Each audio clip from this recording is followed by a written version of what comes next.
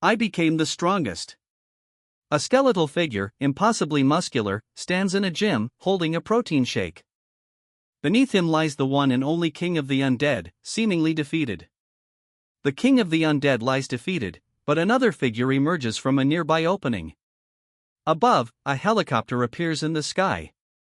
The figure plummets from above, a menacing grin plastered across his face. Below, masked soldiers stand ready, weapons raised.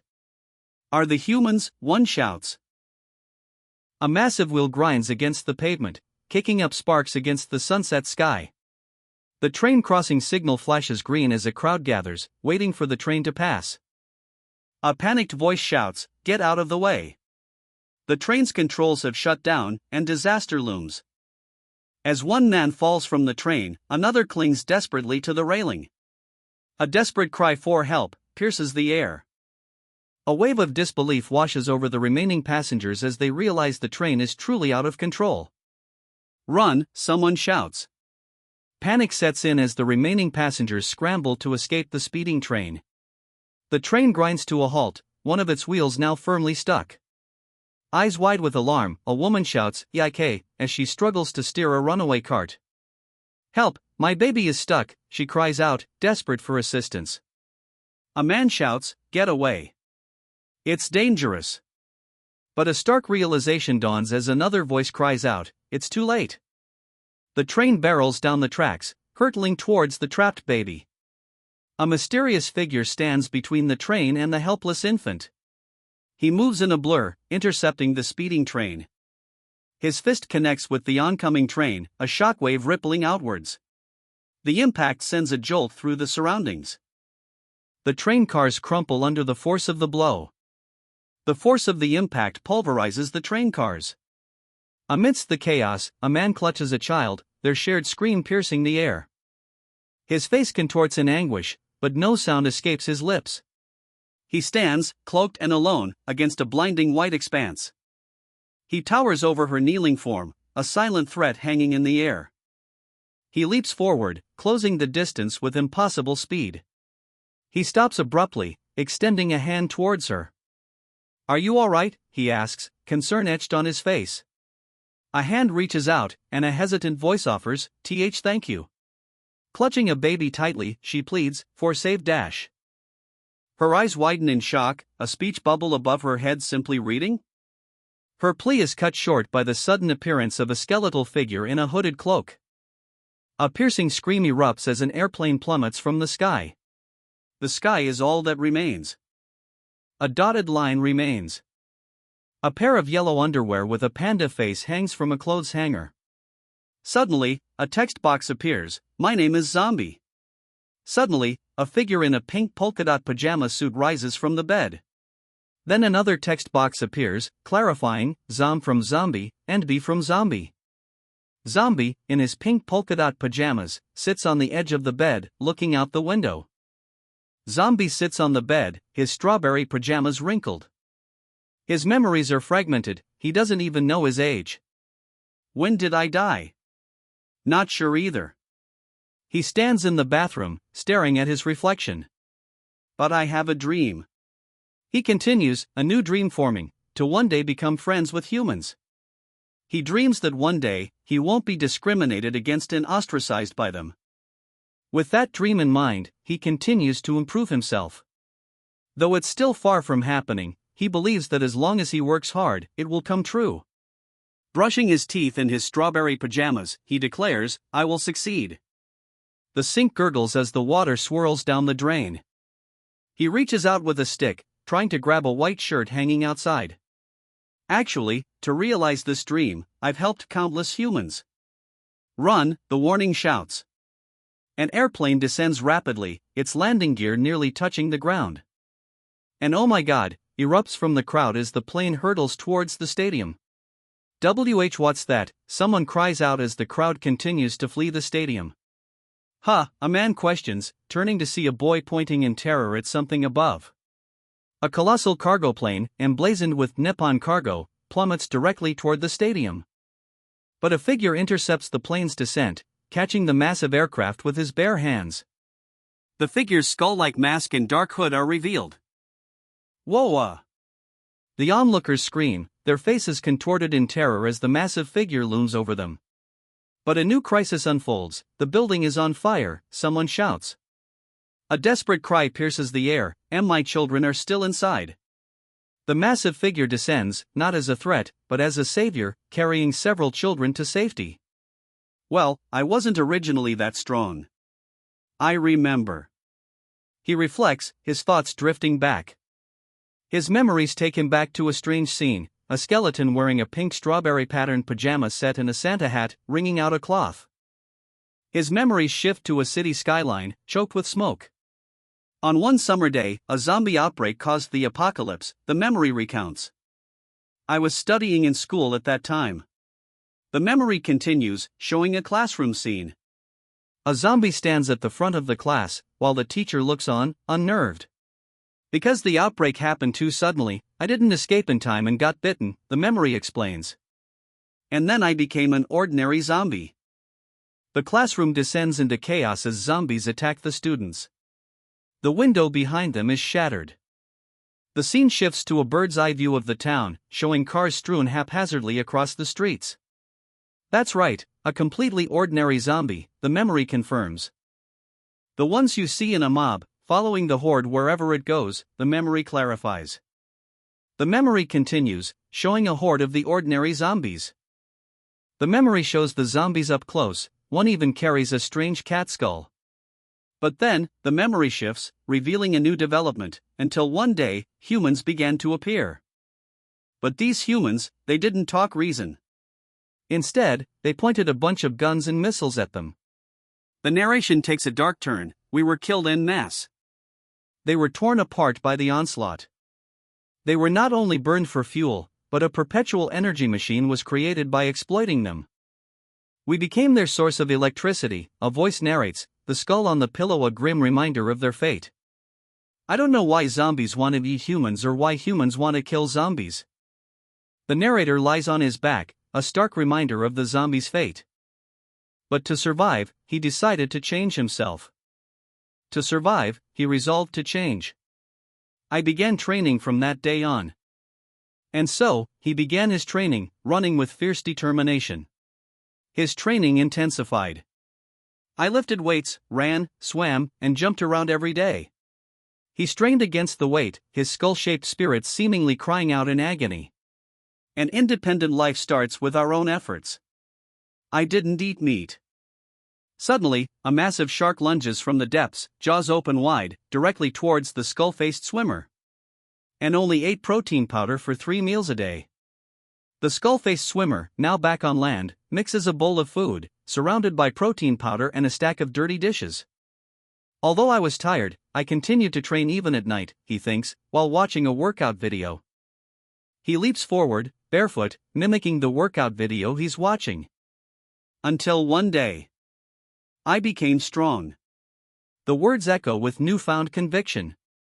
The transformation is undeniable, his muscles ripple with newfound power. He stands in the gym, a towel draped around his neck, holding a protein shake.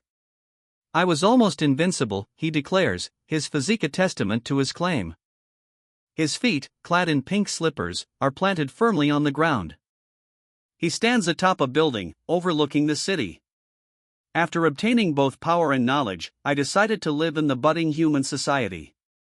He reflects. He reflects on his efforts. I continuously helped them to change their perception of zombies. His goal, he says, was simple: I wanted to live as a civilized, law-abiding, and good zombie. He then begins to clean the windows of his home.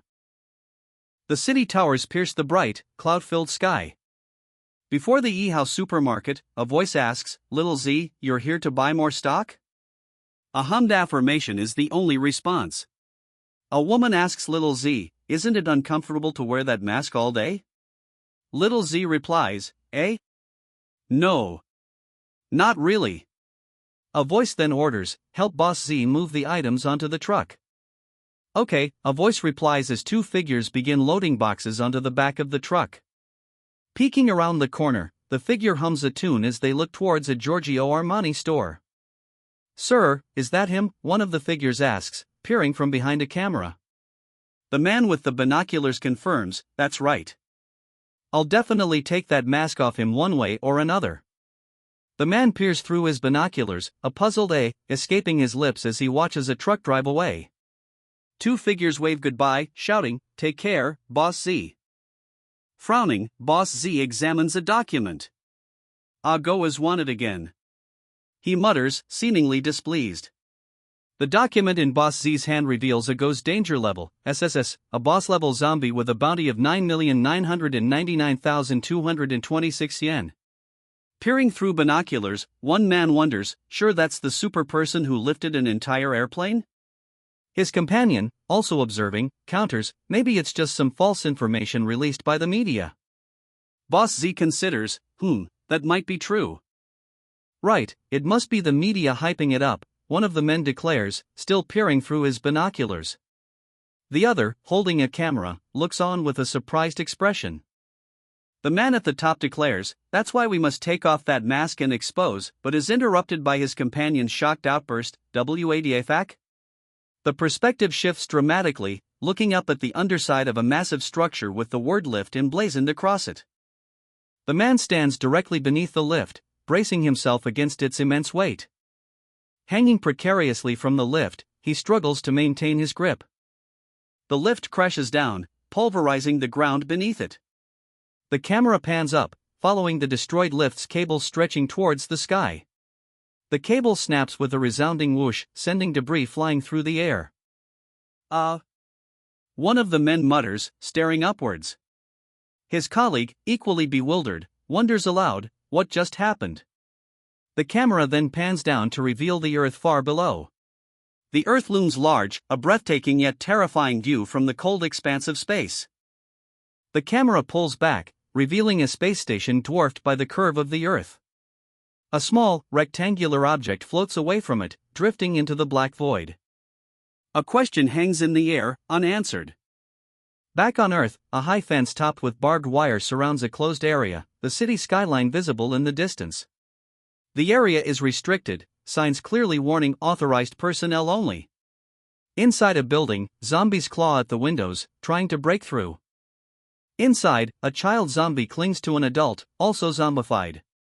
"I'm hungry," the child groans. The adult replies, "Just endure it for a while."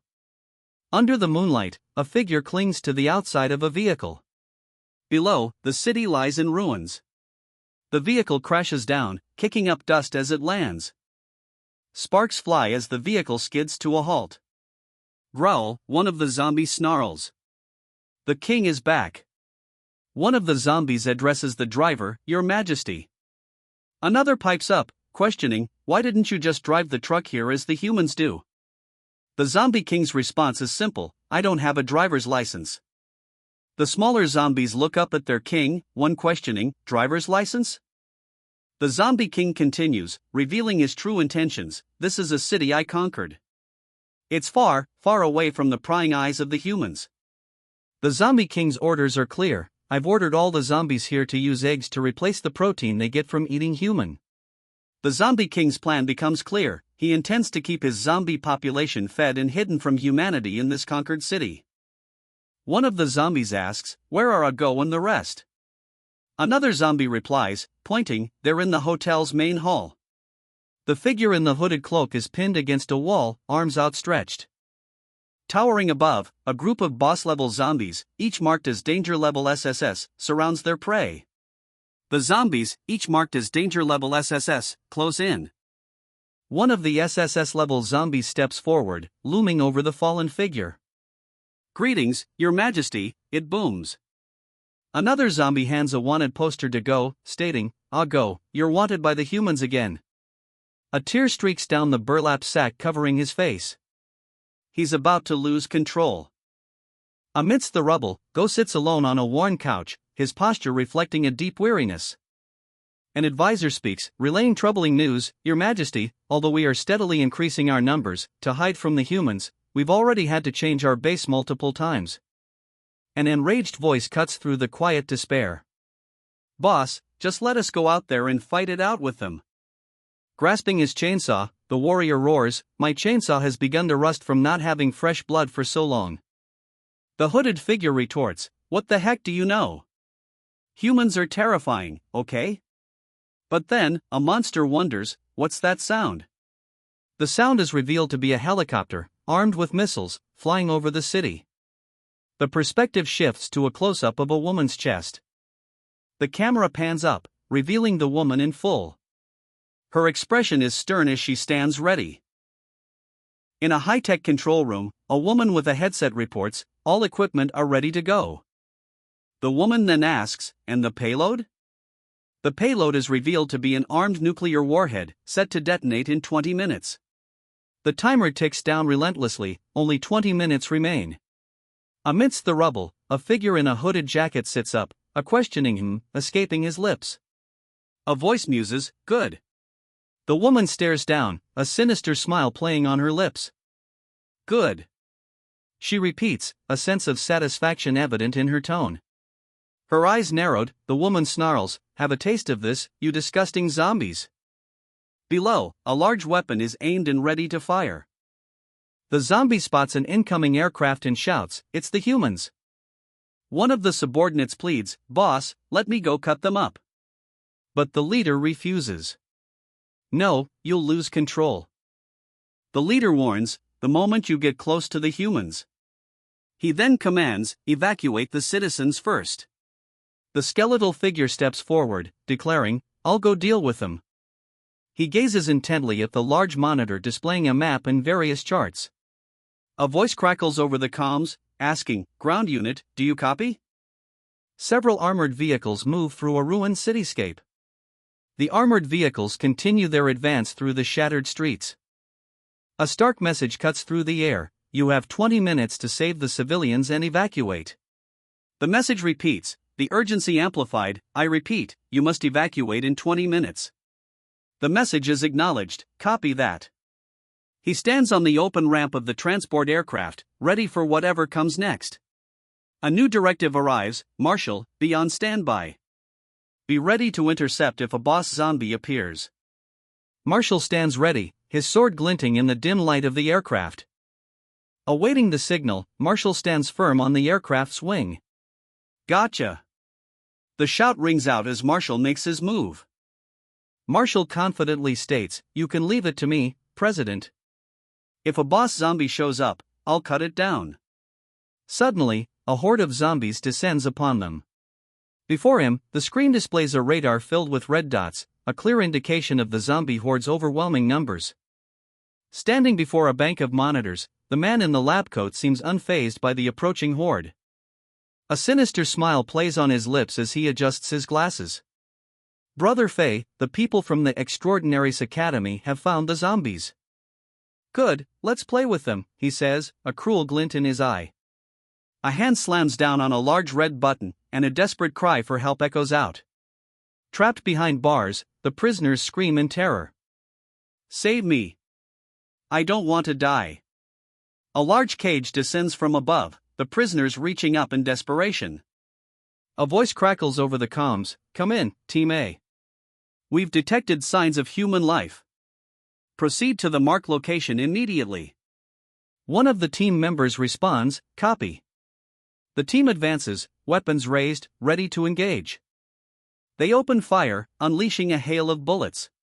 Despite the barrage, one soldier cries out in frustration, "Damn it, why won't that zombie die?"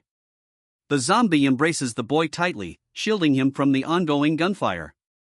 Despite his efforts, the zombie is struck by multiple bullets. The barrage continues, bullets flying past the zombie and the child. "There's no such thing as an unkillable zombie," he declares, aiming a rocket launcher. "And even if there is one, that is only because we aren't using enough firepower." The rocket streaks down the desolate highway. Firing the rocket, he braces for the recoil. The rocket explodes in a blinding flash of fire. The explosion fills the sky with a massive cloud of smoke. "Sir, I think that's not a zombie," one of the men states, looking concerned. Another man replies, "Take a look. He is an extraordinary who has been helping people lately." The document in front of them states, "He's famous for always wearing a zombie mask." Panic rising, the man shouts, "We shot the wrong person." Smoke billows around the figure, obscuring a clear view of who they shot. The smoke clears, revealing a figure with a skull mask, seemingly unharmed. She stares intently at a screen displaying a map with highlighted locations. The map highlights Marshall, a boss zombie. A figure in a lab coat strides across a stark white floor. A voice reports, they've saved almost all the civilians. A sinister grin spreads across the face of the figure at the console. Hee, we might have underestimated them. The screen displays a schematic of the city. The figure, eyes glinting, proposes a change of tactics. Then let's try something a little more interesting. The figure's glasses reflect a blinding light as he grins, teeth bared. Got it. A horde of green-skinned figures swarms forward, their arms outstretched. The numbers count down, ZBKNO is 68, ZBKNO is 69, ZBKNO is 70. The green-skinned figures press closer, their decaying features now visible. One of the green figures grabs a man, lifting him off the ground. The monstrous figure towers over the landscape, its grotesque tentacles flailing. A figure in a hooded cloak, face obscured by a skull mask, appears amidst the chaos, a question mark floating above its head. The monster remains, looming menacingly. Falling from the sky, the figure's menacing grin is now visible. An alert blares, a boss zombie has appeared in Zone B. A soldier, visibly sweating, hears the warning. The soldier responds, understood, we'll head over immediately. The soldier breaks into a sprint, shouting, squad leader? The figure in the skull mask pauses, glancing towards the ruined cityscape. The soldier, teeth gritted in determination, charges forward, grabbing the figure in the skull mask. Saving a life is more important, he declares. The soldier sprints, kicking up dust as he closes the distance to the cloaked figures. Below, the girl's eyes widen in horror. With a battle cry, the soldier continues his charge, closing in on his target. Go, go, go, one shouts, his face contorted with urgency. What are you waiting for? The vehicle tears down the highway, leaving a trail of destruction in its wake. The armored vehicle speeds down the highway, its destination unknown. Inside the vehicle, the woman confronts the masked figure. You're that zombie-masked person who always helps us, right? She asks, her expression a mix of curiosity and suspicion. She then adds, I'm curious as to why you always wear that mask. The masked figure responds with a chilling laugh. Ah ha ha. Ha ha. Elsewhere, a group of masked soldiers, armed and alert, spot something in the distance. What's that thing doing? One of them asks, his tone laced with suspicion. The soldier's question is answered by a monstrous growl. The creature's red eyes glow menacingly. One of the soldiers exclaims as a truck hurtles towards them. Watch out, someone shouts. The creature's menacing face emerges from the darkness. The trucks speed forward, closing in on their target with terrifying speed. The man inside the speeding truck prepares to strike, his sword flashing in a wide arc. The trucks continue their relentless advance, and a voice declares, it's the Academy Swordsmanship Club's Marshal. The masked soldiers celebrate, confident in their chances. With him here, we will certainly win, one shouts. The Marshal declares, you guys, take all the civilians and evacuate. Leave this place to me. The Marshal faces the creature, two swords held ready. He will hold his ground, buying time for the others to escape. Amidst the evacuation, someone shouts, evacuate in a queue. Don't push. Another asks about the situation ahead. The response comes, a boss zombie appeared, but the Swordsmanship Club's Marshal intercepted it. A hooded figure thinks, that's Little Nine's voice. A woman with red hair, armed with a rifle, reassures someone off-panel, don't fret. We're here to help you. Her eyes widen in shock. The red-haired woman pauses, tilting her head slightly. She asks, a hint of confusion in her voice. Her gaze shifts to something in the distance. Her eyes widen, and she wonders aloud, where did the little masked brother go? A new figure appears, his face partially obscured by a mask and orange-tinted goggles. A monstrous figure looms, its gaping maw and glowing red eyes piercing the gloom. Does it hurt? The creature asks. A flurry of motion fills the frame. The monster descends, a blur of motion aimed directly at the lone figure. A metallic clank echoes as the hero draws his sword. Sword in hand, he prepares to meet the incoming assault head-on. The enemy charges forward with incredible speed, closing the distance in an instant. He hurtles forward, a blur of motion as he closes in. "Then let me help you end it," the voice booms. Far in the distance, a figure responds, "Then let me help you end it." A blur of motion streaks across the sky. Blinding speed cuts through the air. The blinding light intensifies. He lunges forward, sword extended, closing the distance with incredible speed.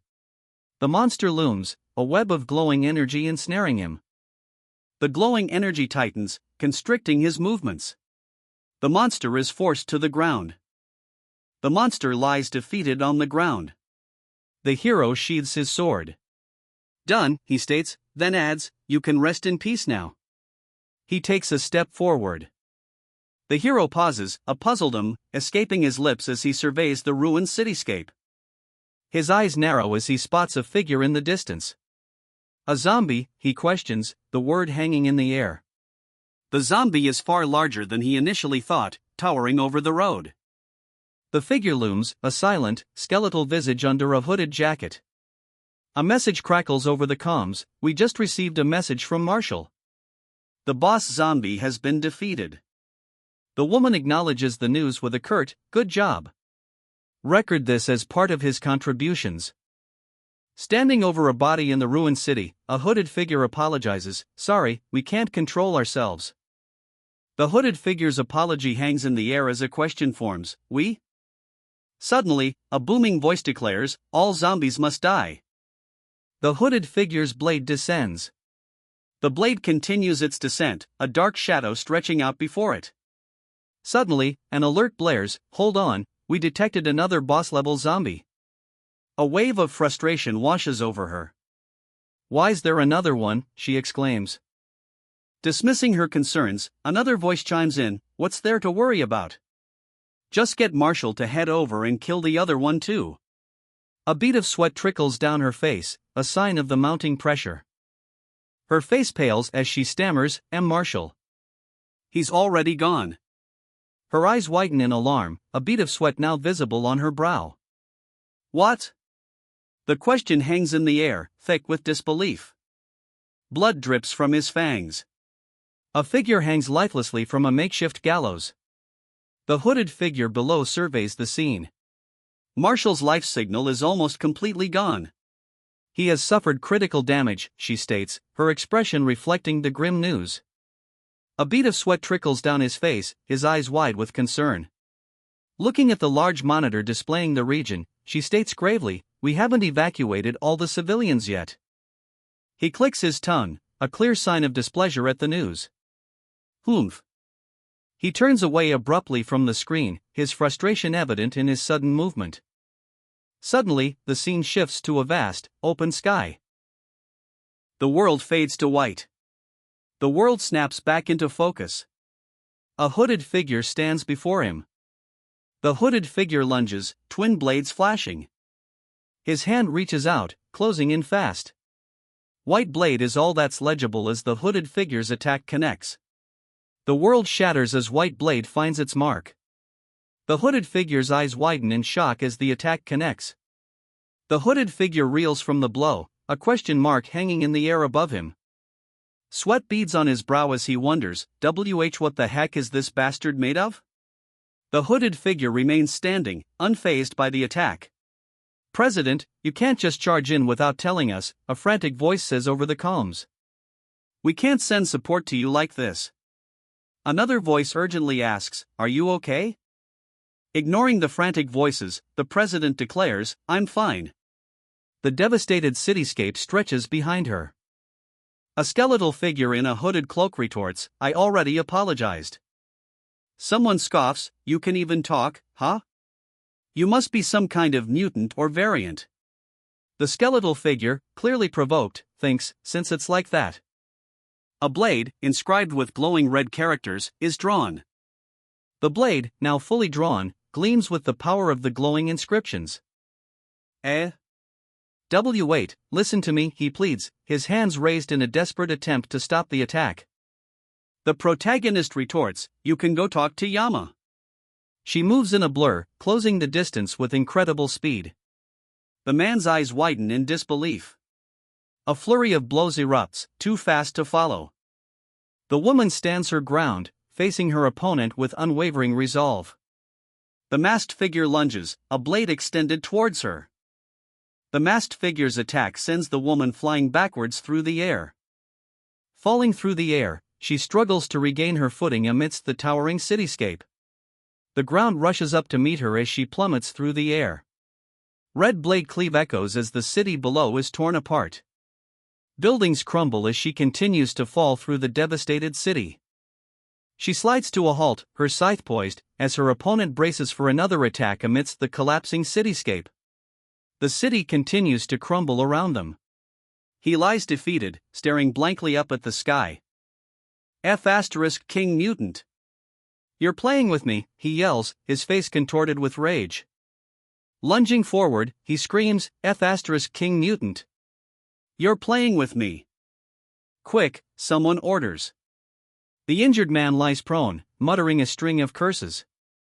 Someone nearby remains silent, tending to him. President, all the civilians have been evacuated, the comms officer shouts, relaying the urgent message. You can retreat. President, can you hear us? A desperate voice crackles over the comms. The building explodes in a burst of energy, the president's fate hanging in the balance. The perspective shifts dramatically as the force of the blast sends debris hurtling through the air. High above the ravaged cityscape, a figure in a skull mask strikes a defiant pose. Eyes blazing with fury, she brandishes her blade, screaming, "Why are you running?" He plummets from the building, debris and vehicles falling with him. As he falls, he shouts back, "Won't you just try to cut me if I don't run?" The ground rushes up to meet him as he continues to plummet. He crashes through the roof of a van, debris flying everywhere. With a tisk, she lands inside what appears to be an industrial building. Suddenly, a system message appears, IATO Level 2. She strides forward, her destination unknown. A blur of motion. The IATO blade flashes. The blade cuts through the air. The blade continues its deadly arc. The world blurs as the blade continues its descent. The blade hurtles towards its target. He plummets downwards, towards the cluttered rooftop below. He continues his descent toward the debris-strewn rooftop. With a ferocious yell, he prepares to strike. He lands, kicking up dust as he braces for a powerful attack. The strike lands, sending debris flying. She stands ready, sword drawn. A report comes in, Brother Fei, they've rescued all the civilians. Despite the successful rescue, Brother Fei wonders, don't we still have a spy? Above the celebrating crowd, a voice orders, use him. The rescued civilians rejoice, yelling, we're all saved. As the civilians celebrate their rescue, the pilot sits silently at the controls. Amidst the cheers, the pilot looks off to the side, a question mark hanging in the air. Suddenly, the pilot's brow furrows in confusion. Huh, he mutters, gripping the controls tighter. Suddenly, a shout erupts, what the hell are you doing? The camera focuses on a missile, a countdown timer displaying all zeros. The missile hurtles toward its target. Ha ha ha. The team cheers, raising their arms in triumph. Let's all go home. The celebration is cut short by a shocking revelation, stop celebrating. There was an enemy spy among us. Just then, the spy is apprehended, but another voice booms, revealing the worst, the nuke has already been dropped. The group's expressions shift to confusion and dismay. A speech bubble simply reads? The group's faces are etched with utter shock and confusion. Floats above them, perfectly capturing the moment. Their faces contort in pure terror as they stare at something unseen. A desperate message breaks through, President, can you hear us? An enemy spy has infiltrated their ranks and dropped a nuclear warhead. They must return immediately. The gravity of the message hits her. What? She exclaims, her eyes widening in disbelief. The scene shifts to a bird's-eye view of the city, streaking lines emphasizing the urgency of the situation. A missile plummets towards the city below. Inside the aircraft, an announcement blares, "Everyone, prepare for turbulence. We are opening the cabin doors and lowering our altitude so the president can get in." Urgency fills the air as another voice shouts, "President, you have to jump up, or we won't be able to escape the explosion." The president is being pulled into the aircraft. But just as the president is pulled to safety, a voice cries out, "What's wrong now?" The woman pauses, looking down in shock at the ground below. "Is the president still not back on board yet?" a man urgently asks. The message "We're running out of time" flashes on screen, emphasizing the dire situation. He clicks his tongue in frustration, muttering "tisk" under his breath. The urgency of the situation is clearly weighing on him. The situation grows more desperate as he realizes, "My leg boosters are not working anymore." He's left to lament his situation, realizing, "I used up all the battery to catch up with the mutant earlier." A frustrated grimace contorts her face as she wonders aloud, "Damn it. Did I not charge them before heading out?" Suddenly, her eyes widen as she utters, Something has caught her attention. Her eyes lock onto a looming figure, a question mark floating above her head. She questions, as a hand suddenly grips the front of her shirt. The world spins as she's lifted off her feet. "Unhand me," she screams, flailing wildly as she's held aloft.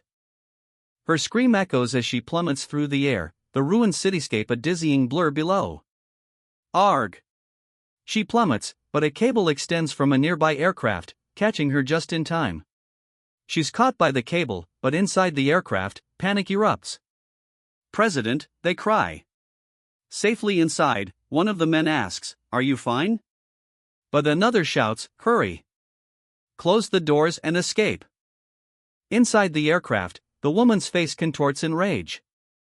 "That mutant," she screams.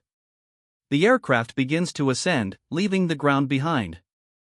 The aircraft climbs higher, the red numbers on its side ticking down like a doomsday clock.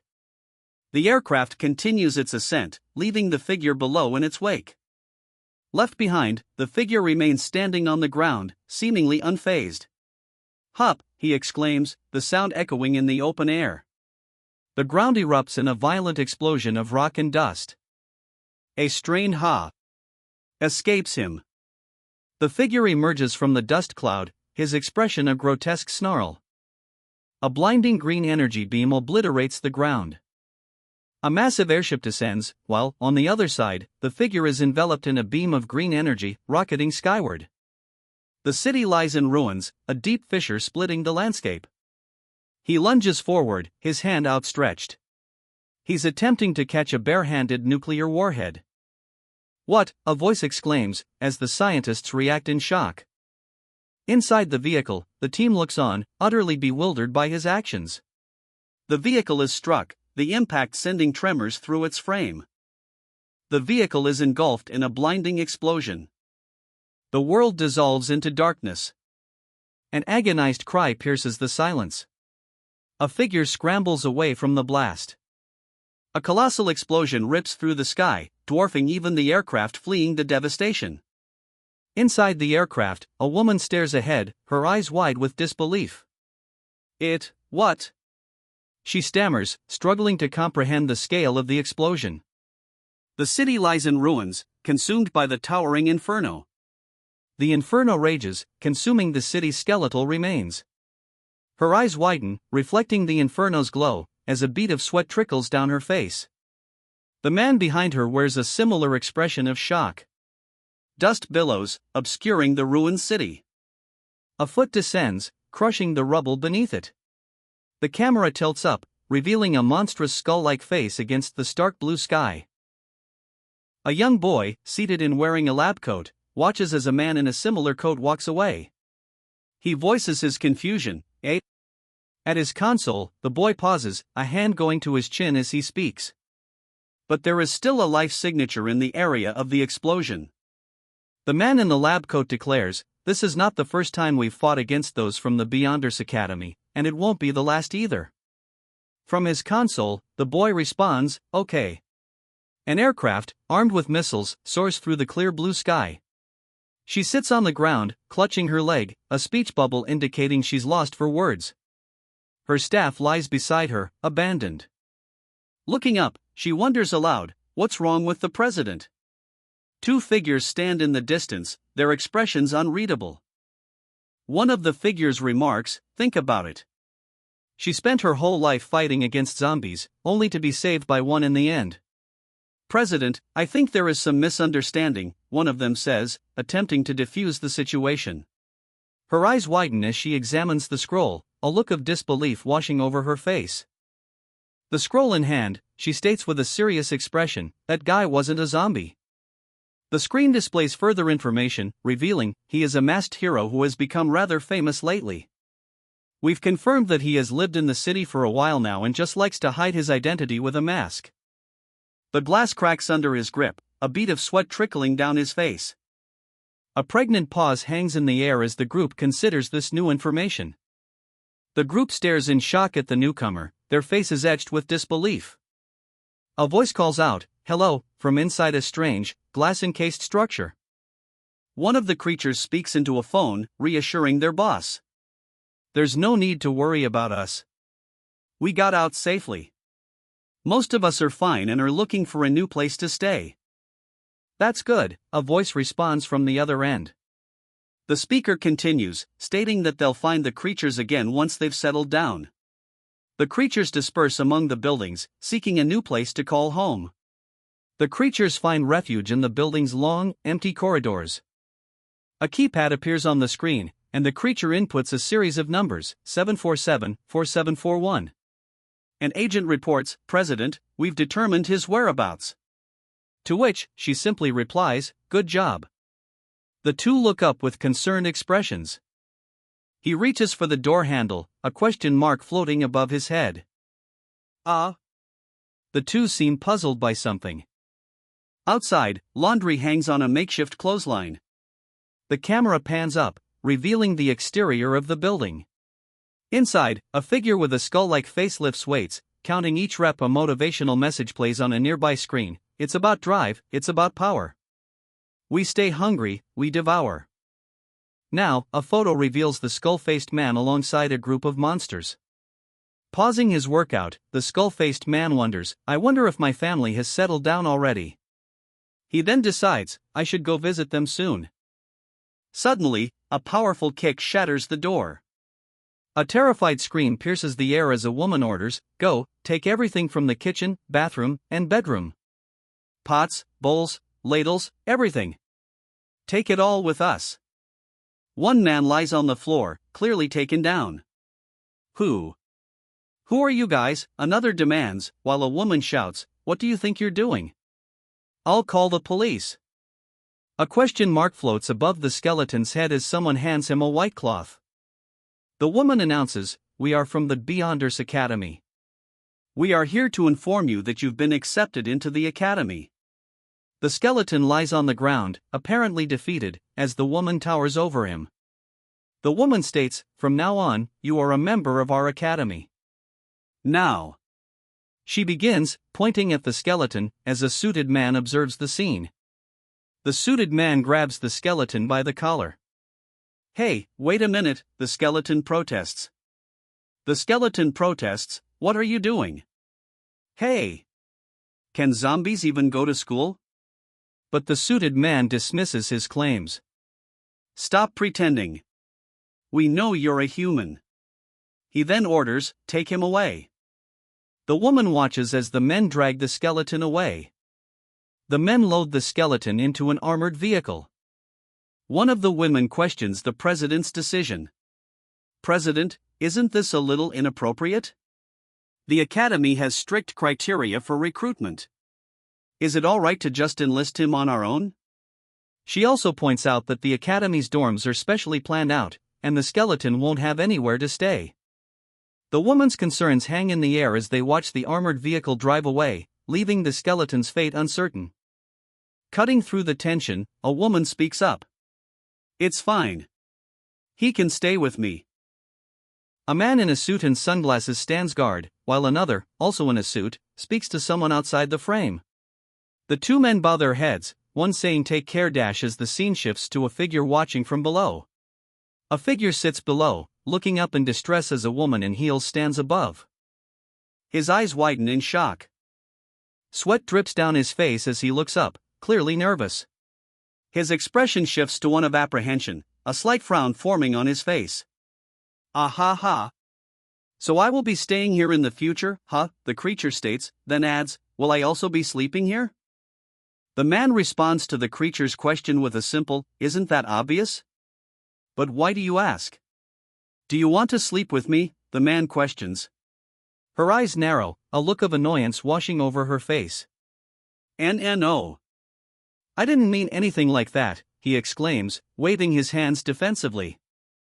Sweat drips down his face as he tries to backtrack. But a thought bubble betrays his true feelings, a zombie sleeping with a human? That's absurd. You will be sleeping in the guest bedroom, she states, her expression unreadable. He corrects her assumption, stating, I think you've misunderstood something. I'm actually not a human. She remains seated, cradling what appears to be a prosthetic leg.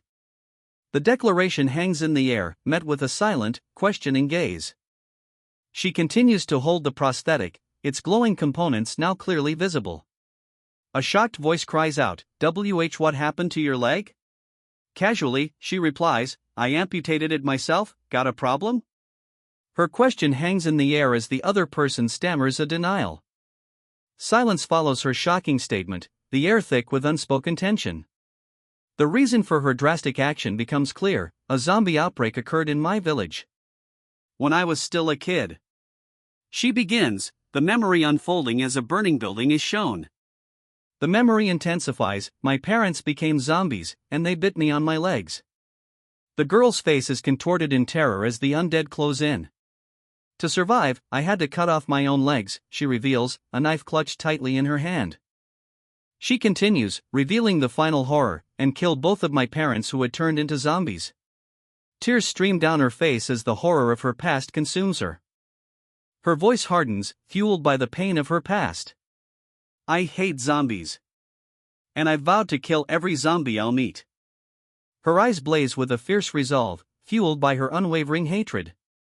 A small, pale figure with an X marking its mouth appears, sweat dripping down its face. Her gaze sharp, she interrupts, demanding, so, what were you saying? The small figure stammers, denying everything, and nothing. I wasn't saying anything at all. A voice then adds with mocking laughter, you didn't hear anything. Ha ha ha. Changing the subject abruptly, he asks, let's change a topic. Can you tell me what the Beyonders Academy is? The answer comes, it's an organization that specializes in coming up with ways to fight zombies. It's an organization that specializes in coming up with ways to fight zombies, she reveals, finally answering his question. 1,000 years have passed since the first zombie outbreak. To combat the undead, their ancestors established the academy 2 centuries later. The scene shifts, revealing a group silhouetted against a burning cityscape. 1,000 years had passed since the first zombie outbreak, and 2 centuries after that, their ancestors established the academy to combat the undead. The academy's sole purpose, it is stated, is to combat the undead. Over the years, it has fostered countless talents to fight against zombie outbreaks. One of the zombies questions, it was established 2 centuries after the first zombie outbreak? Another zombie adds, my memory is a little blurry, but I think I became a zombie at the start of the first outbreak. So it's already been 1,000 years, the zombie wonders, the revelation hanging heavy in the air. The voice orders, be sure to report to the academy tomorrow. The woman sitting in the chair reveals, I've already enlisted you through a back channel. His eyes squeezed shut, he asks, can I not go? Her voice cuts through his plea, also, don't think of running. Her warning continues, the threat now explicit, the academy is not an ordinary organization. If you don't show up, we will be investigating your motive for trying to run away. The figure then introduces herself, stating, by the way, my name is Violet. She continues, Dawn will be the one to bring you to the academy tomorrow. I'm sure you've already met her. He wonders aloud, I've already met her? Confusion creases his brow. But I don't know anyone named Dawn. But I don't know anyone named Dawn, he says, his confusion growing. A string of nonsensical symbols erupts from someone out of view. The symbol strikes someone, and they fall to the ground, sweat dripping down their face. A hooded figure looms over them, asking, who are you? The hooded figure is met with a shout, did you forget we were together in the armored personnel carrier? The hooded figure pauses, then responds, oh, I remember. You were this small back then. The hooded figure reaches into his cloak, as if preparing to draw a weapon. The girl's expression remains unimpressed. Dawn grits her teeth, a voice in her head urging, stay calm, Dawn. It will be best if you don't argue with your future schoolmates. But despite the warning, she thinks to herself, he's just an idiot. The hooded figure breaks the silence, declaring, anyway, let's go in. It's time for the entrance exam. Entrance exam? Dawn wonders, the question hanging in the air.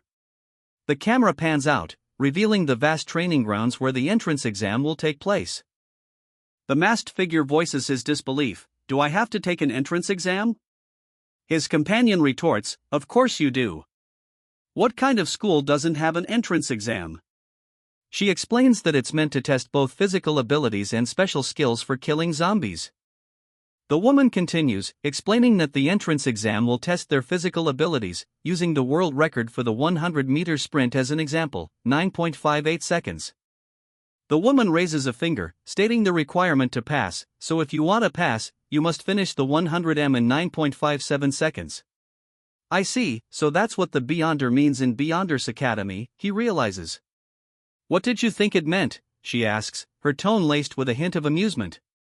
Well, I imagined this was an insane asylum, and you all were crazy people, he admits as they approach the academy's entrance. A large banner proclaims, welcome new students, as they arrive at the academy. A vast crowd of students spreads across the academy grounds, dwarfing those who arrived earlier. The new student looks on, a stoic expression on her face as she observes the academy. The new student blends into the throng of other students. A voice declares, we've arrived. The students stand before a track and field. Perched atop someone's shoulders, she complains, I can't see anything from all the way back here. An enraged student shouts, shut the fuck up. Trash like you should just stay at the back. Another voice retorts, what the hell's your problem? From atop her perch, she poses a rhetorical question, say, if someone has lifted an entire plane earlier in a human city, they don't need to take the exam, do they? She scoffs, retorting, you wish. Dismissing the feat, she explains that there are plenty of people in the academy who can lift planes. Furthermore, she reveals, this academy is regulated by the old government. Everyone here has some sort of secret. The girl, perched atop the masked figure's shoulders, adds, one more thing, no one watches the news here. Everyone, settle down, a voice booms as someone ascends the stairs. Clearing his throat, the man prepares to address the crowd. The man announces, greetings. I will be the examiner for today's exam. He introduces himself as Chen, the sports department's president. Chen's words echo across the academy grounds, revealing its long history. It has been 800 years since our academy was established. He continues, explaining that countless talents have come and gone, and that their ancestors, who fought against the zombie kings, could split entire mountains. Chen continues, his words carrying a new weight. I don't need you to be able to split mountains. I just need you to. A voice calls out, teacher. But it's quickly corrected. President Chen. A figure with a skeletal face and a hooded jacket raises a question. I have a small question. What will happen to a zombie if it is found inside the academy? President Chen answers the student's question with a chillingly casual tone. That's easy. We'll tear it limb from limb. Then hang its corpse by the academy gate for everyone to see. Oh, we will also neuter it. The student's skeletal face betrays his confusion. Neuter, he asks, the question hanging in the air. President Chen clarifies with a sinister grin, beheading the little cock, my friend. A bead of sweat trickles down the student's skull as he stares, unblinking, at the president. A collective gasp erupts from the surrounding students. The sky, a brilliant azure, is pierced by the sun's intense rays. The instructor raises his arm, signaling the start of the next event. Next is the 100-meter dash. On your marks. Get set. The instructor prepares to give the signal. The competitors are now in their starting positions, ready to sprint. The starting gun fires. Go! With a crack, the starting pistol fires, signaling the beginning of the race.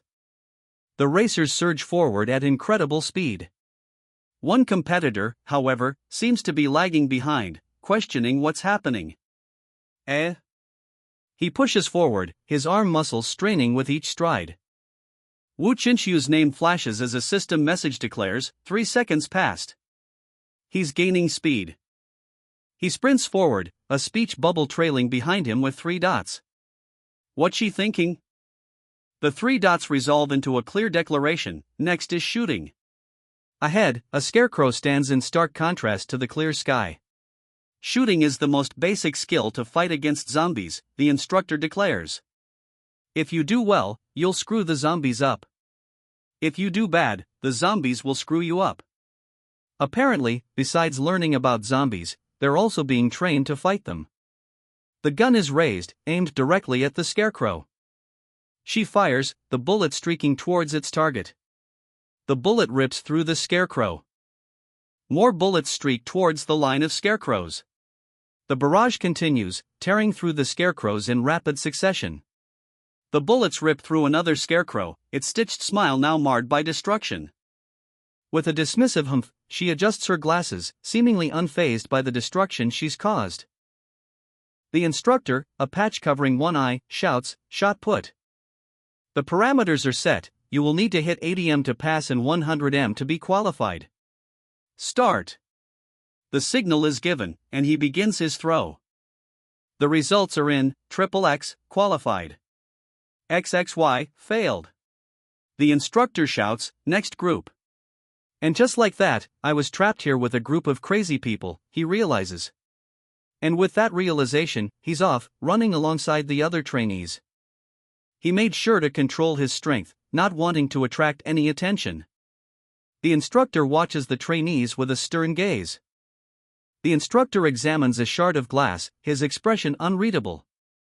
The instructor thinks to himself about Zombie's profile, noting his height and weight, and that he only managed passing scores in all the tests.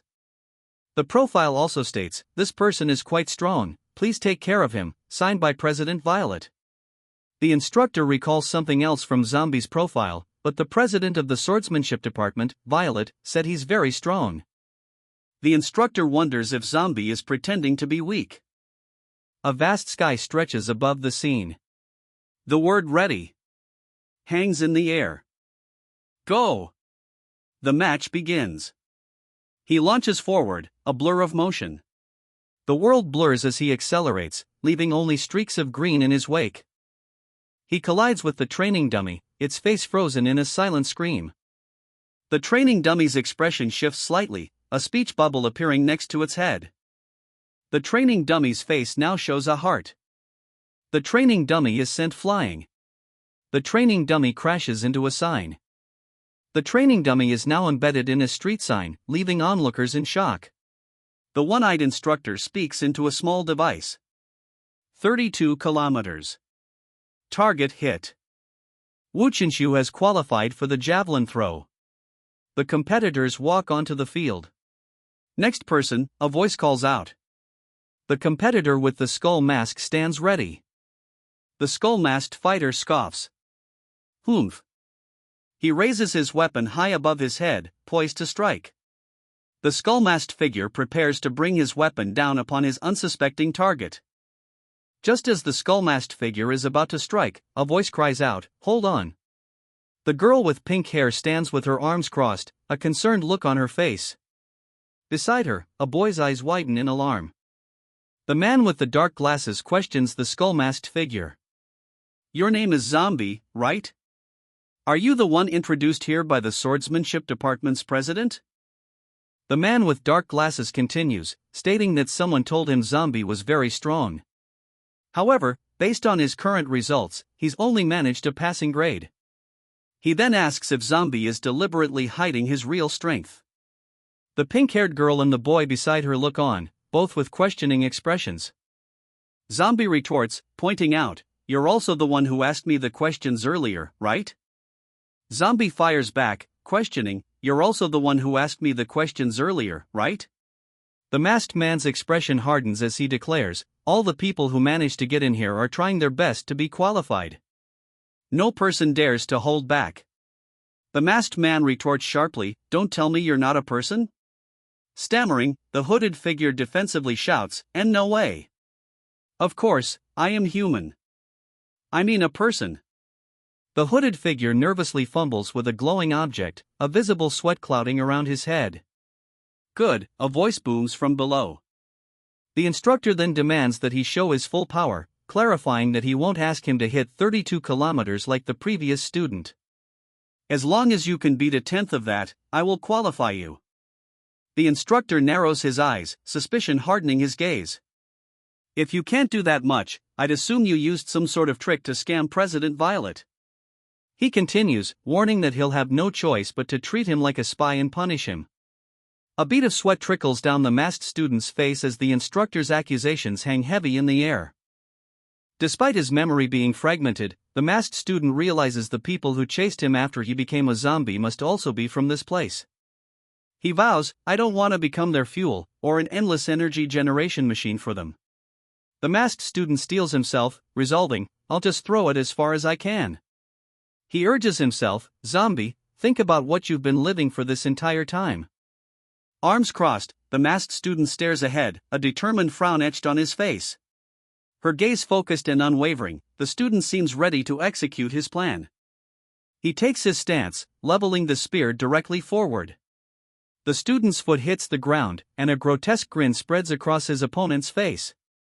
Below, a close-up reveals a sinister red glow emanating from the hooded figure's eye. Far above, the masked figure continues his workout, oblivious. Below, the student's foot crushes the earth. The sinister red glow from the hooded figure intensifies. The hooded figure's menacing grin is now fully visible, revealing rows of razor-sharp teeth. The red glow in his eye intensifies. "Eik?" The student's face contorts in shock as he sees something unexpected. He is sent flying backwards, crashing through a metal fence. The satellite is struck by a powerful energy beam, shattering into pieces. The energy beam continues its devastating path, now striking the moon itself. Screams erupt as the force of the blast throws people into the air. The ground erupts around him as the force of the energy blast hits. His eyes widen in disbelief as he shouts, "Holy cow!" The force of the blast sends more people flying. The moon hangs in the black sky. The moon looms, its cratered surface stark against the inky black of space. The moon is revealed to be hollow, with the earth visible through a massive hole. He leaps into the air, a cloud of dust billowing around him. Landing, his singular red eye pierces through the shadows of his hood. He lands heavily, kicking up another cloud of dust. The ground cracks beneath him as he fully lands. An unearthly scream rips through the air as the man's tongue extends impossibly long. Someone exclaims, "Whoa! Do you see the look on Examiner Chen's face?" Another voice shouts, "You're too strong." Someone shouts, "Just how far did you throw it?" The hooded figure scratches his head, replying, "I don't know either. I just tried my best like I was told to." Now an asteroid with a face floats in space, declaring, "Fuck you. I'm now an asteroid."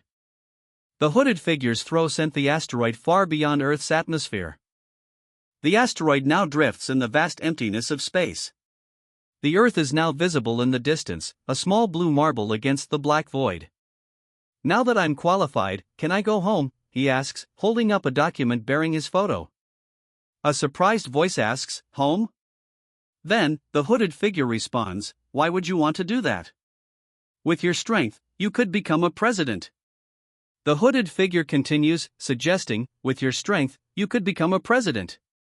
The hooded figure continues, pressing his point, "Do you know how much authority the president of a department has?" A question mark appears above the hooded figure's head, the offer of power clearly giving him pause. The hooded figure elaborates. Let's consider the swordsmanship department's president, Violet, for example. Not only can she command an army of troops, tanks, aircraft, and long-range cannons. The hooded figure's words are punctuated by the image of Violet's forces, a formidable array of tanks ready for deployment. She even has access to nuclear warheads. The hooded figure's revelation hangs heavy in the air, painting a terrifying picture of Violet's power. The hooded figure continues, revealing Violet's absolute authority. Moreover, she has the highest authority over a city of 30 million people. The mayor is just someone who helps her manage the city. She still has the final say. Gazing out over the sprawling cityscape, Violet seems to contemplate the weight of her responsibilities. Violet points a finger skyward, declaring, "But I already have my own city."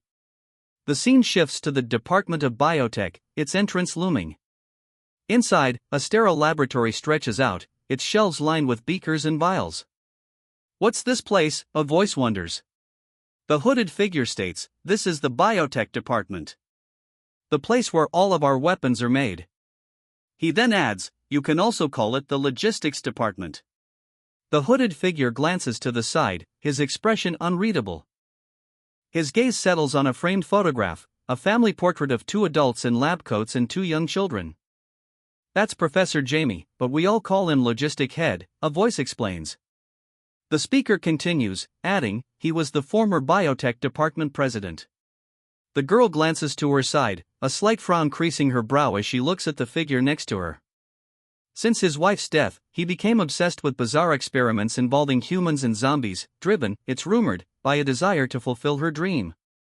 However, the Academy dismissed him for going too far, even issuing an order to kill him on sight. A woman in a lab coat, holding papers, looks surprised. "Hello." "Oh, there's a new student," she says, before abruptly turning to someone off-panel and asking, "Did you pass the exam, Dawn?" A figure in a skull mask and dark coat appears, answering Dawn's question with a confident, "Sure did." The pink-haired girl, looking surprised, asks, "Who's she?" Another voice answers, revealing, she's the adopted daughter of Professor Jamie, the current biotech department president. The biotech department president gestures towards the desk, saying, "Come here." "What kind of equipment do you need?" The pink-haired girl exclaims, "Yes." The girl leans forward, her request ringing out, "I want something that will allow me to easily carry weapons." The girl clarifies her request, a wild grin on her face. "Like a pair of trousers that can hide my Gatling gun." She imagines herself wielding the massive weapon with ease. "I guess you're joining the gunner department," a voice observes. The girl confirms this, stating, "Of course. I joined this academy to satisfy my heart's desire to shoot things." She then asks, "What about you?" The girl's eyes swirl with excitement at the prospect. The hooded figure points a finger, asking, "Are you asking me?" A piercing scream erupts as she shouts, "Zombie!" "It's a zombie!" Her eyes widen in terror. The girl, grinning widely, assures her, "Big sis Chin, he's not a zombie. He just likes wearing a zombie mask for some reason." "Do you think I'm stupid? Or are your eyes growing out of your ass?" she retorts, pointing accusingly at the figure in the zombie mask. "He's obviously a zombie." The girl insists, "I'm not lying. I even saw his face when he was doing his javelin throw earlier. He was super cool." "Really?" she questions, adjusting her glasses, a flicker of doubt crossing her face. "Well, I guess he would have attacked me already if he were a zombie." She trails off, the figure now standing before her, its hollow eyes staring blankly. Breaking the tense silence, she asks, "So, what requirements do you have for your equipment?" The figure responds, "I don't really have anything in mind. It's just that whenever I go out, I somehow always end up going home naked." He then adds, "So, maybe a set of clothes that won't rip?" The woman's face twists in response, clearly taken aback by the request. A speech bubble filled with symbols suggests she's at a loss for words. "Got it," a voice says. The screen displays the message, "Dawn wants to hide more weapons on her body. And you just want to not be naked," a voice states. The sign reads, "Swordsmanship." A pregnant pause hangs in the air. A child stands before two figures, their faces obscured. He is shirtless, wearing strange goggles and a toothy grin. Elsewhere, a girl reclines against a wall, a book covering her face. The child, still shirtless and wearing his goggles, admits, he was super strong. He continues, recounting, as soon as I charged over, my entire vision turned dark, and the very next second. The child lies prone as his masked opponent towers over him, sword raised high. I was already hanging on top of the lamppost. A book shields his face as he asks, "Can your president win against him?" The man with the mask responds, "I feel like he's even stronger than my president." A hand slams down on a document, sealing their decision. The masked man now faces his opponent, a slight smirk visible beneath his mask. Zhang Lanqi, the sword department president, stands above, her gaze fixed on the two below, labeled blade and sword. The rivalry between the sword and blade departments had been passed down for generations. Both sides would use any means necessary to recruit members, and the competition was so fierce that they would rather give birth to an extra member than be weaker than their opponent. Turning to leave, she offers a parting remark, "I wish you the best, Mr. Zombie." Mr. Zombie. Chapter 12 begins, posing a question, Vice President? Is that strong? The scene shifts to a modern building under a clear sky.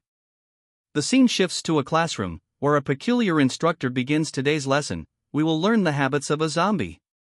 Apparently, besides human flesh, they also love eating eggs. Therefore, they must learn to use their likes to their advantage, and exploit their weakness, their heads, when setting up traps. The students look on, some with expressions of confusion, as the instructor continues his bizarre lesson. One of the students asks what he's doing, and he replies that he's writing notes.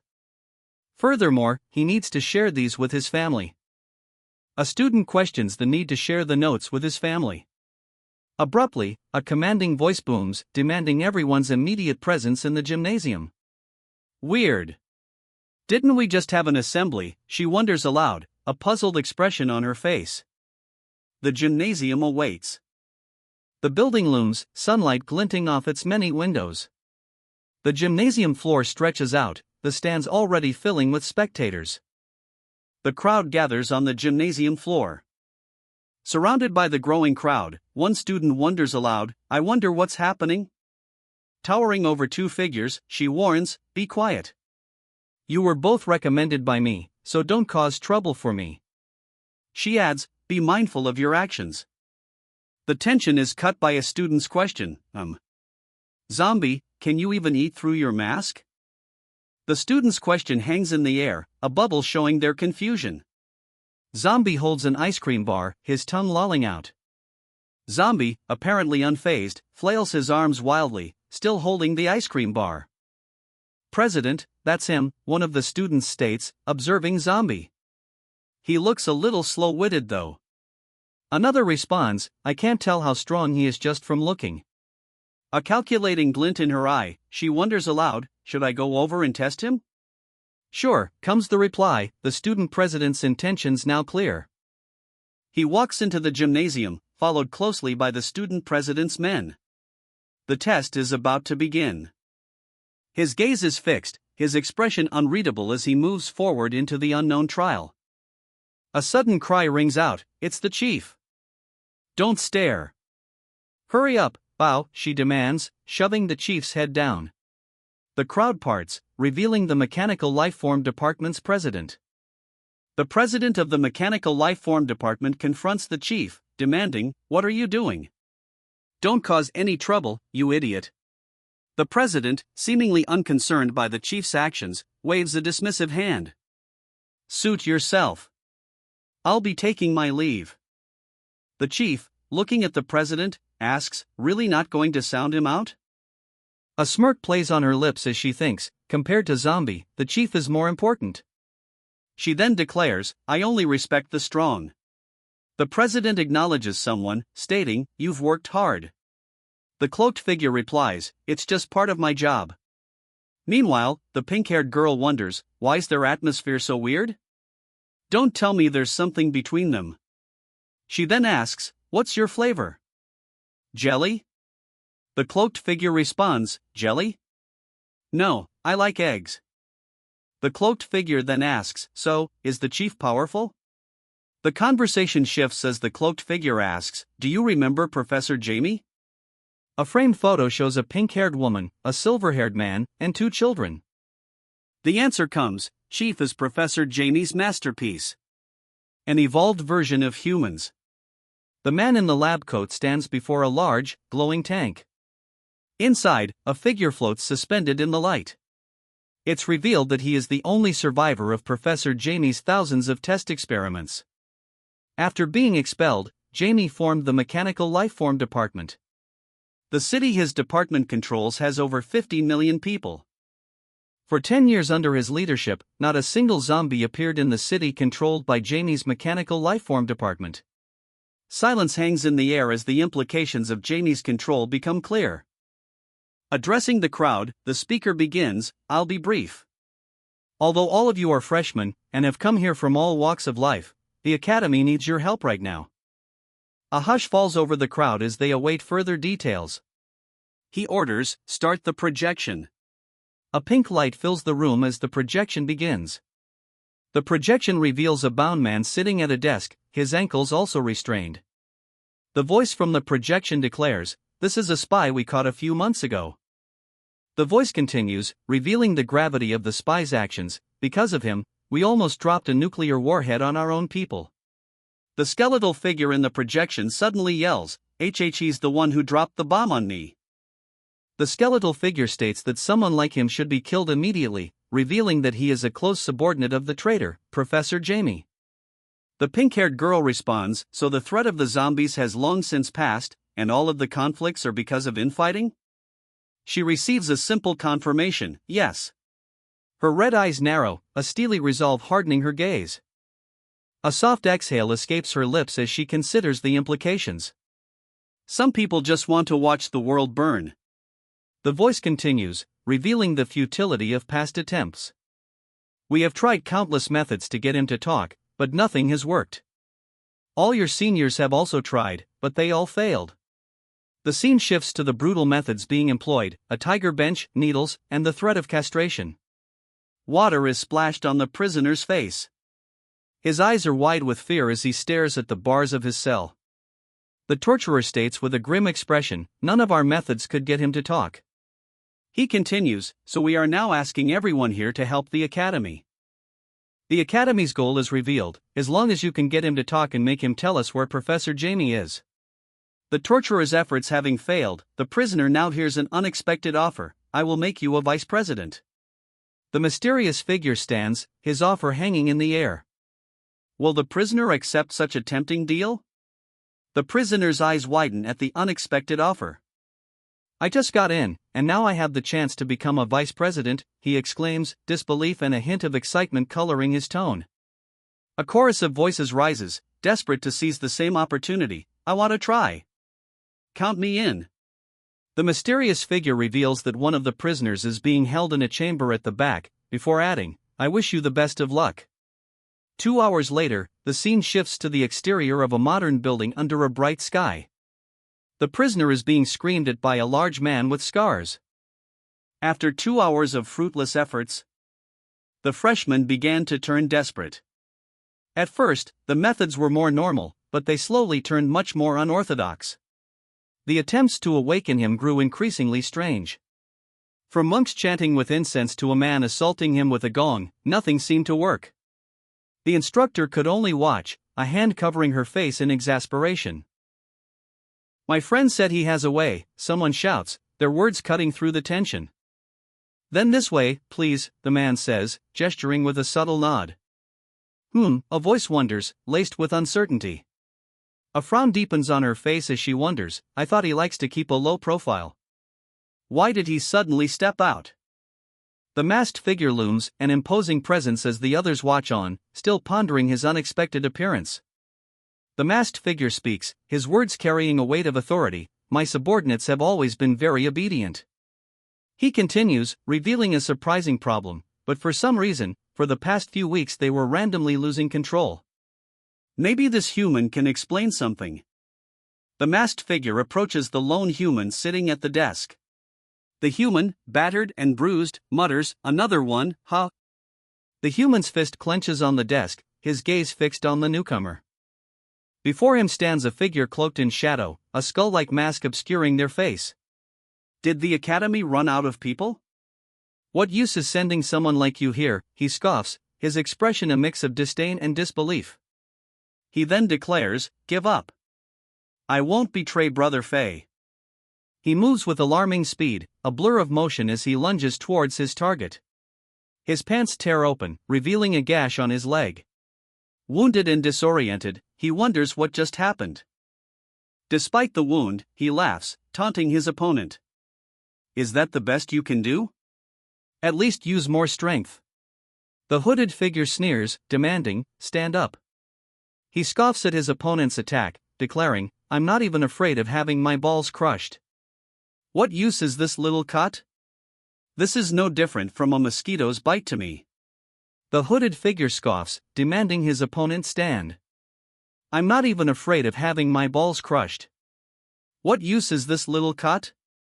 This is no different from a mosquito's bite to me." The hooded figure's confident smirk fades, replaced by a look of utter disbelief. Below him, his opponent's face mirrors the same shock. The opponent stares, speechless. The gravity of the situation dawns on him. The hooded figure's face is revealed, his eyes burning with an intense red glow.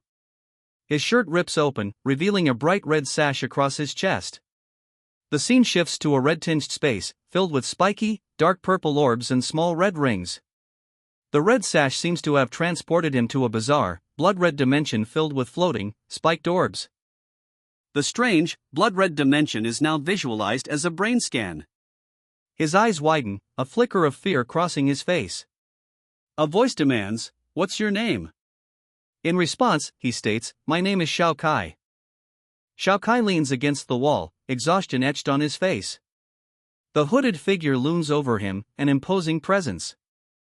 "President, he can control other people's minds," one of the girls exclaims, her eyes wide with alarm. The other responds with a stunned, "Eh?" The hooded figure leans in, his skeletal face unsettlingly close. "I heard you're a close subordinate of Professor Jamie.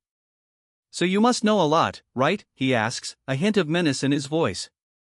He responds to the hooded figure's veiled threat, stating simply, "Yes, I know most of the things." After his confident claim, the hooded figure presses him, asking, "Do you know why they were randomly going berserk?" He reveals the shocking truth: "That's because we dropped a medicine created by Brother Fei onto the city."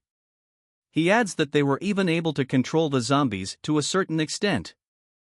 Above the speaker, vials fall as a zombie turns to face the camera, its vacant stare unsettling. The zombie's gaze locks onto the viewer, a chilling reminder of the controlled chaos unleashed upon the city. The mastermind reveals their strategy: "We used to order the berserk zombies to attack the humans. They collected data on the Beyonders Academy through these battles." The cloaked figure is asked, "Why are you doing this?" He responds, "I don't know, but Brother Fei said he is doing something great." His words seem rehearsed. The woman with blue hair urgently asks, "Where is Professor Jamie right now?" The other figure reveals, he is in a secret base about 500 meters below H City. A chilling command echoes, "Turn around." The figure, cloaked and ominous, declares, "You people are really hateful." Then, a chilling revelation: "I've placed a virus inside your brain. You can trigger it to commit suicide." A figure stands, clad in a strawberry-patterned jacket and a flowing white cape. Inside a sterile room, a man in a lab coat states, "It's fine. Just keep doing what we're supposed to be doing." He then adds, with a hint of anticipation, "In fact, it's better that they're coming to look for me." Alarmed, someone warns, "But you will be in danger." Another voice cautions, "Those people are not easy to deal with." He walks past the ominous machinery, stating with unnerving calm, "It's fine. The experiments are almost over anyway." He stands near a glowing blue light, seemingly unconcerned by the potential danger. His unsettling calm continues, as he states, "It's perfect that they'll be here." He remains still, gazing up at the pulsating red orb suspended within the blue container. His intentions become clear: "I want to let them witness this historical moment. The words materialize, the birth of a completely new life form. The title card appears, Mr. Zombie. The title card declares, Mr. Zombie. Mr. Zombie peers out from behind a doorway. Mr. Zombie and another peer around the corner, their faces etched with concern. Mr. Zombie and the others finally see what they've been looking for. Ah! The gym is filled with hushed chatter as they take in the sight. A stern gaze settles on the crowd. A soft "oh" escapes her lips, a subtle smile playing on them. Eyes wide with disbelief, one of the onlookers whispers, "He can control the minds of other people." Clapping echoes through the space. "Well done," a voice booms. The voice continues, "The youth will indeed overtake us. I didn't expect someone with such an amazing hidden amongst the freshmen. Since I promised to make you a vice president, I'll fulfill it now," he declares. "Follow me, and let's get you registered." But the hooded figure interjects, "But Professor Jamie is." To which the first responds, "Don't worry, he can't run away." The woman with blue hair glances downward, her expression unreadable. The group begins to ascend the stairs, heading towards the building's entrance. "Weird. I don't remember there being a registration process to become a vice president," she remarks, a hint of suspicion in her voice. "Let's go after them," someone urges, the decision made. They've arrived at their destination, an abandoned industrial area. Inside the industrial area, the scene is desolate. His masked face turns upward, a puzzled escaping his lips. Confusion evident, he wonders aloud, "Where's this? Is this the place I will be taking over? I thought we were going to get me registered and then go after Professor Jamie?" The masked man stands in what appears to be a deserted street, his destination still a mystery. Suddenly, a voice pierces the air, addressing him with a startling question, "Zombie, when did you learn to speak the human language?" He stops, visibly surprised by the accusation. "Are you talking to me?" he asks, his tone laced with disbelief. But before he can fully process the question, the attacker retorts with, "Of course, it's you," and fires a devastating blast. He reaches out, desperately trying to deflect the incoming blast. "President, watch out," a voice cries, as the attacker's blast hurtles toward them. "President, are you okay?" a concerned voice calls out. The president, however, replies, "I'm fine." It's revealed that the attacker wields Chief's tachyon cannon, a weapon capable of disintegrating all matter. The attacker declares, "You might have fooled the others, but you can't fool me." The attacker scoffs, musing, "I wonder what the idiots back at the academy are doing to let someone like you slip in." "Well, it doesn't matter now," the attacker states, revealing the president's headless body. He continues, "The weakness of all zombies is the head. Once a zombie loses its head, it loses any and all ability to move." The attacker declares, "Sorry, but you went to a place you shouldn't have entered." His hand crackles with green energy, ready to strike. A blinding green energy erupts. The green energy explodes outward, the force of the blast rippling through the surrounding area.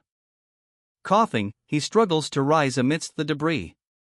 He finds himself surrounded by shadowy figures. Below, a man in a suit unleashes beams of red energy from his eyes. Laser beams erupt from the eyes of the suited figures above. Below, explosions tear through the city. The city is engulfed in flames. One of the suited figures, eyes glowing red, moves in a blur. A lone figure is sent hurtling through the air, leaving a trail behind him. The desolate city street stretches out below, framed by damaged buildings. Skidding across the ground, he struggles to regain his footing. Stunned, he grits his teeth, demanding, "How?" A cloud of dust explodes outward. The man's eyes widen in surprise, a bead of sweat trickling down his face. Beside him, the woman with blue hair shows a similar expression of shock. The figure hurtles towards them at an incredible speed. Gritting his teeth, the man clicks his tongue in annoyance. Tisk! The figure slides across the ground, narrowly avoiding an attack. He scoffs, "Humph." He scoffs, "Humph." A blinding red energy blast erupts, hurtling towards the figure in green. "Damn it," he curses, eyes wide with disbelief. "How is it still so fast without its head?" He braces himself, preparing to block the incoming attack. The headless figure closes in, its relentless speed undiminished. "The chief is in trouble," one of the onlookers exclaims, his eyes wide with concern. But another voice counters, "No. He's just starting to get serious." "Men like him like to show off with big and flashy moves," someone observes. "Let's move a bit further away, lest we get caught up in the area of effect." The chief stands firm, a swirling vortex of energy gathering above his head. A palpable pressure emanates from him. The chief exhales, seemingly relieved. "President, look." His head grew back, one of the onlookers shouts, her expression a mix of shock and disbelief. The revived figure speaks, a simple request hanging in the air, "Let's talk." The figure continues, his tone surprisingly calm. "I don't want to hurt you." He pauses, a thoughtful expression on his face, as if considering his next words carefully. The man retorts, suspicion etched on his face, "Let me guess. You want to control my mind too?" His eyes narrow, and he retorts, "Too bad for you. Too bad for you." He finishes, as a figure identified as Model 1 streaks through the sky above the city. Model 1's attack tears through the city. Red beams obliterate the ground as Model 1's attack continues to devastate the city. Model 1 continues its destructive path. Amidst the destruction, a lone figure pauses, a question mark hanging in the air above him. The man's eyes widen as he exclaims, "Whoa." Beside him, the woman with blue hair looks on with a slightly surprised expression. Before them stands a towering figure clad in white and gray armor, its red visor glowing ominously. The armored figure looms closer, its massive form filling the space. The armored figure declares, "I'm a mechanical life form." The mechanical life form declares, "And I never talk to zombies." The mechanical life form strikes, declaring, "You're the first zombie to be able to witness this form. You should feel honored." The mechanical life form's blow sends his opponent flying. The mechanical life form scoffs, unimpressed with his opponent's resilience. His opponent is sent hurtling through the air, a distant figure against the city skyline. Far below, two figures on a rooftop watch his descent with stunned expressions. "Wow!" one of them breathes. The figure plummets towards the ground, a streak of red energy marking his rapid descent. A barrage of red energy streaks fills the sky, obscuring everything. The red energy intensifies, converging into a blinding light. The light explodes outwards, sending the figures reeling. One cries out, "Ugh!" Another shouts in pain, "Ack!" The masked figure is sent flying backwards. The mech warrior stands firm, ready to strike again. The masked figure is sent hurtling backwards, impacting a nearby rooftop.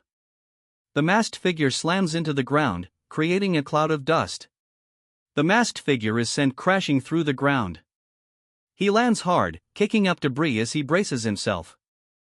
The masked figure, now seen up close, declares, "All zombies must die," he finishes, a red energy flaring around him. He lets out a short, almost mocking, "Ha!" With a furious yell, the masked figure unleashes a wave of red energy. The blue-haired man's eyes widen in shock. He exclaims, clearly unprepared for the attack. The wave of red energy slams into him. The force of the impact throws him back. The force sends him hurtling through the air, smashing into a nearby building. He lands hard, struggling to catch his breath. His opponent looms closer. The opponent, towering over him, questions, "He should be dead now, right?" Suddenly, a voice cries out, "Impossible." Through the rising smoke, his opponent's crimson eye glows menacingly. A blinding light engulfs him, and he cries out in pain. Even through the blinding light, the opponent strikes, fists clenched. What is he doing now? Tisk, the opponent clicks his tongue, unfazed by the light. The opponent's red eyes glow with menacing intent. Below, one of the onlookers cries out, "What the hell?" Amidst the desolate landscape, a figure stands, seemingly unfazed. A swirling vortex of dark energy looms over the city, casting a long shadow. "Look over there," someone shouts, pointing towards the looming darkness engulfing the city. Her eyes widen in alarm. "Something's wrong with the sky," she cries out, spotting the encroaching darkness. "President, this doesn't look good," she exclaims, her voice laced with concern as she stares at the ominous sky. A hesitant escapes her lips, uncertainty clouding her features. The city skyline looms, buildings stretching high into the increasingly ominous sky. Panic rises as someone questions, "What's happening? Why did the sky turn dark?" A man stares upwards, his expression a mix of shock and disbelief. "This is my first time seeing clouds behave like this," he exclaims, the darkening sky looming ominously behind him. A figure in armor stands ready, weapon drawn. Silence hangs in the air, broken only by the unspoken tension. A menacing voice booms, "Hey, little punk-ass human." The speaker, scarred and weathered, continues, "I've given you enough chances to settle this peacefully with a talk." A surprised "what" echoes in the air. The armored figure advances, demanding, "Now tell me." A sinister grin spreads across his face as he asks, "How do you want to die?" His personality took a 180-degree change, one of the onlookers exclaims, while another admits, "I have an ominous feeling." "We need to get out of here, now," someone shouts urgently. The armored figure stands firm, declaring, "Humph. Ever since I was born, I have never felt threatened by another being." The armored figure clenches his fists, demanding, "So, who the F\CK do you think you are? Come on. I dare you to try me," he shouts, his challenge echoing with palpable aggression. He lets out a booming laugh, ready to fight. "President, I've gone through the zombie database in the Academy's library before, but never seen a zombie type like that," one of the men exclaims, fear evident in his voice. "What should we do? We should be safe this far away, right?" His companion replies grimly, "Me neither." The force of the attack sends them flying back, a startled Woa, escaping as they're blasted away. The force of the blast sends debris flying. Dangerous. They're fighting to get into the new city area, she realizes, still reeling from the blast. Coughing, he struggles to sit up amidst the rubble. Red eyes gleaming, he stares intently into the distance. His gaze sharpens as he spots two figures in the distance. "Model 2. Model 3, he exclaims. His teeth grit in anticipation as he shouts, "Model 4. More of the strange figures descend. A massive explosion erupts, engulfing the city skyline in flames. The force of the explosion sends them flying. One of them groans, "Ugh." Sprawled on the ground, he cries out, "This zombie is dangerous. Help me kill it." Flying into a rage, she demands, "Are you out of your mind? Why the hell did you provoke it in the first place?" "Split up and run," she shouts, the group scattering in different directions. The group scatters, leaving the shirtless man alone, a silent ellipsis hanging in the air above him. He reaches out, a dark vortex swirling around his hand. Eyes narrowed, she wonders aloud, what is it planning to do now? A blinding flash erupts, the force of the impact sending shockwaves outward. A blinding white light explodes outward. The city lies in ruins, the aftermath of the devastating blast now visible. She's sent flying through the air, a thought bubble indicating her shock. She skids roughly across the ground, the impact jarring her. Her eyes widen in disbelief. "What the hell?" she blurts out, clearly caught off guard. A figure suddenly appears, his fist colliding with her at incredible speed. The force of the blow sends her flying. She plummets towards the city below. Below, figures watch her descent from the rooftops. The city rushes up to meet her. Witnessing her rapid descent, onlookers gape in disbelief. "Holy cow! What the heck happened?" one shouts. From inside a building, a woman shouts, "Whoa, the new city area. It's floating in the sky?" Her eyes widen in disbelief. The floating city hangs in the sky, visible through the window. Through the window, the city floats high above. The window shatters before him. The city rushes past in a blur. He plummets downwards. He hits the ground with a painful ugh. A massive impact rips through the city street. "I can't control the mind of a robot," he declares, blood trickling from his mouth. But the unseen figure retorts, "But you're part human, so you must have a human brain." He grits his teeth, a pained ugh escaping his lips as the unseen force tightens its grip. The red lines intensify, and multiple spiky orbs fly toward him. The area of his brain glows red. Darkness falls. Silhouetted figures loom over a scene of tragedy. Orphaned at a young age, a stark narration reveals. The narrator reveals, underwent body modification, as a surgeon's scalpel cuts into flesh. The narrator continues, stating that, until almost no part of the body was human. Tisk, your life is so miserable. You're even more of an undead than a zombie, he states, a cruel smirk playing on his lips. He continues, declaring that for you, staying alive is more painful than dying. Tisk, that ruined my mood, he says, standing atop the hill, the sunset painting the sky behind him. Clinging to a high bar, she dangles the zombie below her, high above a daunting set of stairs. Her eyes widen in disbelief. He can even read memories, she exclaims, the revelation clearly shocking her. The zombie falls from above, plummeting towards the ground. Oh no, oh no, oh no, he cries out, realizing, I lost control of my emotions again. Becoming like that is too scary. He thinks, a bead of sweat trickling down his mask.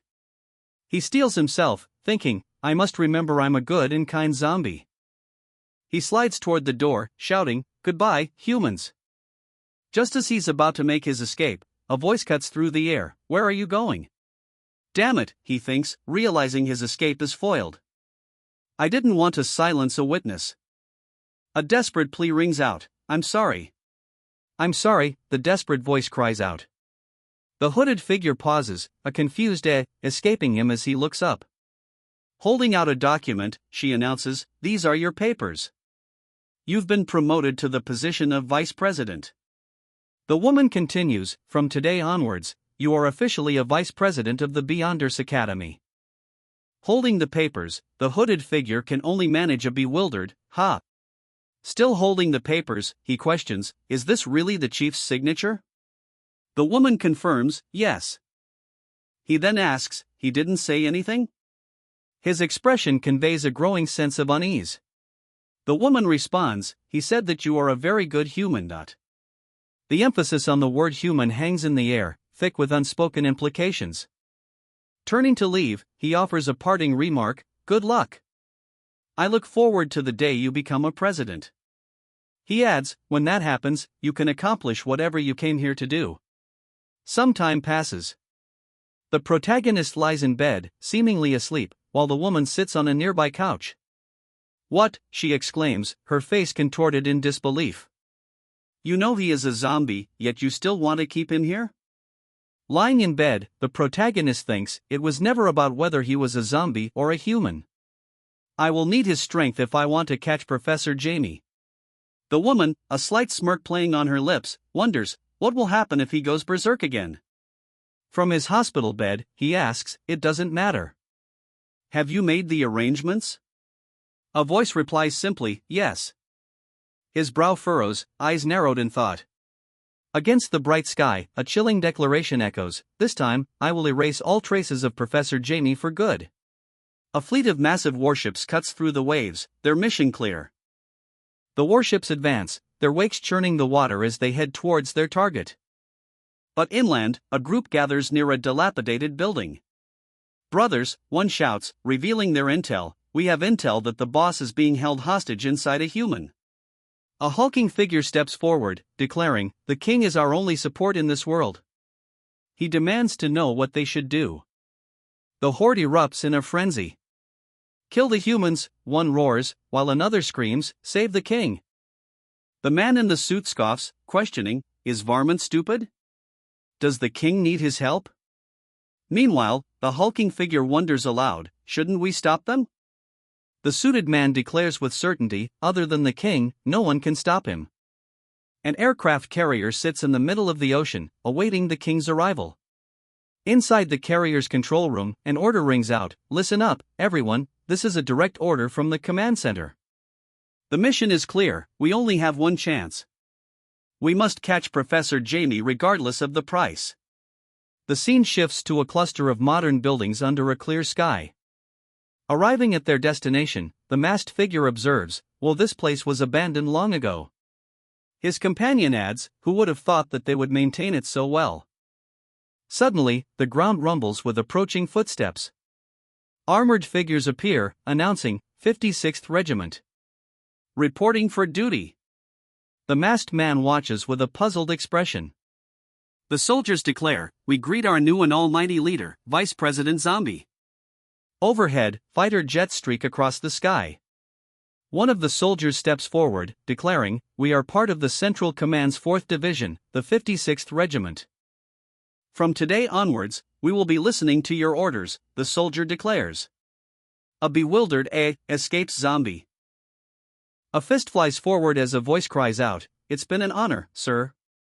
In desperation, the hooded figure shouts, whoa, stop. I was kidding. I was just kidding. The hooded figure is caught in a sudden explosion. Despite the explosion, the hooded figure stands unharmed, wiping sweat from his brow. Phew, he sighs in relief. So it turns out it's just an insignificant side character, a voice declares. Perched atop a large pipe, the figure dejectedly states, Vice President Zombie, correct? And here I thought they would send someone strong. I really don't understand why they would send a weakling like you to guard such an important location, the figure declares, standing before a massive tank. The figure reveals, well, whatever. We are from the Stainless Steel Academy next to your Beyonders Academy. We were sent to help you catch your target. A voice calls out, questioning, aren't you, the two heads of the Steel Blade Department from the Stainless Steel Academy? The voice identifies them, shocked, President Bang, and Vice President Chue? From inside what appears to be a military aircraft, a voice states, this was originally an internal affair of your academy, so I wonder why the higher-ups made me come help you. The man questions the academy's decision, wondering why a newbie was promoted to vice president and assigned to guard such a strategic location. The woman with dark hair retorts, Chief Gang, you were asked to come here to help us and not to pry into our affairs. Her companion adds, as an outsider, you have no authority to question the decisions of our chief. The man continues to press his point, asking, can you tell me why you only send a newbie vice president to guard such an important location? Another voice chimes in, stating, this is also an important part of the mission. We are responsible for attacking, but the newbie is blocking the exit. The man with the red headband responds, because he can beat you until you piss your pants. A smirk plays on his lips as he scoffs, pfft, keep bluffing. Do I have to remind you that I am stronger than you? He continues, stating, well, it's fine either way. I deployed 2 members from my academy to help you secure the exits, so there's nothing for you to do anyway. He stands with his arms crossed, nonchalantly dismissing the need for any further action. Suddenly, a subordinate interrupts, exclaiming, Brother Fei, they have the entire city surrounded. Fei, unfazed, responds with a chilling order, release the zombies. A hand slams down on a large red button, and a horde of zombies surges forward, their collective roar a chilling S. Monitoring the city, someone notices something is off with the horde. Something weird got mixed in with them, she wonders. The horde advances, energy blades slicing through the air as they charge forward. Perched atop the horde, he scoffs, this is too easy. There's no challenge at all. Another figure agrees, replying with a simple, indeed. The masked figure observes the advancing horde, stating, they aren't from my tribe. Pfft, I didn't hear anything at all, she claims, feigning ignorance. Jiang is told, as you can see, you are not needed here. The man sneers, telling Jiang, weaklings like you should go back and play with children's toys. He adds, you can simply leave this place to us. You're the weakling. Don't you know how to shut up? The girl shouts. The masked man asks, did I allow you to talk? The masked man, now transformed into a monstrous figure with glowing red eyes, wields a chainsaw with menacing intent. The masked man, no longer transformed, now questions, little varmint? What are you doing here? A crazed laugh escapes the observer as he witnesses the transformed figure's stats. What is this thing? All its attributes are maxed out, he exclaims, eyes wide with excitement. Beautiful. This is the first time I am seeing a boss of this level. A sinister grin spreads across the observer's face as he holds up a microphone. "Come, give me a good show," he shouts. 2 hours earlier, the transformed figure receives gasoline from another, who states, "This is the gasoline you wanted. I have nothing else to do with this." The figure seems puzzled by this. The transformed figure shouts, "I don't dare go against the king's orders, so I'll be returning first. I wish you luck." He then yells a quick, "Hey!" The transformed figure wonders if the king will find out, while another voice calls him a scaredy cat. The transformed figure scoffs, declaring, "Who needs them anyway? I can kill all the humans by myself." Sniffing the air, the transformed figure pauses. What's this weird smell, he wonders. Suddenly, a system notification chimes, a new subject has been recorded. The group continues down the deserted street, the building silent and empty. A lone figure stands far in the distance. A voice calls out from the distance, questioning, "Little varmint, is that you?"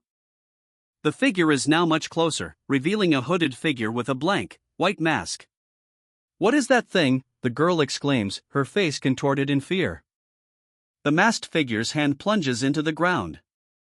Emerging from the ground, a monstrous wolf-like creature drinks from a large container. The wolf-like creature continues to drink, the liquid dripping down its chest. Her eyes widen in disbelief. "He's drinking the gasoline," she exclaims. With a maniacal laugh, he charges forward, wielding the chainsaw. Bzzzt. He barrels towards them, chainsaw raised high. Below, a pair of menacing red eyes glare. A monstrous roar erupts as the chainsaw-wielding figure closes in. The force of the impact shatters the building's facade. A guttural cry echoes as debris explodes around the armored figure, who clutches his head in pain. Staggering back, she cries out, "What the heck is that?" Her eyes widen in disbelief at something unseen. "Puny humans," a voice booms, confirming the source of the earlier attack. The monstrous figure bellows, "Come play with your grandpa chainsaw." The chainsaw grandpa lunges forward, chainsaw blades extended. Finally, something more interesting has shown up. Chainsaw Grandpa declares, a sinister grin spreading across his face. The ground-level perspective conveys the urgency, "Run." The speed lines intensify as Chainsaw Grandpa hurtles forward, prompting a startled cry of "A" from someone in the path. Pulled along by the arm, the pink-haired girl shouts, "Why are we running? We still have those 2 department heads." A looming figure with glowing red eyes appears, declaring, "They can't kill him." The pink-haired girl, still being pulled along, hears the declaration and retorts, "Can't kill him?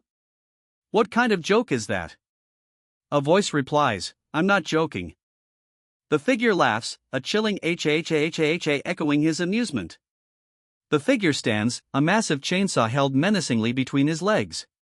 The text reveals a frightening truth: he has an undying body. He scoffs, dismissing the fleeing figure. Running at first sight of a stronger enemy. He really was trash. Turning to someone off-panel, he adds, "President Bang, let me take care of this one." President Bang replies, "Sure, it'll save me the effort anyway." His eyes widen in disbelief. The fleeing figure is suddenly launched back towards them with incredible speed. "What?" he exclaims, utterly shocked as the fleeing figure is hurled back towards them. Impact sends him flying, his breath escaping in a rush. His eyes widen in alarm as he's sent hurtling back, the force of the impact evident. Staggering back, he can only manage a bewildered, when? His monstrous opponent looms over him, asking, "How do you want to die, human?" The monstrous figure is gone, replaced by a group of people standing on a rooftop. One of them sighs in relief, "Phew." Energy beams rip through the city. "Ha ha ha. This is amazing," someone shouts, watching the beams tear through the city. "He is simply too strong." "Damn it," he shouts, reeling from the force of the attack. "I'm not some kind of weakling." He prepares another attack, the sound of goo goo gu echoing around him. The attack lands, sending him crashing into the ground. A figure watches from a distance. He is sent flying backwards from the force of the blow. The force of the impact sends him hurtling backwards, a look of shock on his face. The opponent's foot connects with brutal force. "Hey, stop," he shouts, his face contorted in rage. He grunts under the force of the blow. Ugh! The rooftop stretches before them, revealing a clear view of the city. Two figures stand at the edge, while the heavily armored man kneels, his gaze fixed on something in the distance. Above, two figures watch with growing concern. "It's looking bad. I don't think President Bang can hold on much longer," one of them says. Below, maniacal laughter rings out as President Bang declares, "As a president, I won't lose." President Bang's stern expression shifts as a desperate cry pierces the air, "Mommy!" President Bang's earlier resolve shatters as he screams, "I don't want to die." His pleas escalate to a desperate cry, "Save me, please." The two figures, goggles obscuring their eyes, stare upwards, speechless. They remain frozen, looking upward at something unseen. Suddenly, a desperate cry echoes out, "Someone, help!" The source of the cry is revealed, a man in a lab coat, eyes wide with manic glee, cackles, "Ha! Stupid human academies, even you have such a day." Far below, the group is ambushed. Meanwhile, above, one of the observers declares, "We can't send the ordinary soldier. They will all die." Panic etched on her face, she asks, "What do we do?" Peering through binoculars, the figure wonders, "I wonder why he didn't recognize me." The figure also questions, "Vice President Zombie?" The girl orders the hooded figure, "You go knock some sense into him." A confused voice responds, "WH what?" The girl explodes, furious at Zombie's hesitation. "Vice President Zombie, are you out of your mind? Did you not see how strong that guy is? Even President Bang lost. Do you want me to become his food or something?" The hooded figure demands, "Give me your arm." She screams as the hooded figure grabs her arm.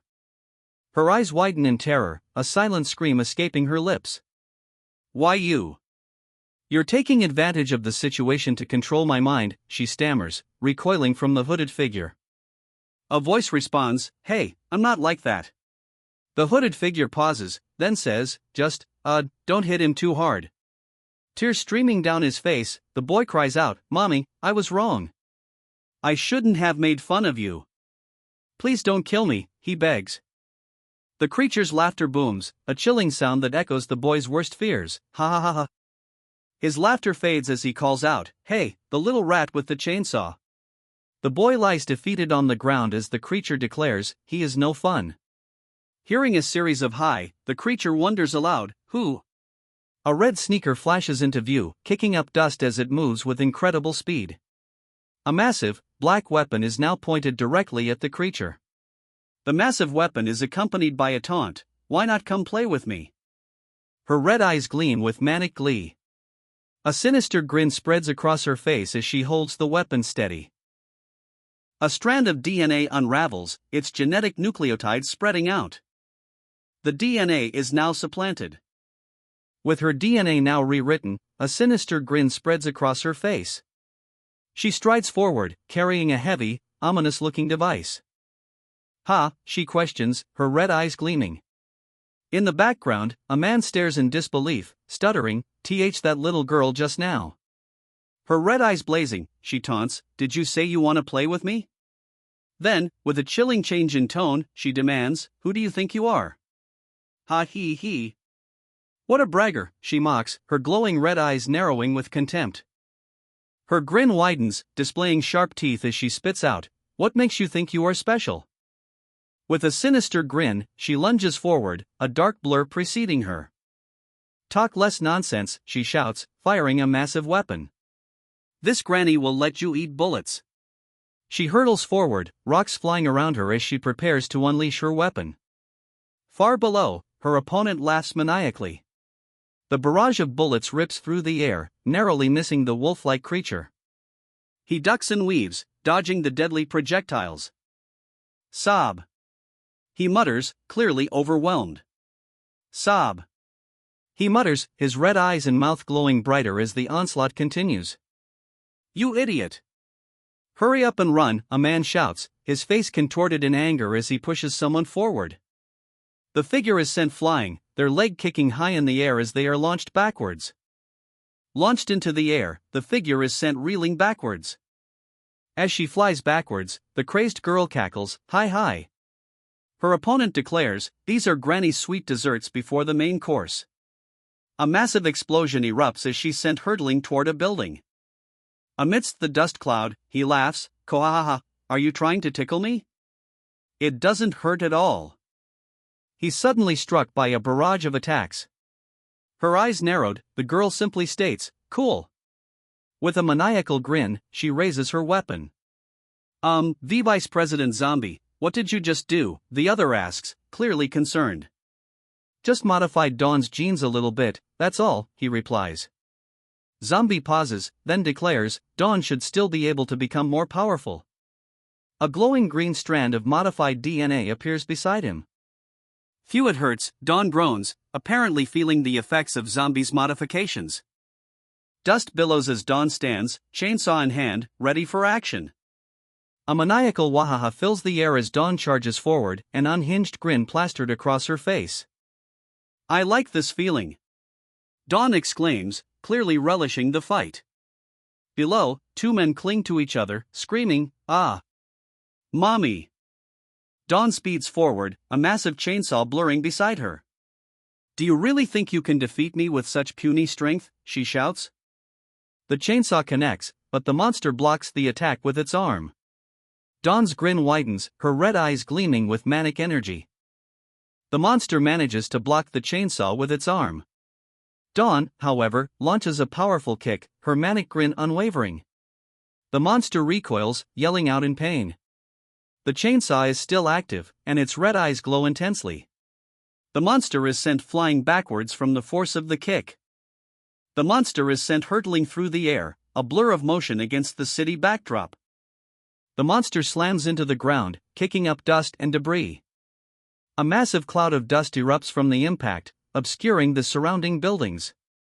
Clinging to each other, two men watch the scene unfold. "She's so powerful. Why was she pretending to be weak before?" one of them wonders aloud. "Exactly, she's crazy," comes the reply. Raising a massive bazooka, she declares, "It's time for Bang Bang Bazooka." The masked man stares, utterly bewildered. "Huh," he mutters. The masked man reels from the blast. "Damn! That hurts," he exclaims, surprised by the force of the attack. "Oh! Nice! Let's continue," one of the figures shouts, eager for more. "I can't wait either," the other replies, equally excited. Meanwhile, two frightened onlookers cry out, "Mommy, save me! These guys are crazy!" Another blast erupts from the launcher, the force of it propelling forward. Two projectiles streak through the darkness, aimed with deadly precision. He hurtles forward, chainsaw raised, a blur of motion against the city backdrop. He continues his charge, a dark silhouette against the crimson backdrop. He continues his headlong rush through the city. Two men watch in horror as the rush continues. "Oh no! She's done for," one of them shouts. "Ha ha ha! I'm an undead," the figure shouts. The undead figure, grinning with menacing red eyes, declares, "You can't kill me no matter what. So stop wasting your energy." The undead figure throws a punch, his fist hurtling towards his opponent. The punch lands, the impact obscured by a burst of red. The undead figure stands in the middle of the street, buildings lining both sides. His glowing red eyes widen in disbelief. "Nani? An undead, you say?" he questions, processing the information. A voice whispers, "I'm sorry. I am also one." The camera angle shifts, now focused on the top of her head. The girl stands tall, her eyes now a menacing red, and a wide, unsettling grin stretches across her face. "Arg!" The men scream, their faces contorted in terror. Two men peer over an unseen barrier, their eyes wide with surprise. A twisted grin stretches across her face, her eyes now black voids. "Hey hee hee, let's continue to play," she cackles, her clothes torn. Staring up at the transformed woman, one man shouts, What kind of lunatics are they? A desperate plea echoes, the people are hella crazy. Someone, please save us. Screaming in terror, the two men scramble away, desperate to escape the unfolding chaos. A hulking figure looms, its red eyes burning into the scene. What's going on? Who is the real zombie here, it demands. Elsewhere, a figure in a brown jacket peers through binoculars, while another, clad in dark armor, stands beside him. I didn't expect Dawn to become so powerful after genetic mutation. A voice reflects. But the speaker continues, but now, all her bones are shattered, and all her muscles are torn apart. Despite her genetic recombination abilities, Dawn realizes the pain of being dismembered is very real. I need to end this quickly, she thinks, urgency lacing her thoughts. A voice booms, laced with cold authority, little varmint, since you disobeyed my orders and didn't stay at home, don't blame me for disciplining you. The figure looms, his face a mask of shadow. Little varmint, since you disobeyed my orders and didn't stay at home, don't blame me for disciplining you, he threatens. He. The figure's laughter echoes, a chilling prelude to whatever punishment awaits. Wah dash, she cries out, but before she can react, a cloud of smoke erupts. Poof. The smoke explodes outwards, obscuring everything in a blinding flash. A powerful gust of wind propels him forward, sending him hurtling through the city. Crashing down, he cries out in pain. The impact explodes outwards. Dust billows outwards from the point of impact. Through the dust, a figure emerges. You. He growls, his red eyes burning. He rises from the dust, his face contorted with rage. The figure with the bucket on his head cries out in pain. The monster towers over him, snarling, "OWA." Despite the monster's pained cries, the girl above him, grinning maniacally, refuses to relent. Stop. Stop hitting me, please, he begs. I surrender. Despite his earlier bravado, the monster now desperately pleads, I will leave. Please stop hitting me. I will return home immediately. From a distance, two figures observe the scene. One, peering through binoculars, remains silent. The silent observer watches through the rain-streaked window.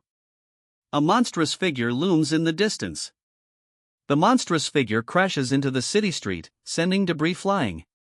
The monster is now inside, but seemingly subdued. Phew, it sighs.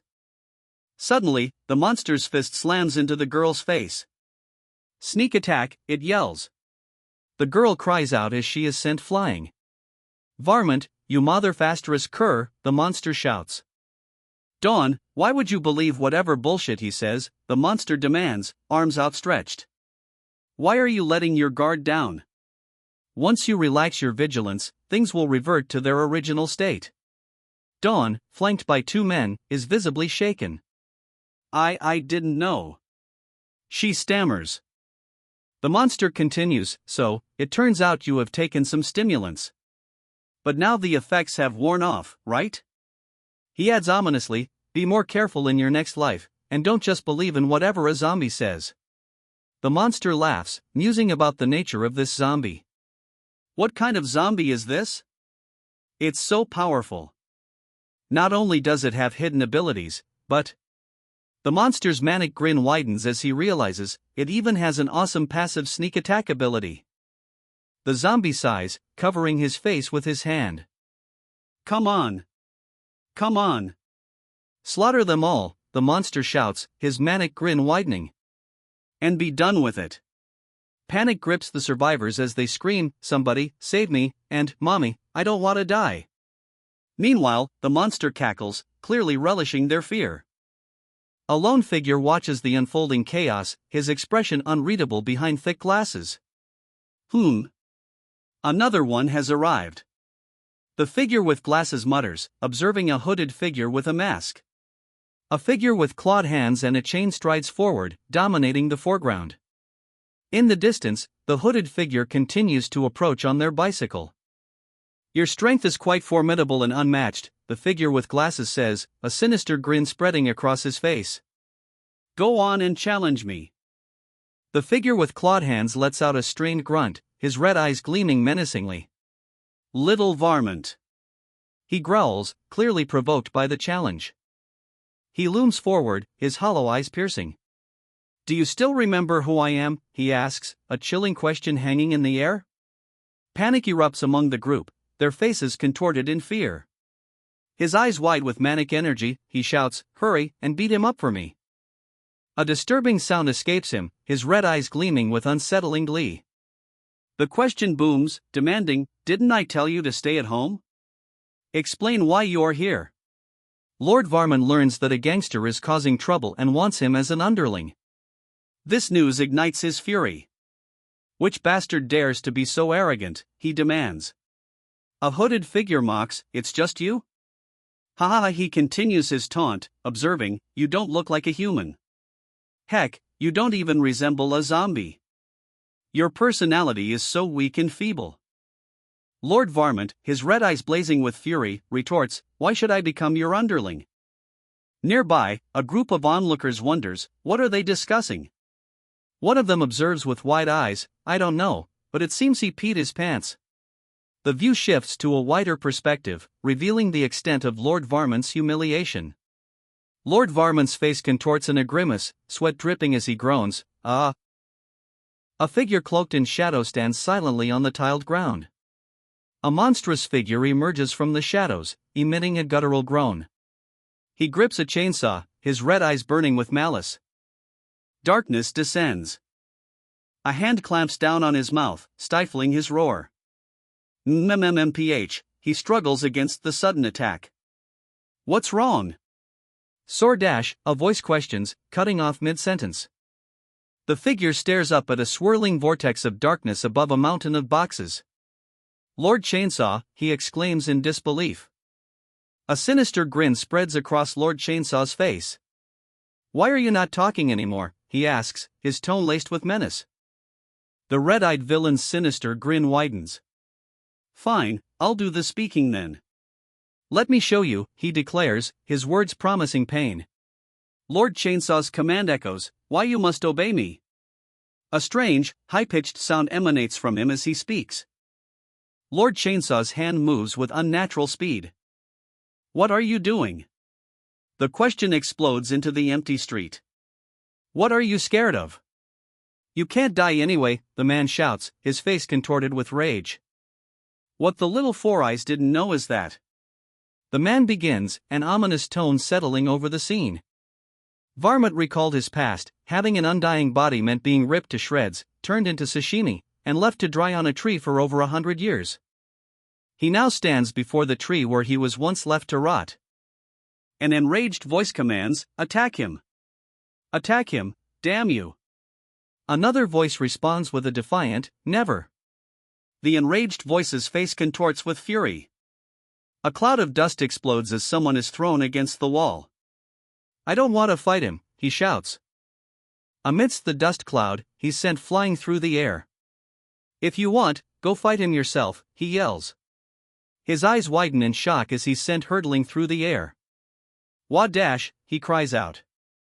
He cries out in disbelief as he flies through the air. "Wah dash."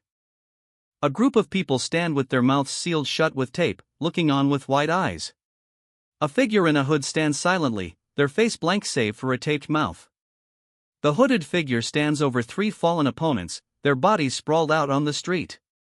"How did he get rid of my control?" a voice booms.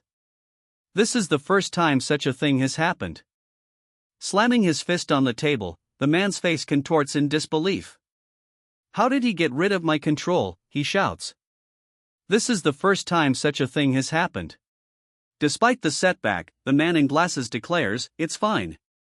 I still have other zombies." He then threatens, "Watch how I will deal with you." However, another voice interjects, stating, "Enough. Let's give up on that route." A young man questions, "Brother Fei?" Meanwhile, the man in the lab coat declares, "They are about to come down." A helicopter descends from above, its destination unknown. The helicopter speeds through the sky, and a voice declares, "Presidents, we're here." Inside the helicopter, a woman with blue hair asks, "Yo, you are sure your brother Fei is down there, right?" To the woman's question, he simply replies, yes. He then adds that the place has 6 floors and a total area of over 11,000 square meters. Hearing that, the blue-haired woman exclaims, 11,000 square meters? How long will we have to search the damn place for? A voice declares that problems can be solved using absolute and insurmountable amounts of strength. Sword drawn, the man prepares to demonstrate his solution. The blue-haired woman looks on in stunned silence. The sword strikes the floor with tremendous force. The blade's trajectory continues, now aimed directly at a helicopter in the sky. Inside the helicopter, a woman shouts, "Oh no! You reckless idiot!" The blade hurtles forward, a streak of light against the sky. The helicopter blades spin faster and faster, a blur of motion. Hee hee, watch, a sinister voice chuckles, just before the helicopter blades pick up even more speed. The helicopter blades become a destructive force, tearing through the air. A massive explosion rips through the city. The helicopter plummets amidst the inferno. The impact sends debris flying as the structure around them crumbles. The sword is plunged into the wall, and a voice declares, "Done." With the sword firmly lodged, he quips, "Isn't this faster than taking an elevator?" Inside the helicopter, a woman's irritation is palpable as she mutters, "Ugh, stupid musclehead." Her frustration boiling over, she snaps, "Don't you men know how to use your brains every now and then? What if that was a trap? What would have you done then?" A man's voice cuts through the air, declaring, in front of absolute power. All schemes are useless, he finishes, his words laced with confidence. With a dismissive wave, he declares, "I'll leave the second line of defense to you guys." Gunfire erupts as armed figures advance across the metal grating. Emerging from the doorway, one of the figures shouts, "You have been surrounded." Despite surrounding the area, one of the figures reporting to Chief Gang, "There is no one in Area 1. The report continues, reporting to Chief Chin, "There is no one in Area 2. With no one found in Areas 1 and 2, the leader stands with his men in the abandoned building, an unsettling calm washing over them. "Don't tell me they got away," one of them asks, disbelief lacing his tone. Another responds, stating, "Impossible. I've sealed all routes in and out of the city. Be it land, water, or air. Not even a mosquito can get past," comes the confident declaration. Despite the confident claims, someone questions, "Why do we have to wait here while they get to go down and catch the bad guys?" A fist clenches in frustration as a voice declares, "If we work together, we're not any weaker than them." But then, a voice interjects, "President Lanchi, stop that. They are our superiors, after all." Despite the reprimand, Lanchi retorts, "Humph, I'll curse them with bad luck." At the same time, a helicopter sits atop a building somewhere. On a rooftop, a man types furiously, reporting, "Brother Fei, they're inside." A disembodied voice orders, "Execute Plan A." A figure stands before a large, glowing tube. A note taped to the side reads, "Zombie King inside." Holding a document, she asks, "What is this?" The note reads, "There's a zombie king inside. It's extremely dangerous. Open it if you're a woman." Another line of text appears, "Open it if you're a man?" The note's message is now contradictory. The man in white armor orders, "Blow it up for me." A masked figure immediately responds, "Yes, sir." Just as the masked figure is about to detonate the device, a voice commands, "Hold it." The voice continues, clarifying, "We're here to catch people. There's no need to take any other risks." "Brother!" "They didn't fall for it," the man at the laptop exclaims, panic in his voice. A new order is given, "Execute Plan B." A timer ticks down, 2 seconds. The final countdown has begun. Eyes widening, he utters, "What dash?" A blinding explosion erupts before him.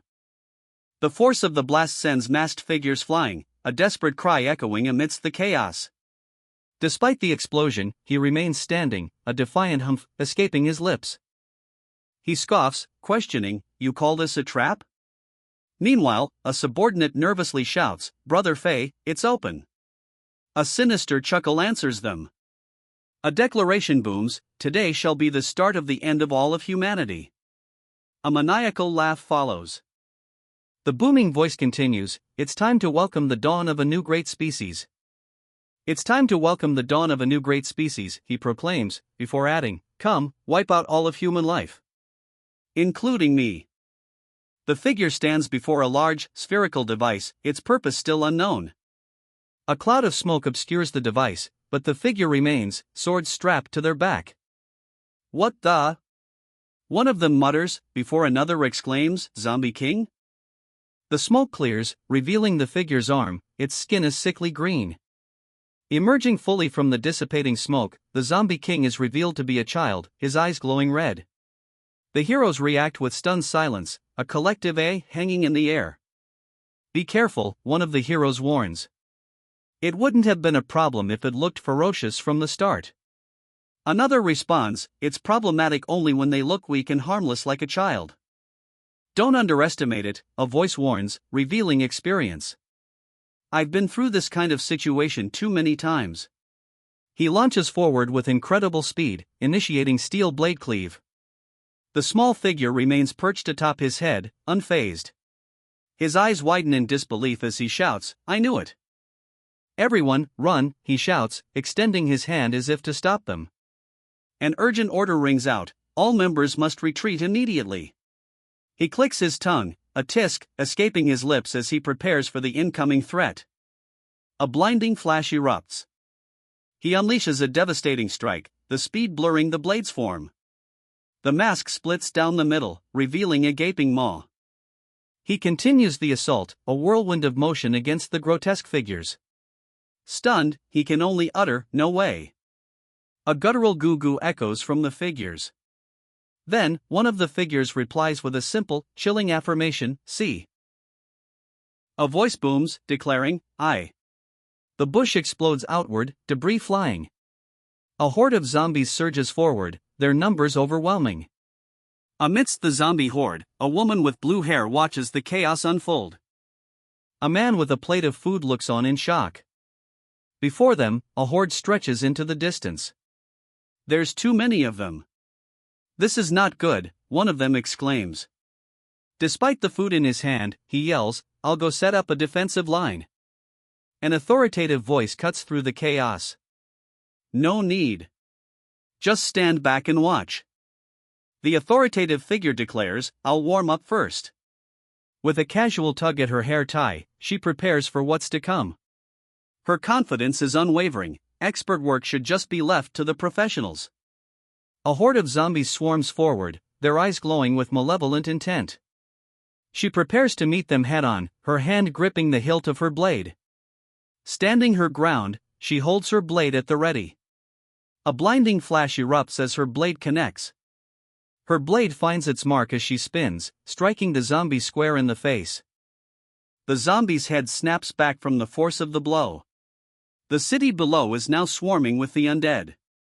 She leaps onto a large rock formation, her blade ready. A blinding flash explodes outwards. "Nanny," he exclaims, clearly caught off guard.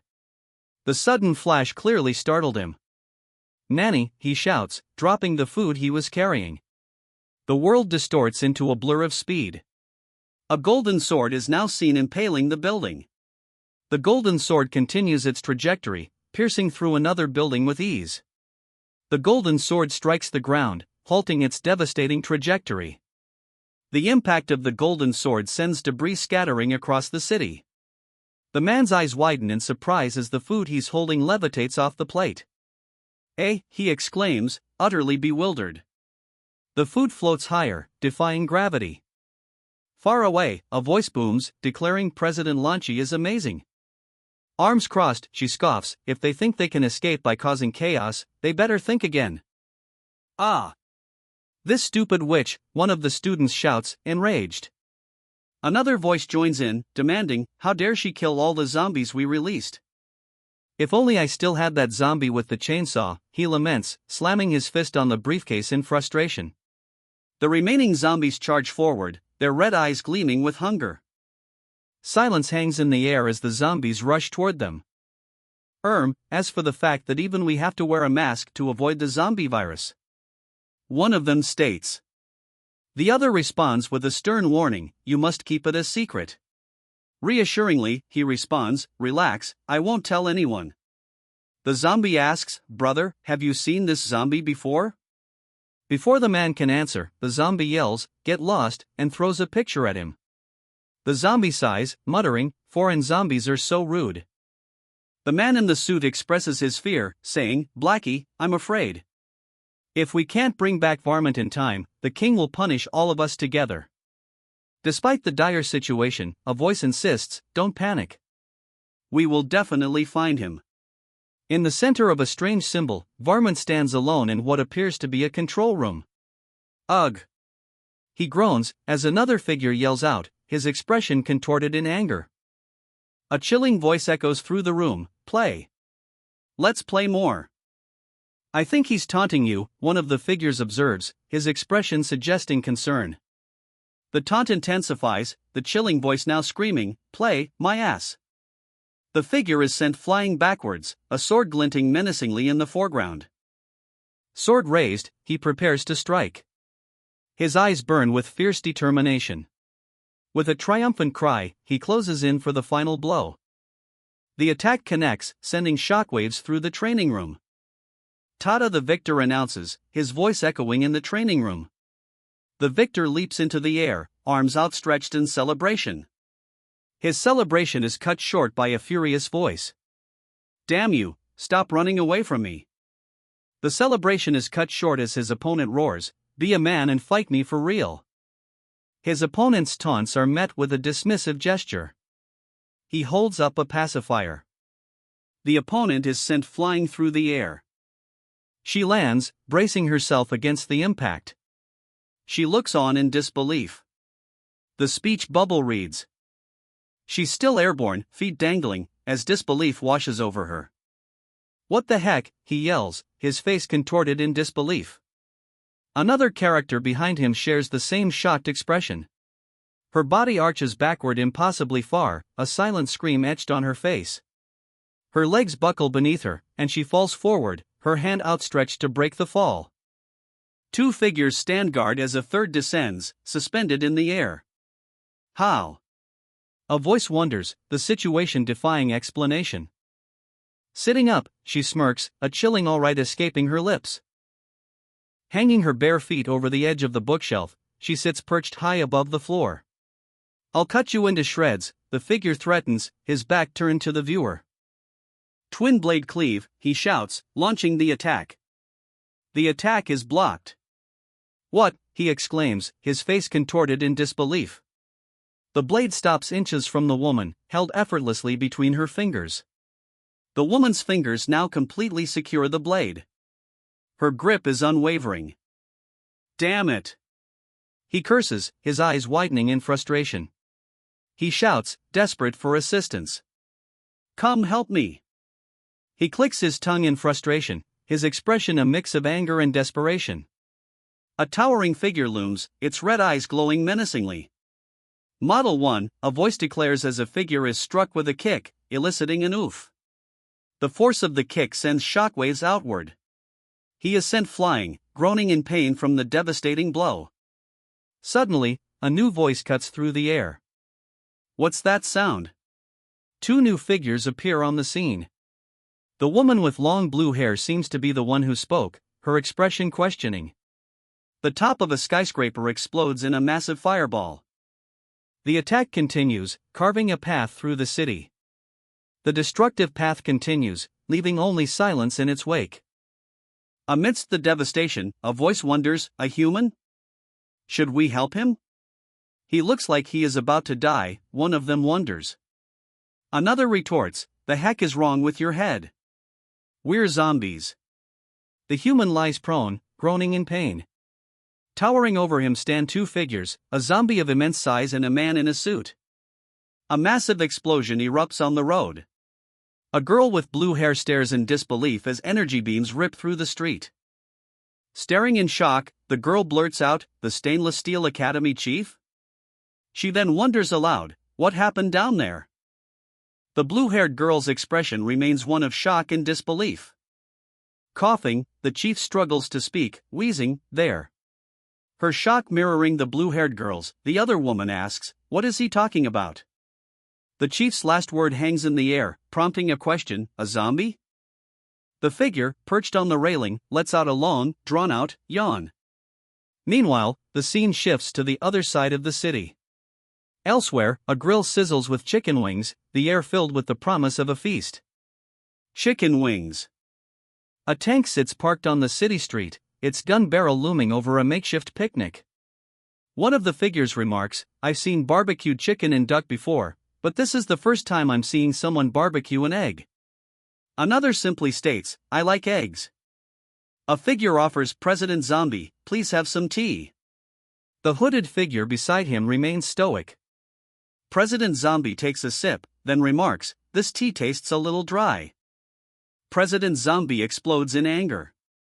"Which one of you slobs made this tea?" he bellows, then immediately demands, "Go call in an aircraft to deliver the best Shijing tea right now."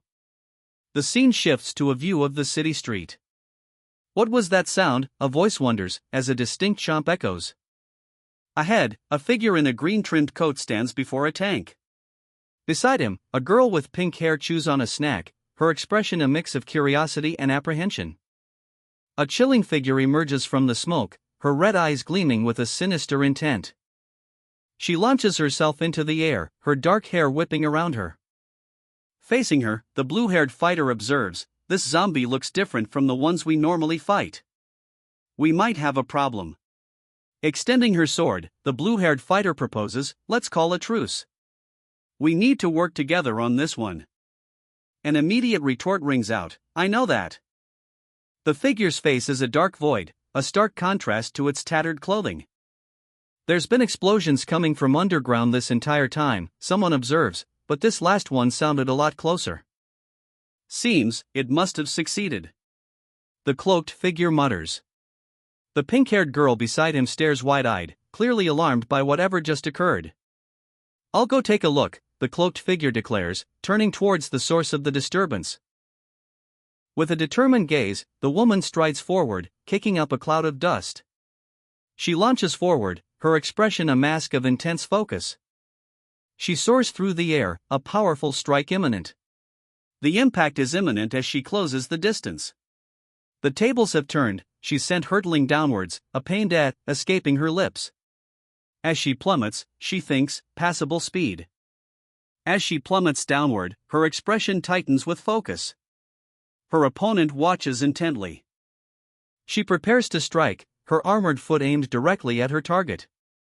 She hurtles towards her target, the speed lines emphasizing her rapid descent. The armored foot connects, but a voice declares, "Too bad the strength is lacking."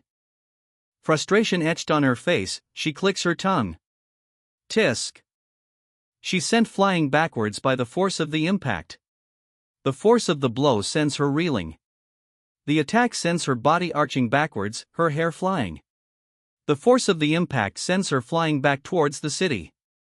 As she hurtles back towards the city, an order rings out, "Hold her back for a bit longer." Amidst the chaos, a desperate plea echoes, "I just need 2 minutes." Her metallic hand reaches out, seemingly grasping at something just out of reach.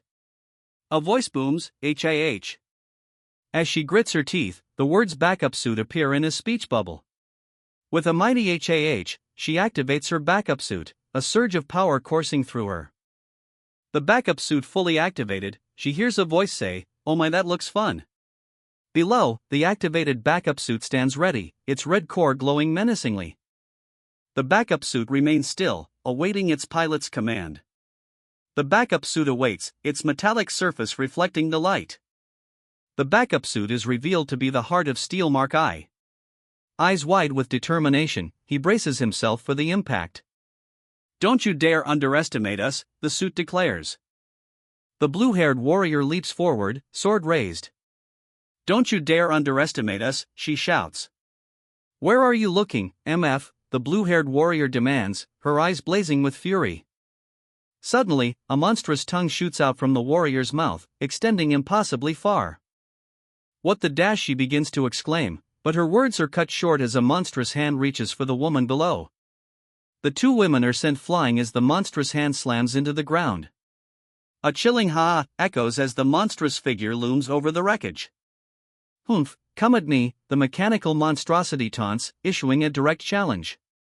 The city skyline looms in the background as the battle escalates, promising further destruction.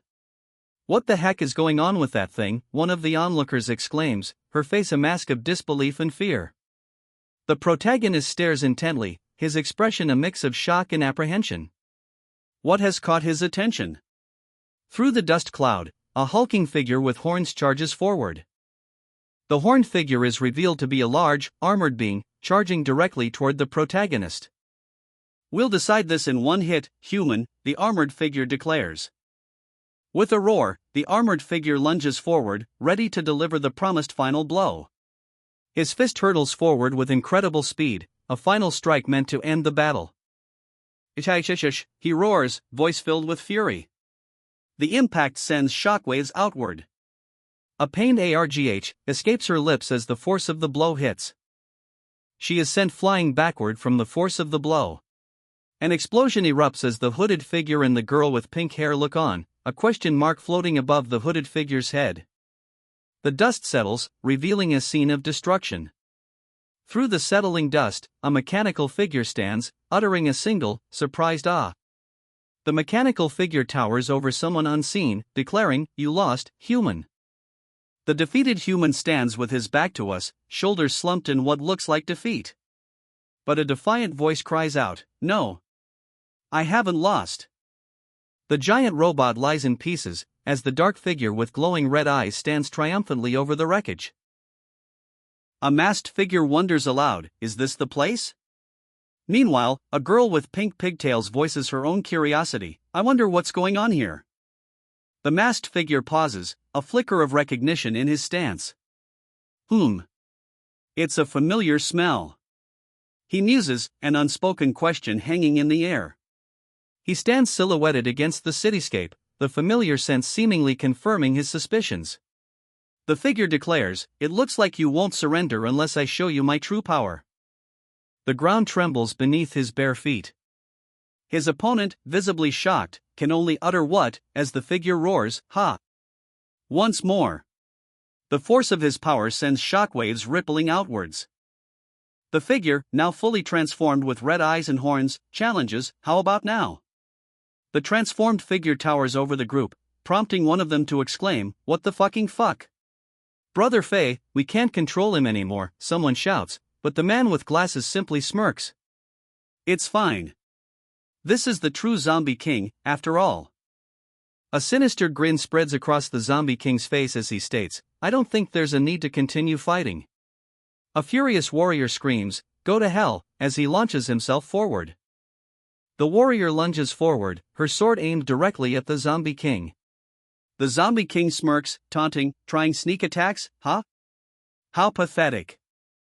With a flick of his wrist, the Zombie King unleashes a silent attack. The hero is sent flying backward by the force of the attack, a cry of pain escaping his lips. The Zombie King's attack also hits the others, eliciting a pained from them. The force of the attack shatters the building, glass raining down. Coughing, they struggle to stay on their feet after the devastating attack. She cries out as she's sent flying from the rooftop. Another figure is sent hurtling through the air from the force of the unseen attack. The force of the attack sends a nearby signpost tumbling. The masked figure stands, now holding two figures.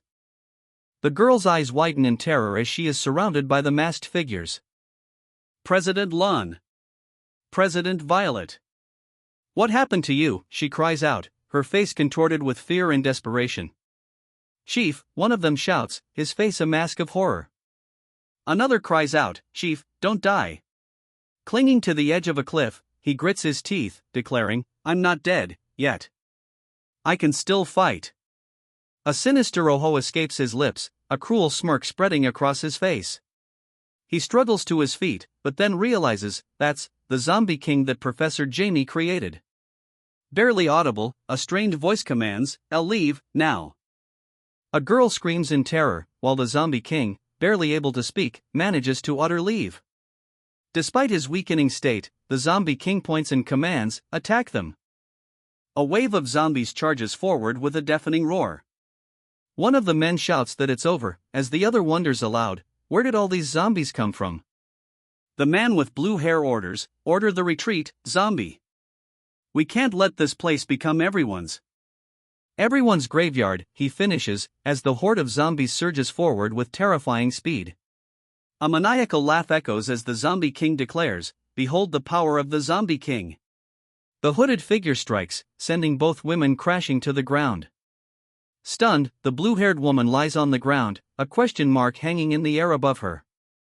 She lies prone on the ground, seemingly unconscious. "Scram," the panel shouts. The hooded figure yells, "Scram!" A voice cries out, surrounded by the grotesque figures. The hooded figure stands his ground, as the grotesque figures pause, seemingly confused. The grotesque figures remain still, surrounding the hooded figure. The grotesque figures still surround the hooded figure, growling menacingly. The hooded figure seems to have transformed, now standing tall amidst the city's ruins. A monstrous arm extends from his back. The transformed figure is met with a challenge. "Ha! Who the hell are you?" The transformation is complete. Red horns now protrude from his head, and his eyes glow with the same crimson light. His teeth sharpen into jagged points, completing the monstrous transformation. The transformed figure speaks, a challenge hanging in the air. "If you are the zombie king, then show me your power," the transformed man declares, his foot pressing down on the rubble. The zombie, pinned beneath his opponent's foot, asks a surprising question. "What should I be called?" The scene opens on a city street, buildings lining the sides of the road. A figure walks atop a pile of bodies, while others scramble away in terror. He's fallen into a pit, panting, "Phew." In the distance, others walk away. A sinister smirk spreads across his face as he asks, "What's wrong? Why aren't you talking anymore?" He stands atop a pile of bodies, overlooking a desolate city. His face contorts in rage, red horns protruding from his head. "Cat got your tongue," he taunts, a chilling grin etched across his face. His fists clench, a green energy visibly crackling around his leg. His eyes widen in disbelief as he shouts, "What the hell?" The girl with pink hair stares in disbelief, exclaiming, "Is that what he actually looks like?" The figure turns, revealing a sinister grin. Turns out it was a fellow zombie. "Beyonders Academy, have you gone insane?" she demands, incredulous. "You let a zombie become your vice president?" "Oomph, it's none of your business," comes the terse reply. The camera pans out, showing the Academy's modern cityscape. A voice suggests, "I suggest that the survivor be called king." The figure with horns simply states, "I agree." A voice booms, declaring, "Here I come." The horned figure's red eyes glow menacingly, a sinister smile spreading across his face. The figure's red eyes gleam as he responds with a chillingly calm, "Okay." A blinding light erupts as he unleashes a devastating attack. The opponent is struck by the force of the blow. The punch connects, and he taunts, "Have you not eaten?" But the punch seems to have had little effect, as the opponent simply asks, "Huh?" The force of the blow sends zombies flying, but a voice from below shouts, "I recommend you get full first before trying again." The zombies are sent flying. From below, a voice advises, "I recommend you get full first before trying again." The zombies are sent flying upwards. From below, a voice calls out, "I recommend you get full first before trying again." The zombie grunts, "OF," as it is struck. The zombie soars through the air, propelled upwards towards the city skyline. The zombie hurtles through the air, soaring towards the towering skyscrapers. The zombie continues its ascent, the ground shrinking beneath it as it hurtles upwards. The zombie soars higher, now a tiny speck against the backdrop of the earth below. "What the hell is that?" someone shouts, spotting the airborne undead. "Abandon the ship," someone yells as a blinding explosion tears through the vessel. The aircraft carrier lists heavily, water erupting around its hull. Another ship steams away in the distance. "Crushed beneath rubble," he groans, "Ugh." One arm appears to be completely black now. "How?" one of the scientists exclaims, witnessing an explosion in the distance. Another scientist mutters, "No way, that guy is a zombie too?" Despite being crushed, a sinister grin spreads across his face. "Ah, that felt awesome," he exclaims. From their observation point, the scientists report, "Brother Faye, we can't seem to analyze the new guy." Meanwhile, the seemingly indestructible foe laughs, shrugging off the attack. "Ah! What the hell is that?" one of the scientists screams, eyes wide with terror. Her colleague wonders, "Our submarine?" A submarine hurtles through the city skyline, colliding with buildings. Amidst the chaos, a sinister figure emerges, grinning maniacally. "Sorry, but I am extremely full," he declares. A massive explosion erupts, the force of it shaking the very foundations of the city. Buildings crumble as something massive plummets from the sky. A desperate cry pierces the air. Her eyes widen in disbelief. She manages, the sound barely audible above the chaos. A hulking figure with a burlap sack over his head demands, "Stop wielding." The other man, holding what appears to be a tablet, simply asks, "Why?"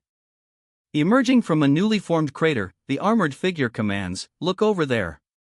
His face contorted in rage, the armored figure fumes, "These two morons. They cut all the pieces that needed to be wielded and wielded all the pieces that needed to be cut." A voice declares, "It's the king's aura." The armored figure lies defeated amidst shattered debris. A voice identifies the presence of the king's aura. A figure stands on the ship, facing an ominous energy. With blinding speed, he descends, his foot aimed directly at the glowing symbols below. He plummets downwards, calling out, "Over here." Her eyes widen in shock as she cries out, "Zombie?" A sinister chuckle answers her. The enemy taunts, again. The world blurs as he unleashes another attack. He swings his weapon, shouting, "Sure." His eyes widen in surprise as he is met with an unexpected attack.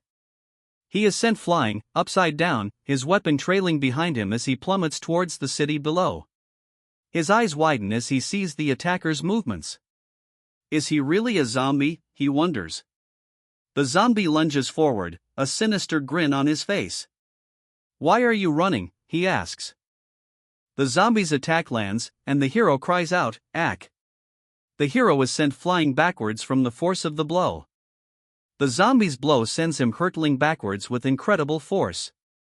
Grunting in pain, he is sent flying backwards by the force of the zombie's attack.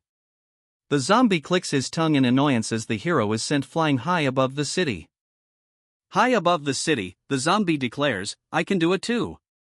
The zombie is met with a confident, "Sure you can," as he plummets towards the ground, surrounded by a yellow aura. He lets out a triumphant ha. The zombie crashes through the city, buildings exploding upon impact. Two men look on in shock, one beginning to ask, "What the dash?" A sinister smile spreads across his face, the zombie uttering a casual, "Ho!" A red and white blur fills the space, obscuring the view. The world explodes in a flash of white. The figure emerges from the blinding light, teeth bared. "As if I would ever run. I was just trying to change location." A massive explosion of water erupts. A colossal geyser of water explodes upward. Bracing himself, he prepares to descend from the rooftop. On the aircraft carrier, one guard exclaims, "Someone flew over here this time?" Another replies, "I think it's a person." He stands on the aircraft carrier, the same one the guards were discussing. His red eyes gleaming, he asks, "You like to throw things around, don't you?" Panic erupts. A zombie. It's a zombie. Run. Abandon the ship. He retorts, "Why do you care?" Then, with a sinister grin, he adds, "You can throw something too. That is if you have the ability." The smaller figure is struck on the head, muttering, "Ow." Above them, a submarine hurtles through the air. Seized roughly by the head, he struggles against the grip. A dire warning echoes, he is a once-in-a-century genius among humans. If we don't leave now, we might never be able to. The captor's face fills the view, a sinister smile spreading as he commands, "Quiet, human. Take a good look." His face contorted in anger, the captive glares back at his captor, defiance burning in his eyes. The captor's sinister grin widens as he declares, "No one can beat our king." The captor's grin deepens, his eyes gleaming with dark amusement. "Not even a god," he declares. The captive, held firmly, can only muster a disbelieving god? The scene shifts to an aircraft carrier, jets lined up on the deck, ready for takeoff. He plummets from the sky, the aircraft carrier shrinking beneath him. He hurtles toward his target, fist clenched, eyes burning with rage. He got even faster, he gasps, reeling from the unexpected blow. Below, a series of explosions erupt. "Ugh," he groans, clearly feeling the aftershock of the attack.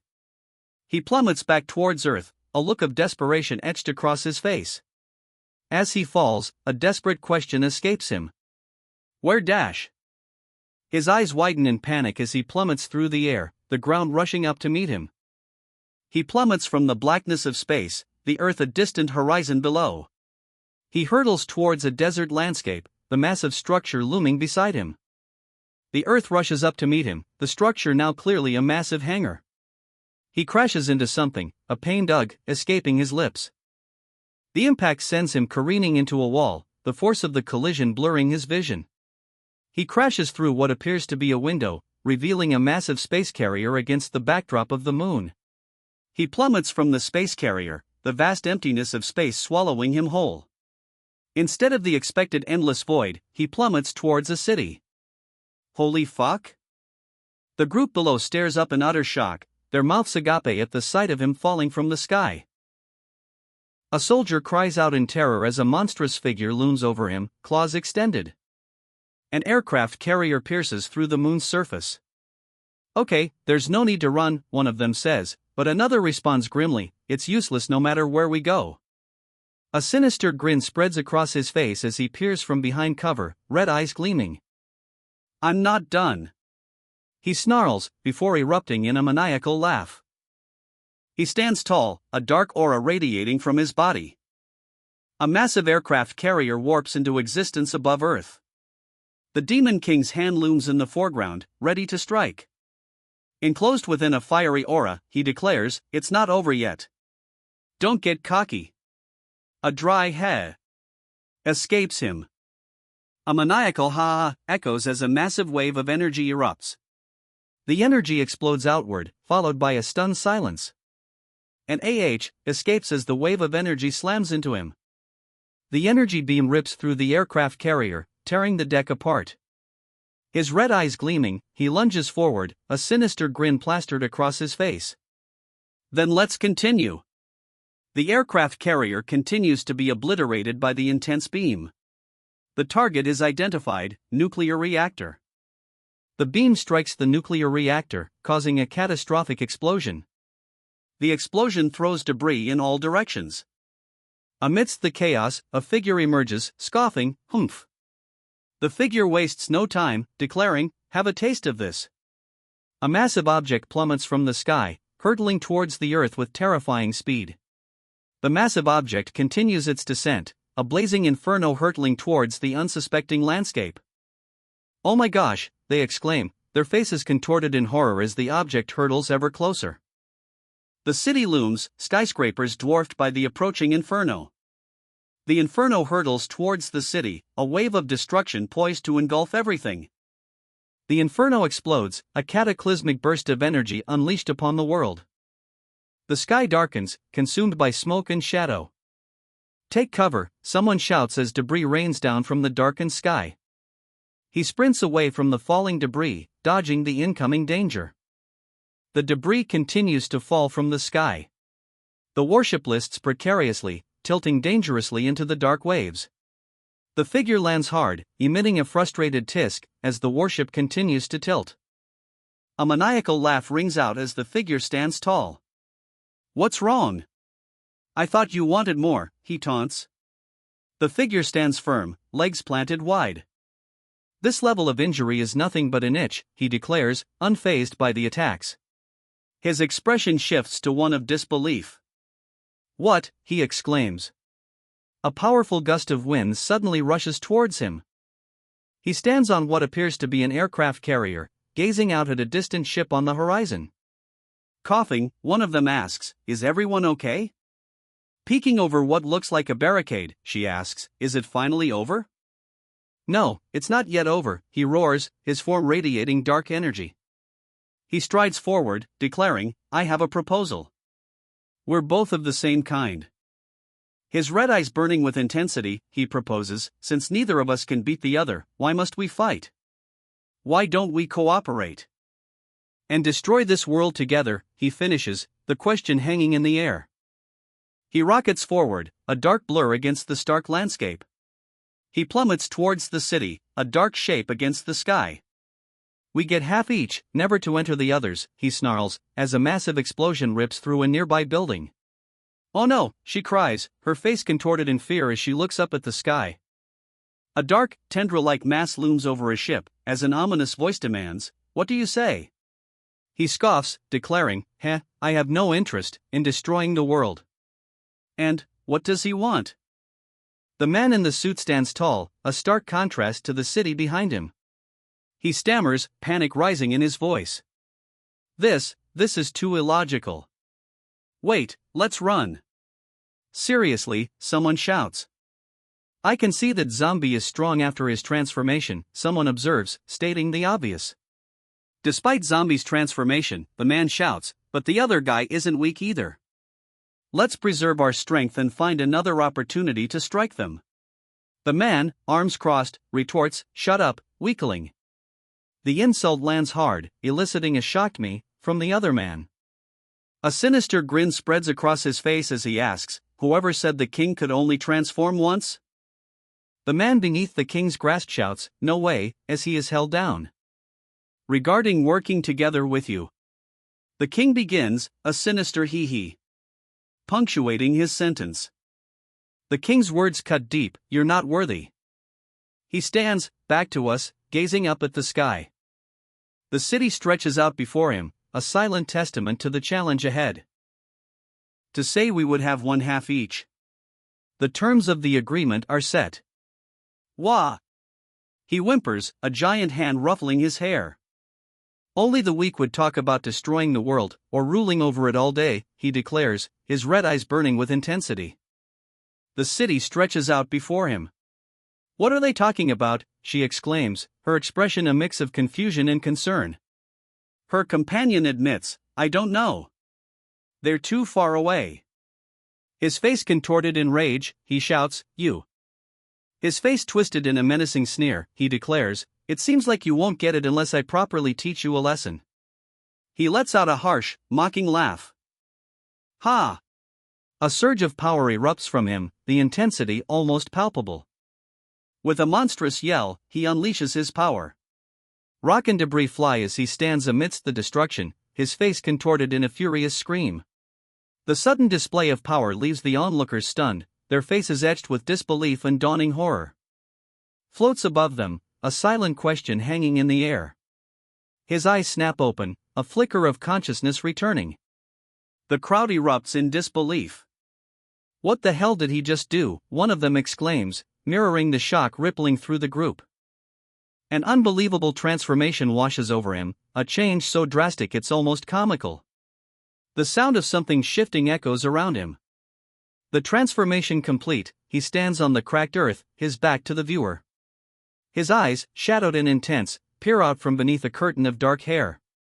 A sudden burst of speed.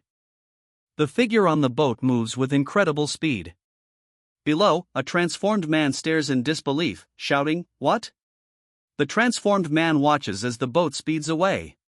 The transformed man is left speechless, his expression a mix of shock and frustration. Suddenly, a fist slams into his face. "Yo, wake up, moron," the attacker shouts. The protagonist's eyes widen in horror as he is forced to look up. "See for yourself," a voice booms, as a giant figure holds a smaller person high above. "Take a good look at our god." A heavy boot stomps down, crushing the rocks beneath. The figure emerges from the dust cloud, revealing a muscular man with a tattered black and green hoodie. His hand, adorned with long, sharp nails, reaches out amidst the swirling dust. The figure's transformation stuns the onlookers. One shouts, "He looks like a human." Another exclaims, "What the hell is that?" It's a stark contrast to the zombie king Professor Jamie created. A foot clad in a modern sneaker with vibrant green laces comes down hard on the cracked earth. Looking up, he asks, "It's raining?" The woman stares upward, a look of shock on her face. Behind her, a companion also looks up, his expression mirroring her surprise. The figure clenches his fists, demanding, "Damn you, just what the hell are you?" The figure lunges forward, demanding, "Are you human? Or are you a zombie?" With a shout, the figure launches a swift kick. The figure's gaze hardens as rain streaks across the city skyline behind them. His eyes widen, fixated on something just out of view. He reaches out, his hand outstretched as if to grasp something unseen. He's sent flying backwards, shouting in alarm as a shadowy hand reaches for him. Sweat drips down his face as he stares intently ahead. He cries out as he's sent hurtling towards the city below, a woman in heels falling alongside him. As they plummet, the woman cries out in disbelief, "The rain is going into the sky?" She then wonders aloud, "Can zombies even do that?" A colossal aircraft carrier rises from the ocean's depths, defying gravity. Now, even the sea life is rising into the sky. Sharks, whales, and other fish ascend into the stormy clouds. She screams as the ground beneath her becomes a chaotic mix of falling sea creatures. He groans, lying amidst the chaos. Ugh! His eyes widen, and he declares, "I'm your daddy." A giant cyclone looms in the distance. That's a giant cyclone," she exclaims, panic etched on her face. The force of the cyclone sends them flying. "Ah," one of them cries out. The force intensifies, the sound echoing ominously. He stands firm amidst the chaos, unfazed by the objects swirling around him. Suddenly knocked to the ground, she exclaims, "Ugh! This shouldn't be something a zombie can do, right?" A massive object hurtles downwards, striking a building with tremendous force. The massive object slams into a nearby building with earth-shattering force. "What?" one man exclaims, eyes wide with disbelief. "Is that a whale?" another shouts, equally shocked by the airborne object. Amidst the rubble, the horned figure groans, "Ugh, damn it!" His face is bruised and bloodied. Still on the ground, he struggles to comprehend what just happened. "How is this possible?" he wonders aloud. One of the men asks, "Brother Faye, have you seen a zombie king like him?" Faye responds, clearly shaken, "No. I've never seen anything like that." Still kneeling on the ground, he clicks his tongue in frustration. Tisk. The zombie king's red eyes glow with power. "Regeneration," he announces, a sinister grin spreading across his face. The zombie king's arm is reattached in an instant. "What you're doing is useless," the zombie king declares, his red eyes burning with malice. "Although I can't hurt you." "You?" The zombie king continues, declaring, "You can't kill me either." To start with, zombie kings are basically unkillable lifeforms. The zombie king boasts, "Even if you were to cut me into countless pieces, I would still be able to regrow it all back." The protagonist simply replies, "Oh." With blinding speed, the protagonist unleashes a devastating strike. "What now?" The protagonist's opponent cries out, bracing for impact. He flies backwards, propelled by the force of the blow. His hand grips the opponent's collar, holding him in place. His opponent manages a choked "Ugh" as the grip tightens. Looking down at his opponent, he states, "I think you might have some misunderstanding." He continues, questioning, "Do you think you need to physically destroy someone for them to die?" His opponent, struggling against the hold, retorts, "You are?" His eyes narrow, a dangerous glint appearing within them. A pained cry escapes him. His eyes, now glowing red, betray the agony he's enduring. The red glow intensifies, consuming his entire eye. The scene shifts to an establishing shot of a large, futuristic building against a starry night sky. Now, a fleet of massive spaceships looms over the Earth. A powerful gust of wind suddenly erupts. The ocean churns violently, waves rising as if struck by an unseen force. "Ugh! Ancient!" He groans, teeth bared in pain. An ancient. Emerging from the darkness, a massive, ancient-looking vessel appears. The figure looms, a towering mech against the starlit void. Ancient Ones. The towering mech stands ready, a massive blade glinting in the void. Kill. The mech unleashes a barrage of energy beams. The energy beams hurtle towards their target. The mech declares, "This is the 1351st encirclement of the 6th time at ending human civilization. This time will be the last." He collapses, his body battered and bruised, as the mech's shadow looms over him. A pained ugh escapes him as the mech looms closer. It changed again, a voice cries out amidst the explosions. "Save me!" Explosions rock the massive mech as it descends. From below, the protagonist's glowing eyes pierce the darkness. Above, a figure cries out, reaching towards the earth. Below, a monstrous form screams in agony. A sickening snap echoes as the protagonist's eyes glow with increasing intensity. A guttural cry escapes him as the transformation continues. An escapes him as the transformation progresses. The transformation continues, his hair changing color. Standing atop a rocky precipice, a muscular man in a green-trimmed jacket holds a pale figure by the arm. Back in the city, a woman asks, "What just happened?" Another wonders, "Is it over?" The muscular man points a finger directly forward, his expression unreadable. He leaps from the building, arms outstretched against the vast sky. He plummets toward the city street below. He continues to fall, the ground rushing up to meet him. He slams into the ground, cracking the stone beneath him. Pinned beneath the giant's hand, he struggles, confusion etched on his face. What's going on? Why is he not moving anymore?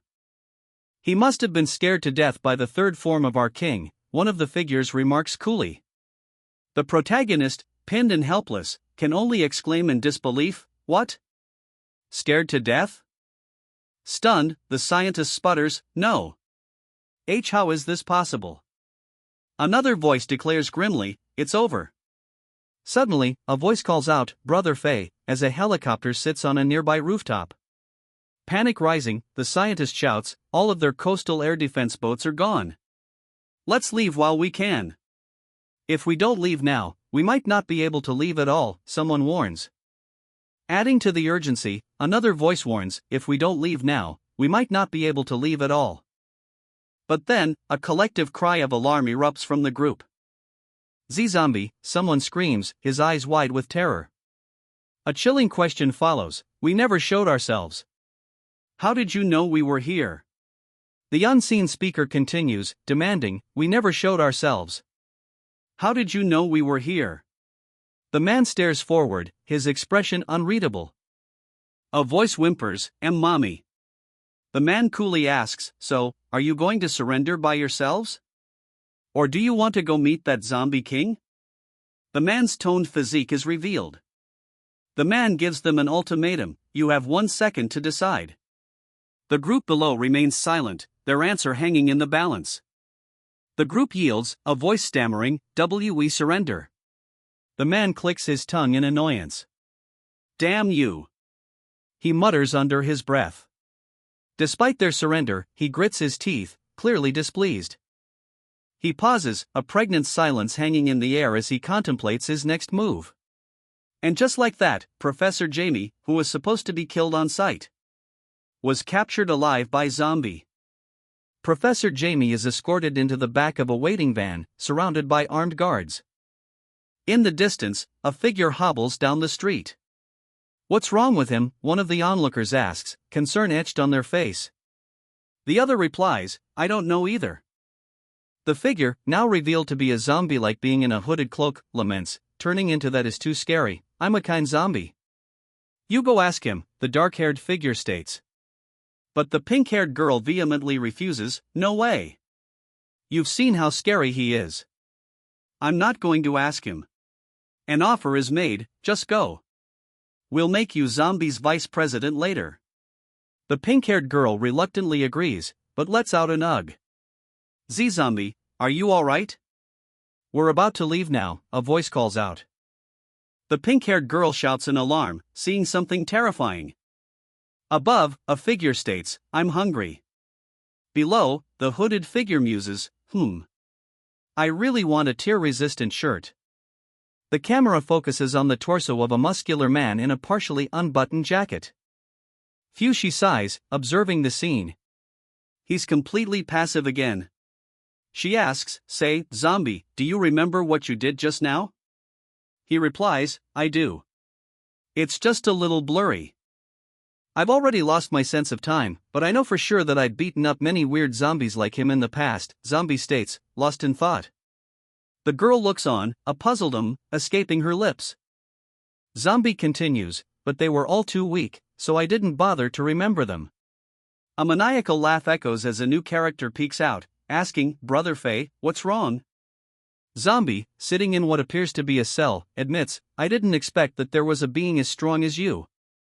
Zombie's opponent declares, I will definitely obtain a sample of your genes and create a being even stronger than you. A sinister smile stretches across his face, hinting at the disturbing experiments to come. And with that, the incident with Professor Jamie finally came to an end. Suddenly, a voice asks, Zombie, do you have any problems with becoming a president? To the question of whether he has any problems becoming president, Zombie simply replies, none. Hearing Zombie's acceptance, the voice continues, good. Remember, being a president isn't only about being strong, but you must also be able to maintain and protect your cities. The voice then warns, also, if you can't get the city's population to exceed 10 million within the time limit, your title will be revoked. The voice then asks Zombie a pivotal question, now, which city would you like? Zombie responds with a sinister smile, in that case, can I have the city where I caught Professor Jamie? The H city. A voice replies, surprised, what? But that's a deserted city. A no man's land. It continues, if you want to raise chickens, you must first have eggs to hatch. The voice warns Zombie, even if you don't have eggs, you must at least have a cell. That place doesn't even have a single human hair. How will you develop it? The voice continues, sternly reminding him, remember, if your population does not meet the requirements, your position as president will also be taken from you. Zombie insists, nope, I want that town. A voice responds, clearly surprised by his persistence, oh, okay. The official letter of appointment is stamped, declaring Zombie the new president. Where did the Beyonders Academy find this idiot? One of the officials exclaims, clearly frustrated by the decision. Slamming his fists on the table, another official questions Zombie's choice. There were so many perfectly good cities, and yet he chose a deserted one? How will he even develop it? A heavy sigh escapes her lips. She covers her face, seemingly overwhelmed by the unfolding situation. After becoming president, Zombie's single regiment army was expanded to 4 regiments to help protect his city. On that day, a landmark moment in history was realized. The zombie citizens, some carrying luggage, arrive at their new home. Mom, our new home is so grand, one of the children exclaims, while another points and says, Mommy, look. It's a human. The ground is shown. It was a unique sight, human soldiers assisting zombies in moving into their new homes. The soldiers escort the zombies into the city. Skyscrapers loom in the background, a stark contrast to the unusual procession. The hooded figure pauses, resting a hand on the vehicle's edge. His masked face remains impassive as the procession continues. Reporting to Your Majesty, all our citizens have been moved into the city per your order, the figure states. An imposing zombie stands silently behind him. The hooded figure simply states, good. His masked face betrays nothing of his true intentions. Suddenly, a booming voice shouts, attention! 2 armored figures stand ready, their faces obscured. An AHH escapes someone's lips. Fear evident in his voice, a child asks, Mommy, are they gonna use the smoking metal sticks on us? A soldier, clad in black and carrying a rifle, declares, President Zombie's orders are equal to orders of God. He continues, promising, we will escort you to your new home safely. The child responds with unintelligible babble, fear still etched on his face. A voice declares, splendid. Another adds, we finally have our own city. The figure in the mask declares, sometimes, for a race to prosper, you don't necessarily need to wage war on others. Aloha rumbles from the giant beside him, as the man in the suit smirks. A figure asks, right. Your Majesty, what should we do with Varmint? Another voice chimes in, noting, he's been hanging there for a few months now. Just leave him hanging, the figure in the hood decrees. The camera pans out, revealing the imposing structure of the Zombie Town Municipal Council. The figure is left hanging high above the Zombie Town Municipal Council building, suspended between two tall poles. The figure wails, arms raised in distress, high above the Zombie Town Municipal Council. Wah! Hanging precariously, he finally admits, I was wrong. Clinging to the building's edge, he cries out, I will be obedient from now on. I don't want to turn into zombie jerky. Wah! A child zombie, held aloft, says, thank you, Your Majesty. The zombie mother responds, we finally have a home. The camera pans up, revealing the towering cityscape that the zombies now call home. Mr. Zombie Season 2 is emblazoned on the screen. A sudden explosion throws her back, debris flying as she cries out in alarm. The force of the blast sends out a shockwave as she cries out.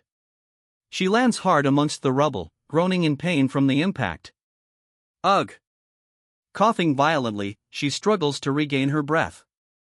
Her face bloodied, she struggles to comprehend what just happened. How can this be? A chilling laughter echoes, cutting through the air. Ha ha ha. The source of the laughter reveals herself, a sinister grin plastered across her bloodied face. Her eyes glow an ominous red as she hefts a massive weapon. Ugh! A voice groans. A chilling hi echoes as the red-eyed girl leans back, a sinister grin spreading across her face. Despite her menacing grin, someone insists, Senior Sister Violet, I can still fight. Violet clicks her tongue, clearly annoyed by the interruption. The ground shatters, dust and debris exploding outwards. Violet is now face to face with her opponent, who is ready to fight. Her opponent's eyes glow red as she lets out a maniacal HA. She lunges forward, ready to strike. What the hell, she screams, recoiling in shock. Suspended upside down, the attacker demands, are you still human? Her eyes widen in disbelief as she stares up at her attacker. A dry laugh escapes her lips. The ground shatters as she brings her foot down with devastating force. The impact sends shockwaves tearing through the surroundings. A burst of energy erupts as her foot connects with the ground. She launches herself off the wall, defying gravity. Ha ha, she cackles, her eyes glowing red with fury. Senior Sister Violet, don't you think even I can become a president now? The room is now littered with broken capsules, their contents spilled across the floor. Her maniacal laughter echoes through the room as more capsules explode. More capsules detonate, the explosions erupting around her. Her expression remains one of unhinged glee. The explosions continue to erupt, the force of the blasts intensifying. Still amidst the explosions, she prepares to launch another capsule. The explosions continue, but she grits her teeth, a tisk escaping her lips as she steels herself. Amidst the chaos, a voice booms, challenging her, in that case, you better show me your strongest skill. A roar echoes as she prepares to unleash her power. Cells, she announces, unleashing a flurry of horizontal slashes. The flurry of slashes tears through the air. Ha! The sound rips through the air. Senior Sister Violet, are you even trying? He demands. How can I use my strongest skill when you act like this? Violet's face contorts into a manic grin, her eyes burning with a dark intensity as she prepares to strike. Violet raises her sword high, her expression a mix of shock and fury as she prepares to bring it down. Violet's attack connects, but a pain dot escapes her lips. The attack lands, but something is clearly wrong. Violet's eyes widen in disbelief. Why didn't she dodge? She wonders aloud. The opponent, taking the hit head-on, exclaims, what, and how's that fair? A realization dawns on someone off-panel, regeneration? A chilling laugh echoes, confirming their fears. See, she responds, a sinister grin spreading across her face. This is too exaggerated. What did Zombie do to her? He exclaims, witnessing the scene unfold before him. Her transformation complete, she cackles, ha, how about now? Am I worthy of being a president yet? She strikes, sending him flying back. He coughs violently from the impact. All right, let's stop here, she declares, bringing their fight to a sudden halt. A faint sea echoes as she turns her back, smoke rising around her. A panicked voice calls out, as senior sister, are you okay? She responds, wide-eyed, I didn't do it on purpose. A voice questions her, disbelief etched on his face, are you really not a zombie? Even after Zombie bit you? She insists she isn't a zombie, exclaiming, did I undergo a full body examination in the lab yesterday? She continues, stating that everything down to her cells was normal, and there was basically no change to her body at all. Holding her sword, the man demands, then how do you explain being able to turn your head 360 degrees and regenerate yourself? She admits, I don't know either, but that feeling. I feel like I can transform as long as I want to. Yet, she insists, but I don't feel any different. Holding a syringe, she declares, and when I am feeling down, I can just give myself some stimulant. I can get even stronger. She adds, moreover, I don't feel any side effects even though I've been using it for so long. Senior Sister Violet, a voice calls out, filled with surprise. Violet stares blankly ahead, lost in thought. Hey, is something wrong? A voice asks, concern evident. Jagged mountains pierce the horizon under a pale sky. A resounding echo reverberates through the mountains. The source of the echo reveals itself, a massive ship, the algae star, dwarfs the landscape. Before the massive algae star, a voice calls out, hello, Professor Strange. Professor Strange continues, his expression serious. I heard that they discovered the corpse of the ancient people here? The man confirms, yes, it's a dried corpse estimated to be thousands of. The man adds, we found it while conducting some experiments. He continues, revealing, it's buried 500 meters into the ice, but we're trying to extract it using a crane. He cautions, all right, be careful not to damage the body. A massive crane extracts a large, ice-encased object. This might be the greatest discovery in all of human civilization, someone declares, while another wonders if it really is an ancient one. The extraction continues, with someone urgently adding, careful. Bring it up slowly. An airfield worker signals with yellow batons, guiding the crane operator. Nearby, an older man, cigarette in hand, expresses his hope, I hope this will allow us to have a breakthrough in our research of the ancient ones. A group of figures in hooded parkas stand silently, their faces obscured by shadow. The president of the archaeological department of the academy admits, it's my first time being this nervous. Good, just like that, a voice directs. Put it down slowly. A massive, crystalline object is carefully lowered by a crane. The voice continues, guiding the process, good, just like that. Put it down slowly.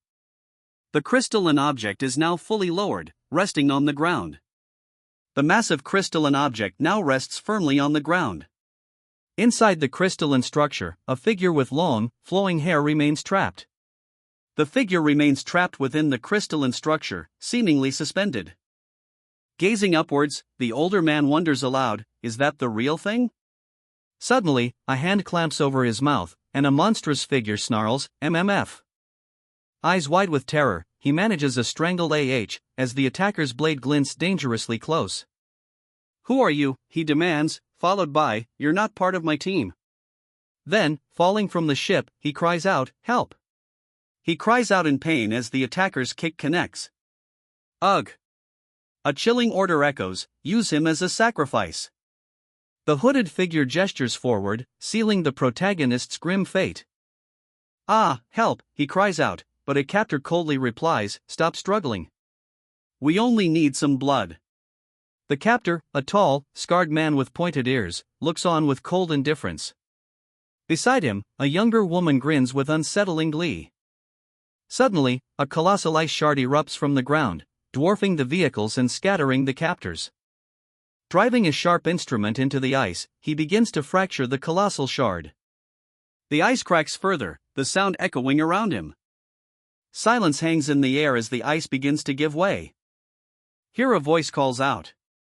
The long-haired figure stands at the edge of the ice, looking towards the ship. Suddenly, a booming voice erupts, "All hail the Blood Queen." The voice continues, wishing the queen a long life and everlasting youth. The Blood Queen gazes forward, her golden eyes piercing. The Blood Queen demands, "Answer me."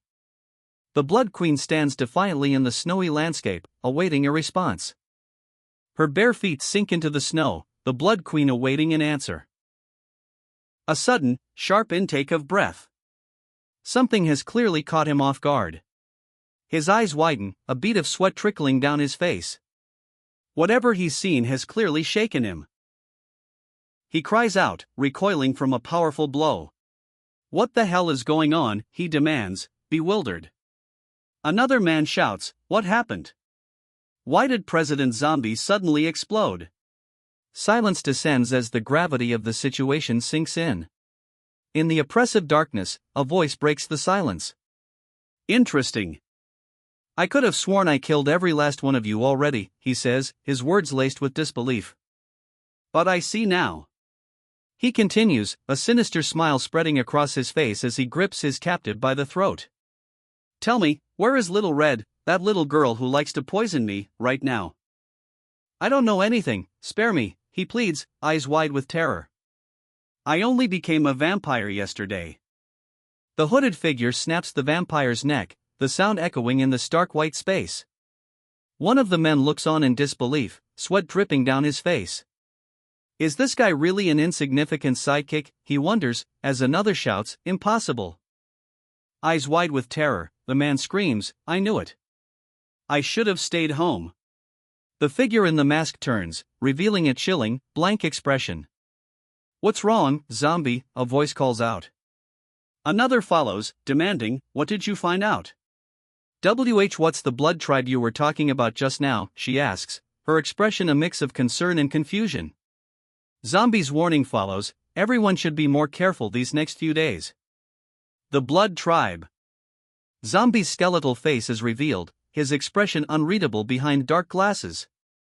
The warning hangs heavy in the air.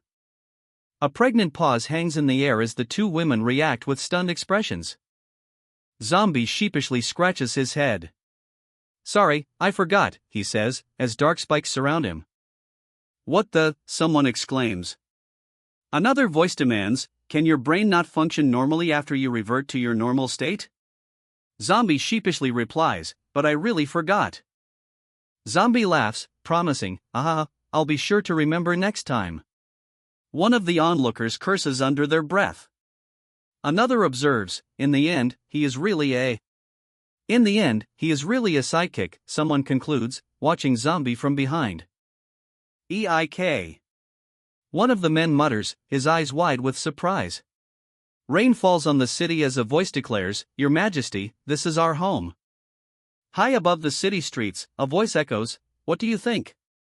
The woman looks on with a piercing gaze, her red eye glinting in the rain. Barefoot, she crouches in the rain, a man in a suit holding a white bag beside her. The barefoot woman sits on the edge of a building, a man with wide eyes holding a bag beside her as rain continues to fall. "Crap," one of the women exclaims, clearly disgusted by the sight before them. "Didn't they say that the cities under the government are all managed very well? Why are there still beggars in the streets?" A man cautions, "Your Majesty, don't stoop to their level." A beggar's voice whines, "Wah, money, money, money." The woman, now identified as Your Majesty, stares with wide eyes. Reaching out, one of the men drops a coin into the beggar's bowl. "Ugh." He groans, his eyes narrowed in distaste. "Why even bother reviving me?" she questions, sitting in the rain. "When we've already fallen to this level?" Tears welling in her eyes, she cries out, "Your Majesty, you don't know how hard our lives have been in the past 1,000 years. Back when you were turned into a dried corpse by Zombie," a voice booms, seemingly in response to her emotional outburst. He prepares to strike, a glowing orb forming in his hand. "All of us could do nothing but watch from afar." The voice continues, revealing the grim aftermath. After that, he began to exterminate our entire tribe. In order to survive. Panic etched on her face, she clutches her chest as energy blades rain down around her. High above, a figure stands on the mountain peak, watching. She continues her story, revealing their desperate strategy: an escape from his clutches, we had to play dead. And then, under the threat of zombie, she recounts, we didn't dare expose ourselves for 1,000 years. She elaborates, no matter where we were in the world, we would hide as far as we could from both humans and zombies. Whoa, we haven't left this tiny alley for 1,000 years, one of them exclaims, their shock evident. Another observes, look at Lan Lingu, he's even turned into an idiot now. Lan Lingu retorts, his expression hardening, then it's useless even if you revived me. Lan Lingu continues, I wasn't his opponent back then. Now, I can't even touch a single. Lan Lingu finishes his thought, despair evident in his voice, now, I can't even touch a single hair on his body. An advisor interjects, disagreeing with the king. Your Majesty, you're wrong. The reason why we revived you is because we have obtained a critical piece of information recently. The advisor continues, revealing a crucial detail, we found someone that can help you turn invincible. The advisor continues, stating, right, this person can help you become invincible. The advisor's words spark immediate curiosity. Narrowing his golden eyes, he asks, who? The advisor confidently declares, this man. A man sits in a large, imposing chair, dwarfed by the massive, dark structure behind him. He reaches for a plate of food, the massive structure still visible behind him. Woo! It's all over for us, a voice says, the speaker looking on with wide eyes. The man mutters, zombie. His expression remains unreadable behind his glasses. A sinister smile spreads across the man's face as he declares, I will obtain your genes. Peeking from behind a corner, someone asks, Brother Fei, what are you talking about? Another voice whispers, we're going to get executed soon. A sinister glint in his eye, he declares, no. Before they obtain all my research, they will never kill me. He reveals his contingency plan. Before we were caught, I had already instructed people to send my research data to a place that even I don't know. His eyes blazing with defiance, he vows, this group of idiots. I'll make them regret keeping me alive. The voice declares, zombie is too strong. Let's not talk about how to get his genes. The bespectacled man insists, even if we have his genes, it'll still be nearly impossible to create something stronger than him. A sinister smile creeps across his face as he counters, that's simple. As long as we can obtain a strong enough vessel to carry zombie's genome, it'll be much easier. Eyes wide with fear, he protests, let's not talk about that first. This place has the highest security. Desperation rising, he asks, we're just ordinary people. How can we escape? His expression hardens, a chilling resolve settling over his face. He approaches the window, a red light flashing ominously above. Standing beside a food delivery robot, he hears the announcement, the food delivery robot is set to go. Beep boop, the food delivery robot announces, standing ready to serve. The food delivery robot extends its arm, offering a skewer to the man. The man's eyes widen in shock, seemingly startled by something. Brother Fei, you, he exclaims, clearly recognizing the individual. His expression shifts to one of intense focus, his jaw tightening. The sound of chewing fills the air. The chewing continues, now identified as coming from inside a mouth cavity. The chewing noise continues, but now a wiretap is visible inside the mouth. The man sits, hands clasped, as the chewing sound persists.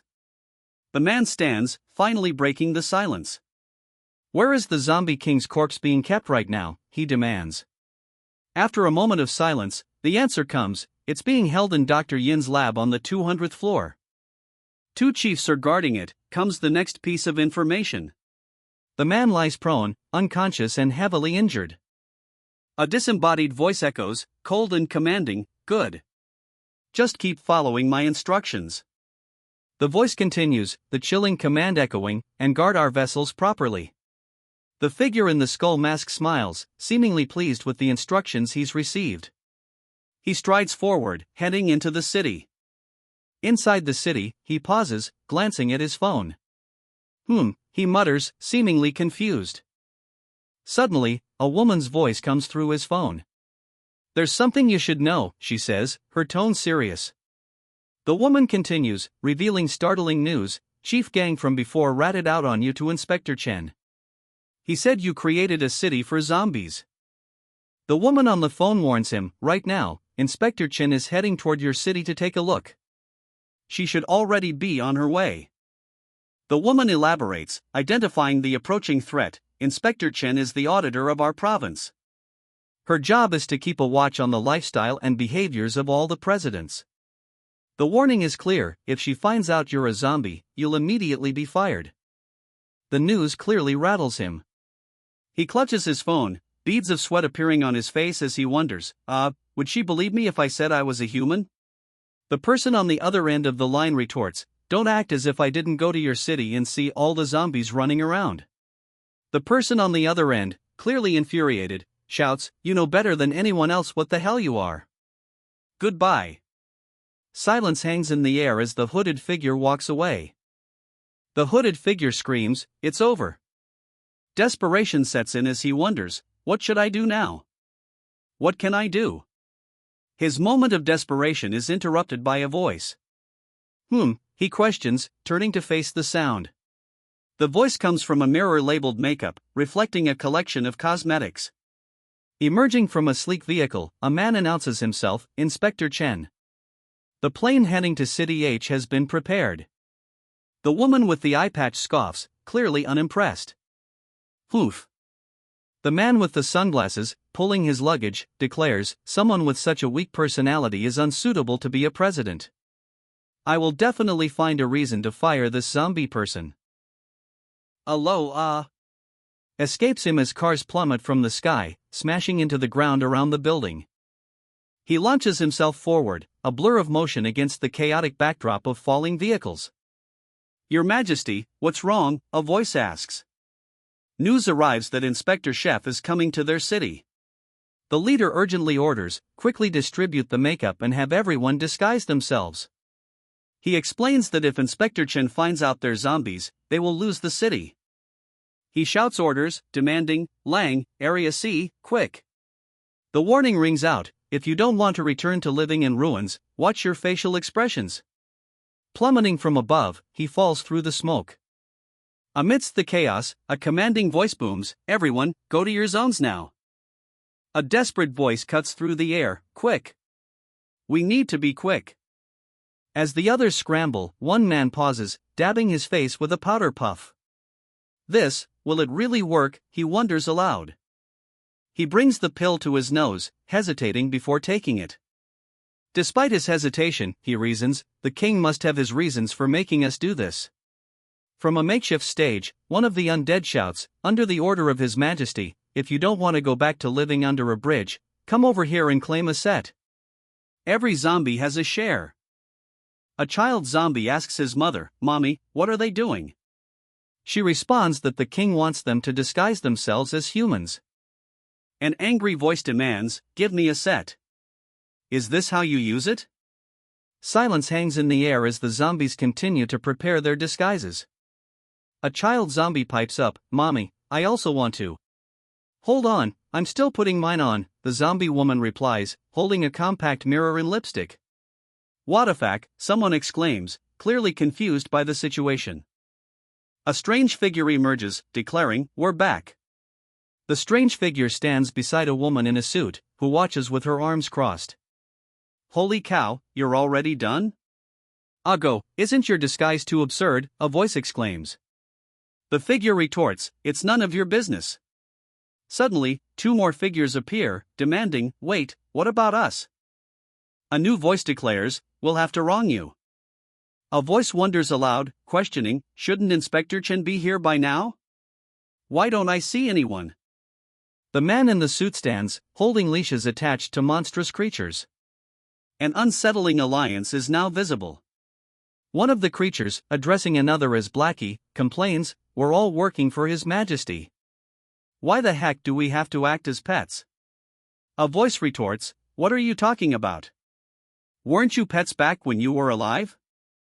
An airplane descends as the suited man and his monstrous companions wait on the tarmac. "You're so wise, Inspector Chen," one of the suited figures remarks dryly.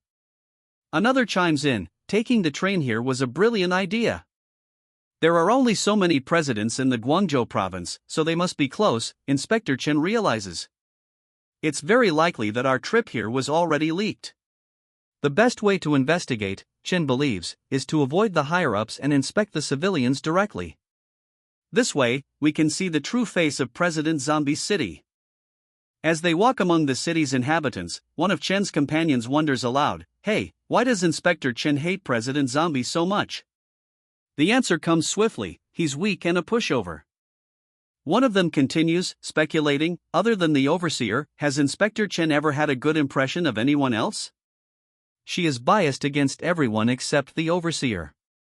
Another quickly hushes him, warning, "Shoo. Talk softer. What if Inspector Chen hears you?" Inspector Chen's voice cuts through the air, silencing the gossiping companions. "I already heard you. So what if I am biased?" Inspector Chen's sharp retort silences them. "I already heard you. So what if I am biased?" she challenges, her expression unreadable. Inspector Chen continues, her words laced with cynicism. "Ever since the overseer delegated his authority away, every random cat or dog from the street could become a president. A figure declares, only someone like the Lord Overseer is suitable for leading humanity and bringing us back to our former glory." A group of men stand, their hands clenched into fists. "Speaking of which, it's been so long since I last saw Lord Overseer," one of the men remarks as they walk. "He went out exploring. He should be back soon," comes the reply. "Overseer has returned, and he's clearly not happy. #/##at $, he exclaims. Overseer wonders aloud, "Weird, why are they not here yet? Logically speaking, Inspector Chen should have arrived by now." Overseer, still waiting, now speculates, "They must have been delayed. Let's wait a bit." Elsewhere, one of the men asks, "Uncle, can I ask you about some things?" The man asks, "Eh? Uncle, why are all your products here made of eggs?" The uncle's eyes widen in alarm at the question. The uncle's face contorts in panic as he shouts, "What are you talking about? I can't hear you." A question mark appears above the man's head as the uncle exclaims, I can't even see you either." The man then wonders if he's talking to a deaf and blind person. The uncle's panic grows, but then a voice asks, "Can I ask, after President Zombie took over the city, did he do anything to oppress you?" The man responds with surprising enthusiasm, "Never. Our king is super good to us. Not only do we have free houses to live in, but we also get free eggs every month." Suddenly, the man's leg detaches from his body, falling to the ground with a sickening thud. He looks down, utterly bewildered. Now, his severed arm lies on the ground, fingers still forming a peace sign. A speech bubble conveys his utter confusion. Another man looks on in disbelief. Brother. Your arm, it fell off." Suddenly, he starts laughing, claiming his mom is calling him to eat dinner. He waves his remaining hand dismissively, claiming, "This is just a prosthetic, don't mind it, haha." He pauses, a look of unease washing over his face as he utters, Two ominous figures loom behind him. He's clearly unnerved by the figures closing in, exclaiming, "What the hell? There's not a single sane person in this entire city. This is the first time I'm seeing humans as retarded as zombies."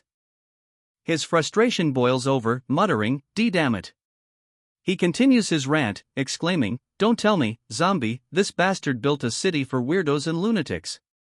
He points emphatically, ordering, "Record all of this. We can use it to remove zombie from his position." A muffled caw escapes from the figure in the distance. The soldier turns, questioning, "President Zombie, what's wrong?" The soldier, noticing something amiss, asks, "Did something happen?" Another soldier explains, "I don't know either. He started acting like that after he ate his meal. He started mumbling and shaking." The soldier, alarmed, demands, "Wait, did you put anything weird in the food?" The soldier being questioned stammers, I don't know. The president said he was hungry. So we made some spicy scrambled eggs for him, a voice explains. The plate is presented, but the words spicy scrambled eggs hang in the air with a sense of foreboding. A voice interjects, stating, "Not good, the king can't eat that." The camera focuses on the king's muscular torso as he stands, seemingly unaffected by the warning. A helmeted figure wonders aloud, what will happen if he eats it? The hooded figure sits silently, gazing out the window. A sinister smile spreads across his face, his eye glowing with an ominous red light. The chili is like a stimulant to the king, a voice explains. He will be stuck in his berserk mode. The voice continues, stating the king will be stuck in his berserk mode for at least 1 month. Into the phone, she asks hello? But a frantic message appears, warning, Blackie. The king ate spicy scrambled eggs, but the situation is not looking good. What? Didn't I dispose of all the chilies already? He exclaims, clearly frustrated. One of the king's companions asks, I don't know how they got it either. What do we do now? Holding the phone, he admits, it's useless even if you ask me. I don't know what to do either. Beside the king, Blakey asks nervously, you don't think the king will kill the inspection team, right? The king's narrowed eyes confirm the worst. That is very likely. The sky stretches out, vast and indifferent to the king's intentions. Let's go. There's nothing else to inspect in this place, one of the men states. Another replies, let's go take a look somewhere else. The woman pauses, a puzzled escaping her lips as a truck plummets from the sky. The truck slams into the ground, shattering the earth. She cries out as debris rains down around her. He lands in a crouch, bracing himself against the impact. The ground shatters from the force of the impact. What the hell was that? He exclaims, confusion etched on his face. A truck? He stares upward, his eyes wide with disbelief at the unexpected sight. What was that just now? He asks, his face a mask of confusion and concern. A figure stands silhouetted against the sky, his eyes glowing in ominous red. Who the hell is that? He wonders aloud. She turns, her eyes widening as she faces a massive, dark opening. The figure's face remains obscured, but a single, piercing eye glares out from the shadows. The figure looms, shrouded in darkness, but one searing eye burns through the gloom. Her eyes widen in fear as she stammers, why you? Who are you? The figure responds, a hint of wounded pride in his voice, how could you forget me so quickly? A sinister smile spreads across his face as he declares, I'm Zombie, the person you have been looking for. The revelation hits hard. What? One of them exclaims. Another voice echoes the shock, you're Zombie? The revelation is met with disbelief. I could have sworn you didn't look like this, one of them remarks, clearly thrown off by Zombie's appearance. Zombie attempts to downplay the reveal. I just took off my mask, that's all. The mask is off, and Zombie's true form is revealed. A sinister grin stretches across his pale face, his eyes dark and menacing. Her eyes widen in shock. Wait, she cries out, clearly taken aback by Zombie's true appearance. Don't come any closer. Zombie warns, his words hanging heavy in the air. Inspector Chin came all this way, so I specially prepared some gifts for you, Zombie announces, his voice echoing with an unsettling calmness. Zombie raises a finger, as if emphasizing his point about the gifts he has prepared. The gifts are revealed to be several men, lined up in a row, each carrying a tray piled high with canned spicy eggs. Some of the finest canned spicy eggs. Please enjoy, Zombie says. Zombie, a sinister grin spreading across his face, assures her, don't worry, we don't eat people. Her wide-eyed expression betrays her unease. A confused huff punctuates the air, cutting off whatever else was about to be said. Her confusion is palpable. A question mark hangs in the air, mirroring her bewildered expression. A sinister grin stretches across his face as he declares, this place is a school zone. There's not much to see here. Let's change the venue. A maniacal laugh erupts. The world blurs with speed as the venue changes in an instant. The world explodes in a burst of speed and power, leaving a trail of destruction in its wake. Inspector Chen, someone shouts, just as another cries out, oh, no. But they're too late. A figure plummets from above, barely audible as he shouts, why? They plummet towards the city below, their fall seemingly unstoppable. Oh my god, how did he jump so high? One of the onlookers exclaims, while another shouts, stop gawking and chase after them.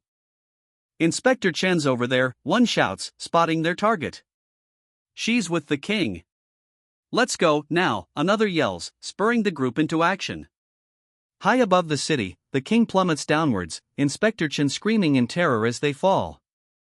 Slamming into a nearby rooftop, the impact shatters the surface. Gripping Inspector Chen tightly, the king holds him over the edge of the building. Take a look. The king declares, this is my city. He continues, boasting that it spans over 2 million square meters, with ongoing land development. Inspector Chen cries out as the king dangles her over the edge. The king's boasts continue, now claiming to have numerous white-collar workers and publicly listed companies.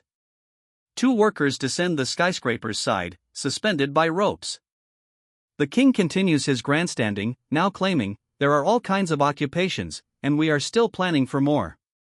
We can generate billions in tax revenue for Guang Prefecture every year.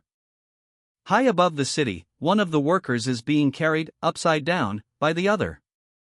What? Okay, I get it. Please put me down, he pleads. The king shifts gears, announcing, next, let's talk about law and order. The worker is still being held upside down, his face contorted in fear.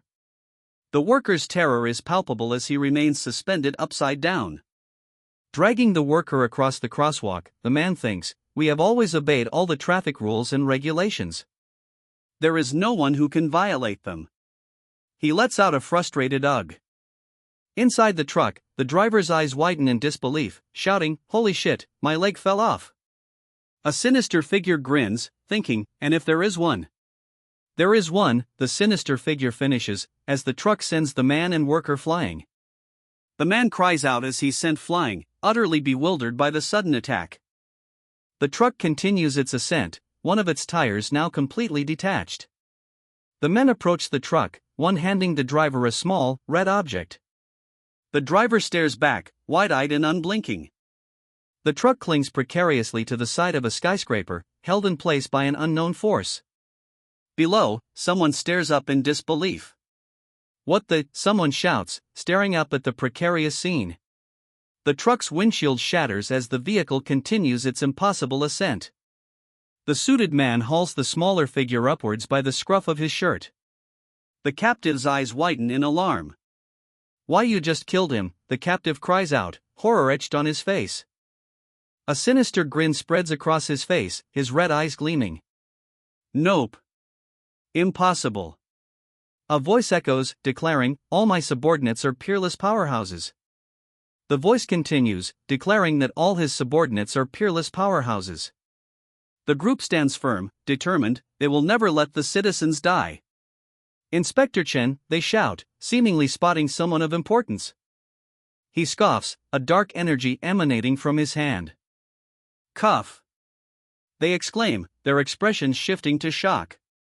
He declares, I know why you came here, Inspector Chen. Then, he continues, a sinister tone creeping into his voice, I let you go back alive today. But let me make myself clear. Inspector Chen now faces a formidable group, including 2 hulking figures with menacing features and an unsettlingly calm man in a suit. Chen grits his teeth, bracing for what comes next. A towering figure looms over a man in a suit, his eyes glowing ominously. You can try cutting in, the figure says, a clear challenge hanging in the air. 2 men in suits grab a woman, their faces contorted in shock. What? One of them exclaims. The scene shifts to an empty intersection, a sense of foreboding hanging heavy in the air. The woman, slung over a man's shoulder, speaks weakly. Xiao Guang, let's go back first. My legs are a little numb. The man carrying her, his face etched with disbelief, wonders aloud, what's with this guy? Is this something a human is capable of? A new voice chimes in, thinking to themselves, compared to the department head, this guy is even more inhuman. The mysterious man rockets skyward, leaving a trail of clouds in his wake. A traffic light blurs past, a testament to his incredible speed. A sinister smile creeps across his face, those crimson eyes gleaming with an unsettling intensity. His face contorted in fury, he demands to know, who the hell said that he was weak and cowardly in the report? His anger escalating, he declares, "We need to fire that dumbass." A voice booms out, declaring, "You can leave now. We don't provide free food here."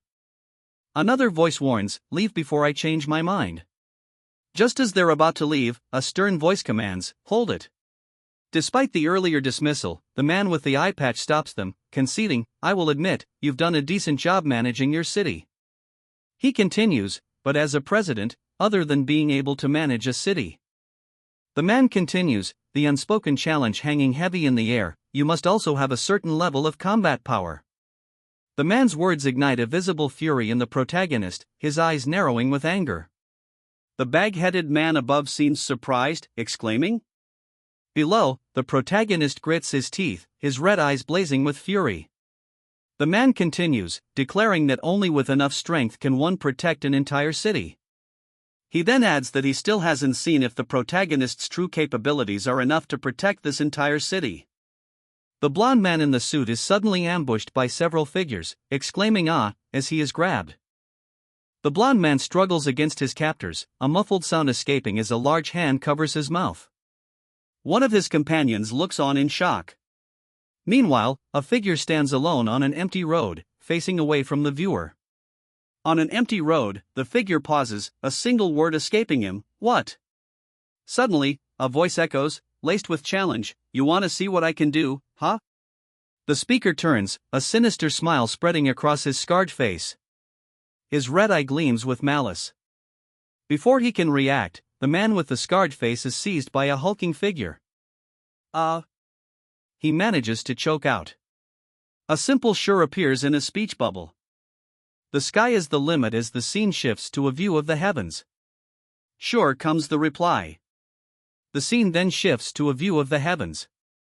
The group gathers on the beach, dwarfed by the massive rock archway nearby. The group stands together, but one of them says, "I have a bad feeling about this." The group remains on the beach, the waves lapping gently against the shore. An ominous feeling settles over them. A collective gasp escapes the group. Then, a question hangs in the air: why did he bring us here? Before them, a monstrous shape looms, its red eyes burning into them. The woman with the eye patch stares up, a question mark floating above her head. "Inspector Chen," a voice booms. The hulking figure declares, "Whatever happens next is all on you." Inspector Chen looks up, shocked. Another voice chimes in, "It has nothing to do with us." A large question mark appears beside Inspector Chen, her expression a mix of shock and disbelief. A single, menacing red eye pierces through the darkness. What is he doing? Someone wonders aloud, the question hanging heavy in the air. A pregnant silence hangs in the air as the group stares ahead, their expressions a mix of shock and apprehension. Eyes wide with disbelief, he exclaims, "What's going on?" Rocks are flying around him, the situation escalating into chaos. The rocks are flying? He stands firm amidst the chaos, rocks swirling around him. The rocks continue to swirl around him, the chaos intensifying. His expression remains stoic, unyielding in the face of the surrounding turmoil. Below, a wave of shock washes over the onlookers. They exclaim, their faces contorted in disbelief. "Kya?" "What happened to him?" someone cries out, their voice filled with alarm. Jagged peaks rise against a pale blue sky. A massive figure looms over the landscape, dwarfing those below. "Ad!" Someone manages to choke out, the sound barely audible. "Tth the air." "I can feel it has changed," someone exclaims, a tremor in their voice. "What now?" One of them utters, his face etched with worry. The question hangs in the air: what is he trying to do? The force sends everyone flying. A lone figure remains standing in the distance. A pained cry echoes through the air. The force of the blow sends a shockwave rippling outwards. Ugh! The world blurs as he's sent hurtling backwards. Flying backwards, he can only manage a stunned? He slams into the ground with a pained ouch. Another figure is sent flying through the air. Silence descends as the two figures lie on the beach, seemingly defeated. A third watches, her expression unreadable. Panic rising, he demands, "Where did your president go?" The suited woman watches as the hulking figure adjusts a massive telescope. Her eyes widen in terror as a massive telescope is pressed right up against her face. "What?" she exclaims, utterly bewildered by the sudden, invasive act. The telescope's view reveals Saturn, rings and all, floating in the vast darkness of space.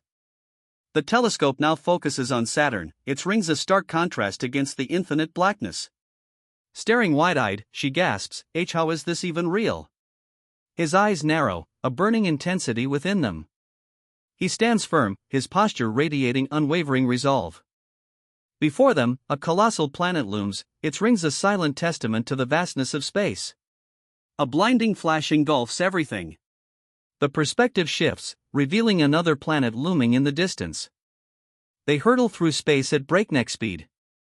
Streaking past a desolate moon, their trajectory remains uncertain.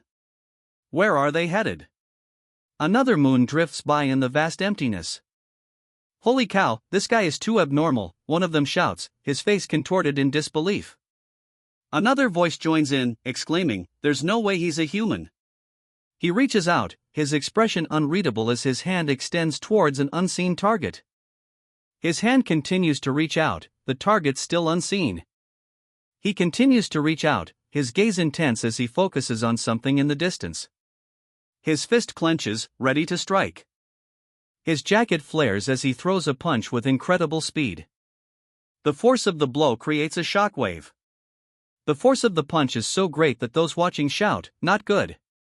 The punch connects, the force of it visible in the horrified expression of those caught in the blast. "Move, now," someone shouts, while another cries out in pain. The force sends her flying back, a pained ugh escaping her lips. A dark shape looms over her, filling the space.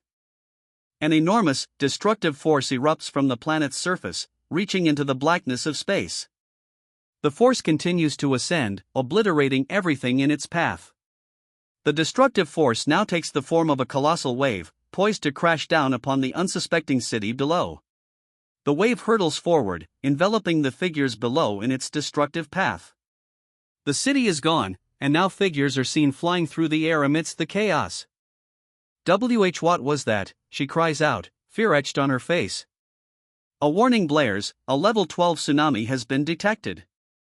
"No way."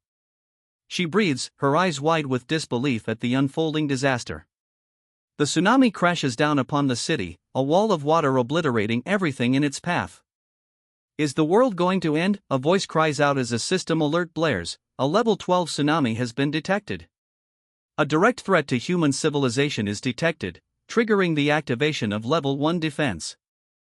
An ominous tremor reverberates across the city. A colossal wave towers over the city, dwarfing even the tallest skyscrapers. The wave crashes onto the shore with explosive force. He braces himself against the force of the water, kneeling to withstand the impact. He looks up, a voice echoing, "So? Have you seen enough?" A curtain billows in the wind, obscuring the darkness beyond. The figure sits back against the wall, uttering a soft, "Ah." He stands on the cliff's edge, overlooking a group of people far below. The sky stretches out, a vast expanse of blue. They walk along a paved road, a lone yellow car in the distance. "Monster." One of them mutters, eyeing the man with the eye patch. "There's no way he's a human," another adds, their suspicion growing. "Even monsters are more human than him."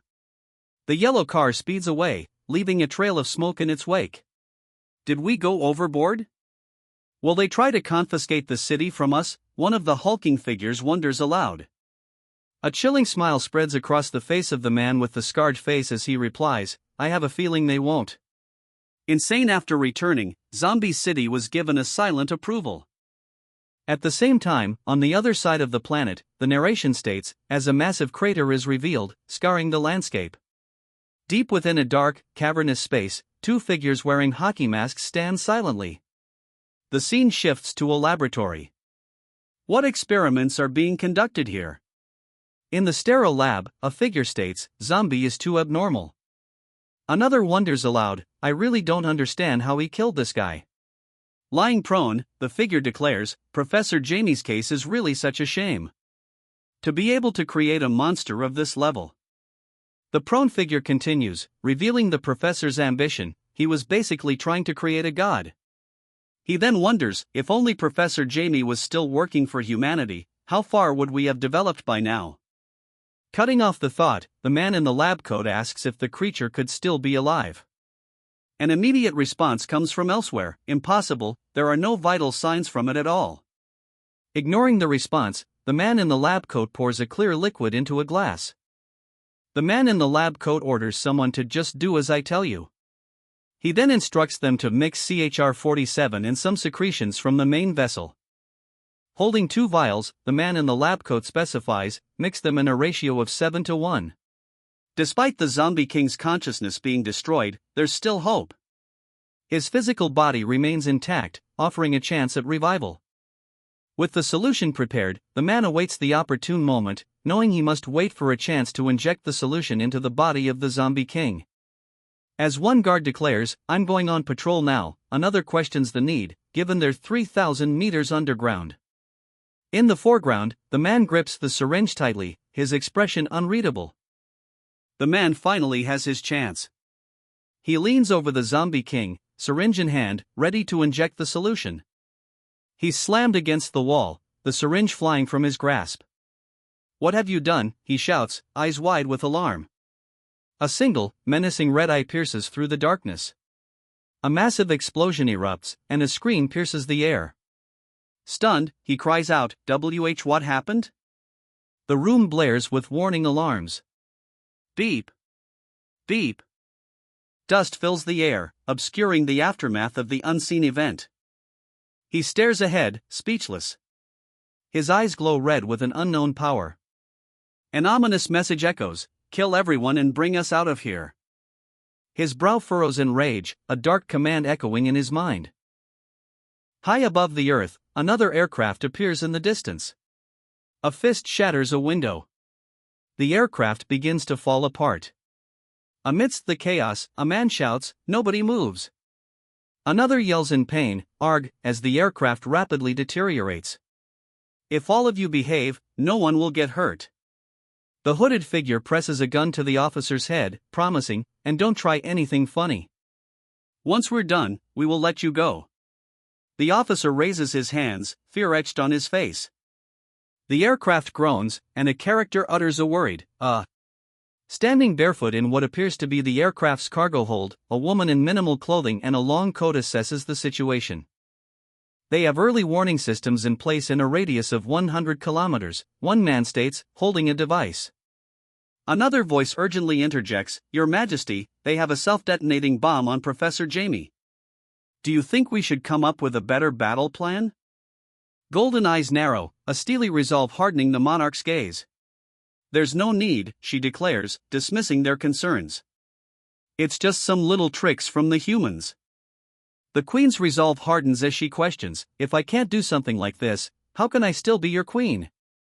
With a shout of "Go!" the queen's men leap from the plane. "The only way to deal with those who rely on violence is to be even more violent than them," she declares. The queen's men plummet towards a massive, dark pit in the earth below. "Kill them all," one of the men shouts. Another, eyes wide with alarm, yells, "Look, in the air." A shout rings out as a man charges forward, declaring, "It's a jailbreak." Amidst the chaos, a commanding voice booms, "Everyone, prepare to defend."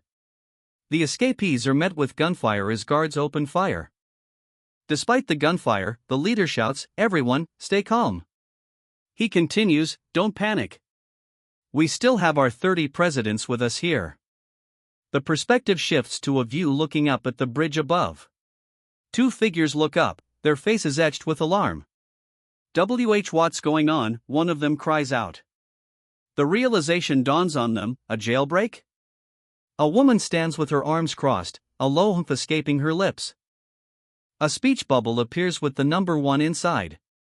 The number 1 appears, followed by two groups of characters with values of 320 and 500. The next number appears, 2990. The value for the next character is revealed, 3000. The value hits 3000, and the masked warrior cries out as he's sent hurtling backwards. Ugh! He groans, staggering back towards the dark doorway. His red eyes burning with malice, he spits, "I hate you." Then, with a snarl, he adds, "What makes you think I would save you? Between you and zombie, it's more important for me that you die." "Humph," he scoffs, a cruel smirk playing on his lips. His eyes widening in disbelief, he exclaims, "What?" The voice continues, taunting, "After fighting with zombie, do you really think you're undefeatable by anyone else but him?" The man's face contorts into a sinister grin as he declares, "You're my creation." The man continues his ominous pronouncements. "Although I am just an ordinary human, if I want you to live, you will live. If I want you dead, you will die." He then warns, "Don't try to play tricks in front of me. You're too young." The man's declaration is met with a stunned, "What?" He smirks, then continues, "But don't worry. As long as you help me fulfill my dreams, I will end my life by myself." He scoffs, remarking, "Heh, you humans are indeed 10,000 times scarier than other living beings when you're crazy." Then, from below, a voice demands, "You said you could make me as strong as zombie? Are you telling the truth?" The man responds, his face shadowed, "I promise you." His promise hangs in the air as he declares, "I never go back on my word." The ground cracks beneath the force of the blow. He grunts as the hooded figure retaliates with a powerful kick. "You? Who are you people?" he demands, his eyes narrowed with suspicion at the figures surrounding him. "Come here," a voice booms from above. The girl in front scoffs, retorting, "I don't want to waste my words on them." The girl strides forward, her gaze unwavering. She continues her advance, and a voice echoes, "You have two choices. Hand Professor Jamie to us, and you live." The girl's eyes narrow as she delivers a chilling threat, "If you don't, I will let you experience my true power." She lunges forward, a burst of speed accompanying her threat. "Keep dreaming," she declares, her words laced with disdain. "Where do you think you're at?" she demands. "Want us to release him?" The question hangs heavy as the figure before her moves with blinding speed. A symbol flares as the ground beneath them gives way. A robotic arm plunges down, striking the ground with immense force. The number 300 hovers ominously nearby. What happened just now?" one asks, while another, clearly shaken, admits, "I didn't see anything at all." One of the masked figures groans, "Ugh." As another cries out, "Mommy." "Open fire," the masked figures shout, weapons trained on their target. Silence hangs in the air as their target simply thinks to himself. The masked figures unleash a hail of gunfire, yelling as they open fire. The gunfire erupts around her, but she remains unscathed. Her golden eye focuses intently, a strange device now attached directly to it.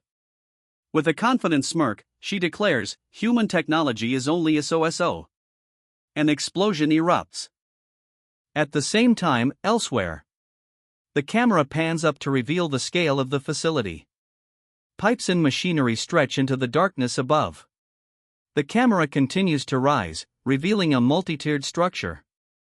A scientist questions why the bomb didn't detonate, saying, "Didn't they say the bomb will explode as long as someone goes near it? Why didn't it go off?" A voice declares, "There's no such thing as a perfect system." He then reveals a critical flaw: once the power is shut off, there's a 2-second window before the sensors are back online. He races through the sterile corridor, knowing he has only 2 seconds.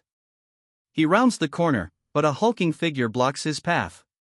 Behind the hulking figure, a worried voice questions, "Brother Faye, he's already so strong. Are we really going to make him stronger?" Another adds, "With his attitude, wouldn't we be in trouble?" "There are no other vessels better than him," a voice declares, settling the debate. The man, now clad in simple garments, walks away from the group, a single bead of sweat rolling down his face. A sudden, silent question hangs in the air as his eyes glow an ominous red. He collapses against the wall, a pained ugh escaping his lips. He coughs, blood staining the armor on his chest. Two men in lab coats arrive on the scene. One, eyes wide with shock, asks, what happened here? A wide shot reveals the devastation. Small figures lie scattered amongst the rubble. Lying amongst the debris, she appears to be unconscious. Her eyes snap open, a chilling focus returning. Jamie. She whispers, a name heavy with intent. She turns, muttering about someone who couldn't even touch a single hair on Zombie's body after he entered his second phase. The voice declares that someone is not suitable as your vessel. The man beside her is visibly shocked, exclaiming, "What?" The being designated as the vessel responds with a stunned. The vessel proposes a shocking alternative, asking, "Why don't you use my body instead?" The offer hangs in the air, followed by the simple, yet loaded question, "What say you?" With a confident stride, she challenges, "Yes, and not just by a bit. You can test it out if you don't believe me." He immediately takes her up on the offer, striking with incredible speed. Her cloak billows as she is sent crashing backwards. He reels from the blow, staggering backwards. "What?" one of the observers exclaims, as another shouts, "Ha!" They are all caught off guard by the sudden turn of events. A powerful strike lands. He hurtles forward with incredible speed, his attack connecting. The force of the blow explodes outward. The wall shatters from the sheer force of the impact. Ugh, that was as strong as Zombie's attack. He groans, clearly feeling the aftereffects of the devastating blow. Eyes glowing red, he grits his teeth, barely containing his shock. Damn it, how could this be? Barely containing his shock, the Demon King grits his teeth, eyes burning red. Damn it, how could this be? He exclaims. He braces himself, digging his feet into the ground, a guttural sound escaping him. With a ferocious snarl, the Demon King throws a punch at the massive structure looming before him. "All of you die with me," he roars, a horrifying grin spreading across his face. Someone shouts a warning, "Stop! That thing is nuclear." The impact sends debris flying. A voice shouts, "I knew this guy wasn't reliable." Another voice yells out, filled with disbelief, "I knew this guy wasn't reliable." Explosions erupt across the tower's structure. She raises her hand, ready to unleash another attack. Another attack is imminent as she extends her hand. The attacks suddenly vanish, and a voice declares, "Revert." The sudden change leaves the onlookers stunned, one exclaiming, "What?" The sudden reversal shocks everyone. How will one of the fallen fighters cries out in disbelief. The arena, once destroyed, is now completely restored. An ACK escapes someone's lips as they are sent flying. He slams into the ground, a grimace of pain etched on his face. He lies prone, encircled by a ring of sharp, energy-like spikes. The group behind him looks on, their faces etched with concern and disbelief. One of them utters, the sound barely audible. A voice booms out, dripping with disdain. "With just that little bit of strength, how dare you call yourself a king?" The figure collapses, his fist hitting the ground in defeat. He is sent flying backwards with tremendous force. She grabs the zombie by the throat, demanding, "Tell me, how did Zombie kill you?" The zombie's eyes widen, a look of shock contorting his face as he manages to choke out, "What?" His eyes narrow, a flicker of suspicion crossing his face. The figure remains cloaked in shadow, its presence looming. The cloaked figure towers over him, her eyes glowing with an eerie light. "Why you?" He stutters, his eyes wide with a mix of fear and disbelief. He asks, his gaze hardening with suspicion, "You're both monsters from the previous civilization?" A piercing scream erupts as the woman's eyes glow with an eerie light. She silences him, her hand gripping his throat. "Know your place." Her golden eye narrows, a predatory glint shining within. She hurls him away effortlessly. He spirals through the air, a helpless figure against the stark landscape. And just like that, the text declares. A figure stands over a fallen opponent. The text declares that the pitiful Zombie King, just resurrected, has been killed once again by the Blood Queen Red. Two figures watch the scene unfold, their expressions a mix of shock and disbelief. One of the observers mutters, "No way," as the scene unfolds before them. The other man's eyes widen, his mouth agape at the unbelievable display. "So, Professor Jamie," a voice declares, the words hanging in the air. She stares intensely, posing the question, "Am I good enough to become your vessel?" Silence hangs heavy in the air, his expression unreadable. He leans forward, his expression still unreadable, as the tension mounts. He finally speaks, the words laced with a barely contained fury, "Of course." His smile widens, but the rage beneath the surface is palpable. The camera pans out, revealing a figure suspended high above a large, imposing building. An urgent voice cuts through the air, "Move, don't block me. I have an important matter to discuss." A hulking figure tries to stop her, exclaiming, "President Violet, you can't. Now's not a good time to meet the king." But Violet is resolute. "It's an emergency, I have no choice. Take me to see your king, now." The hulking figure, a sack covering his face, insists, "You can't, it's too dangerous." "Dangerous?" Violet questions, her expression hardening. "I don't know what you're talking about." Suddenly, a new voice cuts through the tension. "Excuse me, zombie. I have a piece of bad news." The new arrival offers a casual greeting, a sinister smile playing on his lips as he raises a glass of red liquid. "Yo!" Zombie's eyes widen in disbelief. "Huh," she exclaims, clearly caught off guard by the newcomer's words and demeanor.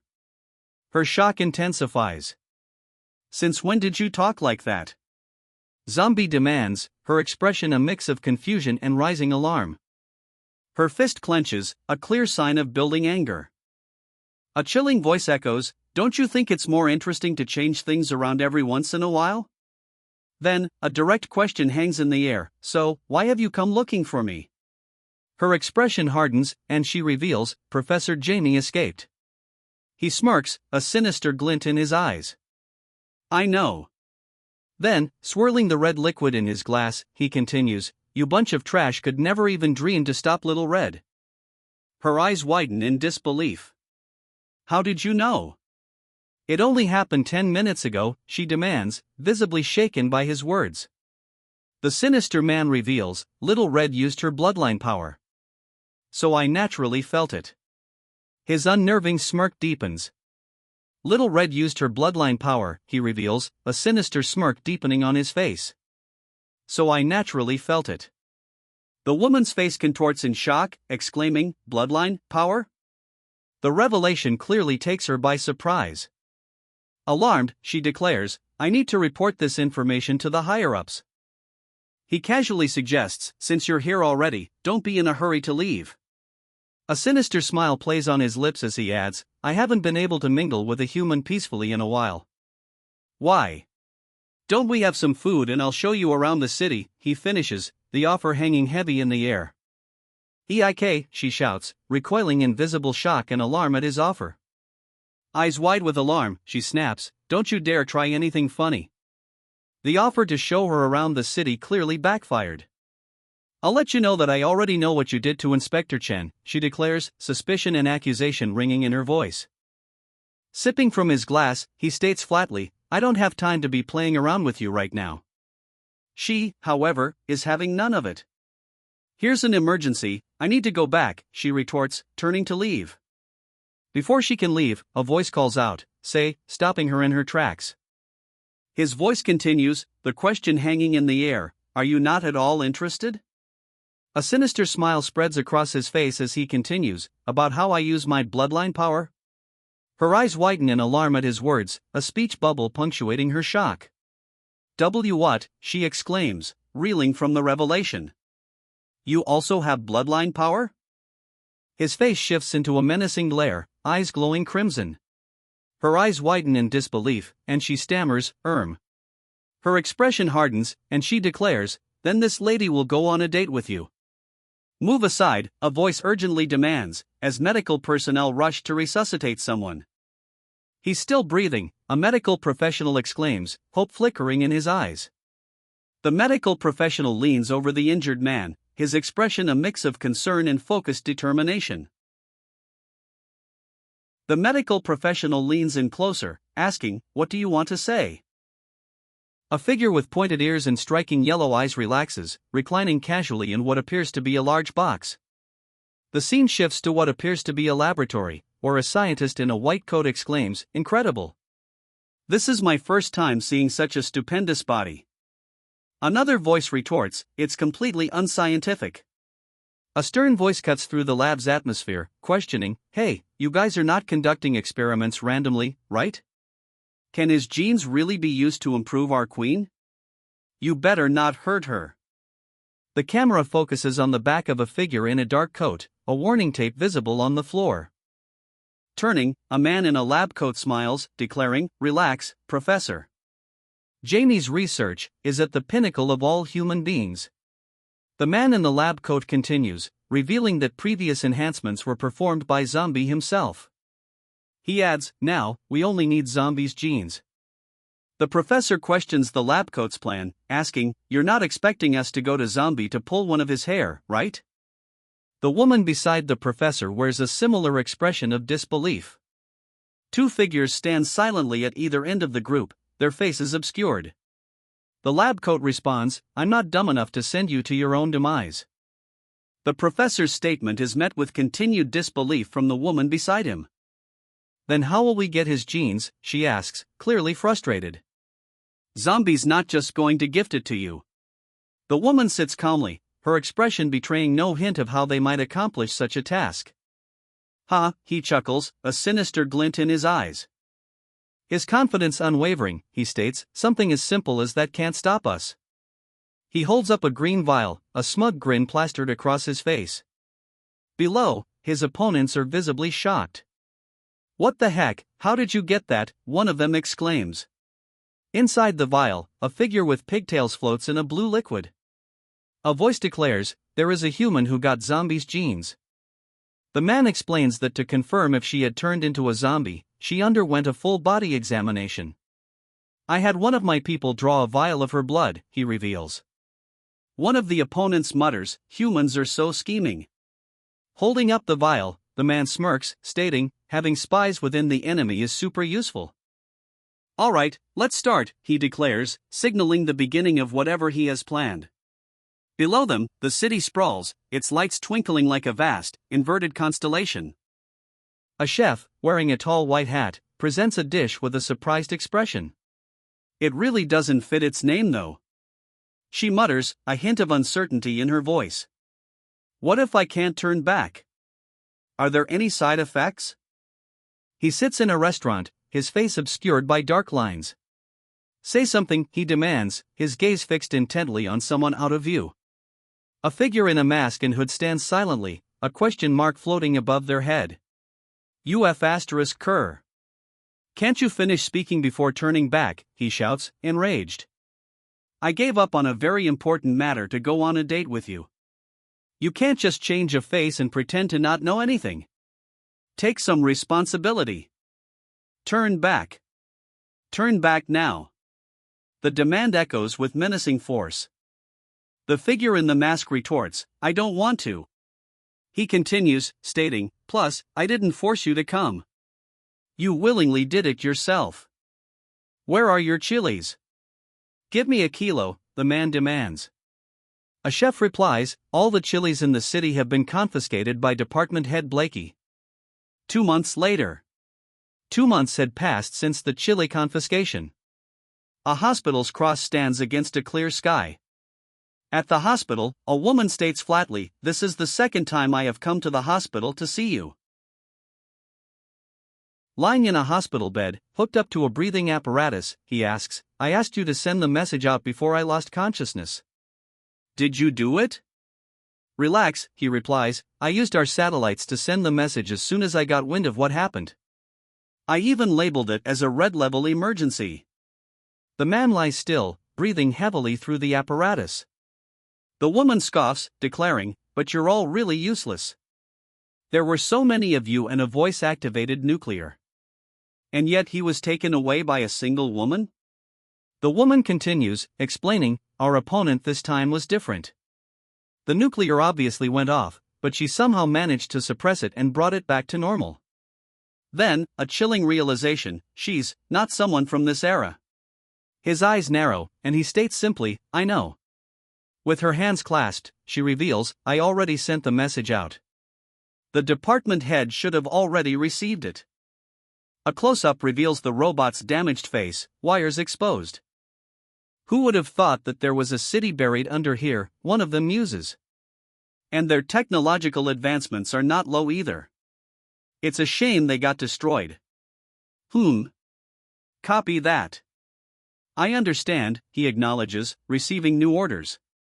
Suddenly, an urgent message breaks through, Department Head, sir. There's an emergency. A figure with pointed ears stands before a stone structure. Atop it rests a small, folded piece of cloth. The figure stands before a towering stone structure, its scale dwarfing him. Department Head, sir. There's an emergency, a voice urgently announces. The emergency is grave. Professor Jamie, who was caught recently, has just escaped. The guard's disbelief is palpable. Is that really? The figure sits motionless, a dark silhouette against the cold stone floor. Yes, the remains of a person from ancient times, a voice confirms. The speaker observes the remains, noting, it's as if it was broken by some kind of a monster.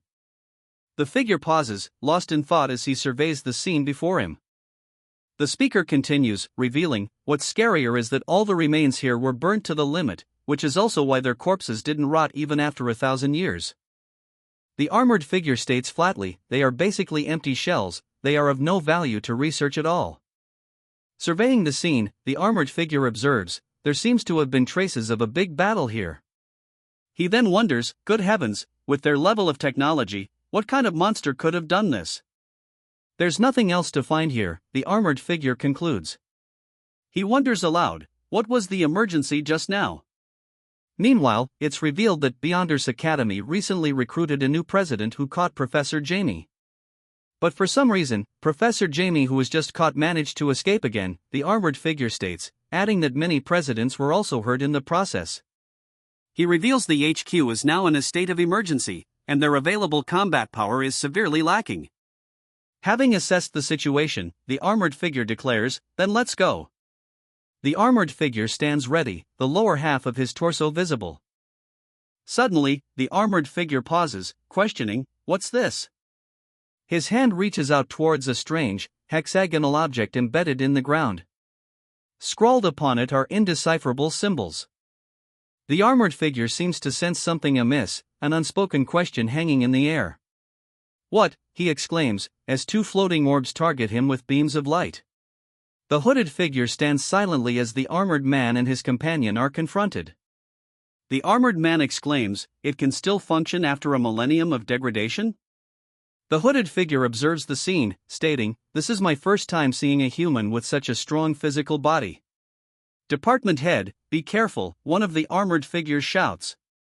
The other retorts, why are you panicking? It's just a projection. The armored figures take a defensive stance.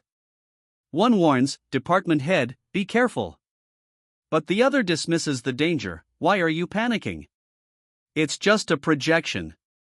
The hooded figure remains, an ominous presence looming over the scene.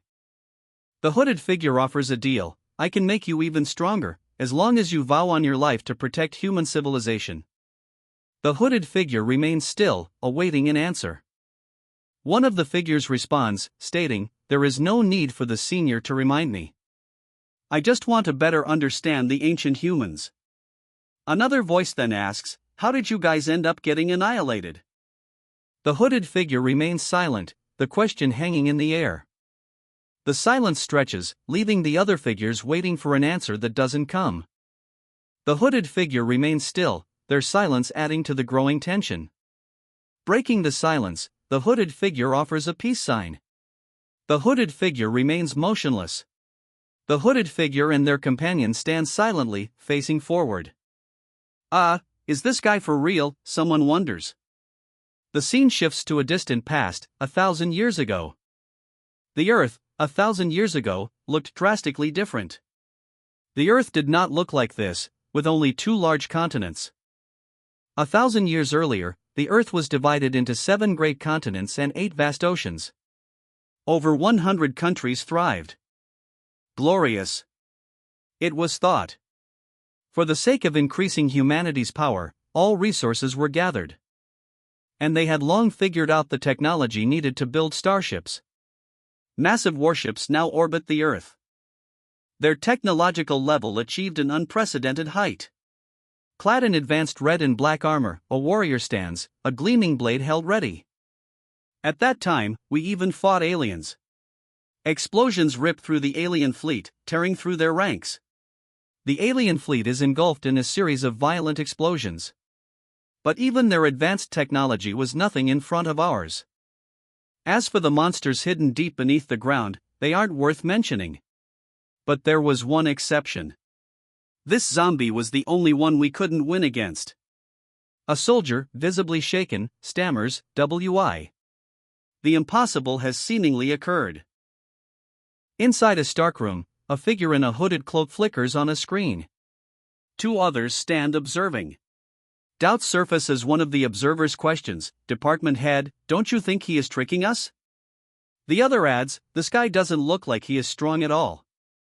The ancient people would not joke about something like this, one of the figures declares. Then, a deeper question is posed: have you ever thought of the reason why we have been fighting with the zombies ever since we were born? A hesitant response echoes, "All right." The figure continues, explaining that the academies were built to resist the zombies. Despite their efforts, they haven't been able to eradicate them. Don't tell me this guy is the reason why. The question hangs in the air. Then, Senior, how do you think we should deal with such a terrifying monster? The figure begins to explain himself. My time is limited. I am nothing more than a shadow of the past, surviving by turning my memories into an AI.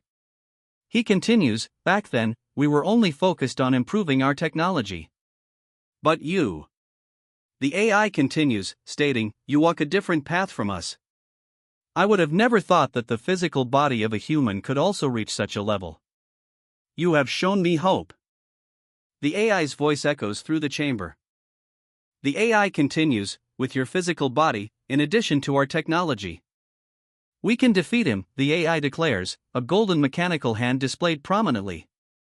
This is the technology of the ancient people, one of the figures asks, gazing up at the golden hand. The AI's voice echoes, a warning resonating with the group, remember, no matter what race appears on Earth. The AI's warning concludes with stark clarity, only zombies are our greatest enemies. The group peers into the darkness, a figure standing guard. The guard eyes the golden gauntlet warily, muttering, Another voice orders him to keep it. He gulps nervously. A voice replies, thank you, Senior. The guard scurries away, clutching the gauntlet. We will not disappoint you, the armored figure declares, his arms crossed confidently. A looming figure emerges from the shadows. Let's go.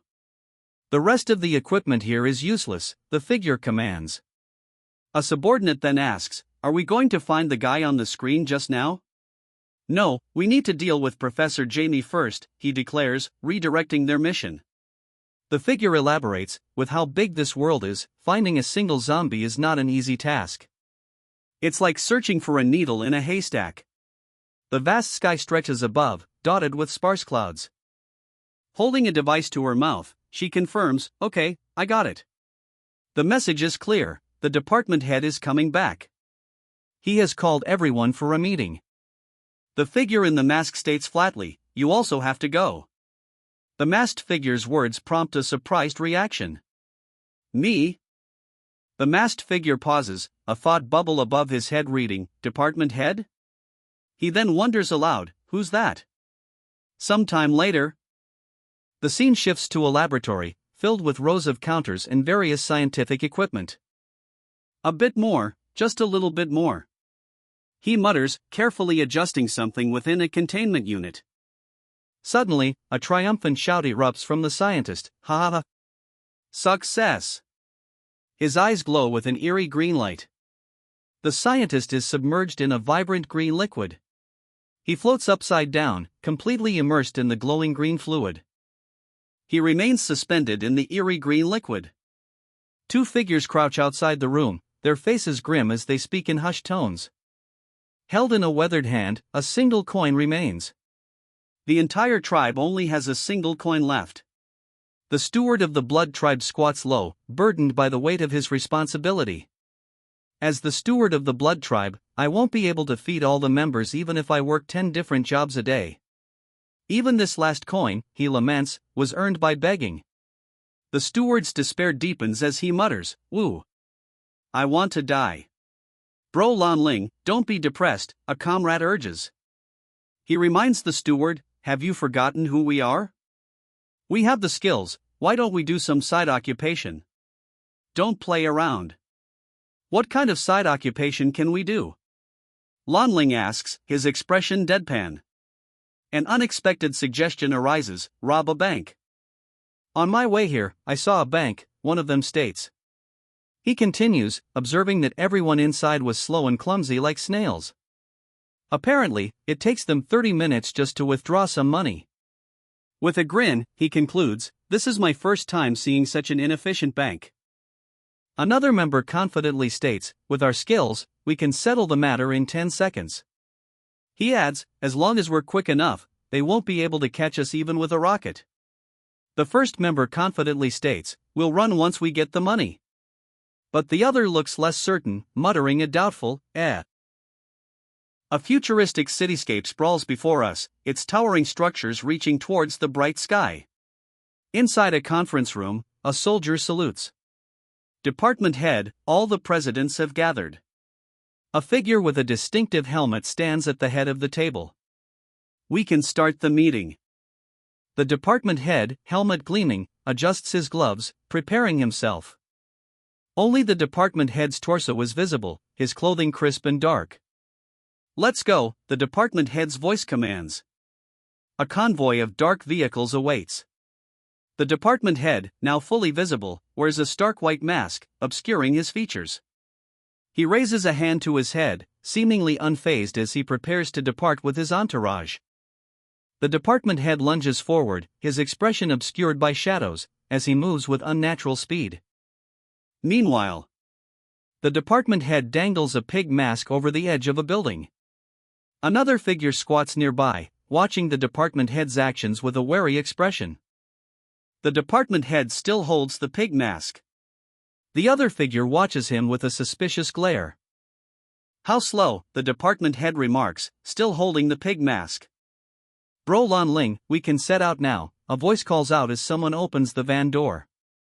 Inside the van, the department head asks, "How are the preparations?" His sharp gaze pierces through the vehicle's interior. A woman inside the van grips a pistol.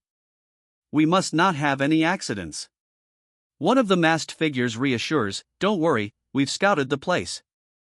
It has the smallest amount of people."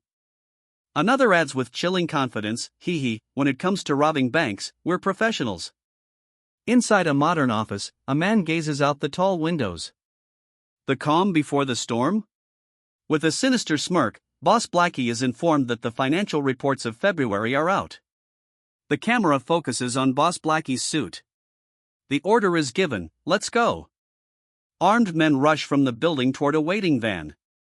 The men approach a dark sedan waiting at the foot of the building's steps. The destination is revealed, Zombies People's Bank. Inside the bank, one of the masked figures announces, "We've finished all the calculations. Our current assets are valued at 435.5 billion. Holding a cup of tea, he orders, "Go through the accounts again." He continues, emphasizing the stakes, "We must not make any mistakes. As His Majesty's subordinates, we cannot afford to make even a single mistake with the city's finances." One of the masked figures immediately responds, "Yes, sir." Suddenly, a masked figure bursts in, gun raised. Nobody moves. "All of you better behave yourselves." The masked figure's face contorts into a wide, crazed grin. "Ha ha ha ha ha ha. We're rich," he shouts, clutching stacks of money. Elsewhere, a man peers out the window, a glint of curiosity in his eyes. "HM? What's going on over there?" he wonders aloud. The laughter continues, echoing with manic glee, "Ha ha ha ha ha." The maniacal laughter continues as a massive object plummets from the sky, hurtling towards the city. "We'll never have to live a life of poverty anymore," he exclaims, throwing money into the air. But the celebration is short-lived. A subordinate reports, "Not good, Boss Blackie. Someone just robbed one of our banks." Blackie responds with a stunned, "What?" His eyes widen in disbelief at the news. How could someone dare to rob him? A getaway car speeds away from the scene of the crime. Figures can be seen through the shattered windows of the bank. Inside the getaway car, one of the robbers clutches a stack of bills, exclaiming, "We finally have money." Suddenly, a looming figure with glowing red eyes appears before them, uttering a single word, "Lan Ling." Inside the car, the robber wonders, "Who's calling me?" He pauses, sensing something amiss. Wait a minute, this feeling. Above, a figure in a suit stands atop a building, overlooking the scene. The robber's eyes widen in fear as a voice booms, "You fucking donut." The man in the suit demands, "What was the name of the bank you made us rob just now?" The robber stammers, I don't know. I can't read." His fists clench, the robber's body trembling with fear. A voice declares, "Zombies People's Bank." The robber beside him holds up a book with foreign writing. He's thrown against the wall, his face contorted in shock. Sweat beads on his brow as he peeks out the car window, his eyes wide with alarm. A figure in a suit stands tall, a scattering of dark particles falling from his outstretched hand. A terrified scream rips through the air, "Kyargh! What are you waiting for? Drive, now," the driver shouts, panic etched on his face. The driver reveals, he's the most mysterious subordinate that Zombie took in around 800 AD. Someone gasps. The mysterious subordinate snarls, "I don't care what you or your queen are thinking. If you want to live, you better." The subordinate threatens, leaving the rest of the command hanging in the air. He lunges forward, fist outstretched. A disembodied voice echoes, commanding, "Return." "The money," he roars, a red glint blazing in his eye. He scoffs, leaping forward with renewed vigor. Golden rings of energy pulse around the skyscraper as a beam of light pierces its roof. Cars and debris are sent flying as the skyscraper buckles under the force. Inside, office workers are thrown from their chairs as desks and computers are upended. One wonders aloud, a question mark hanging over his head.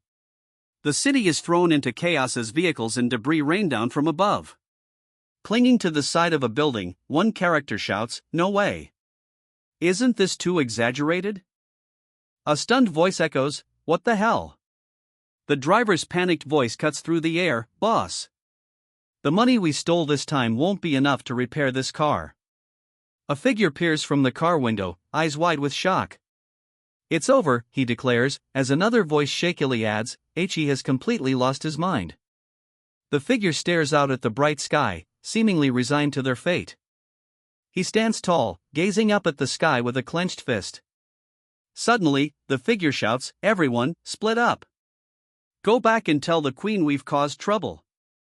With a fierce expression, he prepares to fight. He plants his feet, declaring, "I'll hold him back here." He declares that, as stewards, no one is allowed to leave. A sinister grin spreads across his face as he adds, "I want to see just how much stronger you can be." He's sent flying, a brutal strike landing as he hears, "We're on the same level, you say? You're not qualified." Another blow lands, eliciting a pained UGH, as the force of the impact sends him reeling. "Bro Lan Ling," a voice shouts, cutting through the chaos. A sharp AHH pierces the air as the attack connects. Help," he cries out as he plummets towards the city below. He plummets towards the Guang District headquarters below. The Guang District headquarters looms below, a sprawling metropolis of towering skyscrapers. Inside the headquarters, the group stands ready. Inside the headquarters, a figure in elaborate armor offers a formal greeting, "Greetings, department head, sir." The armored figure towers over another soldier.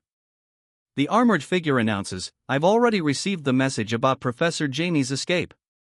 But before that, there's an important matter I must announce to everyone. He pauses, seemingly hesitant. The armored figure looks down at his wrist, presumably checking the time. Resting on a pedestal, a gauntlet with a glowing blue gem sits silently. "What is that?" he exclaims, eyes wide with disbelief. A golden right arm? The figure explains, "This is a piece of technology from ancient times." The revelation sparks a wave of disbelief throughout the room. "What?" one shouts, while another questions, "Ancient technology?" A stunned "whoa" escapes from the crowd. The figure explains that he found it in the deepest part of a canyon, but by the time he got there, any useful information about the ancient civilization had completely degraded. Another man laughs, exclaiming about the ancient technology, and then derisively adds that Professor Jamie and that perverted streaking woman will not be worth mentioning anymore, right, Chief Cheen? A voice declares, "We do not need to use this against Professor Jamie." The figure decides, it will be saved for an even bigger threat. The figure reveals a grim truth. According to the descriptions left behind by a projection of the ancient people, there is an even scarier monster living on this earth. He adds ominously, the ancient civilizations were wiped out by this very monster, resulting in their disappearance. The revelation hits hard, and a man in the background asks, "Monster?" His eyes widen in disbelief. The man's disbelief is evident as he asks, "Sir, you're not kidding, right? Are you saying that there is a monster here on Earth that could wipe out the entire ancient civilization?" The confirmation is delivered with a single, chilling word, "correct." The figure looms, an imposing presence with a helmet adorned with sharp, upward-pointing spikes. "I don't know," he admits. "The ancient person didn't say much, and could be anywhere. We have to be vigilant." The hooded figure then asks, "Hey, how do you use this thing?" "Although the ancient person didn't say anything, you should be able to tell just from looking," a voice replies. "I've tried it already," the figure replies, holding up the device. "All you have to do is wear it on your hand and press the button in the middle." He then declares that they need to find this monster and eliminate it as soon as they can. The hooded figure seems to be contemplating this. The hooded figure's gaze remains fixed, their expression unreadable beneath the shadows. A sudden exclamation punctuates the air as the hooded figure reacts with visible surprise. A pregnant pause hangs in the air as the hooded figure remains silent. The hooded figure's surprise quickly turns to disbelief as a loud "what-the-fuck" erupts. The armored figure stands tall, a formidable presence. The armored figure lunges, reaching for the golden hand. "What's wrong?" one of the onlookers shouts. The armored figure is sent flying through the air. A shockwave rips through the air, the force of the impact evident against the backdrop of towering structures. She grunts as she's sent hurtling backwards. "Sent flying," she shouts, "what the heck flew in just now?" An armored figure stands ready, the source of the sudden attack now revealed. The armored figure stands firm, ready for battle. The woman with purple hair, looking concerned, asks, "What's going on?" The scene shifts to a futuristic interior, now heavily damaged. The man with gray hair lies amidst the rubble, a speech bubble indicating he's speechless. The camera pans up, revealing the sky above the destroyed building. With a resounding crash, the masked man lands, sending debris flying. A gaping hole now marks the side of the building, smoke billowing outwards. The masked man stands, his fist clenched, as he surveys the towering structure in the distance. He stands on the precipice, fist still clenched, ready to leap. He lies prone, bruised and bleeding, uttering a pained, His plea is desperate, "Your Majesty. Save." "Who is that?" a voice questions, as a figure approaches through the shattered remains of the wall. "Don't know." "Never seen him before," a voice admits, adding to the mystery of the newcomer. Recognition dawns on one of them. "Isn't that Zombie's subordinate?" The figure in the mask speaks, his voice questioning, "Blackie?" The figure stands firm, his stance wide and unwavering. A warning flashes, the other party is a zombie. He stands on the edge of a building, overlooking the futuristic city. He's immediately surrounded, several figures converging on his position atop the building. "Damn zombie, you're too brazen," one of the figures shouts. Another voice echoes, demanding, "Do you know what place this is?" None of your business, he retorts, his defiant words cutting through the air. He launches a punch, the force of his blow ripping through the air. His eyes widen in shock as the blow connects with a resounding impact. The force of the impact sends him reeling back, a sharp irk escaping his lips. The force sends him hurtling through the air. He flies through the air, his hat and gloves scattering. An agonized cry escapes him as he continues to fall. He plummets downwards, the ground rushing up to meet him. What the hell is that thing? He cries out, still falling. Below, his allies express their frustration. Why are we always the ones getting beaten up, one asks, while another wonders, why are we always acting as cannon fodder? One of them observes that their current opponent is in another league compared to the one that had a chainsaw for hands. The two allies watch with stunned expressions, streaks of dirt and blood marring their faces. $$@X, he shouts, plummeting towards the futuristic city below. All of you die. He vows, rage contorting his features as he plummets. As he plummets, a shout of disbelief escapes him. What the hell is this? Terror grips the pink-haired girl as she screams, stop! Don't touch it! The masked figure throws a punch. An unseen attacker strikes, eliciting a pained irk from the victim. Whoa! She cries out as she's sent flying. Her attacker remains silent, poised for the next strike.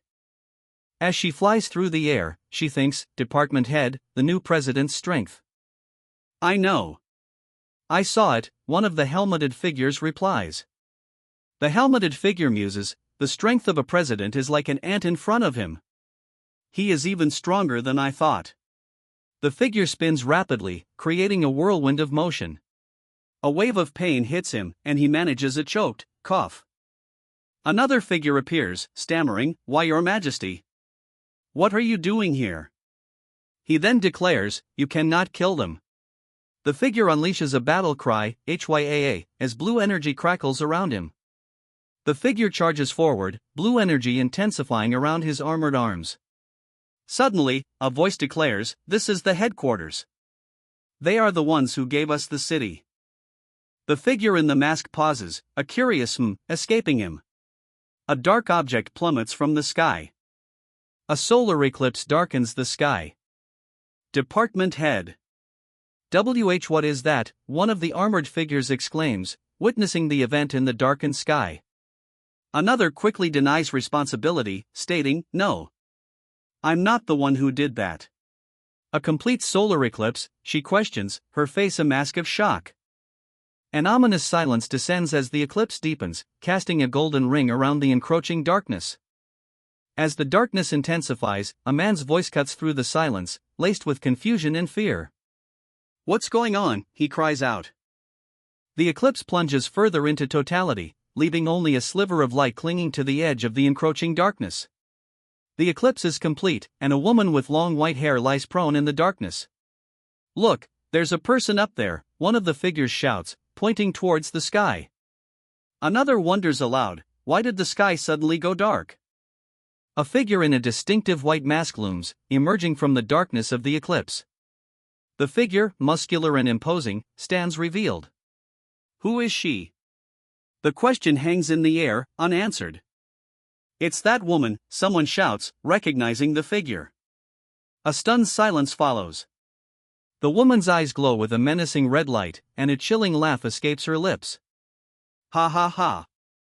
Her chilling laughter fades as she declares, I am invincible. Energy blasts rain down from above. Her eyes widen as she spots a familiar figure among the newcomers. Brother Lanling, she calls out, a mix of shock and disbelief in her voice. Clinging to a rock for dear life, Lanling pleads, Woo-woo. Save me. With a look of fierce determination, she shouts, Get rid of them. Save Lanling. Attack dash, the command rings out as the armored figure is beset on both sides. The assault begins, and a building explodes with a resounding ko-ih. As the building explodes, the figure watches the destruction with a calculating gaze.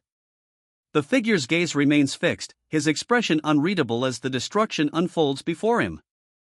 Things are about to get chaotic. Evacuate the entire city. Leave the rest to me, the figure orders. A subordinate responds with a firm, yes. The figure now turns his attention to someone else, his sharp gaze piercing as he warns, "Human, mind your own business." His armored fist flies forward as he shouts, "You too." He scowls, clearly displeased by the interruption, and lets out a dismissive, "Humph." A swift kick sends his opponent flying backwards, the force of the blow evident. "How is that woman so strong?" one of the onlookers exclaims, while another observes, "They're going at it." Her opponent is down on his hands and knees, struggling to recover. An onlooker shouts, "Your Majesty! They're fighting!" "It's none of our business," a voice declares, seemingly dismissing the unfolding conflict. An eclipse casts long shadows across the futuristic cityscape. The eclipse deepens, swallowing more of the sun's light. He crouches low, his golden gauntlet gleaming in the fading light. "I'll get rid of you, before I get rid of Zombie," he declares, his voice laced with a chilling resolve. His gauntlet tightens, ready to strike. "How audacious," she exclaims, her eyes narrowed with fury.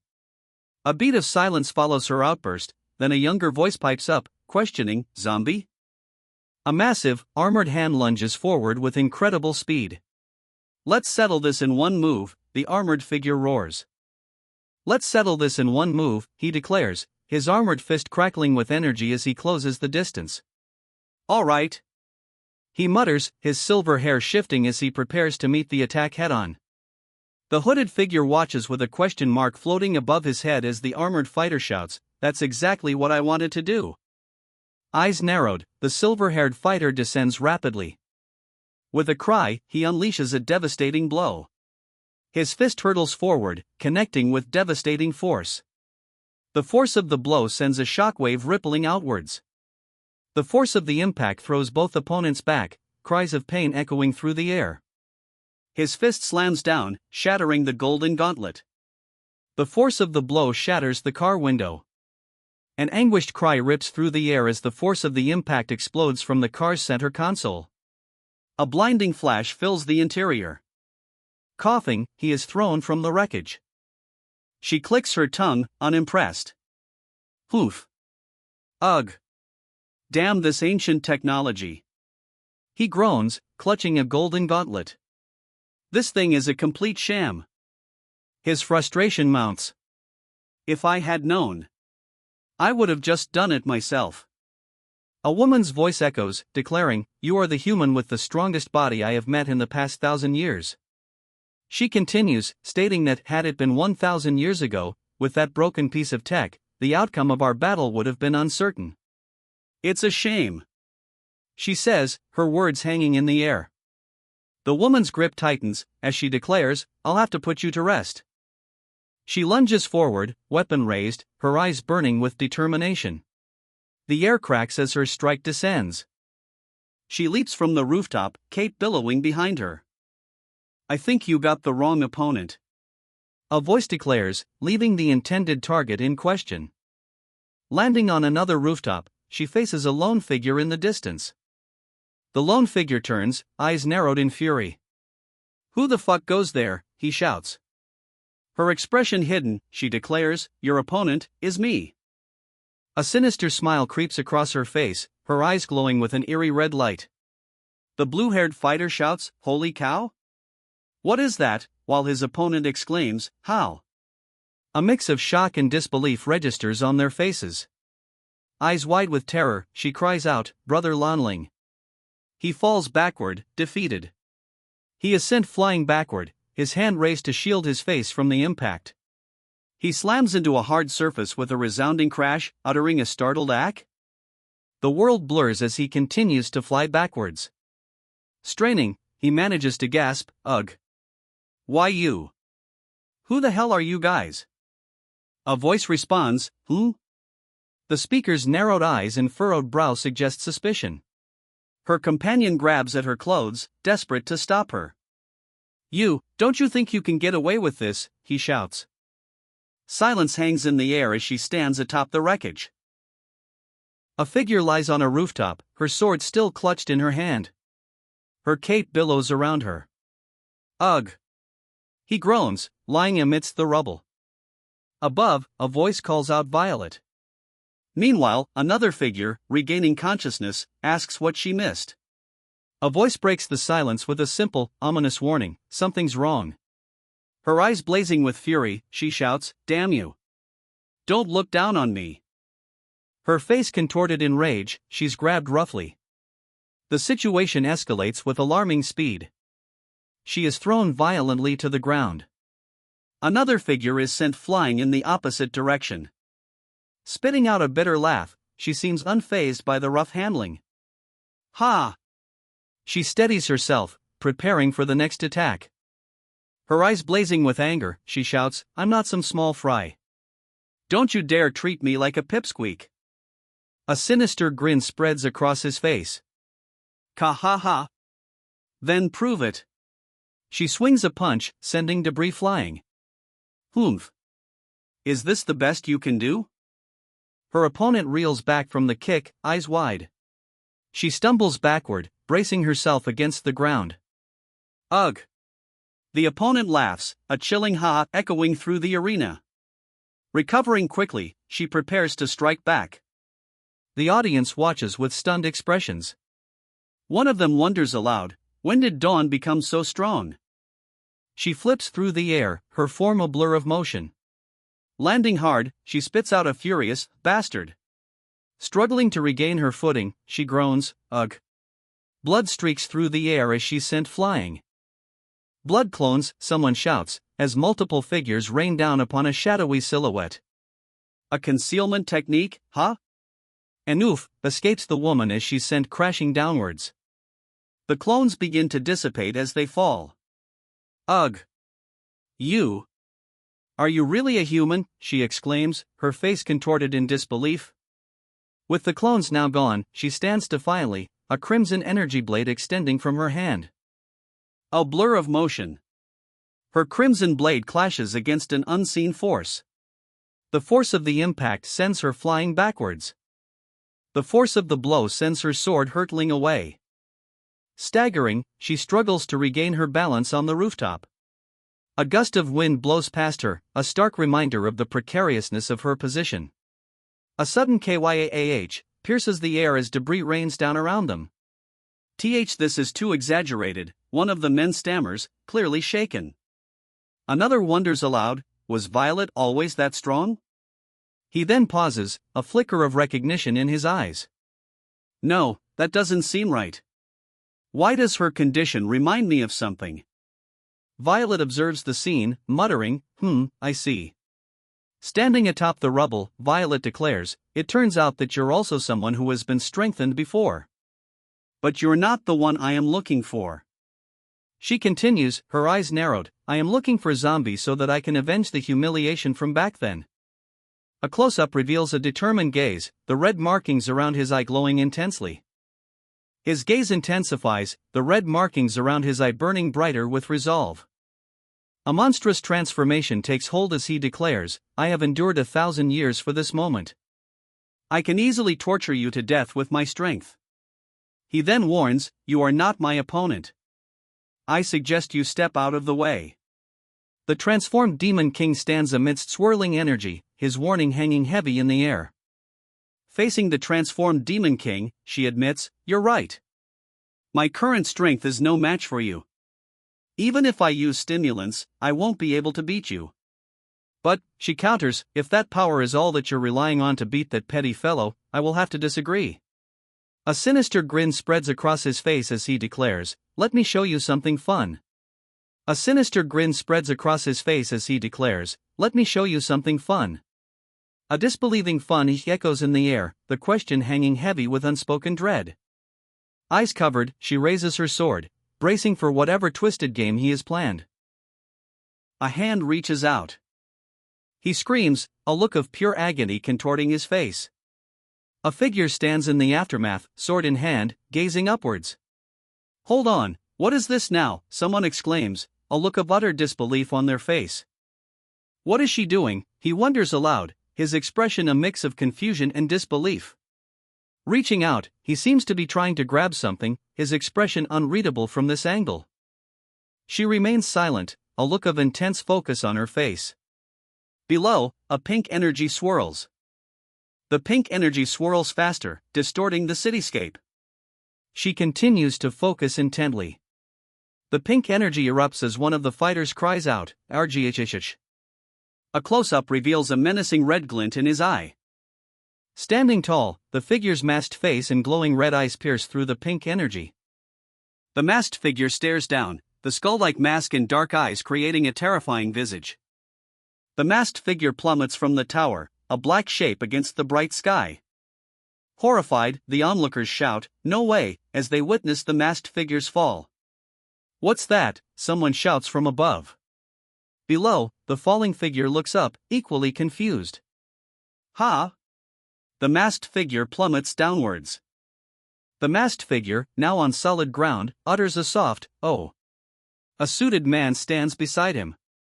A sinister grin spreads across the pink-haired girl's face as she utters a simple, "Hmm?" Her opponent, eyes wide with panic, exclaims, "As she can still change forms?" Eyes wide with disbelief, he wonders, "There's such a thing?" Again and again.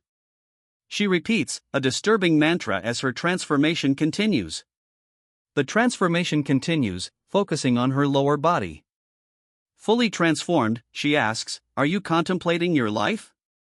Her tone suggests that she believes further conversation is pointless. "Don't you also feel like there's no need for useless words between us?" Her hand pierces through a barrier, the force of the blow creating a visible shockwave. She descends, a red, jagged blade held firmly in her grip, poised to strike. The masked figure brings the massive blade down, ready to cleave through anything in its path.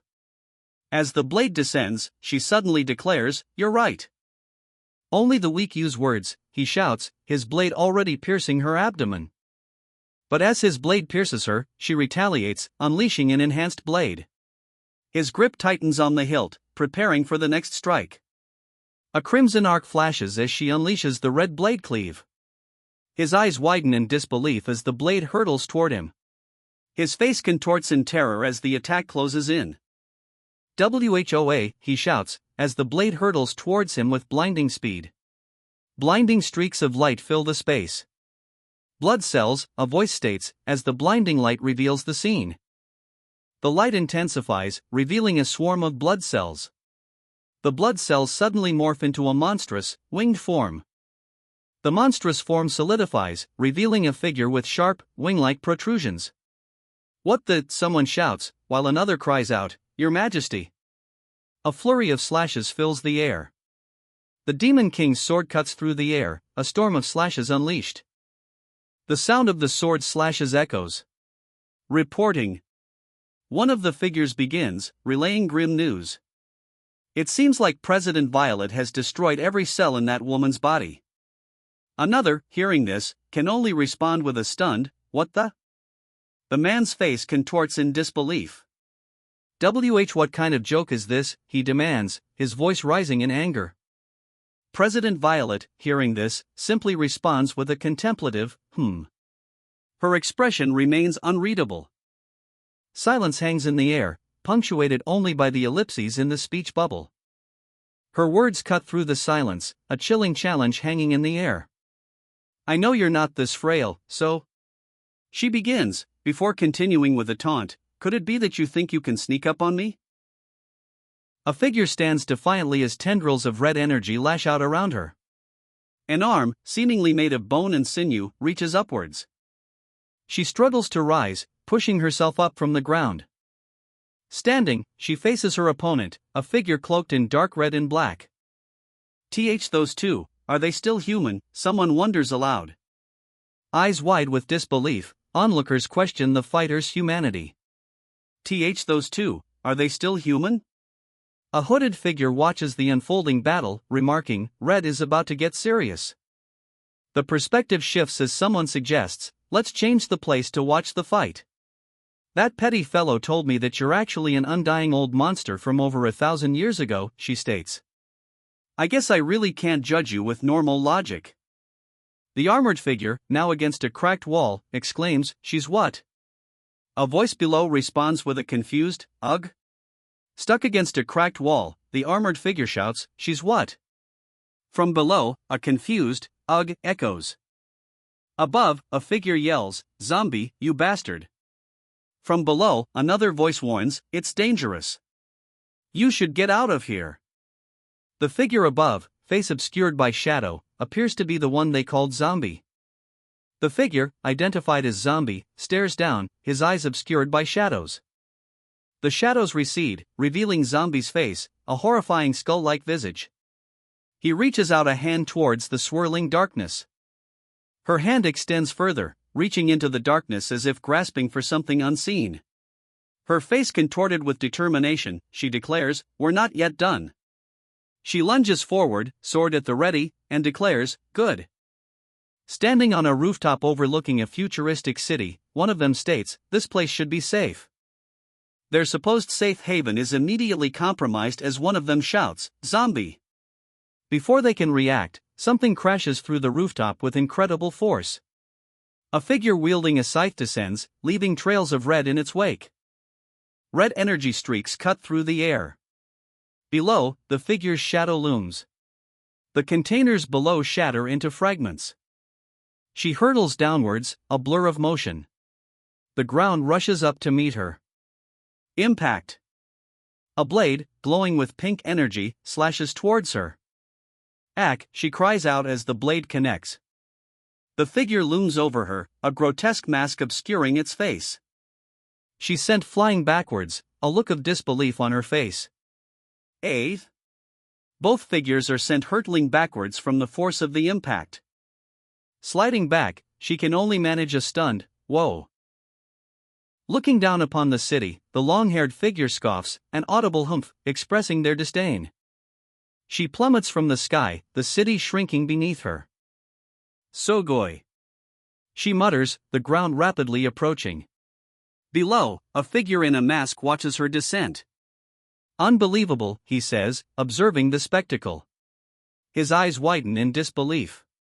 "She's still not dead," he exclaims, clearly shocked by her resilience. "What's going on?" he exclaims, staring at his own hand. He struggles, realizing, this glove won't come off." "Come off," he shouts, his voice echoing with frustration. He plummets downwards, the city sprawling beneath him. Still falling, he hears his opponent's taunt echoing from above, "So what if you have a second form? You're still no match for me." He's met mid-fall with a powerful kick. Mid-fall, a powerful kick slams into him. "Hyaa," she cries out, launching a flurry of rapid kicks. Her assault continues, a crimson streak marking the path of her relentless strikes. Their eyes widen in terror as the relentless assault continues. The wall shatters as she slams into it, her relentless assault showing no signs of slowing. The wall shatters, the impact of her force sending debris flying. She pauses, fists clenched, as the figure she sent crashing through the wall struggles to rise amidst the shattered remains. The blue-haired woman's eyes widen in disbelief. "Oh my goodness!" she exclaims, clearly shocked by what she sees. Before her stands a figure with horns and a shadowed face. The gravity of the situation dawns on her. A monstrous roar erupts as the horned figure lunges forward with incredible speed. "What the hell is wrong with this glove?" he exclaims, his frustration mounting. The air crackles with energy as a voice booms, declaring, "Your body. I'll be borrowing it first." A surge of energy explodes outward, hurtling towards its target with incredible speed. Struck by the blast, he cries out, Who are you?" The hero staggers, barely able to comprehend the situation. This is impossible." "The ancient person," a voice booms. "The ancient person," the voice declares, revealing a figure cloaked entirely in shadow. The ancient person groans, seemingly annoyed by something. "Ugh." After a moment of silence, the ancient person concedes, "You're right." Before them stands a tall, rectangular structure, its surface now riddled with cracks. "I still can't hurt you," she admits, her expression tight with frustration. A beam of light erupts from the structure, narrowly missing her foot. She slams the staff into the ground. "But you can't hurt me either," she declares, her voice echoing with newfound confidence. "I want it too." "Give it to me now," a voice demands. "I know you're the one who did something to Violet," he shouts, rage contorting his face. The masked figure refuses. No. He stammers, it's too violent. The scene shifts to a sprawling, futuristic cityscape beneath a sky dominated by strange, ring-like cloud formations. A speech bubble appears next to the masked figure, simply reading. The masked figure seems taken aback, a speech bubble expressing their surprise. The masked figure's surprise is palpable, their expression mirroring the question mark floating above them. The masked figure, visibly startled, asks, "What was that sound?" From below, a surge of energy erupts. A monstrous claw erupts from the depths, shattering the surface. A colossal figure descends, its massive foot dwarfing the distant mountains. Below, a sprawling cityscape bustles with oblivious activity, unaware of the impending arrival. Unbeknownst to the city's inhabitants, a heated argument erupts between drivers stuck in traffic. "Step aside, punk." "Out of my way," one shouts. "Aren't you also blocking the way?" "Hypocrite," comes the reply. Suddenly, the bickering abruptly halts as both men's eyes widen in disbelief. One of them stammers, his voice trailing off. Amidst the chaos of flying debris, a mysterious figure appears, seemingly unfazed. A furious yell erupts as a massive object hurtles through the air. A massive object hurtles towards them at incredible speed. A shout of alarm rings out. The hooded figure lands amidst the chaos, his eerie mask staring blankly ahead. The hooded figure is caught in the blast, debris flying around him. The hooded figure is completely engulfed, the force of the explosion sending debris hurtling in all directions. The explosion sends debris flying, obscuring everything in a chaotic blur. The hooded figure lashes out, targeting his companions, declaring, "You and you." With a swift strike, one of them is sent flying back, screaming in pain. He continues his assault, moving with incredible speed. The hooded figure's attack explodes outward, leaving devastation in its wake. His fists blur as he relentlessly attacks. The mechanical warrior stands ready, its red eyes glowing menacingly. They plummet from the sky, the earth rushing up to meet them. She hits the ground hard, kicking up dust as she slides forward. Skidding to a halt, she braces herself, sword drawn. But as she looks up, a towering figure looms over her, its red eyes burning into her soul. A chilling "Kohaha" echoes through the air, the sound laced with malice. His hand reaching out, she stammers, "What are you trying to do?" "Sorry, Junior." "I had to trick you," he says, the words hanging heavy in the air. A figure looms behind him, cloaked in a grid-like pattern. Yellow energy crackles around the Junior, as he seems to be restrained. A chilling message echoes, "You must sacrifice yourself for the sake of humanity." A pained cry rips through the air. They stand ready, facing an unseen threat.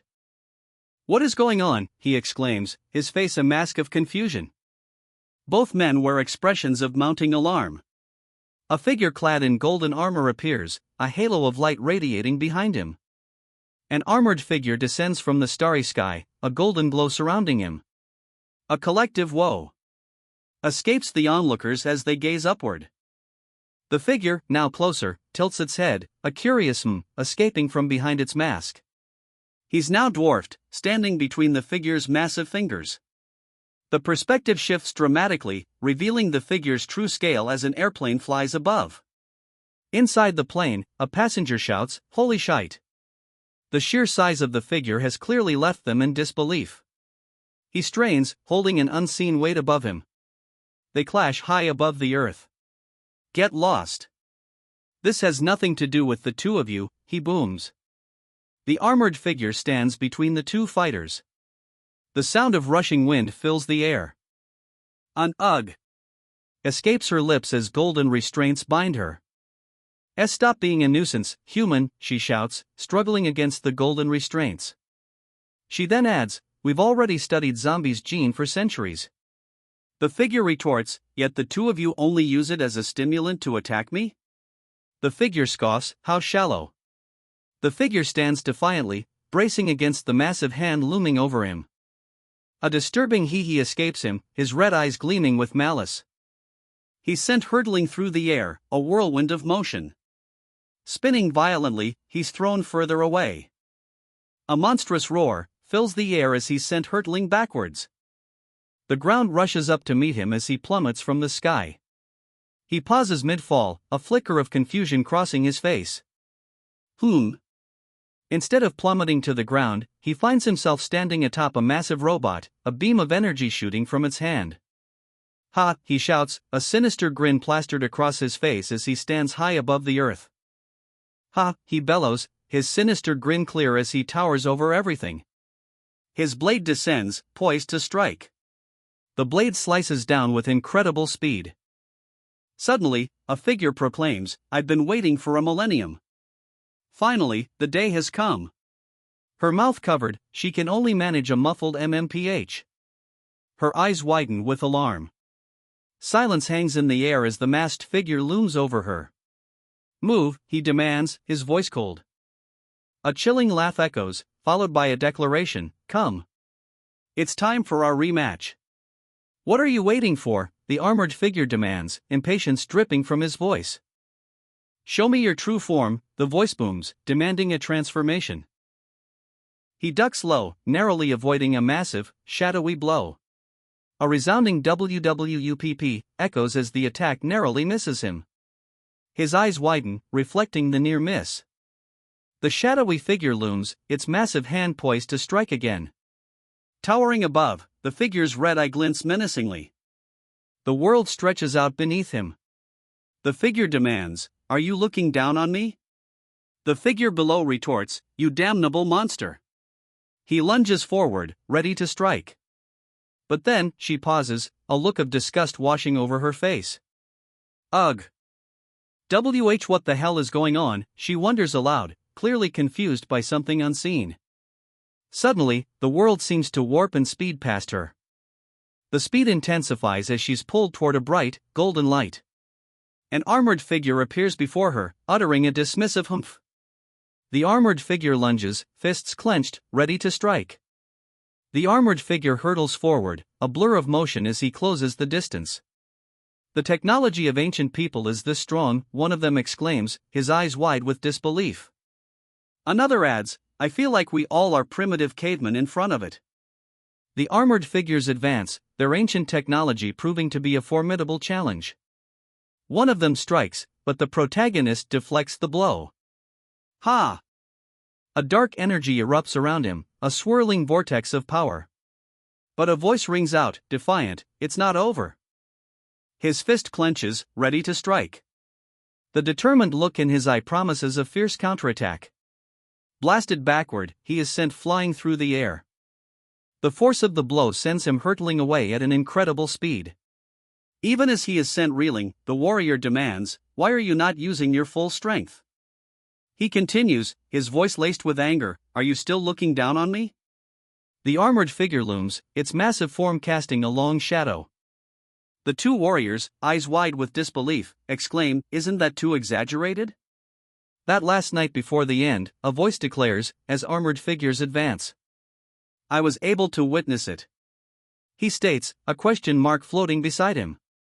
"This isn't your true form," he exclaims, facing down the armored figure. With a battle cry, the armored figure launches a devastating attack. Those nearby can only watch in horror. The armored figure's fist hurtles toward its target with terrifying speed. The punch lands with devastating force. A pained scream echoes as cars are sent flying. The city below is pulverized by the force of the blow. The devastation continues, buildings collapsing under the sheer force. He looks up, a small figure visible in the distance. A massive weapon hurtles towards the moon. The weapon strikes, a deafening roar echoing across the landscape. The weapon continues its destructive path, tearing across the moon's surface. The moon's surface erupts in a cataclysmic explosion. Amidst the rubble, a figure remains, silent and still. "TSK. Look at the destruction you've caused," a voice booms out across the ravaged landscape. "Do you really have to go to such lengths just to get rid of him?" the figure demands, crackling with energy. A furious retort answers, "Shut up." The figure's face is obscured, but his intent is clear, he must be eliminated at all costs. The figure's masked face looms closer, the gold trim of his helmet glinting ominously. His intent is clear. His red eye glows with menacing intent as he descends. Below, a figure stands silhouetted against the moonlight.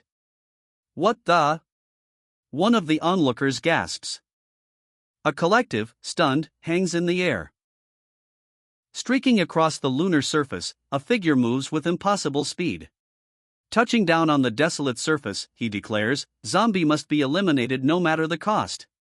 He slides across the ground, the momentum carrying him forward. The momentum intensifies, blurring the world around him. The world continues to streak past him as he accelerates. Below, two figures gasp, their binoculars trained upwards. One cries out. He leaps across the barren landscape, the ground a blur beneath him. He speeds forward, a red energy barrier shattering before him. A monstrous roar erupts as a colossal figure emerges. Silence descends. The colossal figure floats in space, a golden halo illuminating its form.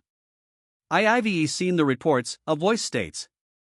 The figure continues, revealing more information. "After he became the city's president, he wasn't as vicious as you say." The figure continues, stating that the city under his care was just as good as any other, generating tax revenue and facilitating further development of humankind. He has never hurt humans. In fact, he has even helped them many times. The figure continues. Below, a masked figure carries an elderly woman on his back, a stark contrast to the accusations against him. The figure's plea echoes, "So why can't we coexist?" The armored figure silences any further pleas with a commanding shout, "Quiet." The armored figure towers over his opponent, bringing his foot down with earth-shattering force. The armored figure poses a question: "Do you think we didn't want to exist peacefully?" The armored figure gestures towards his opponent, exclaiming, "But look at him." The armored figure's words are followed by a shot of his opponent. The camera focuses on the opponent's masked face. The masked opponent's speech bubble reveals his true feelings. "Does it look like we can coexist peacefully with him?" Under the light of the moon, the stars twinkle in the night sky. "The zombies should have just been an insignificant race," the figure declares, energy crackling around him. "A random missile from us should have been able to wipe them all out. But one day this bastard appeared from who knows where." The Earth hangs in the blackness of space, a tiny blue marble against the infinite night. And now, the fate of the entire human civilization rests on his mood. The words hang heavy, as the figure below remains shrouded in shadow. The figure looms, fists clenched, as the fate of Earth hangs in the balance before him. Raising his hand towards a blinding light, he declares, "Such an entity cannot be allowed to exist.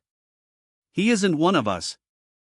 Two figures watch through binoculars, their faces etched with shock. Meanwhile, the figure seems to be preparing for something, his expression unreadable. The observers watch in disbelief as the figure declares, "So he must be erased." The figure stands tall, his hands clasped firmly around the hilt of a glowing blade. The figure prepares to strike, the words "divine punishment" emblazoned across the scene. The blade crashes down, a blinding flash erupting on impact. Meanwhile, the lone figure leaps away from the impending strike, as three more armored figures emerge. The strike obliterates the ground. The force of the blow cracks the moon's surface. The attack continues, and a voice shouts, "Die!" The attack continues to descend. The attack continues its descent. "Strength," he mutters, bracing himself for the impact. His eye twitches, a bead of sweat trickling down his face. The impact is imminent. Before the blow lands, he retorts, "Just because you're bigger doesn't mean you have more of it." He's met with a puzzling sight. He's left utterly bewildered by what he sees. He points directly forward, a strange energy crackling from his fingertips. The armored figure is sent hurtling backwards by the force of the blast. The armor shatters into pieces, scattered across the battlefield. The dust settles, revealing a symbol etched into the ground. The attack rips across the moon's surface, leaving deep gouges. A massive AARGH echoes as the blue-haired woman unleashes another devastating attack. "This is too dangerous," she shouts, urging everyone to bring all the citizens to the evacuation centers. Split up. The evacuation begins. The armored figure descends rapidly, a glowing halo surrounding him as he plummets toward the earth. He takes a blow, grunting in pain. Landing amidst a burst of flames, he simply scoffs. A geyser erupts as the ground shatters. He soars through the air, the landscape stretching out beneath him. A massive geyser erupts in the distance, dwarfing the surrounding terrain. He slams back down to earth, the impact sending tremors through the ground. A figure stands in the darkness, clad in blue and gold armor. Everyone, a character shouts, as the scene cuts to a view of the city. Amidst the chaos, a woman carrying a baby shouts, "Run!" Others echo the call, urging, "Help those who can't move. Spread out." A woman carrying a baby steps forward, her expression grim as she surveys the scene. Her eyes widen in disbelief as she exclaims, "What the?" The woman stares upwards, her view dominated by a large, pointed green object. He slams his hands down onto the ground. "Wait," she calls out, as another man runs in the opposite direction, a question mark hanging over his head. He plunges the sword into the ground. "Not again," a voice cries out. "What is it now?" one of the men exclaims, while another asks in disbelief, "A 20.0 magnitude earthquake." With a monstrous roar, the man launches himself forward. The force of his launch shatters the sky above. The city splits asunder, a massive fissure tearing through its heart. "No way," he shouts, witnessing the destruction.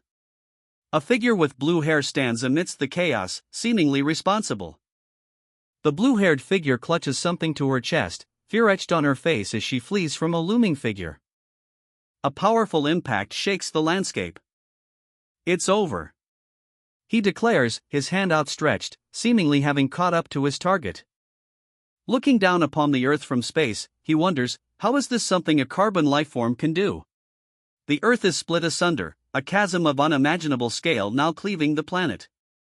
Desperately, the man above strains to hold onto the girl dangling precariously over the abyss. "Hold on," he urges. "No," she cries out, her expression a mix of horror and desperation. She plummets into the seemingly bottomless chasm. The darkness of the chasm swallows her whole. But instead of hitting the bottom, she's suddenly intercepted mid-fall. The ground erupts in a cloud of snow as she lands, a figure moving at impossible speed now visible nearby. "Ha, Junior, do you see it now?" the figure taunts, revealing a glimpse of his destructive power. The figure in the distance appears to be caught off guard, a speech bubble indicating his confusion. A colossal wave, dwarfing the city, crashes against the shore, its destructive force now fully revealed. The man stands tall, his muscular physique imposing against the backdrop of the devastated coastline. "Ack!" the man cries out, reeling from an unseen force. Staggering back, he wonders aloud, what kind of being is that guy? The masked figure observes from above, a low escaping their lips. His eyes widen in disbelief. I've never seen that form before," he exclaims, then questions, "Is that really zombie?" Silence descends as the figure stares ahead, its red eye gleaming. A triumphant laugh erupts. "Yes, that's it. It's that form. That's the exact face I saw right before everything was destroyed," the figure exclaims, seemingly recognizing the transformed warrior. A blinding trail shoots upwards, tearing through the sky. His gaze remains fixed upwards, a grim determination etched on his face. He remains grounded, his hand clenched at his side, ready for what comes next. Has he lost it? A voice wonders, concern etched on their face. He's launched himself forward with incredible speed, creating a shockwave that sends a car flying. That guy is dead for sure. I need to run. Laughing maniacally, he declares, I can finally see this form again after so long. Suddenly, someone yells, "Stop." A voice adds, "Junior, your body might suffer a bit, sorry." The transformation is complete, his face now obscured in shadow as his muscles visibly bulge. He reaches out, and a pained ugh escapes him as debris flies around him. He descends, a whirlwind of motion and debris. A fist hurtles down, and a strangled what echoes as the armored figure is sent flying. "How?" he cries out, utterly bewildered by the sudden turn of events. A desperate "no" echoes as he plummets towards the dark, rocky shore. His armor shatters into pieces as he plummets. Why? He gasps, plummeting faster. The wind screams past him as he wonders, even after I become like this, why can't I win? He continues to fall, the ground rushing up to meet him. Far below, two figures watch the plummeting figure through binoculars, their faces etched with shock. Their expressions shift to horror as one of them exclaims, "The department head is dead." A desperate plea echoes out as he falls, "Mommy." The man's expression is grim as he states, "Your Majesty, we can't be the ones to kill the humans' leader." With a snap of his fingers, something unseen is set into motion. A vast landscape unfolds, bathed in the warm hues of the setting sun. He extends his hand, a command echoing in the air. A red and black energy swirls around his chest. A symbol materializes above him. A massive, pulsing red form erupts around him. Through binoculars, the onlookers exclaim, "Whoa? That is..." She begins to say, her expression a mix of shock and disbelief. A child clings to her, crying out, "Mommy." The masked figure exclaims, "How's that even possible?" A voice cries out in disbelief, "I'm alive?" The figure stands tall, radiating an unexpected power. He seems to have recovered from what should have been a fatal blow. A stun hangs in the air as the figure remains standing, the implication being that he has more to show. He extends a hand, as if beckoning a new challenge. The figure hangs upside down, muttering ugh. It was at this time when the human department head finally understood. It was then that the human department head understood why the ancient people went to such great lengths just to get rid of him. The human department head realized it was because of fear. The human department head stands firm, a resolute figure against the rising sun. The human department head's gaze remains fixed on the horizon, his back a testament to unwavering resolve. The human department head remains on the rooftop, the city stretching out beneath a dusky sky. A lone figure stands silhouetted against the sunset, the city's skyline stretching out before him. A voice trails off, as the group seems to have noticed something unexpected. Suddenly, an exclamation pierces the air, "Zombie!" A figure bursts from the water. The figure, adorned with horns and a mask, takes a battle stance, drawing a blade. The masked figure's gaze is intense. The figure pauses, recognizing someone. "Oh, it's you, Violet." He then asks Violet, "Are you used to the bloodline power now?" Violet exhales, relief evident on her face. "Thanks to you," she manages to say. Violet's face contorts in anguish as she screams, "Our home is gone. If you could just one-shot him, why did you even bother spending so much time fighting?" he yells, exasperated. Violet's eyes widen in disbelief as a voice calls out, "Mom." The text declares that the event caused the southern continent to shift by 130 kilometers. The event didn't just shift the continent, it completely changed the Earth's climate and created the new deepest trench. 2 months later. 2 months later, it's revealed that because the humans were able to evacuate in time, there weren't too many losses. The zombie architectural firm took sole responsibility for rebuilding the devastated provinces. At a desk sits a figure, silent, holding what appears to be a blueprint. The blueprint reveals sketches of several individuals. He contemplates the blueprint, recalling, and after facing such a terrifying strength firsthand. What will the human department head choose to do next? A subordinate enters, inquiring, "Department head, did you call for me?" The department head responds to his subordinate with a strange request, "Go buy a few trays of high-quality eggs." The department head reveals his intentions, "I'm going to visit the new chief of H city." At the same time, somewhere else, the scene shifts. The scene shifts to a new location, the Blood Tribe's new city construction. At the construction site, a man yells, "Move faster. I spent so much money hiring you." His tirade continues, the man shouting, "Not to watch you laze around." "Say, Brother Lanling, where did you get the money?" one of the figures asks. An unintelligible response follows. A voice questions, "Blakey, aren't those guys our mortal enemies? Why did you approve of giving them a loan?" The man responds, sipping from his cup. "The king said we shouldn't fight." Otherwise, they will keep coming after our bank's money. He suggests, with a sinister grin, so why not just loan the money to them at a high interest rate of 20%?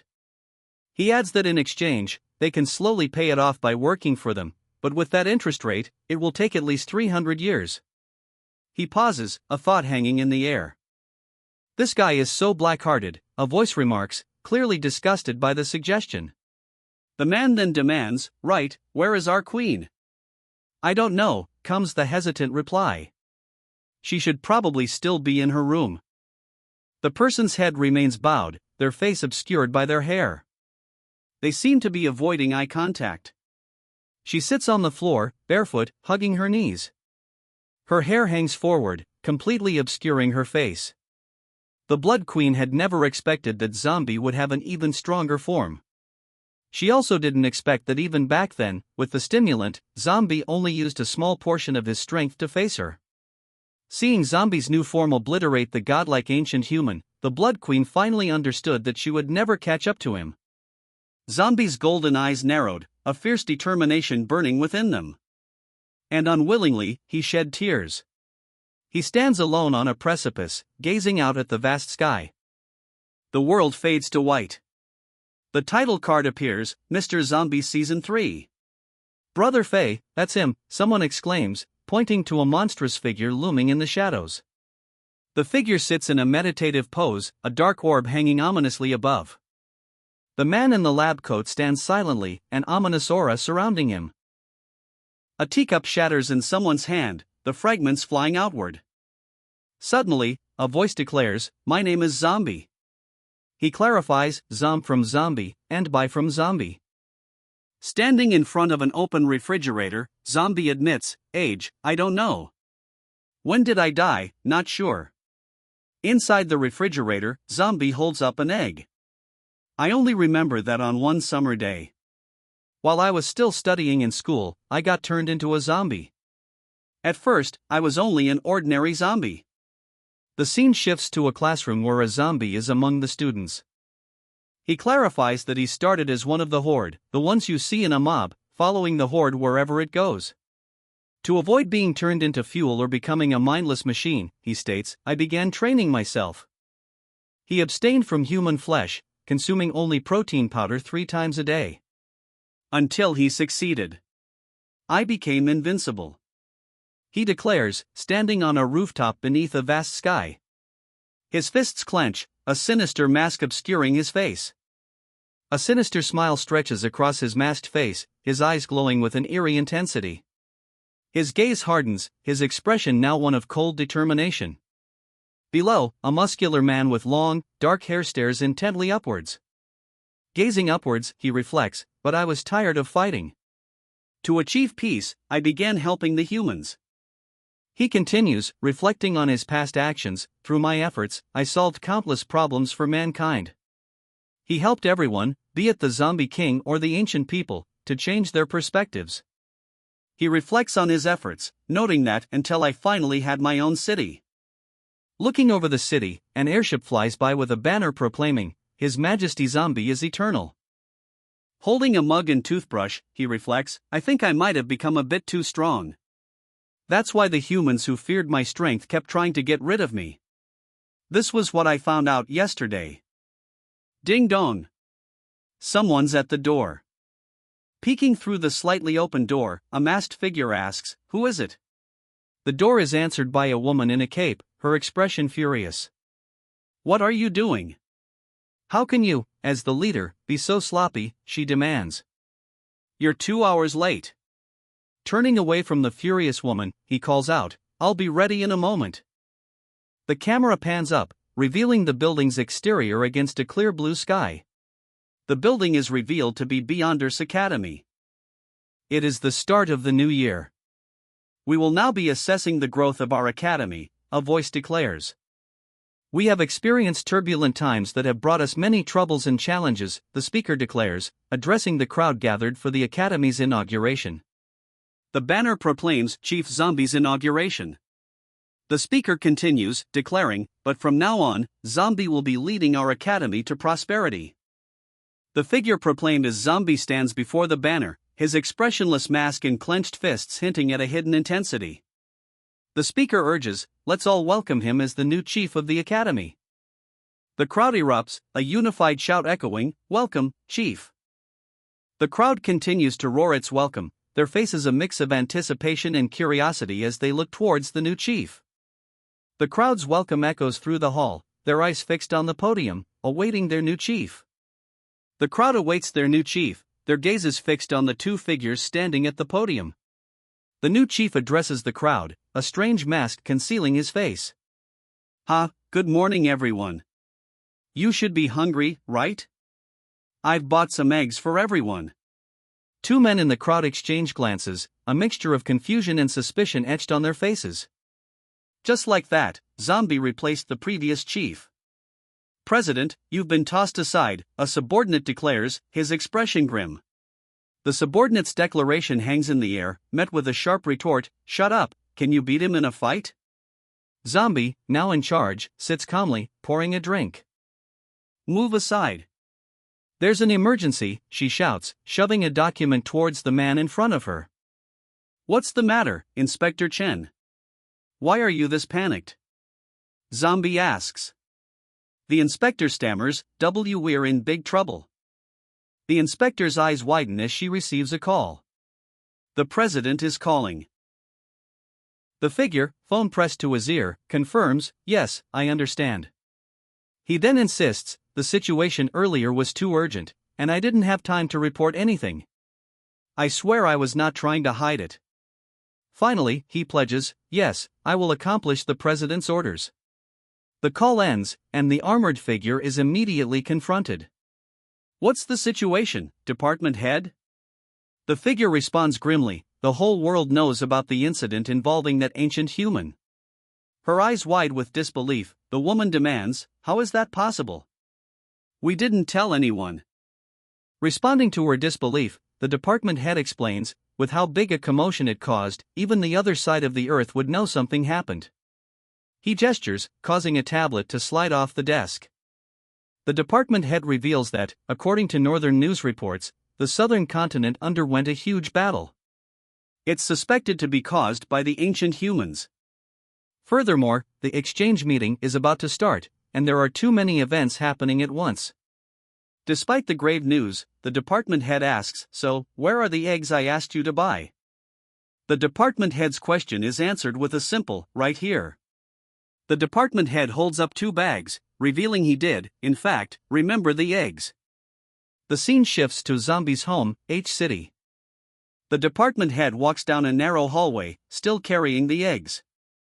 The department head reflects, thinking, since I let Zombie become the chief, there should be no problem in asking him to do his job. He reaches the door and knocks. The door cracks open, revealing a maid with wide, startled eyes. A speech bubble conveys her shock? The door opens a crack, revealing a maid whose eyes widen in surprise.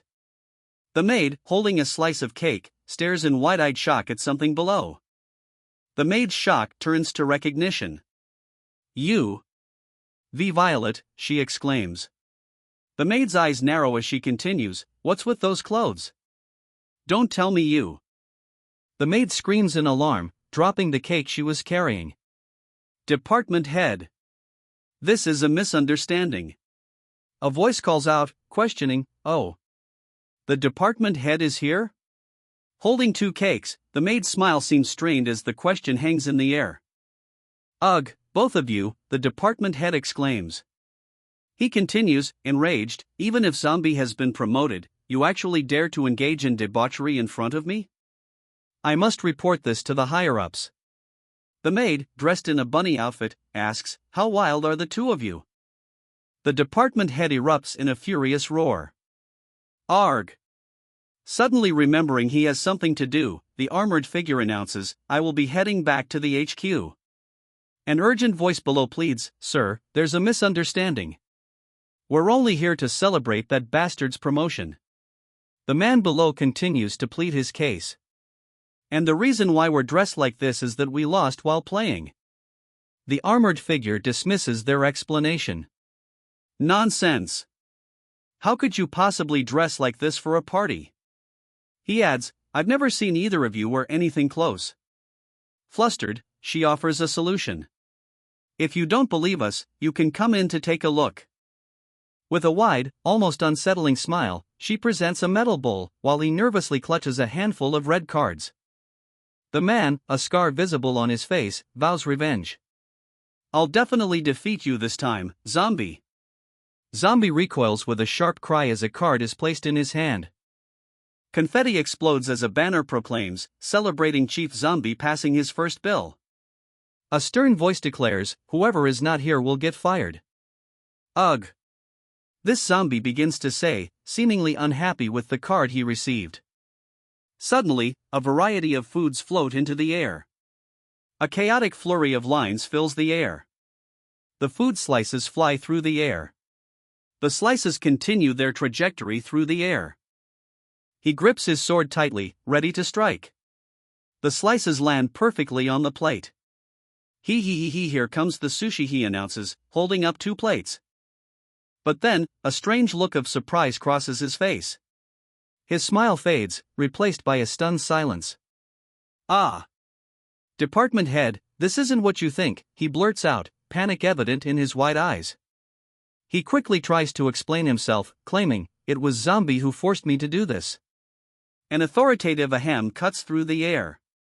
A new, imposing figure declares, since everyone is here, it saves me the trouble of finding you. An unexpected question hangs in the air, eh? You're not the leader of the humans? The man in the apron flatly states, I am not. A simple thank you follows from the other figure. The figure gestures towards the tray of food, stating that it spans thousands of kilometers. A collection of faces, ranging from annoyed to bewildered, peer over the edge of what appears to be a counter. The figure on the phone clarifies, I am only the provincial head of the Guangzhou province. He holds the phone up to his ear, listening intently to the response. Suddenly, a voice interrupts, asking, is something wrong? The response is immediate and blunt, nothing. Then, a disembodied voice begins to explain, zombie. Let me explain to you. The planet currently only has 2 continents. And it also only has 2 countries. The planet is revealed to have only 2 continents and 2 countries. The voice continues, explaining that one continent is country A, while the other is country B. Furthermore, they are currently located in country A. The voice explains that, long ago, both countries cooperated to eliminate zombies. However, despite surface-level cooperation, they constantly fight. To control public opinion, they hold exchange meetings in the name of peace, which are more of a display of military might. Country A follows a federal form of governance, while country B is under a monarchy. Why must we try to subdue the other? The voice concludes. After that detailed explanation, the figure asks, what's the exchange meeting? The figure clarifies that the exchange meeting is an international sports exchange between the academies, but it can also be thought of as a global military exercise. It's held once every 4 years, and they were the champions last time. After hearing that they were the champions last time, the figure retorts, what? That sounds so pointless. The figure continues, stating that a single one of their provinces killed more than 8 million zombies. I wish we could do the same. She mutters. The figure's face contorts in shock. What? The figure asserts that, as the chief this time, you should also carry your weight. A flicker of irritation crosses her face as she glances away. This girl really thinks I am a human, the figure exclaims, clearly offended. The figure assures them, relax. We are the ones proposing the event this time.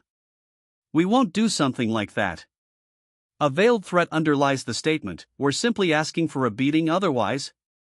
What does federalism and monarchy mean? He asks, a bead of sweat rolling down his face. The scene shifts to an airplane soaring above a sprawling cityscape. The plane flies over the city as a voice asks, you called us? Inside a modern apartment, 2 figures stand, awaiting instructions. The scene shifts to Country B headquarters. On the table, a picture displays a moon surrounded by armored figures. Documents and notes lie nearby. Take a look at the pictures, a voice urges. These were sent over by Country A. He takes a closer look at the picture, a simple okay escaping his lips. The images reveal two women in matching hats, their expressions unreadable. The women stand side by side, each wearing similar jackets. One holds a dark file folder. She holds up a picture of armored figures surrounding a moon. Her eyes widen as she stares at the image. This is, she questions, shock evident in her voice. The revelation hits hard, the technology of the ancient civilization. The man holding the teacup reveals a troubling suspicion. The intelligence department suspects that Country A has already started to grasp this technology. The man's warning hangs heavy. Once Country A can fully control this power, it will be very, very bad for our country. The stakes rise as one of the figures reveals, the president of Country A will be coming over for a visit next month. He continues, you are my most capable subordinates. Putting aside the matter of your sister. He orders them to join the event and investigate this clearly. He reveals that as for your sister's participation in the rebellion, the king has some opinions. But he assures them, don't worry. As long as you can handle this properly, I will ask the royal family to pardon your sister. The figure acknowledges the order, understood, Lord Prime Minister. In a sterile laboratory, the announcement is made, the CHR-47 solution is ready. The injection process can begin any time. Arms crossed, a scientist stands in the hallway, his expression unreadable. At his computer, the scientist shouts, component number 1 has been powered on. Number 2 and 3, what is your status? He flips the switch, announcing, number 3 has been powered on. Strapped into a chair, tubes descend from above, connecting him to an unknown machine. He remains strapped into the chair, awaiting whatever comes next. A man in a lab coat appears, stating, Brother Fei, we're ready. Very good, Brother Fei responds. Another man questions the plan, stating that the ancient body is over 1,000 years old and already a dried corpse. Can we really revive it, he asks. Brother Fei confidently proclaims, when it comes to the field of biology, there's nothing I can't achieve. Brother Fei issues the command, now start. Fei's command echoes as he throws open a door, his eyes narrowed with determination. He continues forward, descending the ladder into the unknown depths. A sudden, echoing scream pierces the silence as Fei falls. The world blurs as Fei plummets downwards. Eyes wide with shock, the man wonders aloud, can the ancient person really be revived? Before them stands a figure encased in golden armor, wreathed in light. If we can really revive such a powerful figure, it'll be a real miracle, the man utters, awestruck. The figure sits upright, now silhouetted against a surge of blue energy. A figure stands amidst the dissipating energy, now fully upright. The scientist above stares in disbelief. His colleagues below him can only watch, their expressions mirroring his horror as they gulp audibly. A cough breaks the silence. The scientist smiles, his expression unsettling as he begins to laugh, ha. The scientist's unsettling laughter continues, his eyes wide and unblinking. His laughter abruptly cuts off, replaced by a shout of disbelief and then pure rage, what the fuck? He looks around the room, arms raised in disbelief. Where's the ancient person? Where did the mighty ancient figure go? He dashes out of the room, a blur of white coat and frantic energy. He grabs the older man by the throat, demanding, where did he go? Speak, who are you? Stammering, the man pleads, I am the ancient person. Don't kill me. The man's eyes widen as he shouts, bullshit. Look at how handsome this guy is, do you think you look like this? Tears streaming down his face, the man desperately claims, I'm an engineer. I don't know how to fight. An angry retort echoes through the room, screw off. The mecha armor designer continues, questioning, as a mecha armor designer, what's wrong with me making myself look cooler? The mecha designer clicks his tongue, clearly annoyed. Across the room, a voice calls out, hey, the one standing over there. The speaker continues, suggesting, we are both the same. Why don't we have a chat? The mecha designer pauses, a question mark floating above his head. He glances back, a flicker of curiosity in his eyes. Silence hangs in the air as the mecha designer processes the unexpected invitation. The mecha designer leans forward, his hand resting on the table, a gesture of quiet contemplation. The mecha designer breaks the silence, his expression unreadable. Speak, what do you want to talk about? The mecha designer continues, although our starting points are different, we can work together. The mecha designer scoffs, revealing his disappointment. You've already been defeated by Zombie. And here I thought you were someone stronger than the Blood Clan. The mecha designer dismisses him. Consider it my mistake. I still need to do research. Don't bother me. The mecha designer scoffs, revealing his superior knowledge. We've already researched zombies' genes 1,000 years ago. Your current method will not work. He then adds, what's scary about Zombie is not his strength, but his ability to endlessly power up. The mecha designer pauses, a question forming in his speech bubble. As of today, we are the two smartest people in this entire. The mecha designer trails off, leaving the statement unfinished. World. The mecha designer's statement hangs in the air, leaving his true intentions ambiguous. The mecha designer continues, stating, you have unparalleled expertise in biology, and grasp over zombies' genes. The mecha designer continues, while I have unsurpassable knowledge in engineering, as well as knowledge of how to use zombies' genes. Together, they realize, we can create a new zombie. The two younger scientists react in shock at the mecha designer's statement. What? One exclaims, his eyes wide. Stunned, the other scientist echoes his companion's disbelief. The mecha designer then asks, what do you think? His expression remains inscrutable. His response hangs in the air, an unspoken tension building. Finally, he agrees, stating, I'll agree to your suggestion. To a happy cooperation, he declares. With that, the deal is sealed, a handshake solidifies their agreement. The sky stretches out above them, bright and clear.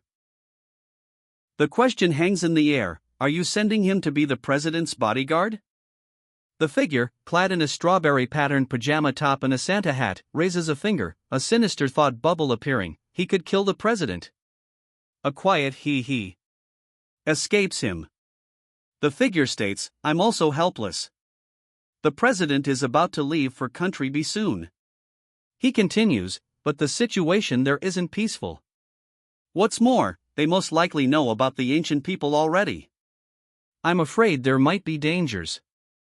Silence hangs in the air as the gravity of the situation settles in. The figure declares, anyway, it's been decided. He continues, the president. He adds, you can bring 2 of your trusted aides with you. He then says, I wish you good luck. Don't lose the face of our Guangzhou province. A lone figure stands atop a tall structure, silhouetted against the sky. He stands alone, a dark silhouette against the vast sky. The figure is revealed to be just one of a group of ominous individuals. Seated at a desk, the figure reveals, I've been asked to become the bodyguard of the president. I can bring 2 helpers with me. He then asks, who's willing to go? Standing beside him is a hulking figure with a masked face, awaiting his decision. The man in the suit declines the offer, stating, I don't have the time, Your Majesty. The end of the year financial inspections are coming. Another figure adds, it's the same for my peacekeeping department. Another hulking figure chimes in, me too. Then, a chorus erupts, ha ha ha ha, we're very free. We can go with you, Your Majesty. The hulking figure leans forward, a menacing grin on his face. We'll let the humans know how reliable we are. Ah Lang, Fur. I'm really touched by your enthusiasm, he says, his mask obscuring any true expression. He then looks up, 2 monstrous creatures flanking his side. An ominous silence hangs in the air, punctuated only by the presence of the 2 monstrous creatures at his side. Below, 2 figures watch as the hooded man approaches, leading the monstrous creatures on leashes. One of the onlookers exclaims, wow, such a cute doggo, her tone dripping with sarcasm. Her companion, however, looks on with clear apprehension. Ugh! The protagonist groans, clearly unimpressed by the approaching hooded figure and his monstrous companions. Despite his earlier groan, the protagonist now crouches down, playfully teasing one of the monsters. Good boy, coochie coo, he says. The monster, clearly not amused by the protagonist's antics, snarls, if you do that to me again, I'll bite you to death. Suddenly, the protagonist is sent flying backward with a startled kawaii RGH. The woman with blue hair, clearly shocked, stammers, "Th, the dog can talk." The other woman simply replies, "That's Zombie's lackey." With arms crossed, the woman commands, "Follow me. The president wants to see you." The group walks down a long, metallic corridor, the president's silhouette visible in the distance. A voice announces, "Look, the people from the Beyonders Academy are finally here." A voice booms, laced with disappointment, "What took you so long? I thought you were giving up on the mission." He then adds, "But I guess I was expecting too much." The voice continues, laced with disdain, "But I really don't know why they would replace the previous chief with a nameless nobody like you." The masked figure smirks, continuing his verbal assault. "But I really don't know why they would replace the previous chief with a nameless nobody like you." The masked figure continues his interrogation, demanding, "And why does the president trust the Guangzhou province's people so much?" He then boasts, "Our province isn't weak either. In fact, I alone can beat 10 weaklings like Y." His boast is cut short by a swift punch, landing squarely on his face. Oof! The force of the blow sends shockwaves through the air. His opponent is sent flying, crashing into a nearby wall. Standing over him, the masked figure asks, "What were you saying?" Above, the masked figure sighs, while below, the onlookers are left speechless. With arms crossed and a slight smirk, she simply says, "Humph." The hooded figure stands silently in the luxurious office, as a voice questions, "You must be Zombie?" Hearing the question, Zombie visibly gulps. The voice continues, stating, "The department head of Guangzhou said you were very strong, and that you're perfect for the role of a bodyguard." With a sinister smile, he continues, "So I want to ask you, in case there is danger, how will you be protecting this seat?" He confidently declares, "Well, there won't be any real danger to me." Ha ha ha. No wonder the department head praised you so much. You're full of confidence, he mocks. A confused A rises from below. Since it's like that, I'll believe you. Suddenly, a small airplane plummets from the sky, accompanied by a panicked cry. Meanwhile, in the ruins of a city in Country B, the sky fills with debris as the plane breaks apart. Amidst the wreckage, a lone figure stands atop the ruined building. She sits perched atop the crumbling structure, surveying the desolate landscape. Her gaze sharpens, a flicker of determination in her eyes. A woman sits perched atop a crumbling structure, while a figure cloaked in shadow stands before her. Seated on the edge, she surveys the scene below. A gloved hand presents a crude, makeshift weapon. "This is your equipment." The announcement echoes, "The zombie army is ready." The masked warrior clenches his fist, ready for the impending battle. "Ashi, good job." "Thank you for your hard work," a voice says, the words a brief respite before the coming storm. "You can leave the rest to me," she declares, stepping forward. The scene shifts to a ruined cityscape swarming with zombies. "Ashi, the world is so beautiful, but why do the humans keep fighting with each other?" a voice wonders. "I don't know. I'm not human," comes the terse reply. "It must be because of resources." A voice offers, as a squad of armed figures stands before a ruined cityscape. The woman states flatly, "I think it's because of selfishness." The camera focuses on the lower half of a figure, one leg appearing to be heavily damaged. A figure shouts, "Brothers!" Their skeletal faces turn towards some unseen threat. The figure continues, declaring that everyone must already know, the president of Country A is coming. Their mission is to kill that dog. The figure continues, anticipating that some might question their actions. He admits the zombie outbreak has caused trouble. The figure scoffs, declaring that, before their technology, zombies were never worth mentioning as opponents for humans. He adds that humans invented the method to control zombies centuries ago. But the figure then asks, if that's the case, why is it that even until this day, military exercises continue to be conducted to eradicate zombies? The figure declares, this is all a plot. Her fist clenched, she reveals that both Country A and Country B are hiding the fact that even zombies can have their own consciousness. Clearing zombies is merely an excuse they use for internal strife. She continues, revealing that countless innocent people were kept in the dark. She embraces the child, her expression a mix of sorrow and determination. Countless families were ruined because of internal strife. Countless zombies with consciousness killed in cold blood, she exclaims, the weight of the revelation heavy. The revelation hits hard. When in reality, humans and zombies could have coexisted all along. A zombie yells, usurp Country A and B. Another voice shouts, unify the entire world. The woman stands tall, her gaze obscured by dark glasses. A voice booms, declaring, to coexistence.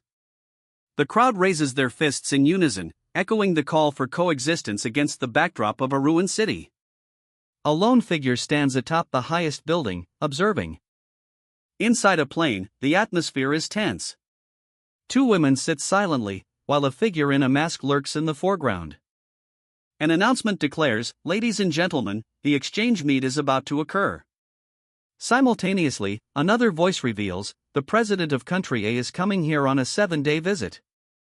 The scene unfolds as Country B's TV news reports live, stating the area is already filled with a sea of people. Simultaneously, Country A's news also reports live. Country A's news reports that their president will be staying at his hotel and meeting with the Prime Minister of Country B tomorrow morning. A child watches the news intently, exclaiming, "Wah!" A voice calls out, "Boy, it's time to eat." "What's a kid like you watching the news for?" The child reveals his interest in seeing what the president looks like, while another person mutters, "Such a grand event. But I heard that some shady things are going on in the background." A third voice adds, "Our country is just too weak." The child's face is confident as he states, "The people's eyes are sharp." An airplane flies over the city, presumably heading towards the grand event. The plane soars through the sky, leaving a trail as it approaches the city, where flags bearing a unique emblem flutter in the wind. Inside the plane, a voice asks, "What did the Prime Minister ask us to do?" The response is immediate, "Protect the president." The two agents stand ready. "We can't allow him to get hurt the moment he lands." The agent's expression hardens as he asks, "Are you saying our sister might take action?" The agent continues, with her personality. "She won't even let the plane land before trying to shoot it down."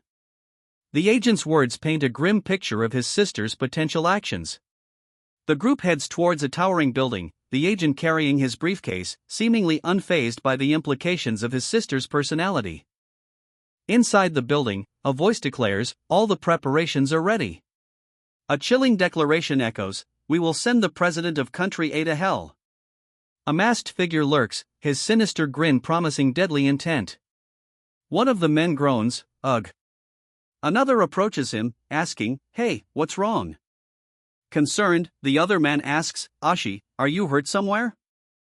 The injured man, looking concerned, replies, "We can't afford to make any mistakes now." The scene shifts, on the plane. The plane soars through the sky. A voice commands, "Proceed with the plan." "Ladies and gentle before the screen." A voice announces. The plane has landed at the capital airport, and the governor of Hadi State will greet the president. The announcer declares, "Let's all welcome the coming of peace. The president of Country A is coming out." The camera focuses on the side of a vehicle. The motorcade proceeds. The man exits the vehicle. The hooded man stands, his face obscured by shadow. The man, now standing fully revealed, wears a dark suit and white gloves. "Something's wrong." "Stop now," he shouts, desperately trying to stop the attack. "Don't attack." Training his rifle, the man sneers, "You thick-headed. Do you not feel it at all?" A voice responds with a confused "What?" Sweat beads on his face as he explains, "Awareness enhancers so that I could focus better." Eyes wide with alarm, she shouts, "Hold on." Into the microphone, she urgently commands, "Everyone, stand down. That guy is not the president." The man stands firm, his back to the audience, fists clenched. A wall of cameras focuses intently. The clicking of shutters fills the air. A woman looks on with a nervous Her companion, equally surprised, wonders aloud, "Who is that?" Seated on the couch, the man stares blankly ahead, a string of dots trailing from his mouth.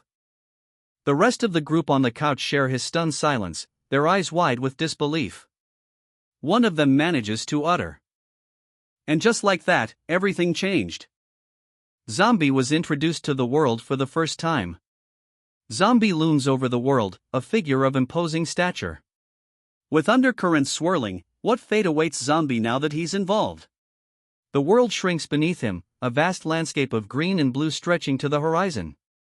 On a large screen, a terrifying figure with shadowed eyes and a sinister grin looms. Stunned, one of the women asks, "Who's that?" A mixture of fear and confusion is etched on their faces. One of the women states that, according to the list, the figure should be the president's bodyguard, Zombie.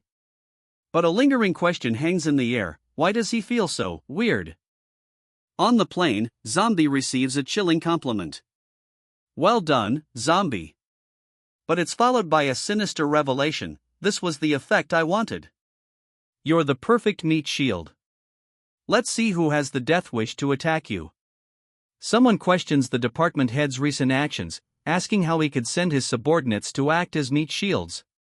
The cloaked figure, Zombie, instructs them to look around, adding, "I want you to block in front of the president, so that snipers can't get a clear line of sight." He finishes with a chilling assurance: "It's not like they can kill him." Zombie's unsettling confidence grows as he declares, "I can even catch your missiles." The question hangs in the air: is there a need to do so much for a single bullet? From above, an ominous voice urges restraint, reminding them that the president's body is not as strong as theirs. Then, the crowd erupts: "The president is coming down." The president descends the stairs, a masked figure flanking him closely. The president's voice booms, requesting a warm round of applause. "To welcome the president of the country A," the announcer booms. The speaker announces that the president is tired from his travels and will retire to the hotel for now. The much-anticipated interviews will begin tomorrow. The president is introduced to the governor of the haughty state. Standing beside them is the embassy head of country A. "Stay alert," she warns, her gaze sharp. Beside her, a figure in a hooded mask stands silently. That sense of oppression has her rattled. What the heck was that sense of oppression just now, she wonders, her eyes wide with concern. Am I imagining things? I don't know, a voice admits, the speaker unseen. The response hangs in the air, leaving the question unanswered. "It's our turn now," one of the women states. It seems Big Sis has missed the best chance for assassination. A figure in a hood and mask speaks, revealing their plan: "I've arranged for a car equipped with listening devices. As long as they talk about ancient people, we'll know. We have plenty of time during the 7-day visit." The hooded figure continues, "We have plenty of time during the 7-day visit. A man offers, 'We specially prepared a car for you, Sir President.' But the president declines. 'No need to bother,' he replies, stating that they already have their own transportation. The hooded figure interjects, stating, 'Let the president have another car.' A question hangs in the air, the hooded figure's motives still unclear. The hooded figure holds up a device, coldly ordering, 'Cut off the communication.' If they're not bringing bodyguards, do we still need to organize security?" she asks, casually sucking on a lollipop. The woman with purple hair questions how someone can be so confident in country A's military strength. She explains, "I saw Violet and Launchy accompanying them." A sharp retort cuts through the air, "Did you forget about the last exchange meeting where they were brutally beaten and injured?" The voice continues, dismissing the others' concerns. They can't organize a bigger security force than their national strength. A frantic report comes in, "They didn't take the car we prepared for them. They've gotten into another car." "What?" the man shouts, clearly frustrated. Another agent demands, "Which car did their president ride in?" Urgency etched on his face, he barks into the phone, "Can you make it clear?" It seems they've anticipated this. The man learns that the communication line has been interrupted. The woman clenches her fist, screaming in frustration, "Fuck. Slamming her hand against the ground, she releases a wave of energy. A new voice echoes, ordering them to split into two groups. The command is given, let Zombie take the hidden route and escort the president to the hotel. The order is absolute, Zombie, starting from now, no one is allowed to approach the president. A detailed map highlights the hidden route Zombie must take. Meanwhile, Violet and Lanchi are assigned to take the original route, drawing the enemy's attention. Violet's eyes widen in surprise. "Big sis," she exclaims, clearly taken aback by the unexpected encounter. "Big sis, what should we?" On the rooftop, a figure with a rifle speaks into a radio. "Should we continue with the assassination?" he asks, awaiting orders. Into the microphone, she urgently warns, "Listen, there's someone among them acting strangely." She then commands, "I command you to stop." Meanwhile, on the other end, a confused voice asks, "Hello? Should I kill or not?" He wonders aloud, what kind of broken device is this? Above the rifle, a voice echoes, questioning, "For God's sake, with our capabilities, do we still need to use such rubbish weapons for assassination?" He kicks the rifle away, questioning, "Wouldn't it be over if we just directly annihilate them all?" Clutching a large knife, he assures someone off-panel, "Rest assured, big sis." A chilling declaration hangs in the air, "I will kill all of them." His skeletal face a mask of grim determination, he prepares to carry out his deadly vow. He takes a step forward, his boots hitting the ground with a heavy thud. He declares, "Then, I'll return to report to you for credit." An urgent question is posed, "Department head, they're safely on board now. Why do we still need to be so cautious and even cut off communication?" The department head responds cryptically, "We all have our own secrets." He questions the safety of the situation, citing the troublesome Dr. Benjamin and their own unresolved underground organization. Inside the vehicle, the department head, masked and hooded, maintains an unsettling silence. Beside him, another figure sits blindfolded, the atmosphere thick with unspoken tension. A sinister smile plays on his lips as he directly addresses the blindfolded figure. "Chief Zombie, you are a zombie, right?" The masked figure awaits a response, his expression unreadable beneath the mask as he hears only a confused, "Up." The sinister smile remains as he presses the issue. "You will protect me, right?" A simple, "Yes," is the only response. The response is given, though the speaker is not shown. A sinister laugh echoes as he responds, "Interesting. Then, I'll be counting on you." But the other party remains skeptical. "I still have a question. You won't suddenly have a whimsical idea to destroy us one day and then rule over the world, will you?" The figure in the mask responds flatly, "I'm not interested in that." "I'm not interested in that," he states, his brow furrowed as he grips the steering wheel. "Big sis, we can't reach Ashao," a voice cries out, panic etched on the speaker's face. The convoy must have installed jammers. "We can't establish contact with him," one of the men exclaims, concern evident in his voice. Another responds, "He should have gone to hijack the vehicle." "I have an ominous feeling." "Hurry! Let's go to the scene," a voice urgently commands. They sprint down the corridor, expressions etched with urgency. The city sprawls before them, its towering buildings stretching towards the sky.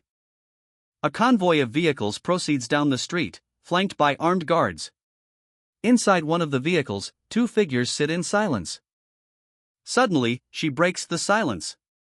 "What was that sound?" she asks, her eyes darting towards the window.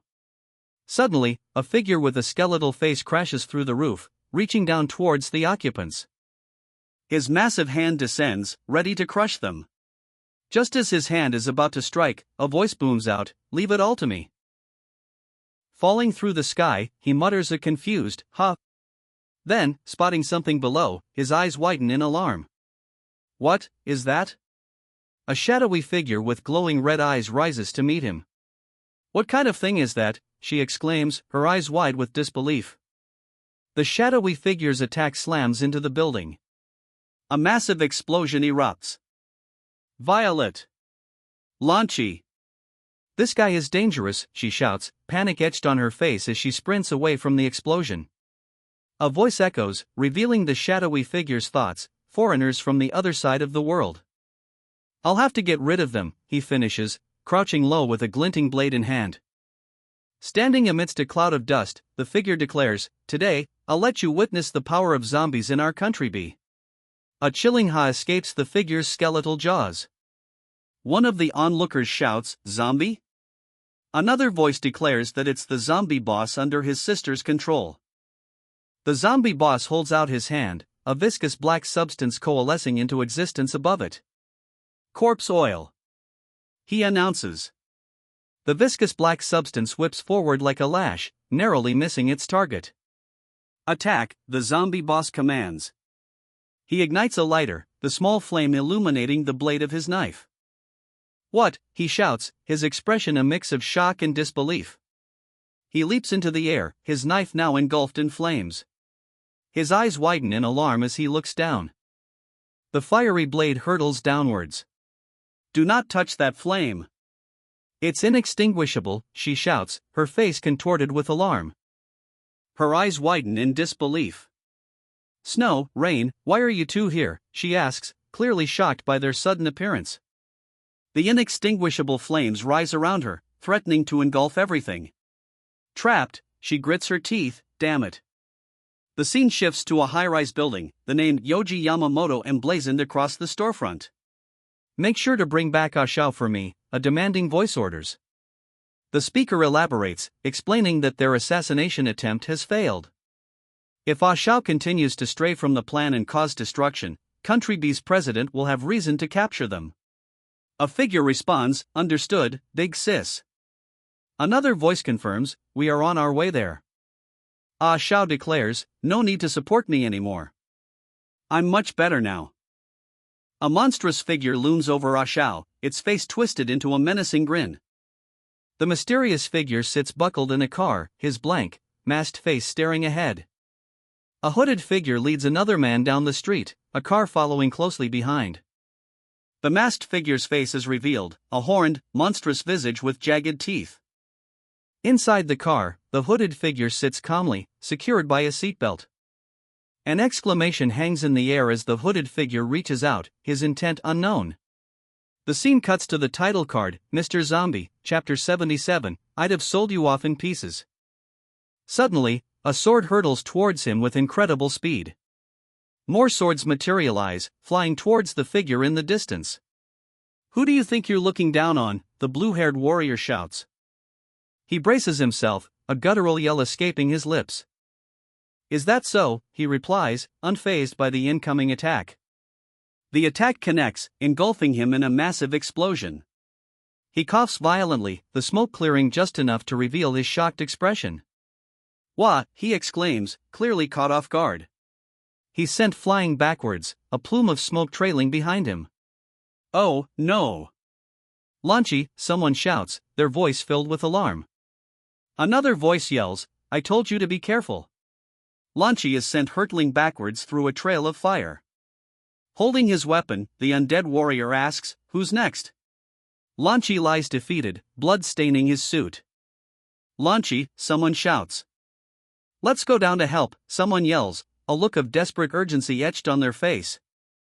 The masked figure pauses, a question mark floating above his head as three swords levitate around him, crackling with energy. "Hurry and take your counsel away," one shouts, while another demands, "What are you waiting for? Do you still want to attack him with your current strength?" A third voice urges, "Hurry up and take her to an infirmary.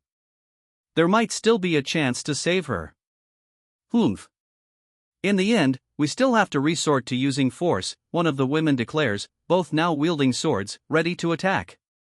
"We don't want to kill you," one of the women shouts, her expression intense.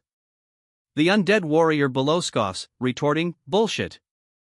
Leave this place immediately." The undead warrior points directly forward, his intent clear. The undead warrior's rage intensifies. "If it weren't for the fact that you are the younger sisters of our big sis, I would have dismembered you long ago and sold you off in pieces." The undead warrior continues, "But this is fine too." He declares that this is a good opportunity to properly educate the youngsters on behalf of their big sis. The undead warrior clenches his fist, declaring, "Don't blame me for not warning you in advance. Standing atop a pool of dark liquid, the undead warrior issues a stern warning, "Don't blame me for not warning you in advance." From his clenched fist drips a viscous fluid, identified as corpse oil. The characters below stare up in alarm. A container of the viscous liquid falls, splashing onto the dark surface. Her eyes widen as the corpse oil ignites upon contact. "What's that?" she gasps, staring in disbelief. The flames engulf everything, obscuring her form in the inferno. The inferno rages, consuming everything in its path. The flames intensify, now completely obscuring her face. The flames coalesce, forming a grotesque skull engulfed in fire. Flame flower blazes above. Below, the figure stands firm, flames erupting from their hands. The camera shifts to a low angle, focusing on the figure's boots as they stand in the middle of the street. Flames erupt around his clenched fists. "He can still transform," one of the women exclaims, disbelief etched on her face. "No way," another cries out. His face remains shadowed, but a palpable intensity radiates from him. Flames now engulf him, his head wreathed in fire as he taunts, "How is it? You've never seen anything like this before, right?" He continues, a sinister edge to his voice, "Just because you were favored by Big Sis for a while, did you really think you're invincible?" Her eyes widen in disbelief as she shouts, "Why are you still here?" Her voice rings out, laced with disbelief, "Why are you still here?" The man remains standing, seemingly unfazed by her outburst. He calmly requests, "Violet, step back for me." An unseen voice retorts, "You already took all the limelight last time." He lands on the car, crushing the hood. The girl below, eyes wide with determination, declares, "He's mine." Sword raised, she prepares to strike the figure standing above. The figure above stares down with glowing yellow eyes and a skull-like face. The figure remains still, clad in a dark suit and tie. "Ha!" one of the men exclaims, eyes wide with shock. The other yells, "What is that?" The figure, now revealed to have a skull-like mask, declares, "Let me experience it too, how addictive the genes of our great chief are." The masked figure takes a step forward. "Very well." The masked figure responds, drawing their sword. An impatient voice retorts, "Then be quick. Don't waste our time." "Why you, just when did you?" one of the figures stammers. The other asks, fear evident in her eyes, Are you guys still humans?" The figure, head wreathed in flame, questions, "What's going on? What's this sense of familiarity?" Then, a realization dawns, no, it's not the same kind. A figure with long blue hair and a skull-like mask raises a golden-tipped staff, demanding, "What are you still waiting for?" The figure looms, towering above, as a voice challenges, "Didn't you say that you were going to kill all of us?" Enraged, he roars, "How dare you bluff with me? All right, I'll play with you to my heart's content." Flames erupt around him, intensifying his menacing presence. A devastating explosion rips through the city, buildings engulfed in flames. With a furious roar, he unleashes a torrent of flames. The flame flower bullet hurtles forward, a searing inferno unleashed. The flame flower bullet surges forward, a blinding wave of heat. As the flame flower bullet hurtles towards him, he begins to inhale. The flame flower bullet is almost upon him. With a resounding slurp, he swallows the flame flower bullet whole. "What the heck?" "She swallowed it all," someone exclaims, clearly in disbelief. A pained Kyarg escapes her lips. Below, an unseen figure remarks, "Interesting." As flames erupt. Flames engulf her head, transforming it into a skeletal visage wreathed in fire. She's sent hurtling backwards by a sudden, unseen force. Gasping, she struggles to comprehend the power she's facing. This is impossible. She's sent flying through the air, engulfed in flames. Flames engulf his head as he yells, "Ashao, do you hear me?" He then questions the impossible force, asking, "Is this really a force a human's kick can exert?" Eyes wide with desperation, she shouts into the microphone, "If you can hear me, please respond immediately. Repeat."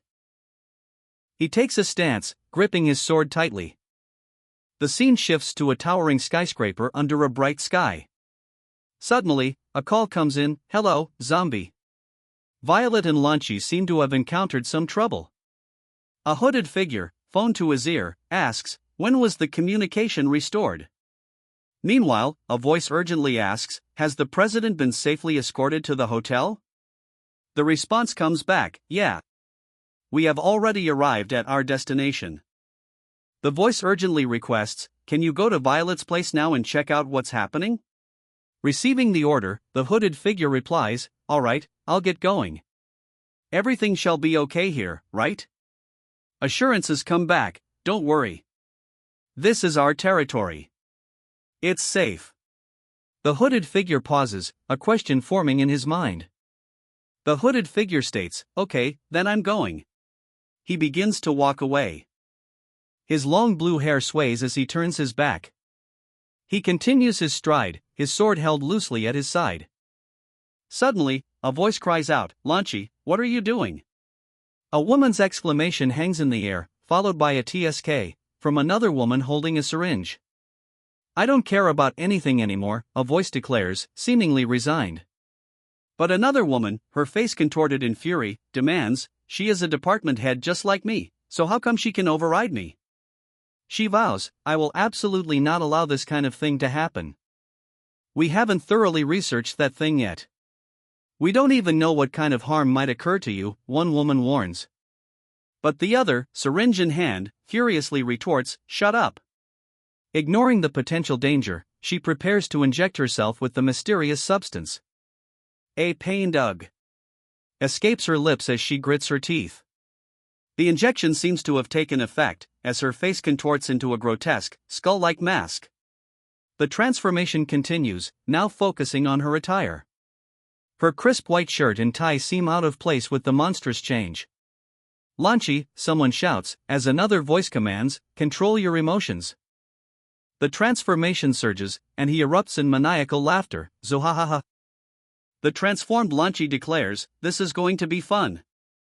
The girls look on, a shared expression of shock etched on their faces. Lanchi unleashes a torrent of flames, a guttural ha dash escaping his monstrous maw. The flames engulf everything as a voice taunts, trying to burn it again, huh? Engulfed in flames, she screams, take it back. A burst of flames erupts with a resounding whoosh. He unleashes a torrent of fire from his mouth. What? She exclaims, her eyes wide with shock as the flames engulf the figure before her. Engulfed in flames, he cries out in agony. This doesn't make sense at all, he cries out, the flames continuing to burn. He is sent flying backwards, his blue hair trailing behind him as he spins through the air. Her eyes wide with disbelief, she shouts, is it really possible to blow that fire back like this? The blue-haired fighter is blown away, while the flames engulf his opponent. Stumbling backward, he cries out in pain. The ground cracks beneath him as he struggles to regain his footing. He laughs maniacally, relishing the sensation.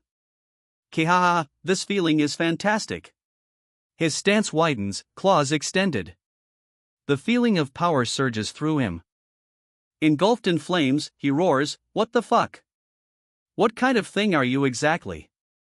A voice booms, commanding, Lanchi, control your emotions.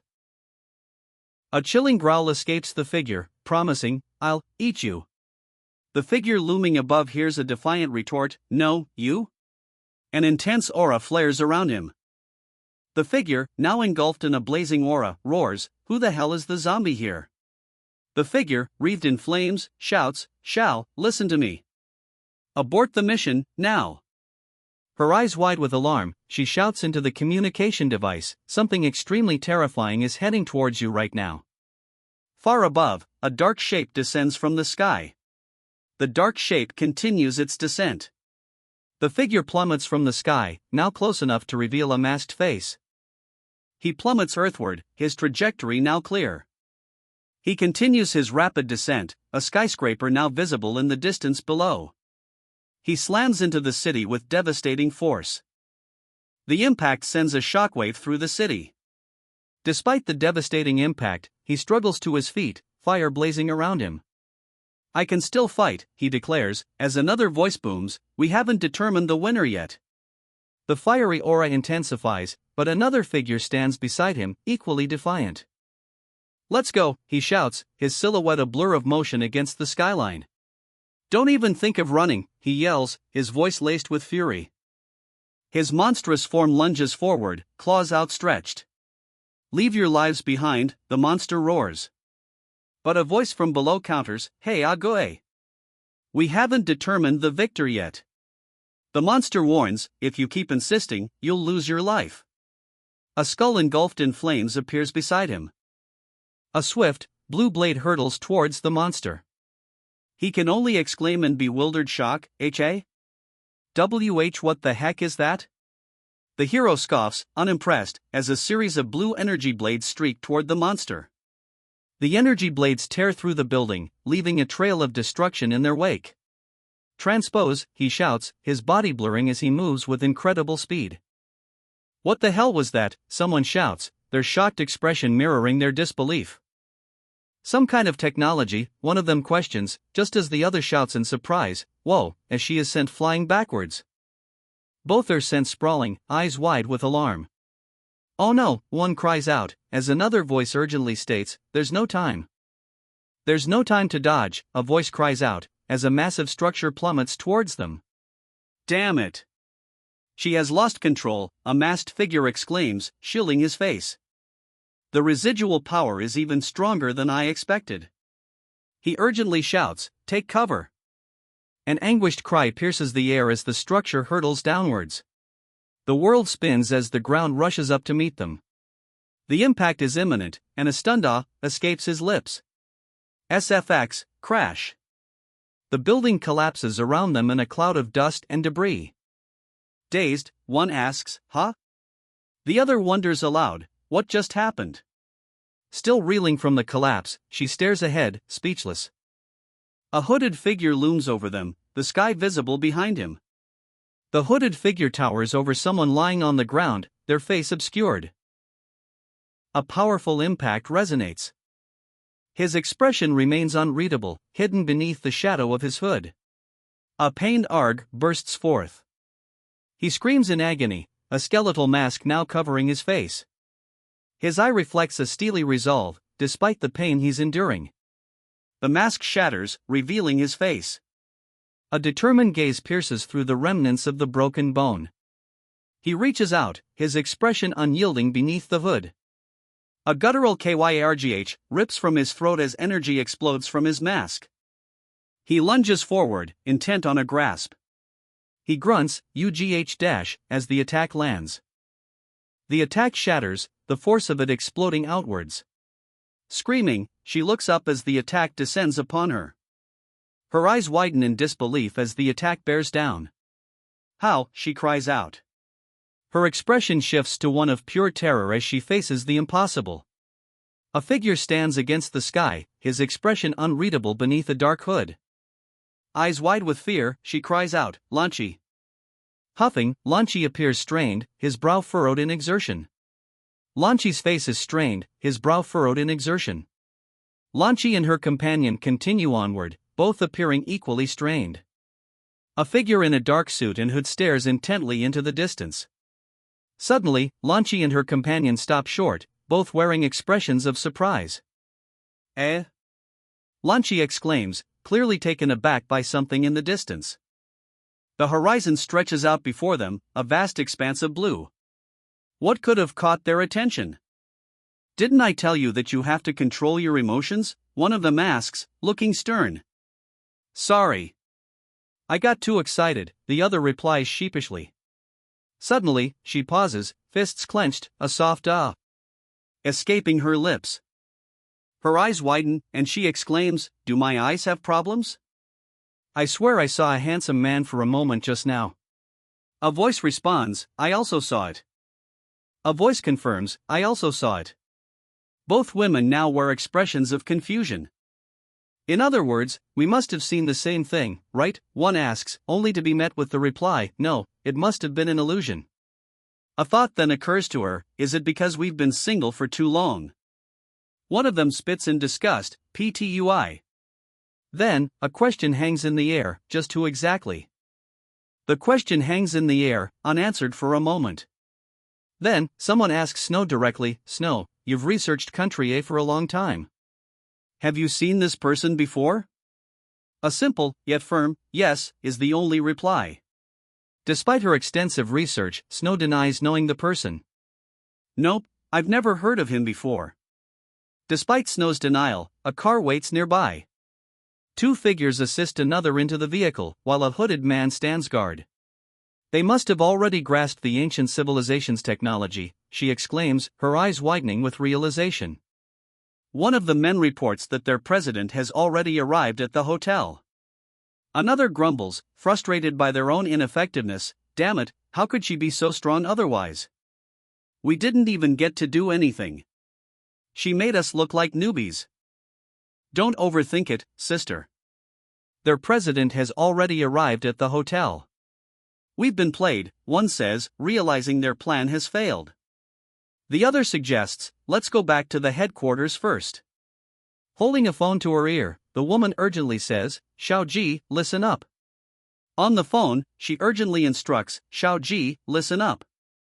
Help me find the role of the guy wearing the hood in Country A. A voice confirms, got it. A figure crashes through the top of a skyscraper. Crashing to the ground, the hooded figure exclaims, Aya. A burst of flame erupts as the hooded figure is restrained. Despite being engulfed in flames, the hooded figure shouts, What are you doing? I wasn't done fighting. An unseen rescuer retorts, Shut up. Had I not saved you, you would have been killed. Changing the subject, the figure states, Let's not talk about that mysterious fellow. We have already missed the best chance for an assassination because of him. He then adds, Right now, I can feel two foreign auras up ahead. Suddenly, a warning flashes, two powerful zombie bosses have entered our territory. His eyes widen in surprise. An airplane flies overhead. Are the zombie bosses arriving by air? The camera pans down, revealing the top of a very tall building. A monstrous creature with glowing red eyes slams against what appears to be a barred gate. He clenches his fist, determination etched on his face. Behave properly. If we get exposed, I'll tell your boss, she warns the creature beside her, her golden eyes narrowed. A WU sound echoes as the creature swings wildly from the wires. The creature, ignoring her warning, barks loudly. Woof! Woof! The creature continues to bark, ignoring all reason. Woof! Woof, it repeats. The creature continues its incessant barking, the sound echoing across the landscape. The barking stops as a voice remarks, Your pets look really special. The woman with blue hair puckers her lips, letting out a sweet sound. Ha ha, they do look a bit special, she adds, clearly amused. One of the women mutters, a bead of sweat trickling down her face. Her companion's expression mirrors her own unease. Then there's no more problem, right? One asks, receiving a firm, single-word reply, none. The two women shake hands, sealing the agreement. The meeting will officially start 2 days later. I hope for a pleasant cooperation. Dragging behind him, the creature struggles to keep up on its leash. His gaze hardened, the man declares, Those women are very shrewd, and we've never dealt with them before. There's no way for us to get them to expose the source of their power. We can only try the other plan, one of the women states, her gaze firm. Is the professional you hired here? Looking at the time, he should have arrived at the headquarters, a voice states, anticipation hanging in the air. 2 days later. 2 days passed under a vast, open sky. Country A's president formally began his 7-day visitation meeting. An announcement rings out, Ladies and gentlemen, Country A's president has arrived at our biggest mall. The crowd cheers, hopeful that he will be inspecting our business model, and he might even sign a huge business contract with us. A man in a dark suit gestures expansively, seemingly presenting something to the president of Country A. The man in the dark suit continues, stating that at noon, he will be inspecting some of our technology companies. The man smiles sinisterly as he continues speaking. Another man behind him stands with his hands clasped tightly, a clear sign of unease. The man continues, stating that he will be meeting His Majesty the Queen in the afternoon. The Queen looks shocked, holding a staff topped with a glowing gem. A crowd of reporters document the unfolding events, their cameras raised in unison. The reporters continue to document the unfolding events, their cameras trained on the scene. The announcement is made. In the evening, he will be having a roundtable conference with our Prime Minister to discuss official matters. As night descends, a crescent moon hangs in the inky sky. The conference is finally over. That was so tiring, she yawns, stretching her arms overhead. A figure nearby remarks, it's a good thing they cooperated with our security measures, or else things would have been even more tiresome. On the screen, a masked figure looms, prompting the question, are you sure you saw him turn into that handsome guy? The witness firmly states, yep. I'm sure of what I saw. In a sterile room, a new figure addresses the group. Good evening. I was asked by the Prime Minister to cooperate with you. Suddenly, a voice cuts through the silence. There you are. The voice belongs to a man who strides confidently into the room. Welcome, Department Head Chui. Only Department Head Chui's lower body is visible as he enters the room. Department Head Chui's face is revealed, and he asks, tell me, whose memories do you want me to extract? The woman answers Chui's question with a single, emphatic word, him. The woman urges, the conference is already over, so we need to act quickly. He's too mysterious, they realize. There's no intel on him among the important figures of Country A. We couldn't find any information after investigating either, one voice admits. But another insists, I am sure he has something to do with the ancient civilization. A sinister smile spreads across his face as he holds up a small vial. Ha, understood. There's nothing I can't do within my profession. The vial still in his hand, the man utters a single, ominous word, transform. The ominous word hangs in the air before a sudden explosion erupts between the two figures. A sinister smile creeps across his face. A hand grips a can, ready to be opened. The can is opened, and then the hooded figure is asked, sometimes I wonder, just how long have you been alive? He replies simply, I don't know. I forgot. The hooded figure's eyes are shown, with the questions 800 years, 1,000 years, and 2,000 years surrounding him. He's met with a dismissive wave. Forget it. It's pointless asking anyway. You don't even know how old you are. I'll be going to sleep then, he declares. Did we really have to come here, he asks, clearly uneasy. The masked figure responds, I just wanted to see who exactly it was that I saw that day, because I am sure he wasn't human. He pauses, a confused escaping his lips. The masked figure watches as the man in the suit walks away, disappearing down the hallway. The masked figure turns, walking away. The masked figure stops, a speech bubble showing their surprise. The masked figure stops abruptly. What could have caught their attention? The masked figure stares up in terror, eyes wide at the horrifying visage looming above. A figure screams, danger. I give up, as they are flung away. Looming over them, the masked figure yells, let's go. The challenger below can only sputter in disbelief. Ha! A strange buzzing sound fills the air as the masked figure turns. His fist clenches, ready for the next attack. The masked figure receives a call. This is Violet. The president has called you. A voice asks, eh? Weren't you going to sleep? Violet's smirk widens as she retorts, that's none of your business. The president is looking for you. The message continues, he is waiting for you in room 6 to 14. Lanchi is confronted as he arrives. Lanchi, what are you doing here? Violet corrects him, stating, the president is looking for us. A fist slams against the door, the sound echoing ominously. Peering from behind the door, a figure in a mask and hood appears, a question mark floating above its head. The figure is met with a man in a suit, who says, there you are. A fake label is stamped on the side. The figure responds, stating, I had something to ask you. The suited man asks if they are able to contact Zombie, but receives a curt no. The figure in the hat smirks, revealing, humph. We also know how to jam communications. Soon, they vow, they will find out the secrets to the origin of his power. The two figures stand in a large, modern office.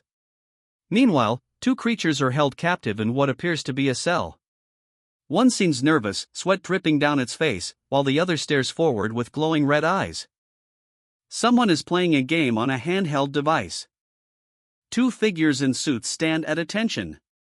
"President, you called for us," one asks. The president, seemingly unconcerned with formalities, bluntly states, "I want to take a piss." The two subordinates remain stoic as the president makes his crude request. The two subordinates remain silent, their thoughts obscured by symbols. The scene cuts to a hallway, the men's and women's restroom signs indicating the direction. Standing before the restrooms, one of them states, "It should be fine if we don't go in." Confidence bordering on arrogance fills the air as he declares, "This place is our territory. What can possibly happen?" They stand at the urinals, backs turned to whatever might be lurking. "Ashi, you're the one who brought me here. Why are you the one running away now?" he demands. Ashi replies that he only wanted to confirm something, to see if there were any opportunities. The other retorts, "How is that possible? Didn't you say there's a scary guy here?" "We already missed the best chance," one of them says. "There are no more opportunities now." Then, a whistle pierces the air. The camera pans down, leaving the two figures behind. A sigh of relief escapes someone's lips. "Not bad, brother," one of the men remarks, a sinister smile spreading across his face. The younger boy looks on, clearly unnerved.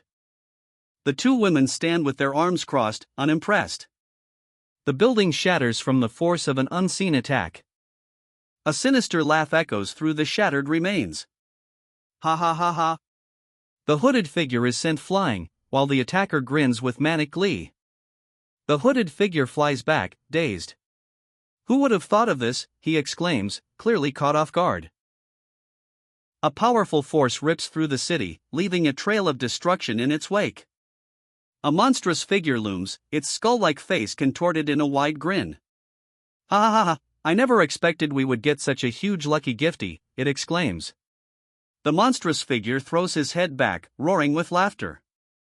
"Ha ha ha, they practically offered themselves to us." A question hangs in the air, "Did you hear that?" Two figures in dark suits stand just outside the doorway, seemingly eavesdropping on the conversation. Peeking around the corner of the restroom door, one of the eavesdroppers asks, "What's the president doing inside that's causing so much noise?" Silence descends as the two men listen intently at the door. The bathroom wall is now a gaping hole, and a scream erupts. Their eyes widen in horror, mouths agape as they scream in unison. The source of the disturbance is revealed, a can rolls away, having pierced the wall. Chaos erupts as the announcement blares, "Everyone, alert! We are entering lockdown. The president has been kidnapped." The priority is clear: find him before the media catches wind. On the phone, one of the agents asks, "Hello? Are you able to contact Chief Zombie yet?" Another agent responds, exasperated, "What, you still don't know where he is?" The agent clicks his tongue, clearly frustrated by the lack of contact. TSK. One of the agents, eyes blazing with anger, declares, "I'll transform." Another agent, clearly alarmed, shouts, hold on." Before the agent can transform, another voice interjects, reminding him, "Have you forgotten what happened a few days ago? Without Zombie here, you might kill everyone, including the president." The agent clenches her teeth, her eyes burning with barely contained rage. The agent admits, "Even I can't guarantee that I can control that power. I'm afraid that I might even be the one who would put the president's life in danger when we find him." She concludes, "Without 100% certainty, we can't use that guy's genes." The agent's colleague asks, "Then what should we do?" Uncertainty hangs in the air. Silence fills the room as they consider their options.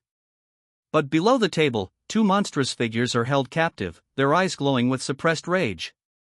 Suddenly, a voice cuts through the silence, demanding, "Violet, are you serious?" Violet, crouching low, holds a small device, her expression unreadable. "This is something that belongs to the president, can you find him?" she asks, the question hanging heavy in the air. One of the suited figures questions Violet's actions, asking if the creatures are truly dogs. Meanwhile, one of the dog-like creatures wonders if they can really find the president. Another, in a speech bubble, demands, "We can talk after you let us out." A hand grips tightly onto a collar, the tension palpable. The dog-like creature struggles, a hand tightly gripping the collar around its neck. The grip tightens, the creature's struggle intensifying. The woman with purple hair looks up, a confused head escaping her lips. Below, the blue-haired woman appears equally perplexed. The creature is sent flying backwards, crashing into something off-panel with tremendous force. The impact sends a shockwave through the building. The force of the impact is immense, sending a WAH sound echoing through the area. Emerging from the shattered remains, he shouts, "Ha, freedom!" He emerges from the newly created opening, the darkness beyond beckoning. His foot, now bearing sharp claws, crushes the ground as he steps forward. A voice booms, "Leave it to us." A blinding flash erupts as the building behind him shatters. He cries out in pain. He's caught in the blast, and the force of the explosion sends him flying. Amidst the chaos, one of them cries out, what was that?" His companion, equally bewildered, demands, "How is this any less risky than our transformation?" A blinding streak of light cuts through the air. The masked figure looms, a question mark hanging in the air as his companion's eyes widen in disbelief. "Brother," a voice booms. The monstrous figure demands, "If you don't want to die, leave the man behind." A question hangs in the air. The monstrous figure's face contorts in rage, teeth bared as he roars, "Son of a..." "Those bastards from Country A, they are raising zombie bosses," a voice shouts urgently. "Run faster. We need to get back to the headquarters." The two figures sprint forward, illuminated by a blinding light. "You're dead," a voice booms, filled with murderous intent. The suited figure curses, "Damn. Something has clearly gone wrong." A horde of monstrous figures surrounds them. The situation has turned dire. A voice questions. Suddenly, a barrage of projectile streaks across the night sky. A booming voice echoes, demanding, "All of you, get out of my way." The group finds themselves amidst ruins under the moonlight. One of them questions, surveying their surroundings. One figure sits dazed, while another lies limp against him, seemingly unconscious. Ashi, one of the figures questions. Another exclaims, "Wait a minute, is this the president? Don't just stand there." "Two troublemakers are chasing after us," the grotesque figure shouts. The grotesque figure leaps down towards them, claws extended, ready to strike. Landing with a burst of speed, the grotesque figure's sudden arrival elicits a surprised "What?" from below. More grotesque figures appear, surrounding them. An outsider. A voice whispers, suspicion hanging heavy in the air. A looming figure rises above the crowd, prompting the question, "The zombie boss of Country A?" The zombie boss issues a chilling ultimatum, "Hand over the person, and we can avoid a war." The zombie boss escalates the threat, "We now have to deal with the zombies from the entire foreign country.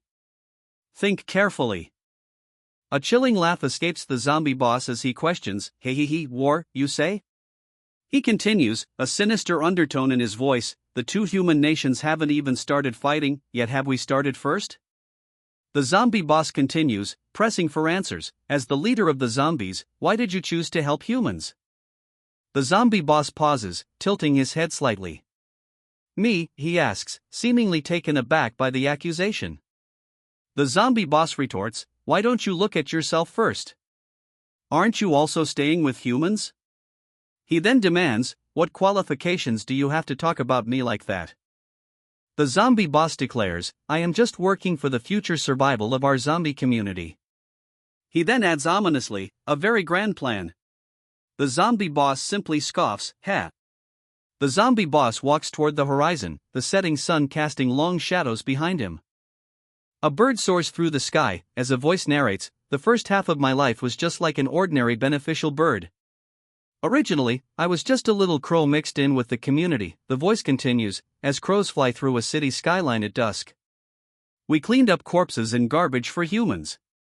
We preyed on pests and reduced the risk of contagious diseases to humans. The crow perched atop the rocks, the setting sun behind it. But a question arises: why did they become incarnations of pests, terror, and evil in human eyes? I hate humans not because of their prejudice, but because of envy, the crow's voice declares. I want to become a human. The crow's envy becomes clear. I want to have the same pair of feet as them. It thinks, looking at the humans. I want to be like them, possessing consciousness and wisdom and become a higher being. A hail of bullets rips through the sky. However, the reality is that, as a corpse bird, I was eventually exterminated by humans. The crow realizes. The crow, now in a humanoid form with a blank white mask, reflects on his past. With the earth in such chaos, is there really a need for humans? Surveying the ruined landscape, the crow wonders aloud, is there still life surviving around here? He then notes, unfortunately, the lower body and the wing are all gone.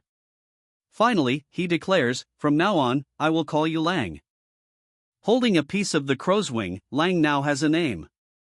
Lang, you must remember, a voice echoes. Hatred and destruction are not solutions. The crow is now nestled safely inside Lang's jacket. Aloha escapes the transformed Lang. Lang declares, the facts prove that our plan is even more magnificent than yours. The transformed Lang crouches atop the rubble, his red eyes gleaming with confidence. The figure states, looks like we can't come to an agreement. Lang's massive form looms as he shouts, you guys run too fast. Two figures scramble to escape his reach. An irritated voice booms, questioning, Ugly, why are you still talking so much nonsense with them?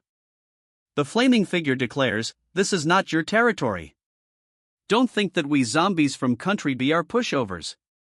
His piercing red eyes glow with menacing intent. The woman with blue hair grits her teeth, her eyes narrowed in anger. The woman beside her looks forward, her mouth agape. The man stares forward, his expression unreadable. A small bird rests in his open hands. Whether you want to become a human or some other kind of. The man begins to say. If you say so, it is then. The man stands silhouetted against the rising sun, his decision seemingly made. The man's stance is firm. I have no intentions to negotiate with you either, he declares. The two men shout in unison, their faces contorted in disbelief. Ha! The journey begins across a rugged, snow-dusted landscape. What the hell? What's going on? One of them shouts, panic etched on his face. Another voice cries out, aren't you a dog? One of the figures shouts, what, as the other is identified, you wingless bird, attempting to disguise yourself as a human. What, he exclaims, as another voice identifies him as, you wingless bird, attempting to disguise yourself as a human. The wingless bird stands revealed, his red eyes gleaming menacingly. How dare you show off before me, he roars, his body engulfed in flames. Raah, he screams, unleashing a torrent of fire. Burn, he commands, unleashing the full force of his fiery power. As the fiery torrent erupts, one of the figures yells out, you two, be careful. This guy is not that simple. The fiery blast engulfs the area, but a figure emerges unscathed, deflecting the attack with ease. The attack continues, a torrent of fiery energy. The fiery energy continues to surge, but the man cries out, seemingly unaffected. Wind pressure, he questions. Amidst the fiery onslaught, she shouts, hurry and leave this place. Leave it to the two of them. As the battle rages on, another figure shouts, let's go find the president. With a mighty HYAH, a foot slams down, shattering the ground. His fist connects, a shockwave rippling outwards from the point of impact. What, they exclaim, witnessing the hooded figure reeling back, engulfed in flames. He coughs out a pained XUGH. The force of the impact obliterates the surrounding buildings. Above the destruction, one of the onlookers stammers, is this his real attack power? Below, the transformed figure prepares another strike. Below the transformed figure, a bystander can only utter a stunned, The transformed figure's attack comes straight at the viewer, blades extended. The world blurs as the transformed figure's attack connects. The force of the blow sends bodies flying, a scream echoing through the air. Amidst the ruins and smoke, a figure stands, surveying the devastation. Lying amidst the rubble, he manages a weak ha. This. The masked figure groans. Meanwhile, one of the suited figures observes the scene, declaring, "This is too exaggerated." He falls. He lands amidst a burst of flames. "Listen up, zombies of Country B," the figure shouts, brandishing a knife. "Charge together and drive these two guys out for me." He prepares to attack, declaring dagger art. Dagger art explodes into a vortex of blades. The dagger art manifests, blades poised to strike. He slams his foot down, creating a shockwave. The two clash, a blinding light erupting between them. The force of the blast sends him flying backwards. Above, crimson eyes narrow in on him. "Ugh," he grunts, debris flying around him. "Damn it!" He reaches out, clawed fingers outstretched, as if grasping for something just out of reach. "Found the president," he shouts, his eyes wide with what seems to be a mix of shock and determination. A question mark hangs in the air, a silent query about the figure huddled on the ground. But the figure he found is far from the man he expected. A hooded figure with horns and a menacing grin stares back. The hooded figure shouts, "Stop them!" His command rings with urgency. The hooded figure's command sends his minions swarming across the ruined cityscape. The woman with the purple eyes looks up, startled. "What?" she asks, confusion etched on her face. A grotesque figure descends, its elongated head and razor-sharp claws poised for attack. With a resounding whoosh, the grotesque figure plummets towards the earth, its descent a terrifying spectacle. Its razor claws descend, poised to strike. The city shrinks beneath the descending horror. The monstrous entity continues its descent. The entity plunges further, its red eye burning with malevolent intent. A desperate cry echoes as the figure plummets through the air. "WHOAA," he shouts, his eyes wide with alarm as he plummets. "Good heavens," she cries out, panic etched on her face as she plummets downward. Ruined buildings stand against a clear sky. A massive, otherworldly shape looms in the distance. A monstrous foot slams down, sending debris flying. Oh my God," a nearby observer exclaims, "is that an ancient aberrant species?" Outraged, one of them shouts, "What the heck? Why were you living in cages before?" Another points accusingly, adding, "I thought you guys weren't a threat. That's why I let you out." They then demand, "How is this different from our transformation? You're not allowed to harm the president." The transformed figure stands tall, its red eyes glowing menacingly. Wings spread wide, it towers over the others. The transformed figure looms, casting a long shadow over the ruined city. Panic etched on his face, the man stares up at the transformed figure. A massive speech bubble looms, suggesting a powerful declaration is imminent. The transformed figure declares, "Legendary level aberrant species." "Big sis, I'll go help," one says, while another adds, "By the way, activate the consciousness enhancement device." The transformed figure believes, "This can make us stronger." The transformed figure warns, "Otherwise, we'll be at the mercy of the zombies from Country B. Even if it costs our lives, we won't be a match for these two guys." The transformed figure grits his teeth, muttering, "Damn it." He then questions the situation. In this era, are there still monsters from ancient times? A sharp sound pierces the air as something strikes the transformed figure. Staggering, he braces himself, his posture strained against an unseen force. The world explodes in a blinding red. They are not ordinary zombie bosses, the warning echoes. The zombie boss looms, its face obscured by a grotesque mask and menacing horns. "Big sis, there are two troublemakers," one of them shouts. Another retorts, "I've seen it all." But then, a new command rings out, "Just kill him directly." Above, someone demands, "What are you giving him to me for?" Meanwhile, the protagonist, seeing the situation, realizes, Agui and Ashi are in danger. "I need to hurry and help them." He dashes forward, a blur of motion. A monstrous figure, cloaked and horned, lunges forward with terrifying speed. He hesitates, conflicted. How much should I open? They will return to an ordinary walking dead if I open too much. But, clenching his jaw, he decides, forget it. Let's just open it. A guttural roar tears from his throat as he clenches his fist, finally unleashing his power. The ground trembles as a horde of monstrous figures surges forward, bellowing, "Drive these outsiders away." One of the monstrous figures declares, "It's none of our concern. We only obey one person." A BAM echoes as the other scoffs, dismissing them as just these small fries. He adds, "There's still this move, combined with human technology." The monstrous figure descends rapidly, a blur of motion against the sky.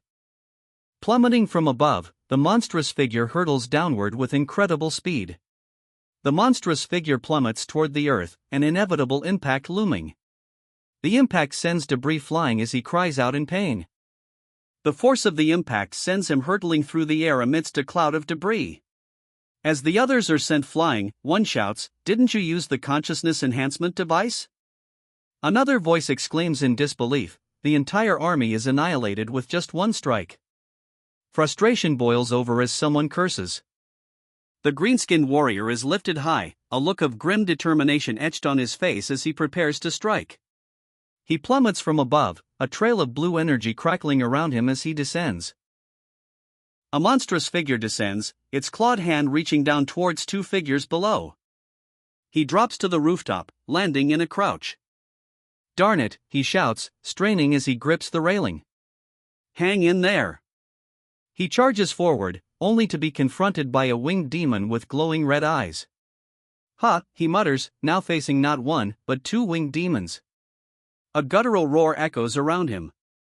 The second demon lunges forward with a terrifying shriek. The winged demon's maw opens wide, revealing rows of razor-sharp teeth. The winged demon crashes down amidst a cloud of dust. Standing tall, the winged demon faces his opponent. The winged demon pauses, aloha escaping him. He then wonders, same race? The winged demon is struck by a powerful blast, sending him hurtling backwards amidst a shower of debris. The winged demon pauses, observing his opponent with narrowed, red eyes. "Clearly, you are very powerful," he declares. His face contorted in rage, the winged demon demands, "But why did you choose to help humanity?" The winged demon shouts, obviously the same race and species. But his opponent, fist clenched, replies, "Sorry, but I can't answer your question." A clawed hand looms large as the figure declares, "The only order I received is to retrieve the human president." The clawed hand connects, sending the winged demon reeling from the force of the blow. The force of the blow sends the winged demon flying backward, a pained "urk" escaping his lips. Sent hurtling through the air, the figure above declares, "See clearly, we just want the continuation of our race." Meanwhile, his opponent below wonders aloud, what did we even do wrong?" The winged demon is sent hurtling backward, the force of the impact visible in his clenched fist and strained posture. Despite the setback, the winged demon snarls, "It's not over yet. You're not welcome here." The winged demon's single, glowing red eye pierces through the panel as he demands, "If you don't bring the human president back soon, all of you will really die here." The winged demon threatens, his singular red eye burning with malice. A question mark appears above the winged demon's head. The winged demon roars in apparent pain, yelling "Arghh." The two onlookers react in disbelief. "No way." One of them says, eyes wide. Red energy crackles from the winged demon's hand. The red energy intensifies, swirling around him. "Ashi," he cries out, his face contorted in disbelief. The transformed figure descends rapidly toward the city. The transformed figures loom, their descent creating gusts of wind and a palpable sense of dread. The transformed figure continues his descent, wings spread wide against the sky. The transformed figure continues his descent, now towering over the two figures below. "You have such incredible power," the transformed figure booms, questioning, "Why did you choose to become the prisoner of the human race?" He continues, sneering, "You possess such destructive power and yet serve like dogs to humans." His red eyes narrowed, the transformed figure asks, "Why wouldn't I want to destroy the entire humanity?" The city lies in ruins, a testament to the destructive power he possesses. He recalls, I was just a little zombie in the alien family at that time. The alien race, he explains, are not like the Walking Dead, they possess their own consciousness and food, simply desiring their own territory and peaceful existence. Two of the alien race survey the ruined cityscape from atop a crumbling building. The alien recalls, and then those damned humans came. They, with their so-called technology, destroyed my home. Standing tall amidst the ruins, the alien warrior surveys the landscape. They destroyed my home with their so-called technology. The alien's words hang heavy as an explosion erupts in the background. Clutching his weapon, the alien warrior declares, for the sake of the phrase, those not of our kind must be exterminated, all my forebears died in the battle. Not even a single one survived. In order to protect me, my parents hid me beneath the ruins, attempting to let me escape from the hunting of the humans. The alien recalls, peering from behind a rocky outcrop. Humans call us monsters, but in our eyes, what are humans? The alien thinks, remembering, I witnessed them with my own eyes slaughtering my. At this moment, I hate humans more than any other creatures, the alien thinks, huddled in the darkness. I want revenge, but more than that, I hate myself. I despise my own cowardice and lack of strength to protect them. The alien remains huddled in the darkness, consumed by self-loathing and a thirst for revenge. Emerging from the cave, the alien declares, all those abnormal species have been cleared. From now on, there will be no more zombie-like alien species on Earth. A voice objects to the alien's claim, no. The mechanical figure's red eyes glow menacingly. There's still one left. A desperate cry escapes as he's sent flying. Just when I thought my fate was going to end like that. Just when I thought my fate was going to end like that. He says, barely dodging the incoming blow. He recalls a past vision, I saw. One of my kind. The vision intensifies, revealing a figure with long black hair and a muscular build. This one of my kind stands ready to fight. A very amazing person, the voice exclaims. But then, a contrasting thought emerges, he was someone of my race that looked a bit weird. The figure stands tall, his gaze obscured by his dark hair, revealing a muscular physique and tattered clothing. I watched him face the entire human army alone. The words hang heavy, painting a picture of impossible odds. Before him looms a colossal, armored figure with glowing red eyes. Above, a massive structure hangs suspended in the sky. The ground troops have been destroyed, one armored figure shouts. The order rings out, fire all available weapons. From the ship, a barrage of missiles streaks towards the sky. Damn it! He's looking over here, the armored figure exclaims, panic rising in his voice. Fire everything. Ground, sea, space, I want all weapons to open fire, an order booms. A memory surfaces, I witnessed it with my own eyes, the battle where he fought the entire human army by himself. With a mere gesture, he annihilated all human technology on the ground. Missiles are intercepted mid-flight, exploding in bursts of water. The fleet advances, undeterred by the previous assault. Help, someone cries out as the sea troops are reported gone. The order is given, use the electromagnetic orbital cannon. Fire.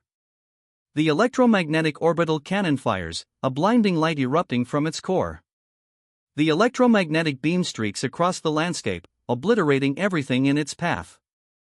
The electromagnetic beam strikes the planet's surface, detonating in a cataclysmic explosion. Above, the figure watches the destruction unfold.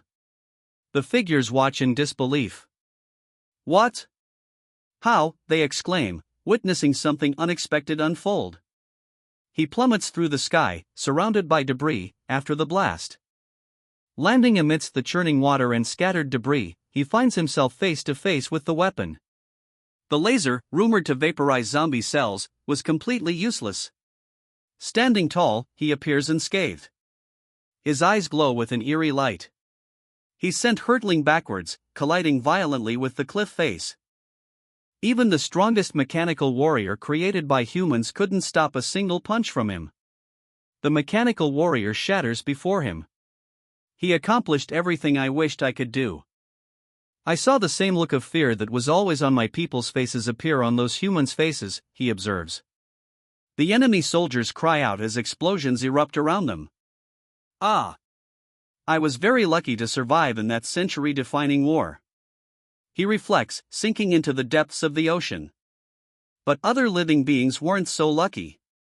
He completely wiped out the human civilization. Of course, that included all the other living beings on Earth. That battle evaporated the world's oceans, vaporizing countless beings. Hundreds of continents were reduced to just 2. Standing atop the wreckage, the figure muses, something I could never achieve in my life. He continues, revealing his own hatred. I knew he hated humans as much as I did. Looking at the lifeless wasteland, he admits he felt no happiness from his revenge. He continues, instead, in his eyes, I saw endless loneliness. The words echo, revealing his true feelings. The figure stands tall, a stark contrast against the desolate landscape. He drops a green sack onto the rocky ground. Below, a dark entrance awaits. Clenching his fists, the figure seems ready for a fight. He holds another green sack tightly in his hand. Across the barren landscape, a hooded figure walks towards the horizon. Someone watches from behind a rocky outcrop. The hooded figure pauses, a question mark floating above his head. There was actually something that survived? The hooded figure notes that the wings and the lower half of the body are gone. A gloved hand reaches out, as a voice declares, from now on, I'll call you Lang. The small bird rests in his hand. Another gloved hand reaches out, as if in greeting. Suddenly, a message appears. The boss said that hatred and destruction cannot solve problems, as long as we pose no. 2 monstrous figures face off, their eyes glowing with menacing intent. Suddenly, the 2 figures' expressions shift to shock. What? One of them utters, the menace replaced with disbelief. A blinding flash fills the sky. The world is engulfed in light. Buildings crumble as a colossal figure descends.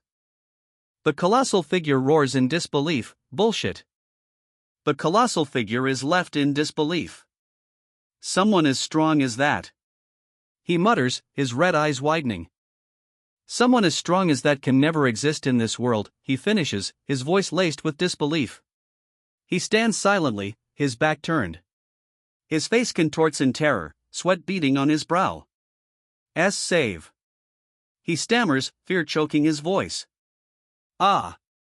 Before him stands a figure shrouded in darkness, a terrifying visage of pure blackness where a face should be. He cries out, "Cuff," as something black splatters across his chest. "Idiot, quickly tell us what you saw using your hypnosis," they demand, their faces contorted with frustration. Say something. Hey! Why did you transform back? He slumps back, eyes swirling, uttering a weak he. Twice, before losing consciousness. His eyes still swirling, he manages to choke out, "He killed all of them, our ancestors." Before finally passing out. What do you mean by that? Say something that makes sense, she demands, her face contorted in frustration. Forget about it. We need to save him first, she shouts, dismissing the idea of waiting for an ambulance. The hooded figure stands silently, his back to them. The hooded figure turns, a hand raised to his head, and asks, "Did I fall asleep?" He looks around the empty office, now realizing, where did the president go? A doctor rushes forward, as others shout, "Quick, doctor, save him." You need to save his life. Someone else urgently demands, "You can't die now. At least finish what you were saying before you die." On the other end of the line, a voice responds, "I'm listening." The caller urgently relays, "Phew, we finally got hold of you. It's an emergency. The president was kidnapped." The man on the other end of the line is shocked. Eh? But the president was with me just now, he asks, confused. The caller replies, "What are you talking about? He was taken away over 30 minutes ago." A figure in a mask and hood stares blankly ahead. Who is this imposter claiming to be the president? The wall explodes outward. A powerful shockwave rips through the area. A figure is sent hurtling through the air, crashing through a window. He plummets into the emergency room. Immediately, someone asks, "Doctor, how is his condition?" The somber reply comes, "His condition does not look good." "Please don't ask for too much," the doctor says, her expression strained. "It's already good that we can keep him alive." The doctor somberly announces, he is now in a vegetative state. Then, with a grim finality, she adds, "I don't think he can ever say another word in his life." The doctor's words are met with stunned disbelief. "Ha!" one of them manages to utter, eyes wide with shock. A monstrous voice booms out, shattering the silence. "You're lying."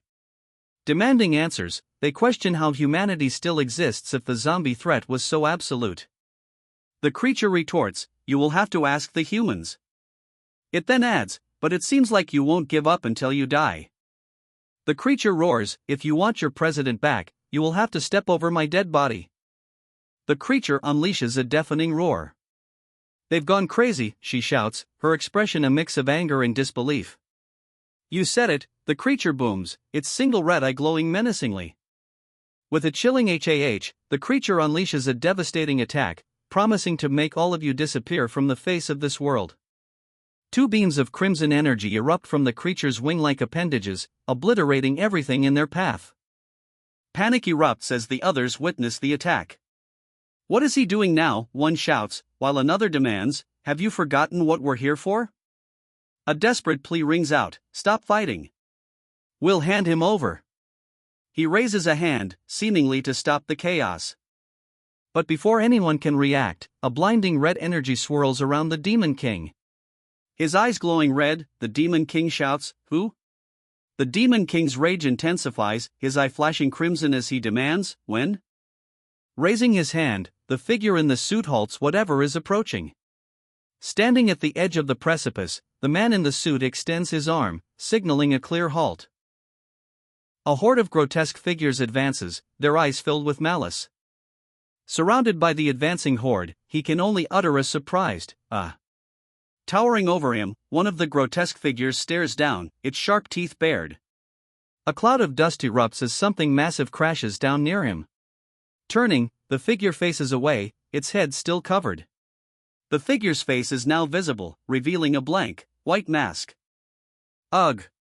groans a zombie, its mouth open in a silent scream.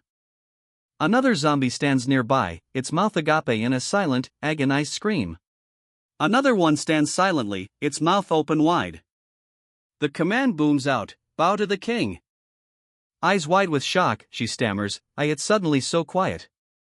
An ominous figure looms, its single red eye glowing menacingly. "Now you have met him," the figure declares.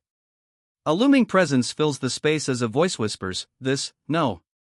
The voice echoes with a chilling question, "He is the same as us?"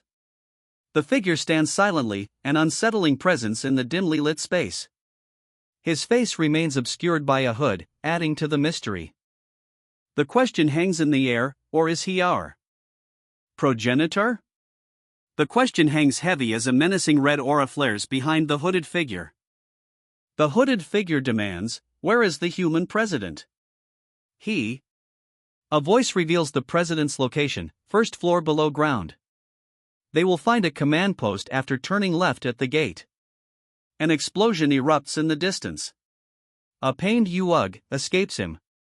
He crashes down hard, bracing himself against the impact. Struggling to rise, he gasps, "How is this possible?" This pressure is even stronger than the other two combined. A woman appears, leveling a pistol at the downed figure. Her gaze is cold and unwavering. The woman's chilling words echo as she aims the pistol. "I will never show mercy to my enemies. Rest in peace." Suddenly, a voice interrupts her. "Hold on." The woman pauses, now questioning her target. "You're the leader of Country B's rebel force, right?" She continues, acknowledging his reputation. "You have made quite a name for yourself. You must be a great visionary, someone who control Dash." Cutting her off, she retorts, "You think you can escape by praising me? You old ass." Suddenly, a shout rings out, "Wait." Interrupting the heated exchange, the hooded figure pleads, "I have information about the ancient civilization." "As a fellow human, aren't you interested?" his eyes widen in shock. The ancient people, he exclaims, clearly surprised by the hooded figure's claim. Suddenly, someone reaches out and grabs the hooded figure's head covering. The hooded figure's captor speaks, her eyes narrowed with impatience. You better speak properly. My patience is limited. The hooded figure begins to speak, revealing critical information. You must know that the reason why Country B is acting so suspiciously. The hooded figure reveals that his country found the remains of the ancient people. Coincidentally, we had a little run-in with them. Although we only defeated one of them, we were still able to obtain the ancient technology. He adds that Country B is so interested in his visit because they want information about the ancient civilization from him. The hooded figure proposes a deal, information on the ancient civilization in exchange for his freedom, so they can defeat Country B themselves. But an enraged voice accuses him, "You bastard, you're stalling for time." Her rage intensifies as she lunges forward, shouting, "You really think I'm stupid? You old dough stick." She pulls the trigger. Bang! A shot rings out as she fires, while one of her assailants shouts, "What? What are you guys doing?" she demands, fury etched on her face. "I fed you and gave you your own will. Why are you stopping me?" Standing over the fallen, a figure in a suit and mask looms, an unsettling presence amidst the chaos. Her eyes widen in disbelief and rage. "Who?" she shouts, her voice filled with betrayal. The world fades to white, leaving only a sense of overwhelming emptiness. A woman is pinned down, struggling against a figure with a blank, masked face. Her expression is one of pure, unadulterated rage. "Who are you?" she demands, her voice filled with fury. The masked figure muses, "I would have never imagined that the leader of the zombies in Country B would be a human girl. How peculiar." The masked man declares, "While I have no interest in the leadership in Country B, you are not allowed to kill this man." Her eyes blazing with anger, the zombie leader retorts, "What does it have to do with you?" A new voice cuts in, dripping with sarcasm. "Oh, great. Chief Zombie, you're here." The zombie leader shouts, his face contorted with urgency, "You guys, quickly stop them, or we won't get another chance." Someone shouts, demanding, "What are you waiting for? Let go of me." A look of confusion crosses their face as they are held. A chilling realization dawns, something's wrong. There's no reaction. Don't tell me they're being controlled. Her eyes widen in terror as she looks up at the monstrous figure looming over her. Her terror mounts as she cries out, "Hey, is the consciousness-enhancing device not working?" Turning away from her, the masked figure states, "You can let her go after we leave."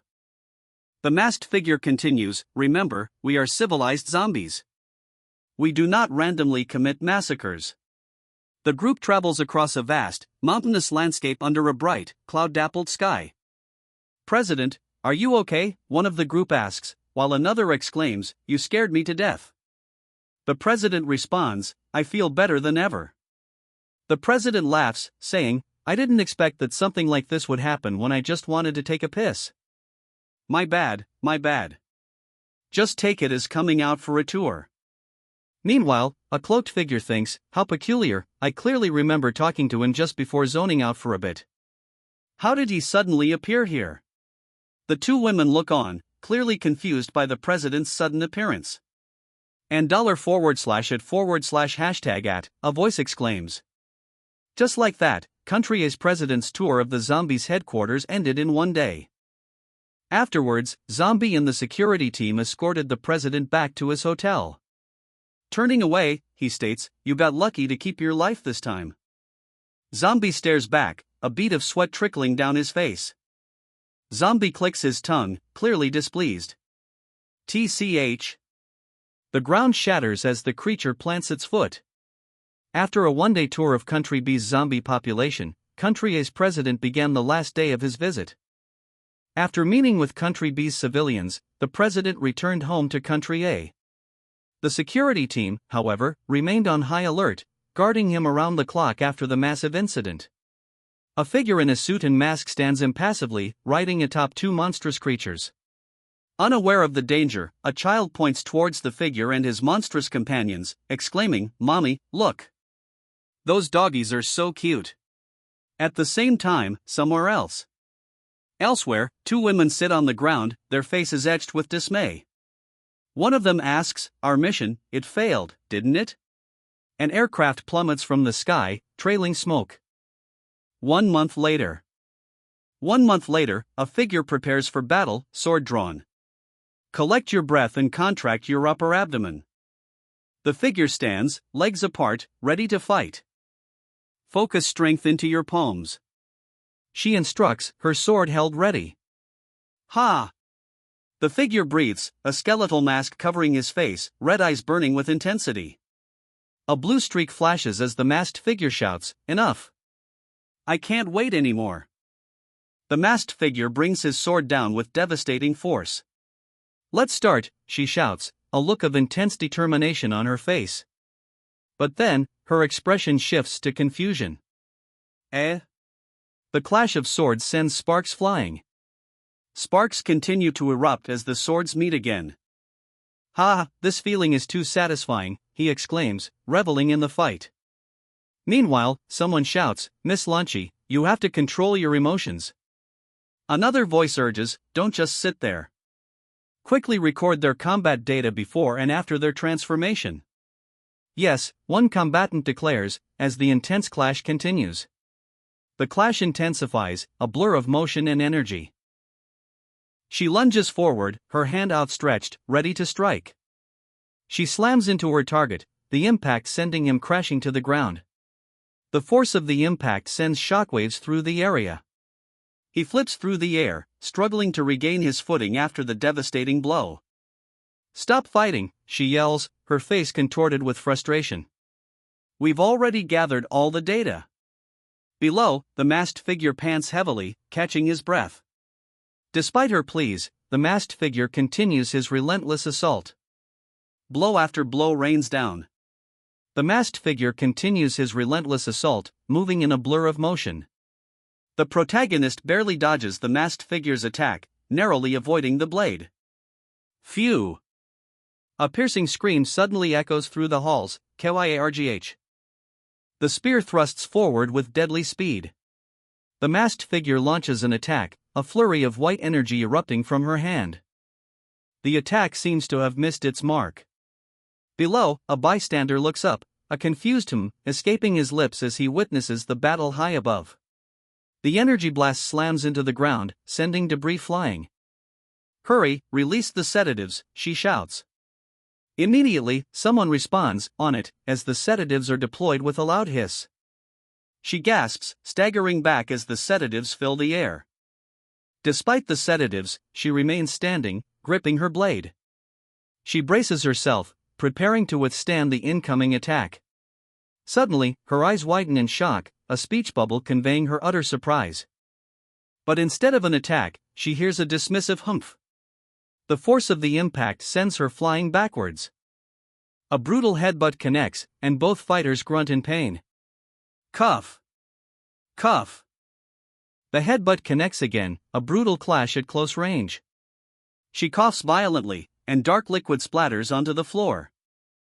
According to her calculations, the transformation has boosted her opponent's strength over 20 times its original level, even surpassing her own. She realizes, from the looks of it, the power scales with the body's original strength. "I might not be able to beat you at all." Her opponent looks back at her, a question mark floating above her head. "However, I am more curious that you pierced each other's hearts just now. Yet you could regenerate even though your transformations were already over." The instructor observes. Holding up a drawing of a heart, the protagonist responds, "I can't do that." The instructor concludes, "So, strictly speaking, the two of you are no longer human." "What?" she exclaims, reeling from the instructor's revelation. A grim realization dawns on her. Is this the price for obtaining this power? The instructor continues, noting, "What's more, the speed at which you regenerate is even faster than expected. It's almost like a miracle." A chilling question hangs in the air: why are we not human? "We have a human consciousness and a living body," she states, refuting the instructor's words. We're nothing like those mindless creatures. She then questions, how are we not human? From what I remember, only those without consciousness are called zombies. Well, you're not wrong, a voice admits, before adding a hesitant, but. Cutting him off, she declares firmly, there are no buts. Then, she adds, you should focus on creating equipment that can help us control our emotions. A looming meeting weighs heavily on someone's mind. The meeting is going to start soon. I don't want to lose control and kill everyone. Following the visit to Country B, a rare period of peace and quiet descended upon everyone. He taps his finger on the table, the silence amplifying the tension. The fork and knife hover over the egg on the plate. Hee, the figure giggles, poised with utensils over the plate. Ding dong. The sound of the doorbell rings out. The figure pauses, turning towards the door. Who is it? He asks. A voice from the other side answers, the president is calling you. Come with me. He wants to see you right now. Meanwhile, the scene shifts to a blurry, industrial setting. A scientist carefully pours a liquid from one test tube into another. In the background, a young man looks on, muttering, The young man questions the scientist's actions. Don't you specialize in making mechanical suits? What are you doing? Why does it look more biological than what we do? The scientist reveals, this is liquid metal nanotechnology. He continues, questioning how Earth's natural metals alone could support their sprawling technological empire. Moreover, he claims, the minerals on Earth couldn't contain mighty biological beings either. The scientist elaborates on the liquid metal nanotechnology. On the other hand, this liquid metal can flow freely in space. He continues, it can even transform its shape based on your thoughts. Breaking this kind of alloy is as hard as smashing an entire planet, the scientist claims. Doubting the statement, someone wonders if something like this alloy existed on Earth in the past. The scientist excitedly explains that only 1 gram of the alloy is needed after forming it, as it can self-replicate infinitely. He then wonders aloud if this technology is too advanced for them. The scientist wonders aloud, questioning if something like this alloy existed back in ancient times. He then ponders just how advanced the technology was back then. It's exactly because our technology was too advanced, a voice explains. We were like trash when we were alive. No matter what we wished to do, there were AI machines that could help us do it. We were pampered as if we were like giant babies, the voice continues. The scene shows 3 figures riding in hovering chairs, each holding a snack. Despite having reached the pinnacle of technology, a voice admits, we still couldn't win against him. The figure stands before a massive, menacing robot. Panic rising in his voice, he wonders aloud, is he that strong? Then, can we win? He then demands, how did you even make a being like zombie to begin with? The man's face contorts, a chilling realization dawning. Who said that we were the ones who created him? He asks, leaving the others in stunned silence. The revelation hits hard. The bespectacled man exclaims, clearly taken aback by the implication. The figure stands tall, a chilling revelation accompanying his appearance. He is a zombie that evolved from the earliest era of humans. The man's shock deepens. Earliest dash, he questions, struggling to process the implications of this ancient evolution. The figure continues, he has existed for far longer than you can ever imagine. His eyes widen in disbelief. You mean there was a civilization before yours? He exclaims, the revelation hitting him hard. The figure responds matter-of-factly, of course there was. Let me tell you about our history. The planet hangs in the void, a silent testament to a forgotten age. Just like all civilizations, we started as an agrarian society, the figure begins, showing a simple farmer raising his hoe to the sky. Right from farming the land. One day, out of nowhere, a virus outbreak occurred, and a farmer turned into a zombie, the figure explains, as the farmer's eyes glow red with terrifying hunger. The figure fires his weapon, the bullets tearing through the air. The narrator states that they are using ordinary weapons to fight the zombies. But in order to get rid of such creatures permanently, we went down a different path. the narrator reveals. They invested all their efforts into technology, lacking powerful bodies. 1,000 years of development, the narrator continues, our technology took a qualitative leap. The panel reveals a futuristic cityscape. And in the process, we discovered a world-shaking secret, the narrator states, as the onlookers react with shock and disbelief. The narrator reveals the shocking truth. The reason humans turned into zombies was because the virus had been hidden in our genes all along. It wasn't because of an external change. But the narrator doesn't stop there. And while researching human civilization's origins, we found something even scarier. The figure stands silhouetted against the sky, the narrator's words hanging heavy. He had been there ever since the inception of human civilization. The narrator continues, revealing, he is an oddity that transformed from the earliest batch of humans. Our understanding of him is highly superficial. The narrator reveals a startling discovery. While tracing our genes, we found that over 6 civilizations of humans existed before us. The narrator continues, stating that the rise, fall, and destruction of all 6 civilizations are inextricably connected to him. The narrator clarifies, in short, the number of civilizations he extinguished is at least more than 1. The revelation leaves one researcher utterly stunned, mouth agape in disbelief. He exclaims. The researcher, now facing a colleague, asks if he's understanding correctly. So, you're saying that zombie is much more ancient than we think, huh? The researcher on the phone concludes, well, you know the rest. The researchers react in shock, exclaiming, seeing such a bug-like existence appear on Earth. The researcher admits, we were scared to the bones. The researcher, eyes wide with terror, shouts that to face him, they expedited their technological development. The researcher continues, explaining that with their surveillance, they ensured no other human appeared within a 500-kilometer radius of him. They tried to study his behavior and his genes. The researcher hesitates, uttering a small ah. His hesitation grows, a clear sign that he's hiding something. A figure stands amidst the wreckage, declaring, we pushed science and technology to the extreme.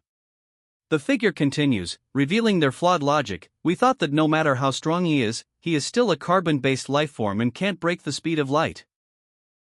The man in the lab coat asks, do you mean our generation of human civilization comes from synthetic embryos that you made?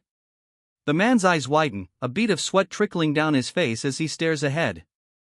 The man frantically waves his hands, exclaiming, whoa, no need to be agitated.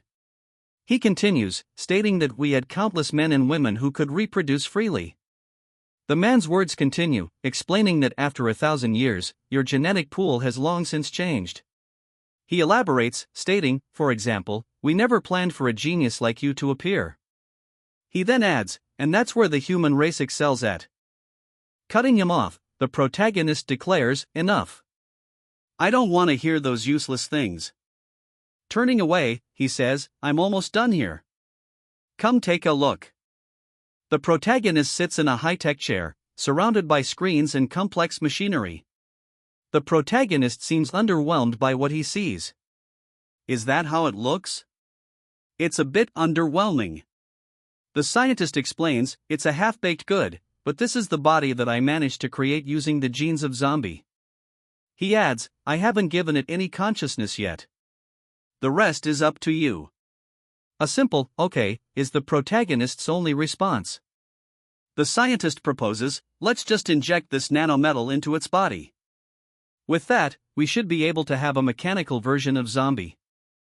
The scientist believes that with the strongest nanometal in the universe and zombies' genes, the new body should be no weaker than the original. Suddenly, a voice cries out, hold on. Another scientist, eyes wide with concern, questions the implications of their plan. What we're creating is a copy of zombie, right? Did you forget what his ideals are? One scientist asks, reminding the others that he has been trying to coexist with the humans.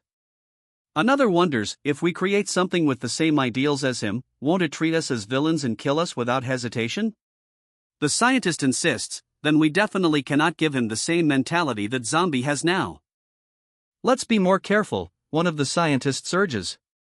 We understand too little about him. Another proposes a dangerous idea, how about we give him the mentality of the zombie from my era? A scientist holds up a test tube, The contents unseen. The debate over the new zombies' mentality continues. One of the scientists asks, "Do you know the psyche of zombie from your time?" Another worries, "What if he decides to work together with zombie? Won't all our efforts be in vain?" "Nope, I don't know," he admits. "We had no idea what he was thinking back then." He continues, "We just know that whenever he saw a human, he would begin a huge massacre." The man recoils, his face contorted in shock. "Ha!" he exclaims, seemingly taken aback by the revelation. Turning away, the man coldly declares, "There's no need to care what it thinks, as long as it can be created." The man's chilling words hang in the air, "We will leave the rest to fate." A massive ship cuts through the waves, an airplane soaring overhead. The masked figure stands beside the girl, both gazing towards an unseen horizon. The girl demands, "Why did you bring me to the bay? Shouldn't we be in your office?" The masked figure simply replies, "See for yourself." The view opens up to reveal a massive warship docked in the bay, its immense size dwarfing the surroundings. The man's response is simply, He seems to be questioning what he's seeing. A figure stands with arms outstretched, a wide grin plastered across his face. "Ha ha ha ha. Chief Zombie, you're finally here," he booms. "We haven't met since we returned from Country B." Chief Zombie is pulled into a tight embrace. "Thanks for saving me last time," the man says, adding, "Having someone as strong as you in Country A is our fortune." Still embraced, the man continues, "In order to thank you, I've prepared a big gift for you." He then asks what Chief Zombie wants, money or women. He adds, whispering, "What do you think about Violet and Launchy?" The man laughs, then says, I guess you wouldn't be interested in things like that." The man, still embracing Chief Zombie, assures him, "Don't worry, if you don't like them, I have something else ready." Suddenly, a disembodied voice booms, "I'll give you a naval fleet." The disembodied voice continues its offer, promising, for aircraft carriers and 60 different warships. The man declares, "From now on, you'll be our upgraded version of a chief." He continues, stating that half of the country's civilians' lives will be under the other's protection, adding, "You better not let them die, okay?" Someone thinks to themselves, "Damn, he really trusts this guy." The hooded figure simply responds, "Oh ho." The hooded figure questions the offer, retorting, "What do you mean, oh ho? I don't even have a ship."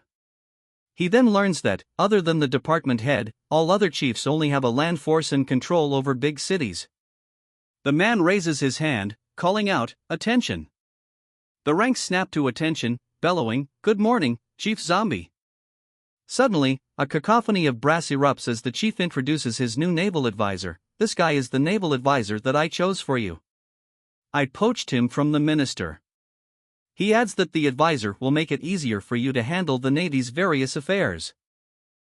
A woman stands, her back to us, delivering a stern warning, "Put away your pride." She continues, her voice sharp, "We didn't spend so much money to hire you just for you to come here and eat to your heart's content." The woman clicks her tongue, her gaze sharp and disapproving. Tisk. Tisk, she clicks her tongue, arms crossed, clearly unimpressed. "Queen, please don't be angry," one of the men pleads, while another nervously suggests, "We can discuss things amicably." The woman wonders aloud, "I wonder why you asked us to come here."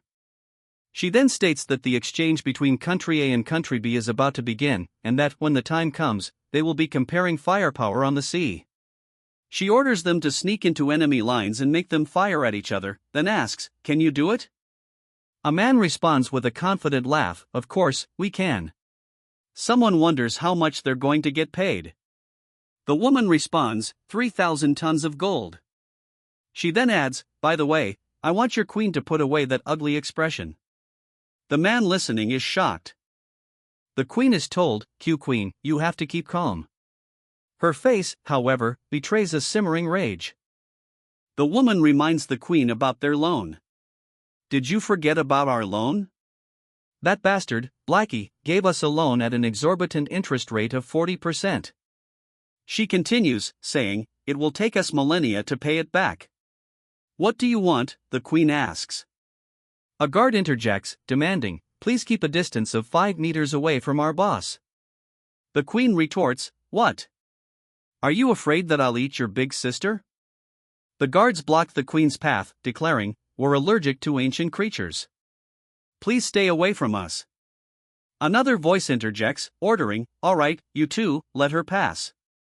Then, a final voice warns, "Human girl, I don't care what you want to do, but other than one person." The silver-haired woman retorts, "No one else can beat me. So, if you want me to take action, it will be charged separately, as long as you can cause a conflict between those two." "Deal," comes the reply. To repay the high-interest loan, the Blood Tribe Queen has no choice but to put down her dignity and work for others. Back in the present, the text declares, the conference between the two countries is about to begin.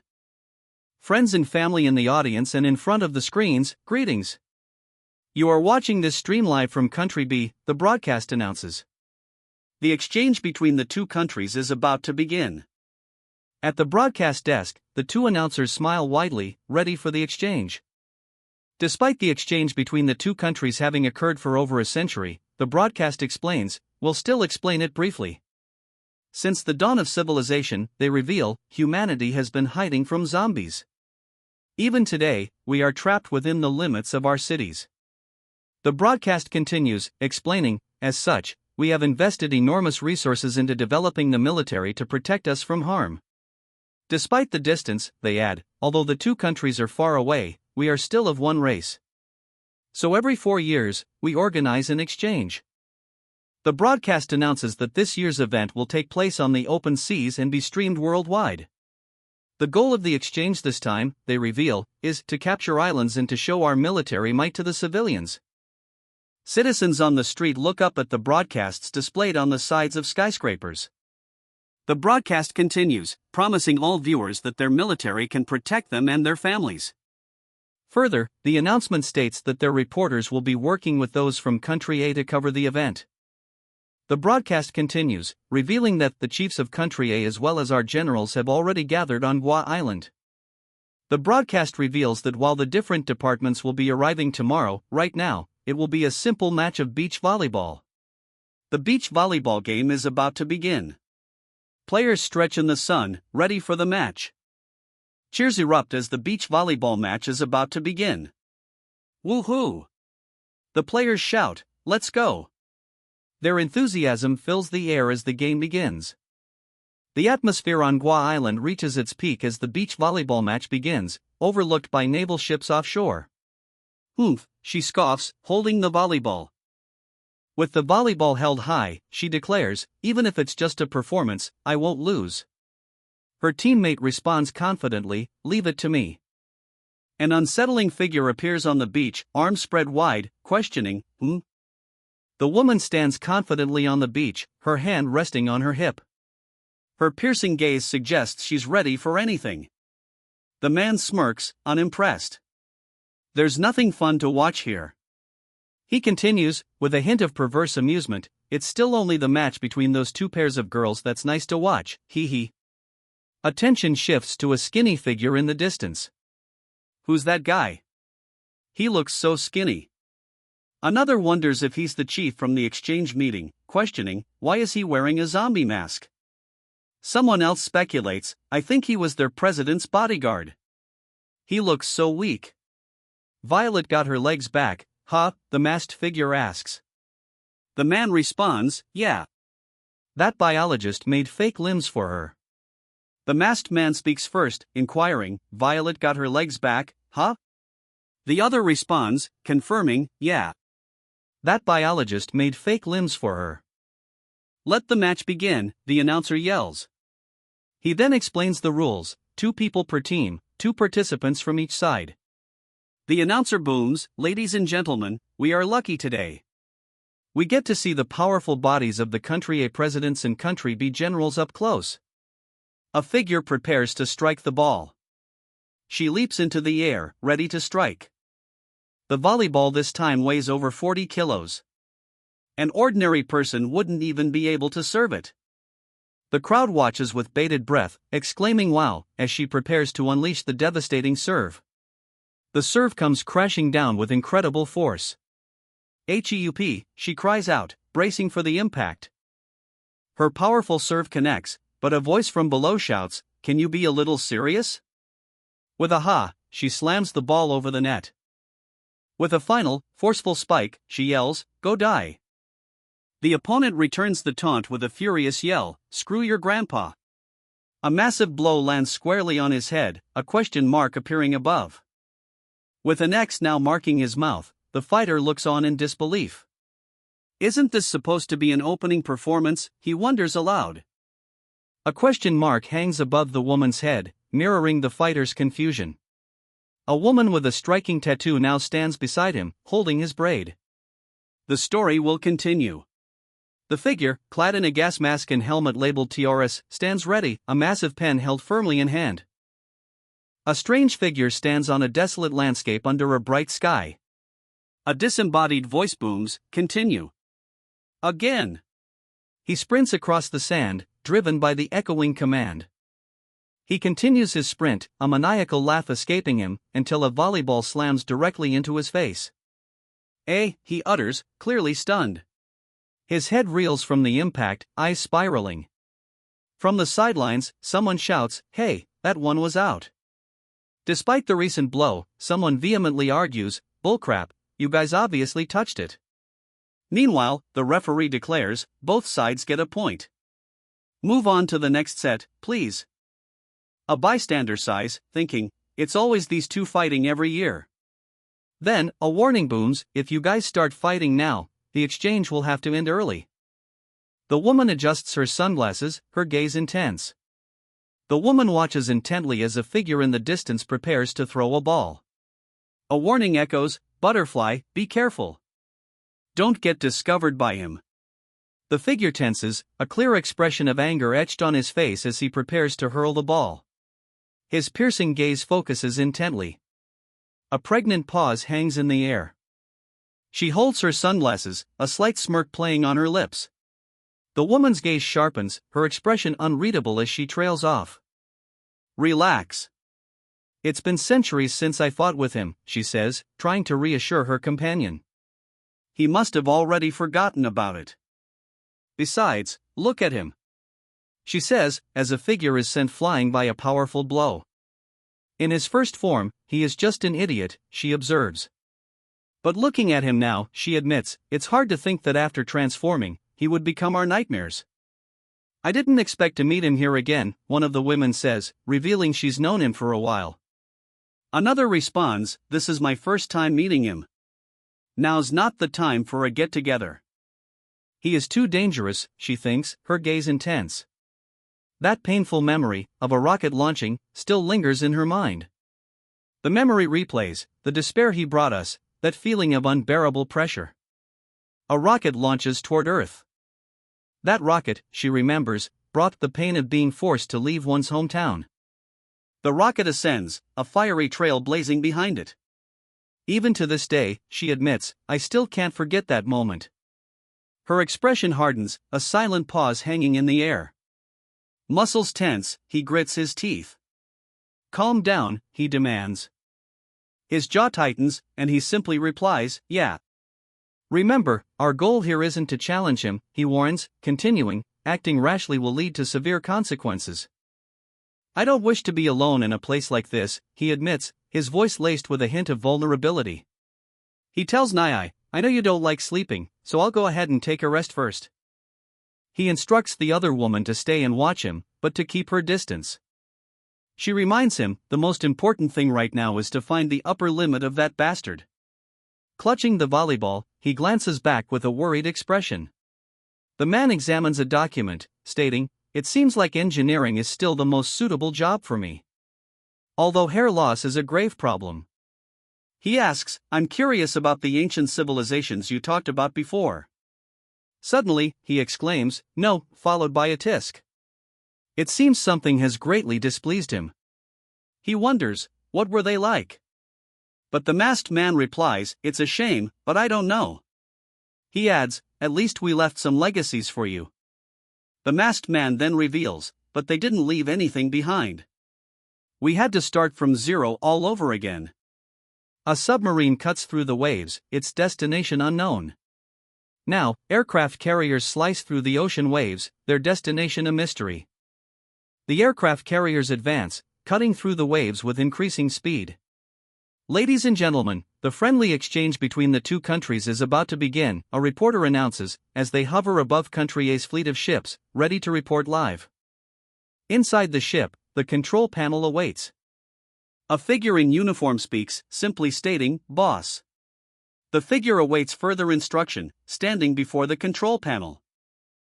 A figure in a green uniform, face obscured by a gray hood and mask, peers out the window with binoculars. After a few months of training, Zombie now commands his own naval force. His subordinates are also familiar with controlling operations aboard the mothership. On the deck of the mothership, one of Zombie's subordinates directs operations with a signal wand. They also learn to operate carrier aircraft, work with various weapons, and coordinate land and air. Now, one of Zombie's subordinates is seen inside a fighter jet, signaling with his fingers. Country B's people would have never imagined. They would have never imagined this, he finishes, gesturing towards the open sea. The weapons they developed to fight zombies now have a troop of zombies operating them. If the members of Country B's press knew about what was inside these things flying above their heads, who knows what they would be thinking? A jet soars over the ocean, leaving a trail of fire in its wake as it approaches a fleet of carriers. Inside a sterile room, a figure with long, dark hair looks up, seemingly aware of the approaching threat. She stands ready, her hand gripping the hilt of a katana. An officer appears, extending an appointment letter. "Counsel Violet, the boss wants you to join our fleet," he states. This is the appointment letter.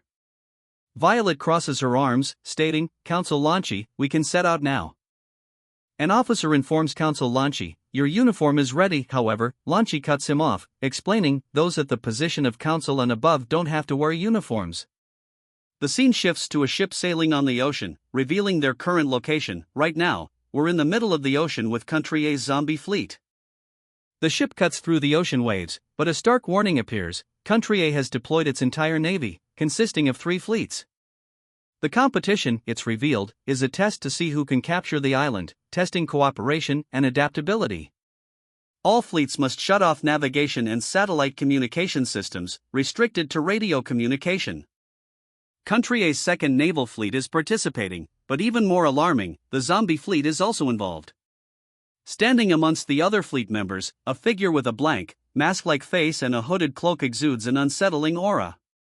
Country A's first fleet, led by Department Head Chen, also known as the Stainless Steel Fleet, is present. Department Head Chen, the leader of Country A's first fleet, also known as the Stainless Steel Fleet, stands ready. On the other side, Country B's team is composed of the first fleet, led by General Bangu and the Yao sisters. Country B also fields its second naval fleet, led by Lieutenant General Xinghua. Leading the second naval fleet is Lieutenant General Xinghua, her expression fierce and unwavering. Country B's third fleet, led by General Hu, is also present. An interviewer laments, "It's a shame we aren't able to interview everyone. It seems like everyone is set on bringing home the championship." The interviewer's words are broadcast on a large screen, explaining that the teams have implemented strict measures to protect their military secrets, denying all requests for an interview. But don't worry, the interviewer announces, the leader of Country A's second fleet is quite amiable. He has agreed to answer everyone's questions. A figure in a mask stands beside her, a question mark floating above his head. Asked if Country A's naval fleets have the advantage, the masked leader responds, "I feel like we should just fight less and be more peaceful, that way everyone can go home early and eat." Someone watching the interview thinks to themselves, "This guy is a retard." The interviewer asks where their strengths lie and if they think they can win. The other woman responds, "It'll be considered a win as long as he doesn't lead the ships into a river." The interviewer looks shocked, exclaiming, "Eh?" Meanwhile, the woman thinks to herself, "I have a bad feeling about this." A booming voice declares, "We're setting off." The aircraft carrier, escorted by several warships, sets sail. Country B's first fleet advances across the ocean. "Seriously, what's the point in capturing an island?" one of the women questions, remembering a simpler time. "It was much easier last time when all we had to do was kill more zombies." Meanwhile, someone wonders if they know the new pair of women who have suddenly appeared among the Third Fleet's upper ranks. One of the women flatly denies knowing them, but another chimes in, "But I heard they've been working for a very long time, and they got promoted recently." A towering figure looms over the two women, his gaze obscured by shadow as he wonders aloud, "I wonder what makes them so special. I wonder what makes them so special," he muses, his face still hidden in shadow as he looms over the women. He takes a deep sniff, trying to discern something about the women. "Taishan, what's wrong?" she asks, her expression showing concern. He dismisses her worries, replying, "It's nothing." A voice asks, "There is someone even you find troublesome?" He reveals, "Her origin is probably the same as mine. We can be considered the same species." Leaning back on the couch, she says, "It's just that I don't know why." She adds, "But her aura feels so weak right now." An exclamation of surprise bursts from someone nearby. Her eyes widen in shock as she exclaims, "Same as you?" The island drifts in the distance. A grim assessment is made, given how weak her aura is, she probably isn't too far from disappearing. The island is located in the Atlantic Ocean. The helicopter approaches the island's shore. The boat speeds towards the island. The message relays their arrival at the target island, reporting to Lieutenant General Xinghua. Country A's fleet is positioned to their left. The report comes in, "Lieutenant General, the exchange has started." Immediately, the order is given, "Open fire." Missiles streak across the water, impacting near enemy ships. "Department Head Sausage, Country B's second fleet has opened fire on us," comes the urgent report. In a fit of rage, another officer shouts, "Fuck your grandpa, fucking bastards from Country B." Country A has lost one destroyer, resulting in a penalty of -3 points. An officer peers over the edge of the ship, spotting something unsettling. "Paint?" he questions, his expression a mix of confusion and concern. "Department Head Chen, they've begun fighting," someone shouts. Another wonders why they aren't fighting back, questioning, "Are Department Head Sausage's close-range guns just for decoration?" But a third voice interjects, "They're still too far." Eyes wide, an officer shouts, "Ladies and gentlemen, did you see that?" The gravity of the situation becomes clear. Country B could no longer hold back and took. Country B has opened fire near the island. But capturing the island isn't the only way to win, whoever scores the highest points will also be victorious. An official addresses the crowd, stating they have always advocated for competition first and friendship second. He continues, clarifying that although the ammunition has been changed to avoid injuries, they still look forward to the close combat battle between Country A's councils and Country B's generals. The crowd roars, inciting their team with cries of "Go get them." The announcer declares that the time has come to test the skills and teamwork of Country A's councils and Country B's generals. The crowd's bloodlust is palpable as they shout, "Rip them apart, and take them down." The order rings out, "I want you to fire with everything we got." Simultaneously, another shouts, "Steer the boat to the right." Water erupts around the ships. "What's going on?" someone wonders aloud. Through his binoculars, a crew member's eyes widen in horror. "No! No! No! It's the human army!" Chaos erupts on deck. "Kill them for this, Grandpa," one shouts, while another screams, "Shoot them all down for this lady." Amidst the frenzy, someone questions, "Lieutenant General, aren't we here to capture the island?" The Lieutenant General silences him, "Shut up. If we kill them all, the island will be ours." One of them, visibly panicked, asks, "Should we go help? If this continues, Department Head Sausage's fleet will be defeated." Another voice dismisses the concern, "What are you panicking about? We won't go over." A sly plan forms, the first to land on the island will get 40 points. Let those two idiots fight with each other. We'll sneak our way in. The plan is revealed, this is called stealing the chicken. The other, clearly surprised by the declaration, can only utter, "Eh?" Suddenly, a surprised voice calls out, "Humans! Human soldiers!" Across the water, battleships are suddenly bombarded by massive spikes of ice. The situation grows dire as one of the soldiers shouts, "We're almost out of ammunition." Someone yells, "Move aside. This whole thing is a farce. If you want to catch the thief, catch their leader. Meanwhile, a lieutenant general spots something flying overhead and calls it to the attention of someone else. A figure is struck with immense force, the impact sending them flying. Mid-air, the figure yells, "Feel the essence of sausage muscle body." The sausage muscle enthusiast's attack is met with utter disbelief. "What the fuck?" they exclaim in unison. The reporter is left with blood streaming down his face, utterly speechless. The reporter, now with blood trickling down his face, remains speechless as the sausage muscle enthusiast flexes atop a nearby building. The crowd stands with blood streaming from their eyes. "Apologies, ladies and gentlemen, even after so many years, it's still painful to look at," a voice booms. The reporter covers his eyes, wincing in obvious pain. "Bastard," the lieutenant general shouts, lunging forward in fury. Scram, someone shouts as a figure is blasted away from the structure. "You damn pervert," another voice booms. The woman's furious kick connects squarely with the man's face. His face contorts from the force of the blow. "Oof," he grunts as a voice booms, announcing, "Ladies and gentlemen, it's finally here. The long-awaited battle between the generals and the councils." The crowd roars its approval, chanting, "Beat him up. Kill him." A voice calls out, "Let's all cheer for them." Out on the open sea, warships advance. "Department head, take a look at our left," one of the soldiers urgently states. An officer grimaces, muttering "Ugh," as she peers through binoculars. "It's Country A's #1 fleet. Don't tell me they're also thinking of..." Her eyes widen in alarm. "Not good. They are planning on stealing the chicken." The officer's eyes widen, and a voice booms, "Whoever can get on the island first will get 40 points. An order rings out to send people to stop them, but another voice cuts in, "No need. It's too late. There are too many warships. We can't stop them all." The order rings out, then full speed ahead.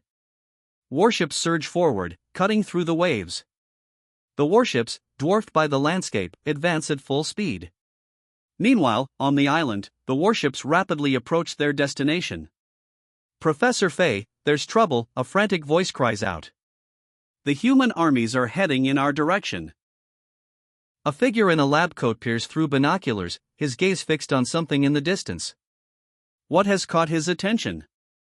He removes the binoculars, his expression unreadable from this distance. What did he see? Through the binoculars, 2 ships can be seen on the horizon. A furious voice booms, "You trash. You dare to race boats with me?" The man's face contorts in rage.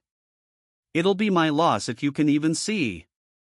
"Screw your ancestors, you think we would lose in a race?" he shouts, face twisted in fury. "We're going full speed ahead." His knuckles whiten as he grips the wheel, pushing the vehicle to its absolute limit. He screams in frustration, the word "fuck" bursting from his mouth. Clearly, something has gone wrong. One of the scientists wonders aloud, "Have we been exposed?" But another, with wild hair and a furious expression, shouts back, "Impossible." The scientist, gripping binoculars, insists, "I chose this island because it is the safest place. This is in neither Country A nor B's territory, and the area of the island is only a few hundred square meters. Who in their right mind would even want a place like this?" The scene shifts, a few months ago. The scene flashes back a few months ago, revealing the Prime Minister of Country B and the President of Country A in a tense meeting. "What are your thoughts about this year's exchange?" one asks. The other responds, "Where should we hold it this time?" Country B's Prime Minister flatly refuses, recalling past events, "Don't even think about holding it in my territory. You guys left quite a mess for me to clean up last time. So forget it."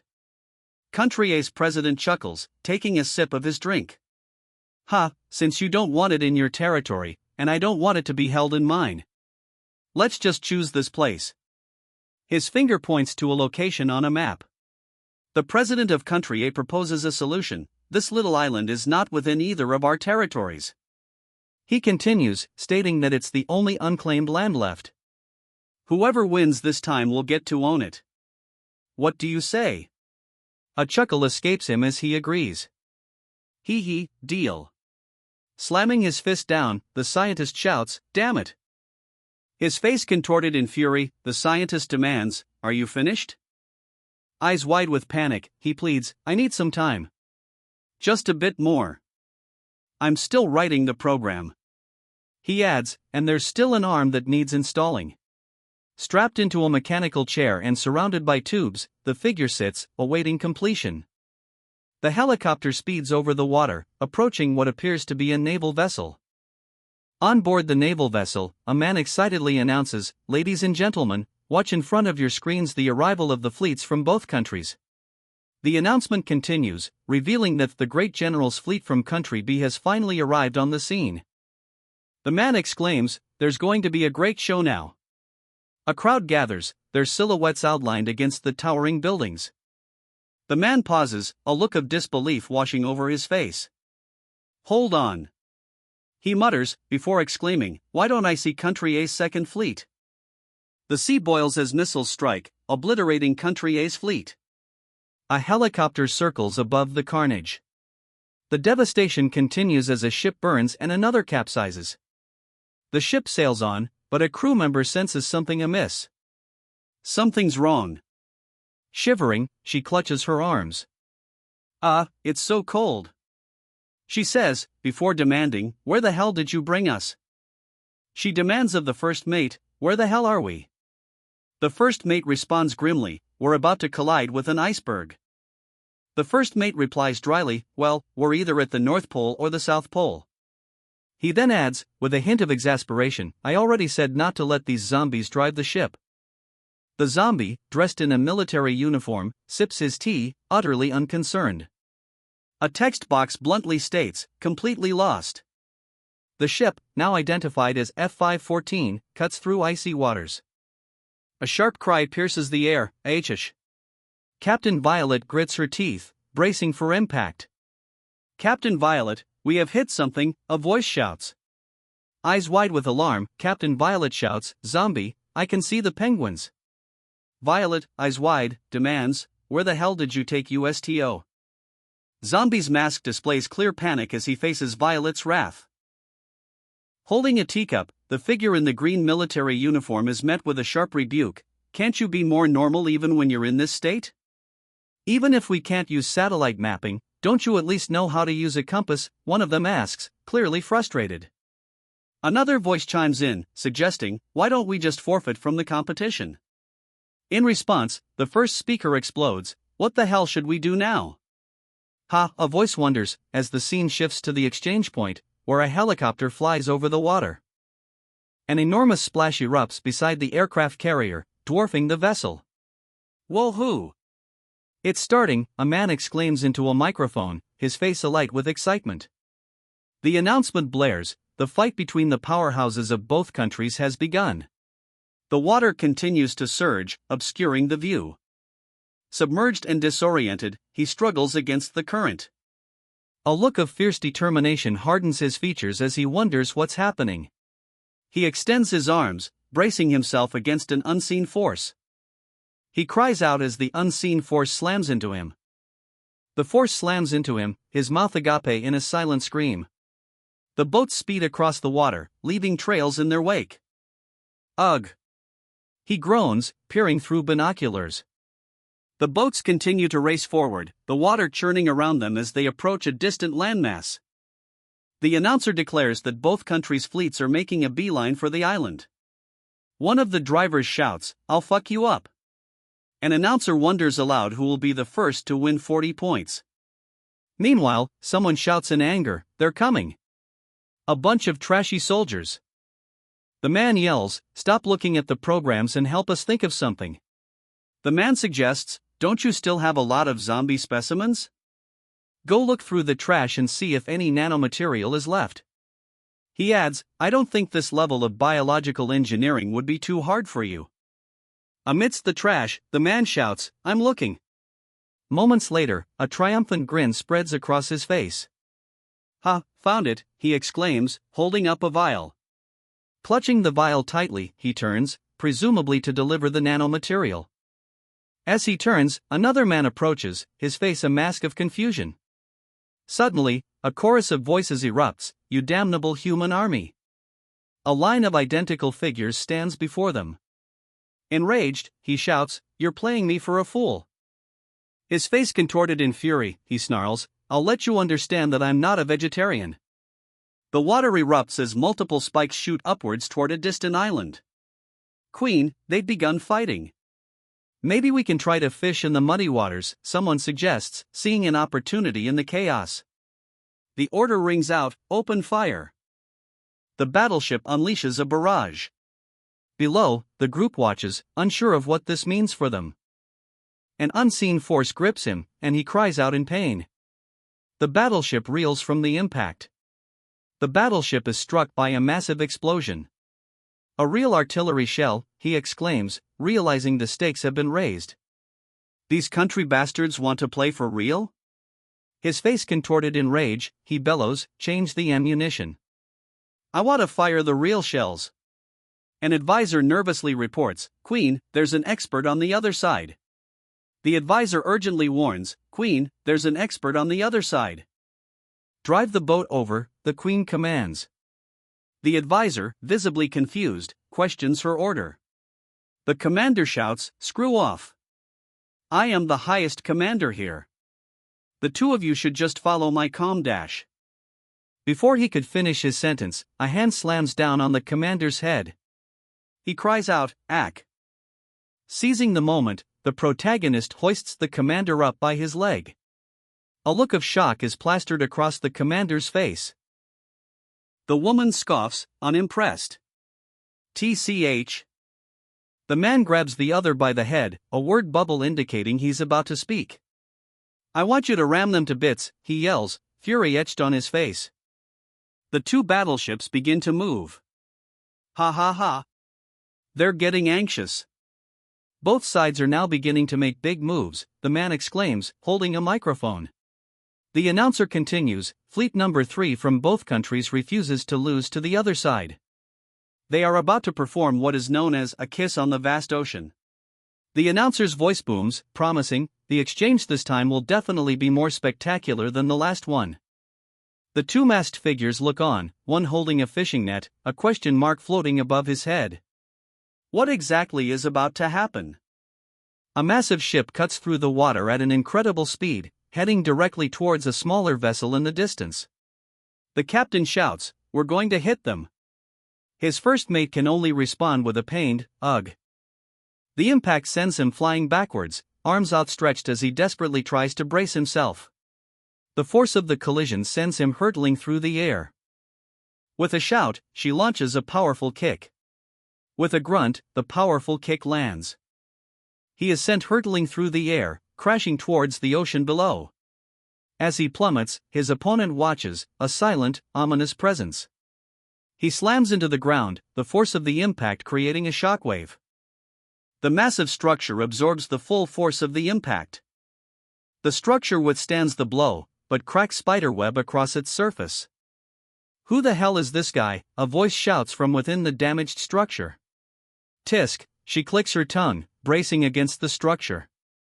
An announcer's voice booms, declaring that even battles below the level of councils and generals are this spectacular. He continues, stating that one of the physique-type combatants from Country B directly flipped Country A's ship with one stomp. The ship spirals violently downwards, caught in a massive whirlpool. Amidst the chaos, a crew member cries out, struggling against the gurgling water as the ship continues its descent. The ship plummets into the depths, surrounded by jagged rocks. He braces himself against the force of the water and the impact of the rocks. The impact sends shockwaves through the vessel. Water explodes around the rocks as the vessel collides with the formation. The vessel grinds against the sharp rocks, the impact jarring its occupants. The vessel is now firmly wedged on the rocks, water still splashing around the point of impact. From inside the vessel, a man exclaims in disbelief, "Whoa, is this really the strength of someone who hasn't even attained the rank of general?" A crowd gathers outside, watching the event unfold on a giant screen. The crowd outside watches with growing disbelief. Their expressions mirror the shock of those inside. Inside, a man pores over a book, his eyes widening in surprise. "Weird, Tai Shan is listed here, but there's no record of the exhibitionist girl from country A. Far away, two figures scream in terror as they are launched into the air. Back at headquarters, someone urgently reports, "Department head, there's a problem." The department head, visibly concerned, hears the report. "There's something on the island." Peering through binoculars, the department head urgently asks, "What is it?" The ground shakes as a colossal hand descends, dwarfing the surrounding forest. A figure scrambles to escape its grasp. The monstrous figure looms, its massive form dwarfing everything in sight. The monster's massive legs crush the forest beneath him, a terrifying display of brute force. "Come at me, you damn muscleheads," the monster roars, issuing a direct challenge. "Don't tell me this is also part of the exchange?" A voice questions, hinting at an unexpected turn of events. A figure in stark armor appears, issuing a blunt warning, "Turn back." A look of surprise washes over him as he utters, "Up." Another voice shouts, "Hey, they're slowing down." A second figure, equally enraged, demands, "What did you say? I can't hear you right now." The massive figure looms, its mechanical face bearing down. A massive boulder hurtles down the slope, gaining speed. The boulder slams into the ship, a massive explosion erupting on impact. Kyarg! The ship's crew screams as the explosion engulfs them. It's the department head, their ship has exploded. The department head stares in disbelief at the wreckage. It really exploded? The exchange this time is no joke. He mutters, "But even if they want to make things serious, this is too much." He turns away from the window, clutching his head in frustration. A frantic reporter shouts into his microphone, "What happened?" "One of Country B's motherships just exploded." He wonders if this performance is too real. His eyes widen with rage as he shouts, "Kill them all." From his high-rise office, the man sits with his back to the window, the city sprawling beneath him. Country B's prime minister is on the phone, demanding, "Hello? Were you the one who prepared that?" Country A's president, on the other end of the line, responds, "How's that possible?" He then retorts, "I don't have that kind of technology. Besides, you were the one who chose the location." Suddenly, a commanding voice booms out, "Everyone, prepare to counterattack." The armored figure insists, the two countries would never be willing to have their military gear destroyed. There are real enemies on the island. Far away, two figures sit fishing in a snowy landscape. One of the figures suddenly asks, Where did Violet and Lan Chi go?" The other responds, "I don't know. They were here just now." Suddenly, the scene shifts, in the middle of the vast ocean. Violet and Lan Chi are now atop massive warships, their expressions unreadable. Furious, she exclaims, "How hateful. Does he even know how long I've prepared for this once every 4-year event? And the one time I finally obtained an incredible power. Shut up. Do you think I care? I refuse to give up," she yells, her face contorted in fury. She then demands, "You better go think of a solution right now. Even if we have to paddle." Her determination unwavering, she declares, "We're paddling all the way to the competition." 12:34, he counts, striking the drum with unwavering rhythm. 22:34. Row the crew chants in unison, their paddles dipping into the water with practiced precision.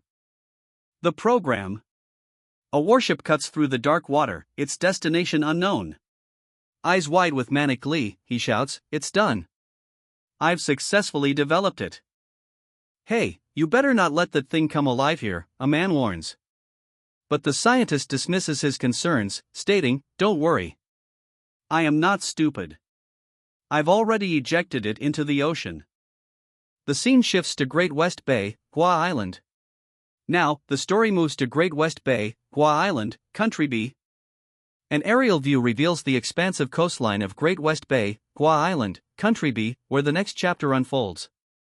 On the ground at Great West Bay, a military aircraft sits ready on the Hua Island coast. A question hangs in the air: I wonder how those guys we hired are doing. They should have reached the enemy by now. One of the hired soldiers remarks, as his comrade lights a cigarette. Suddenly, one of the soldiers exclaims, "Ajiao, there's something up ahead." "What's that?" Ahead, a strange, dark object sits on the beach. "What could it be?" The soldier's question hangs in the air. "What is that?" The object is a large, dark gray structure, seemingly metallic, standing tall against the sky. The metallic structure is revealed to be a massive, armored hand. A blue light emanates from its palm. The armored hand continues to rise, its massive form now looming even larger. The armored hand continues its ascent, now reaching towards the sky. The armored hand grips the structure tightly. The two soldiers look up, a shared expression of shock on their faces. "What?" One of them mutters, clearly bewildered. A single red eye pierces the darkness. The figure emerges from the darkness, revealing a menacing helmet with sharp, horn-like protrusions. The armored figure stands tall, towering over the others. Fear contorts the face of the man before him. The blonde man lies defeated, while a woman with long white hair glares up, shielding herself. Another man watches with a look of shock. The armored figure looms over the group, his glowing glasses reflecting an intense glare. A man with piercing red eyes sits at a desk, a look of intense concentration etched on his face as he holds two pencils. Footsteps echo in the room. "Hey, Blakey, what was that?" a voice calls out, interrupting the silence. A sudden declaration cuts through the air. "I sense something is wrong with the king." His brow furrowed with concern, he hesitates, a pregnant pause hanging in the air.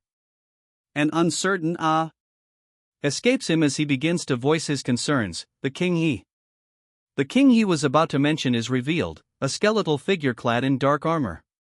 The two figures stand on a desolate beach, gazing towards a distant, dark structure. The zombie-like figure, eyes wide, seems to be in shock. The skeletal king stands tall, clad in dark armor. "What is that?" one of the figures exclaims, his face etched with visible alarm.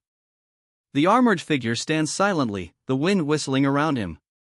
He takes a step forward, his armored leg gleaming in the harsh light.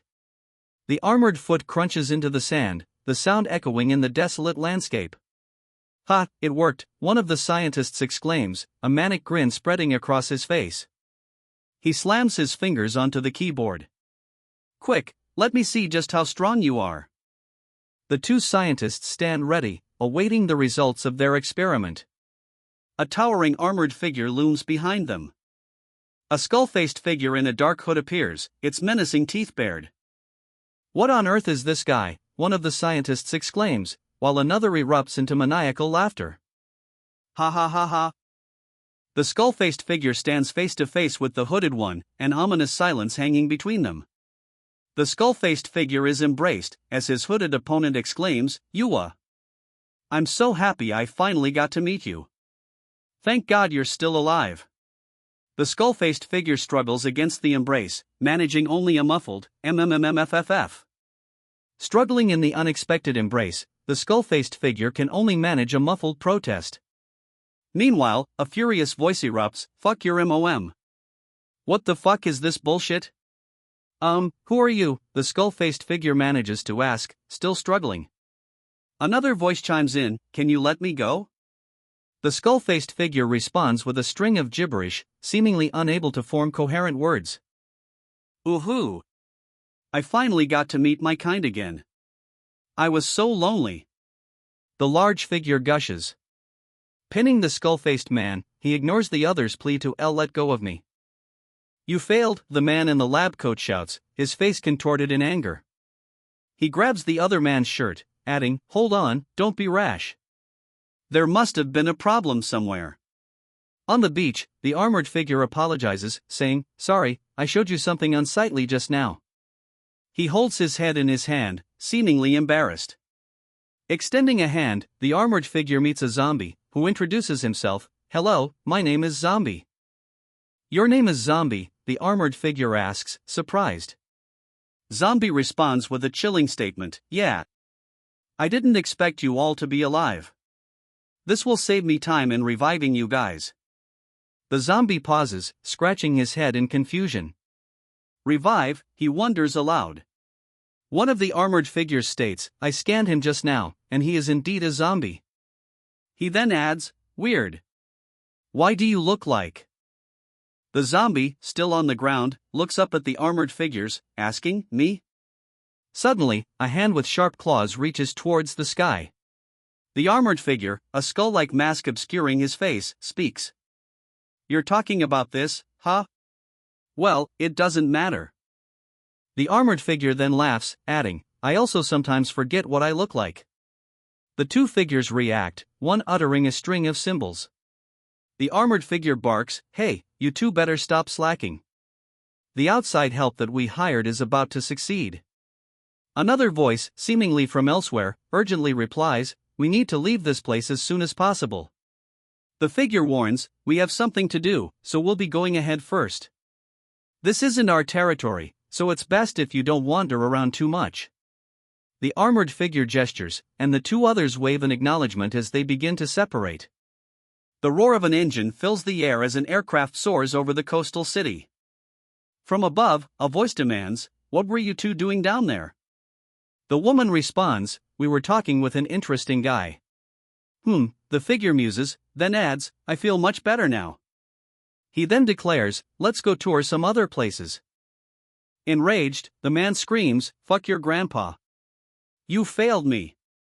He continues his tirade, adding, all you have to show is this trash? I better kill you. The man, visibly nervous, stammers, Suddenly, a streak cuts across the sky. An aircraft soars overhead, leaving a white trail in its wake. He stands in the middle of a deserted city street, the silence broken only by the distant hum of the metropolis. Suddenly, one of the figures exclaims, hey, look at that. Another wonders aloud, what's she wearing? He looks so weird. The others stare, clearly taken aback by his appearance. Suddenly, the word humans appears. A chilling echoes as the hooded figure reveals a terrifying, tooth-filled grin. An armed aircraft soars through the sky. Inside the aircraft, one asks, what are you thinking about? The other responds, I'm thinking about that interesting zombie we met just now. We should have brought him with us, shouldn't we? Or one of them wonders aloud. The zombie continues, given how weak he is, he might get killed by the humans. The zombie strikes a menacing pose, ready for battle. One of the scientists holds a gun to another's head, his face contorted in anger. A massive strike descends, red energy slicing through the air towards the zombie. The scientists' faces are etched with shock and disbelief. The speech bubble reads, capturing their collective astonishment. The city splits apart, a chasm of darkness opening up as cars and people plummet into the abyss. The ground continues to crumble, the destruction accompanied by a deafening kurgh, as more people and vehicles are swallowed by the expanding darkness. Amidst the chaos of the crumbling city, cars, buses, and even a plane plummet from the sky. What's going on? Is it an earthquake? Someone shouts, while another voice yells, steady the plane first. A man named Ajiao then asks, what just happened outside? Ajiao and another man stare out the window with pale faces, sweat dripping down their skin. Outside, a military aircraft flies close by. The military aircraft flies over a vast landscape. Inside the vehicle, two figures react with shock to something outside. What the? One exclaims. Cars and debris are flung into the air, a chaotic scene unfolding before them. Towering over the destruction, a figure with a skull-like mask and armored body looms. Holy cow, someone exclaims, witnessing the armored figure's destructive power. Inside the car, two people react in terror, eyes wide with fear. Mark my words, the woman declares, we're going to get to the competition even if we have to crawl there. Elsewhere, Council Lanchi is informed, there is a situation in our southwest. The southwest region is shown from above, revealing a vast landscape. The southwest situation reveals itself to be a fleet of warships sailing the ocean. What the fuck? One of them exclaims, eyes wide with disbelief. No way, shouts the other, equally shocked by the sight of the fleet.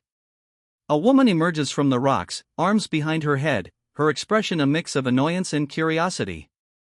There shouldn't be anyone strong enough to fight me on this planet other than zombie. Who are you people? She demands. Smirking, she challenges them to take a guess. With a sneer, she scoffs, "Humph. You want to control me with this little trick?" The hero's eyes widen in surprise as the ground around him begins to tremble. She shouts, "Scram," as debris begins to fly around her. As she continues her assault, a man observes, realizing, she is stronger than I expected. A voice booms, demanding, "Name yourselves." The large man scoffs, ordering, "TSK, little Taishan, get rid of her." A subordinate responds with a simple, "Yes." Another voice interjects, declaring, "Stop. Now isn't the time to compete regarding who has stronger subordinates." A woman steps forward, declaring, "We don't have any bad intentions. We just want to talk to your owner." She then demands, "Where is she?" The woman's question is met with a furious glare. "What the hell are you talking about?" she demands. A sinister grin spreads across her face as she laughs.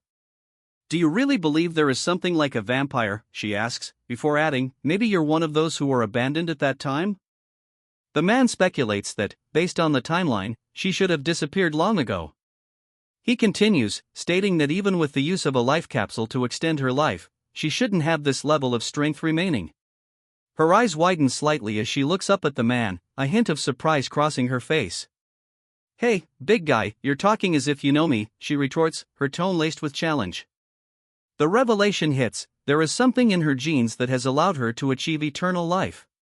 She reveals, "We are from an even more ancient civilization of humans. Their purpose," she explains, "is to find out the limit of zombies' strength." She then asks, given his long life, if he can reveal the location of his creator. He retorts, "You keep blabbering nonstop, yet not a single thing you said makes sense. I hate humans." The most, he concludes, his hatred for humanity evident. He continues, his eyes narrowing, "But that big guy standing over there, you have succeeded in igniting my competitive spirit." Her eyes widen in disbelief at his declaration. "What?" she exclaims, utterly shocked. Suddenly, a warning cry rings out, "Careful, she is getting serious." The woman with white hair demands, "What's going on?" Her eyes reflect confusion. The scene shifts to an overhead view of the battlefield, revealing the vast scale of the conflict. The perspective shifts, revealing the battlefield's true nature, a city hanging upside down in the sky. "Unbelievable," one of the women exclaims, her eyes wide with shock. "How?" the other asks, equally stunned by the sight. Her eyes widen, a look of utter bewilderment washing over her face. She manages, struggling to comprehend the impossible sight. Stuttering, she asks, "What is that?" Her confusion is palpable. An announcer declares, "Ladies and gentlemen, the competition has entered full swing." He then adds that the scores are neck and neck. But suddenly, his tone shifts to a bewildered wah. The island?" The announcer's stunned exclamation hangs in the air as the camera pans up to reveal a massive landmass looming in the sky. The announcer's shock intensifies as he shouts, "D department head." Their faces etched with disbelief, the two cling to a floating buoy, speechless at the sight before them. The two can only stare, speechless, at the massive ship looming over them. The ship gives way to a towering figure with a skull-like mask, cars and debris swirling around him. He lands with earth-shattering force. Arg! The force of the impact sends a shockwave through the ground. The two sides are coming together, someone shouts, as an aircraft swerves erratically. "Gee, go left, no, right. Go right. Go higher. Bring the plane up," someone yells, as the aircraft continues its erratic flight path. The group watches with growing alarm. "Look, it's that guy from a while ago," someone shouts, recognizing a familiar face. "Ha," comes the confused reply. The plane continues to climb, ascending rapidly into the dark sky. A long, thin object is seen above the aircraft, piercing the clouds. A figure stands silhouetted against the horizon, a tattered cloak obscuring their form. "Whoa!" One of them mutters, eyes wide with shock. A figure in a cloak and mask stands before them. A blinding flash erupts. The figure's face is revealed in a burst of light. Red eyes pierce through the light. The figure stands tall, now fully revealed in his second form. A collective scream erupts as the figures recoil in horror. "What is that?" one of them cries out. A beat of silence hangs in the air as the transformed figure pauses, her expression a mix of shock and uncertainty. The transformation complete, her eyes now glow a menacing red as she lunges forward. A shockwave rips through the city, the force of impact shattering the very air. The force of the blast leaves the group in shock, their eyes wide. "What?" one of them exclaims, disbelief etched on their face. A figure emerges from the blast, moving with incredible speed. He continues his advance, a blur of motion. "Arg!" the men scream as buildings and vehicles are tossed into the air around them. Chaos reigns as the city is torn apart. The plane is ruined. What is happening? Amidst the destruction, one shouts, "We must protect our big sis." Another responds, struggling to be heard over the chaos, "What did you say? I couldn't hear you." Someone cries out in alarm amidst the chaos. "I said protect big sis," one yells, while another exclaims, "Whoa! What the heck?" The landscape below is ravaged by a series of powerful strikes. A concentrated attack forms a ring of destruction around a central, ominous red glow. The two women can only stare, speechless, at the devastation below. "What is that?" one of the women exclaims, shock etched on her face. Massive characters fill the screen, the implications of their appearance hanging heavy in the air. A massive warship cuts through the waves, its presence a stark reminder of the forces at play. "What?" she exclaims, eyes wide with disbelief. A figure is sent hurtling downwards with a pained cry. Screaming, he plummets through the air amidst falling cars and debris. Screaming, he plummets through the air amidst falling cars and debris. He hurtles towards the ground, impact imminent. He plummets towards the ground, a small figure against the vast, unforgiving landscape. A monstrous figure looms, a guttural grrr. Escaping its jaws. Then, a massive warship appears below him, its presence announced by a deafening roar. "What the heck happened?" one of them exclaims, her eyes wide with disbelief. Another replies, "It came from Gua Island." A voice cuts through the air, "It's zombie." A chilling declaration hangs in the air, "It's zombie." The girl's eyes widen in alarm, a visible question mark floating above her head. The desolate landscape of Gua Island stretches before them, now a barren wasteland. A chilling revelation echoes, at least 30 million people have vanished. The speaker elaborates on the grim fate of the missing millions, as if they were vaporized. The broadcast begins, "Ladies and gentlemen, we have breaking news." The announcers reveal the unthinkable, Gua Island, the largest island in Country B, vanished just 20 minutes ago. The news reports millions missing. One man voices his disbelief, "This can't be real." Another mutters, "What the heck?" The news agency dispatches reporters to Gua Island immediately.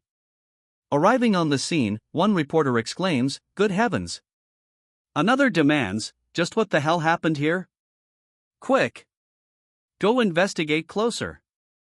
A figure crashes through rock and dirt, crying out, "Ack!" Stumbling to a halt, he utters, "Ah!" Two figures behind him share his bewildered expression. "B brother, what did you do?" one of the figures cries out, staring at the lone figure in the distance. A chilling declaration echoes, "All humans need to die." The armored figure stands resolute against the sky. The two figures react to the chilling declaration with a visible gulp. The armored figure's skull-like mask and horns are revealed as he continues to speak. He pauses, sniffing the air. There is a human nearby, he questions, then wonders aloud, "How did that pest survive?" A hand clamps down on the human's mouth, stifling a scream. The undead creature scoffs, convinced they are mistaken. "How could any human possibly survive that?" he asks, dismissing the possibility. But a hidden figure nods, determined to protect Big Sis. The shadowed figure's eyes narrow as they question, "Many years? Did you just say?" The world blurs as the attack lands. A menacing figure with glowing red eyes declares, "As long as I kill you, I can create a zombie that I like." The figure on the left trembles, a visible aura of fear surrounding him. His personality completely changed. Why did he turn into this? the trembling figure wonders aloud, fear still palpable in his voice. You must have misunderstood me, the figure states. I'm a zombie. How can I live in harmony with those humans? The armored figure, now towering over the zombie, demands, prove it, then. The zombie responds, revealing a shocking detail. Southwest of here, there is a city with over 70 million humans living close to Gua Island. The zombie's eyes glow with an ominous red light. A figure shoots through the sky, leaving a trail in its wake. The figure is struck with tremendous force, crying out "Ack," as they are sent flying. Now on the ground, the figure looks up, a question mark floating above them. A menacing figure descends, its red eyes glowing with malevolent intent. The world blurs as the figure plummets. The soldier collapses, overwhelmed. Such a terrifying pressure. He gasps. A helicopter descends, kicking up dust. It's a good thing I was smart, one voice declares, while another calls out, Big sis, are you alright?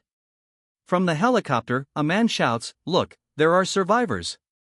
His eyes widen with surprise. The helicopter lands, kicking up more dust. A woman watches it warily, her expression tight with apprehension. A figure in a skull mask grips the woman's arm, but she grits her teeth, determined. Stop him, she demands. Our goal is to live in harmony with humans. We can't let him cause chaos. The woman's comrade questions her resolve. Big sis, you must be kidding, right? Did you see what he did just now? The figure's red eyes gleam menacingly as he declares, there is no one in this world that can stop him. He descends rapidly, a blur of motion against the sky. The ominous prediction rings out, I estimate that in less than half an hour, humans will be completely wiped out by him. The earth looms large, a stark reminder of the impending doom. Whoa! Look, there is a zombie over there, one of them shouts, spotting a new threat. Another simply scoffs, humph. Why, you're a human, someone stutters, clearly taken aback by the woman's appearance. The others look on, equally surprised. Suddenly, a commanding voice cuts through the air, everyone listen up. A terrifying monster has appeared. The commanding voice continues, now broadcast on a giant screen, he is currently on a killing spree targeted at all humans. The voice booms out, urging everyone to seek refuge, everyone, go hide in evacuation centers, bunkers, and you might have a sliver of hope of surviving. Seemingly unfazed by the broadcast, a man on the couch retorts, what a lunatic. Why is everyone on TV so unhinged nowadays? The scene shifts to a city southwest of Gua Island, a sprawling metropolis under a vast, cloud-dappled sky. A man, eyes wide with excitement, exclaims, Boss, the number of viewers in our stream has passed 100,000. Really, he shouts, erupting into laughter. Ha ha ha ha. Elsewhere, a woman stands beneath a sky filled with cherry blossoms, her expression unreadable. His laughter continues as he proclaims, What did I say? The exchange meeting is overrated. Meanwhile, the chat stream shows a moderator has entered. He then declares to his viewers, It seems like there are still many people who have the same fetish as me. He urges his followers to steal all the traffic from the exchange meet stream. The streamer advertises, This is a specialty of our country B's NB City, Fairy Whitening Cream. He continues, selling today for the price of, not 998. Not even 298, but for only 98 yuan. The streamer asks his viewers, My lovely viewers, don't you want your wife or yourself to become as pretty as this fairy sister? He urges them to book their orders now. Suddenly, a monstrous figure bursts onto the scene, shattering the ground as it moves with incredible speed. Ha! The streamer exclaims, turning his head sharply, a look of surprise etched on his face. The force of the monster's arrival sends everyone flying. A monstrous roar echoes as the ground crumbles. Sprawled on the ground, the streamer stammers, who are you, as he looks up at the armored figure looming over him. The streamer's audience reacts in shock. Holy cow, what is that? One viewer types, while another notes the monster seems to have flown in from Gua Island. The moderator, however, has abandoned the stream. Still seated on the cracked earth, she asks, fear etched on her face, what do you want? Silence hangs heavy in the air. The creature's glowing red eyes pierce the darkness. A clawed hand reaches for her, casting a long, ominous shadow. A deafening boom echoes as the creature strikes, its attack aimed directly at the kneeling figure. The boy looks up in shock as a system message appears: "Save her."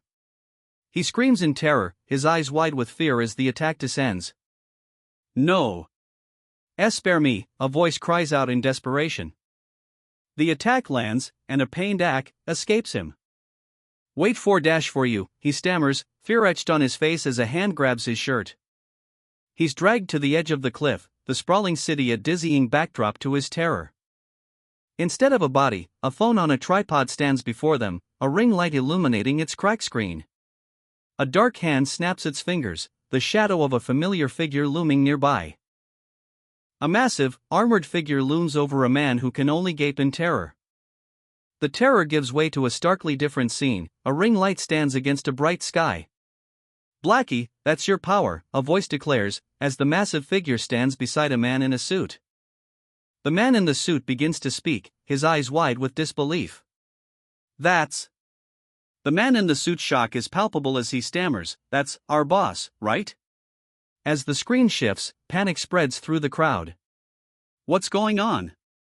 Why did the screen suddenly change?" one of them exclaims. Another wonders aloud, "What are they broadcasting?" The broadcast shows a figure standing in what appears to be NB City from Country B, prompting the question, "Who is that guy?" The figure stands revealed, a menacing being in dark armor, red eyes gleaming with an unsettling light. The armored figure unleashes a blast of energy, sending someone flying through the air. The city descends into chaos as people scream, "What was that?" and "Help!" Clothing and belongings are scattered, disintegrating into black particles. Someone shouts a warning, "Don't touch those black particles." He advances, fist outstretched, ready to strike. He hurtles forward with immense speed, leaving a swoosh in his wake. The ground trembles as he lands with earth-shattering force. A cataclysmic boom erupts, dwarfing the landscape with its sheer destructive force. "What the heck?" someone exclaims, clearly bewildered by the sheer force of the impact. Panic grips the crowd as they look up, their faces contorted in fear. A sign reading "Provincial Cities" looms overhead. "What were those black particles just now?" someone cries out, voicing the question on everyone's minds. "Sigh. There is no hope even if they hide," one of the monstrous figures states. Meanwhile, a woman stares intently at her phone, a look of disgust on her face as she utters, "Ugh." A warship cuts through the waves, leaving a trail in its wake. The warship continues its journey, cutting through the vast ocean. The warship approaches land as a man declares, "Let's stop here." He warns someone that they are no match for him in their current state, telling them not to make things difficult. But then, a girl urgently cries, "Wait, look there. We need to stop that guy. We can't let him kill all the humans."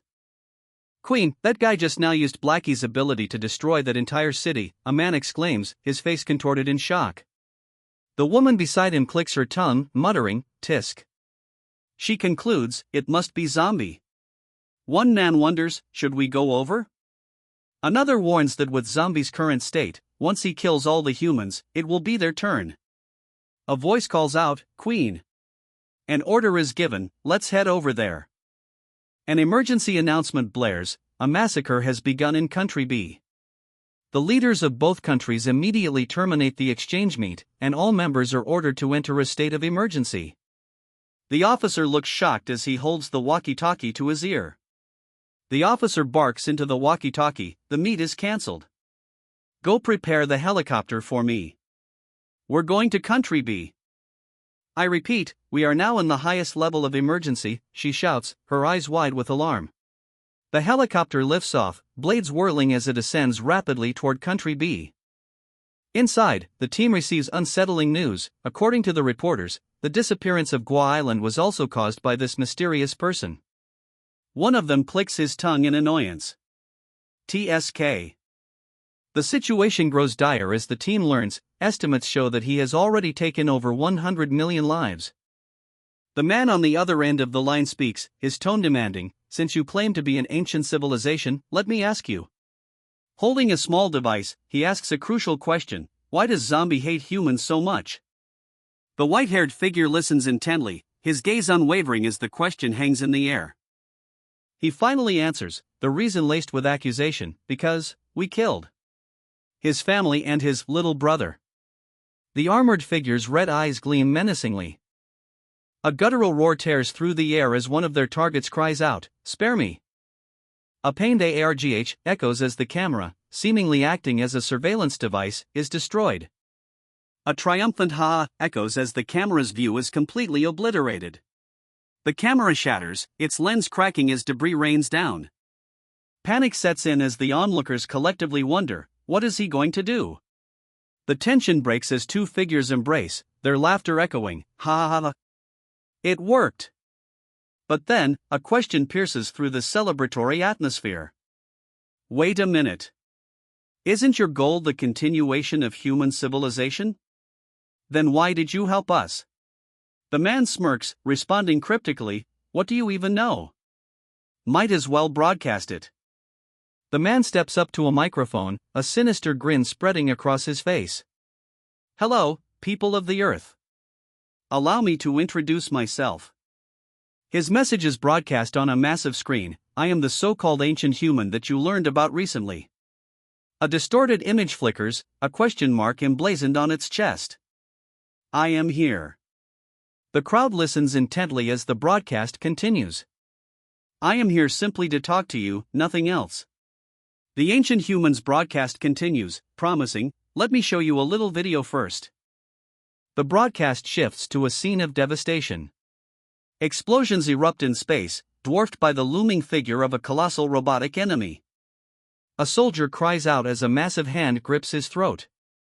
The ancient human's voice continues, explaining, what you are looking at is the guy who represents the zombies. He is the one who annihilated our civilization.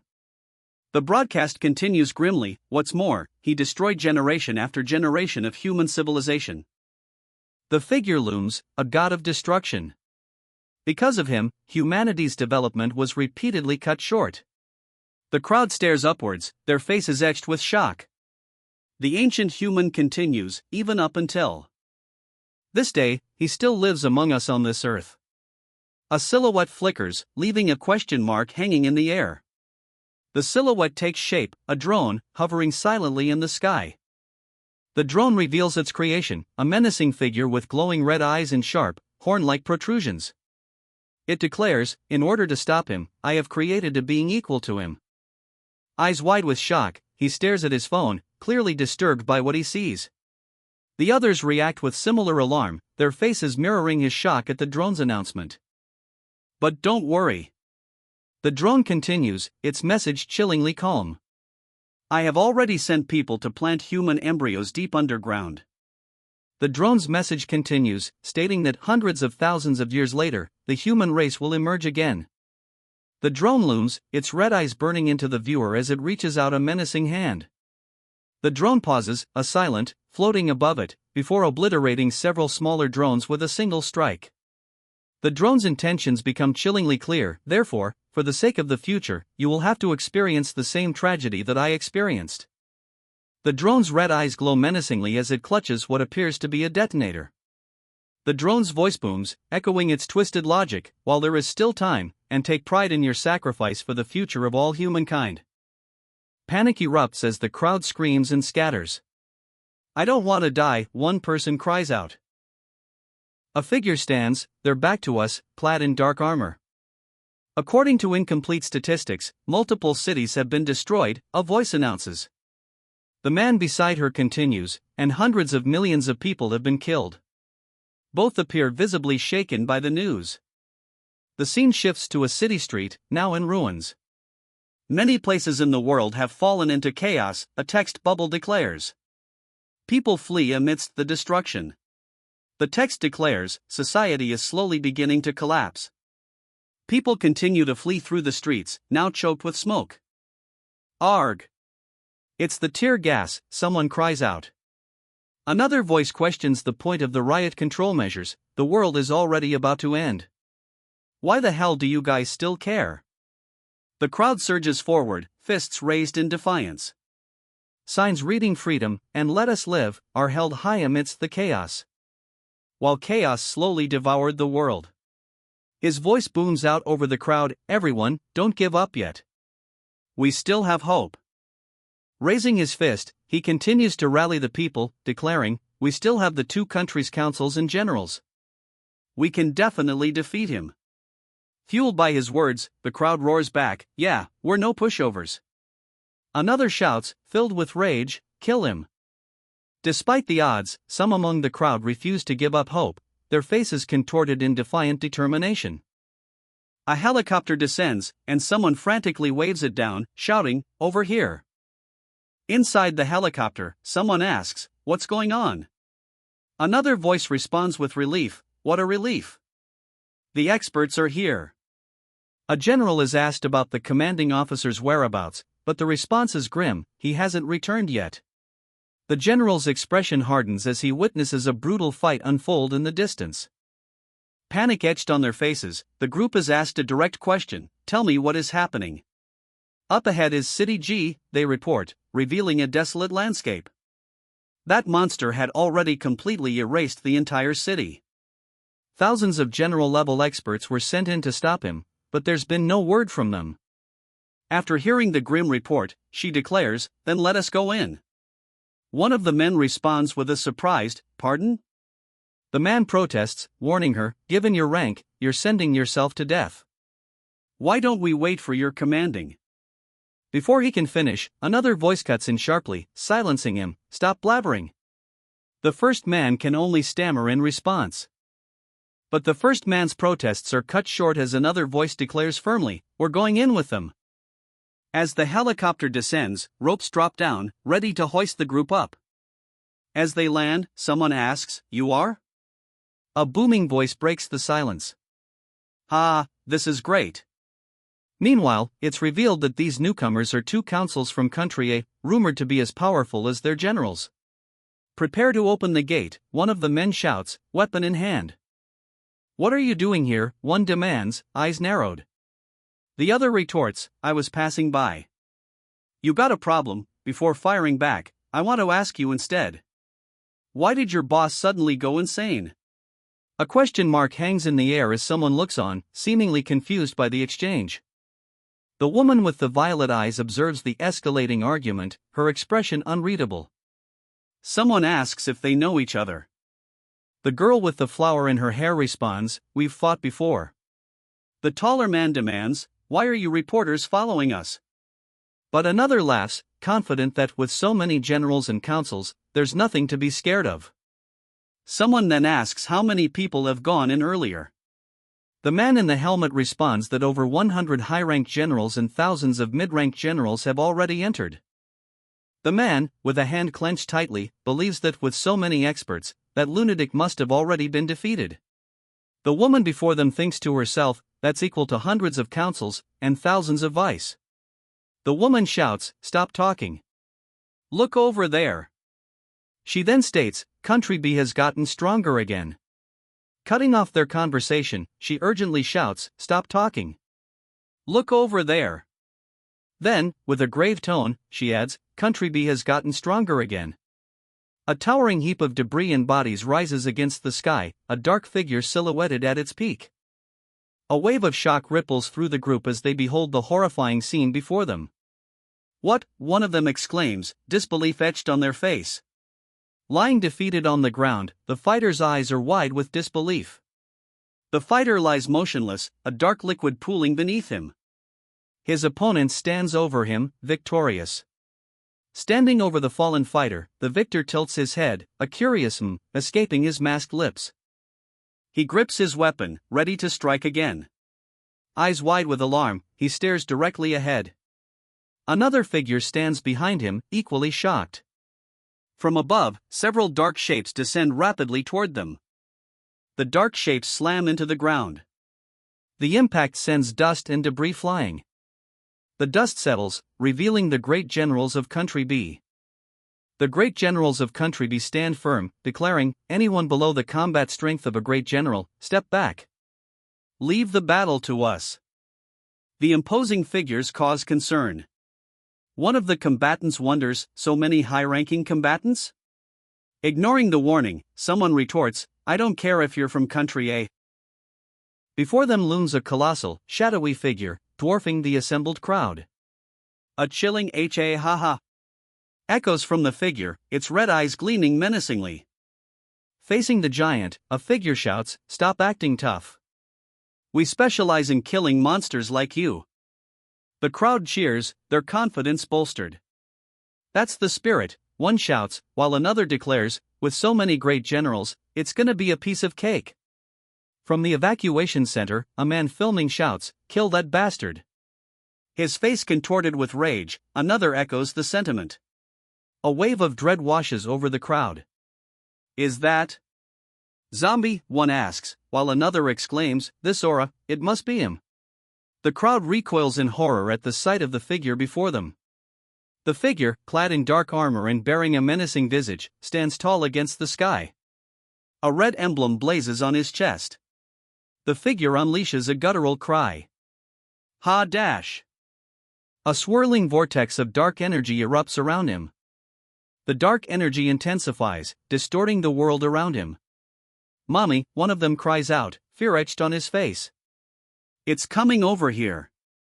Department head, what now? One of them calls out, desperation in his voice. His eyes widen in terror as he shouts, what is that? A vortex of white energy swirls above them, its power immense. The force of the vortex slams into them, sending the group flying. A collective scream echoes as they are thrown back. His face contorted in shock, he cries out, utterly bewildered by the sudden attack. Towering above, a figure clad in ornate white and gold armor stands silently, a single red eye piercing through the visor.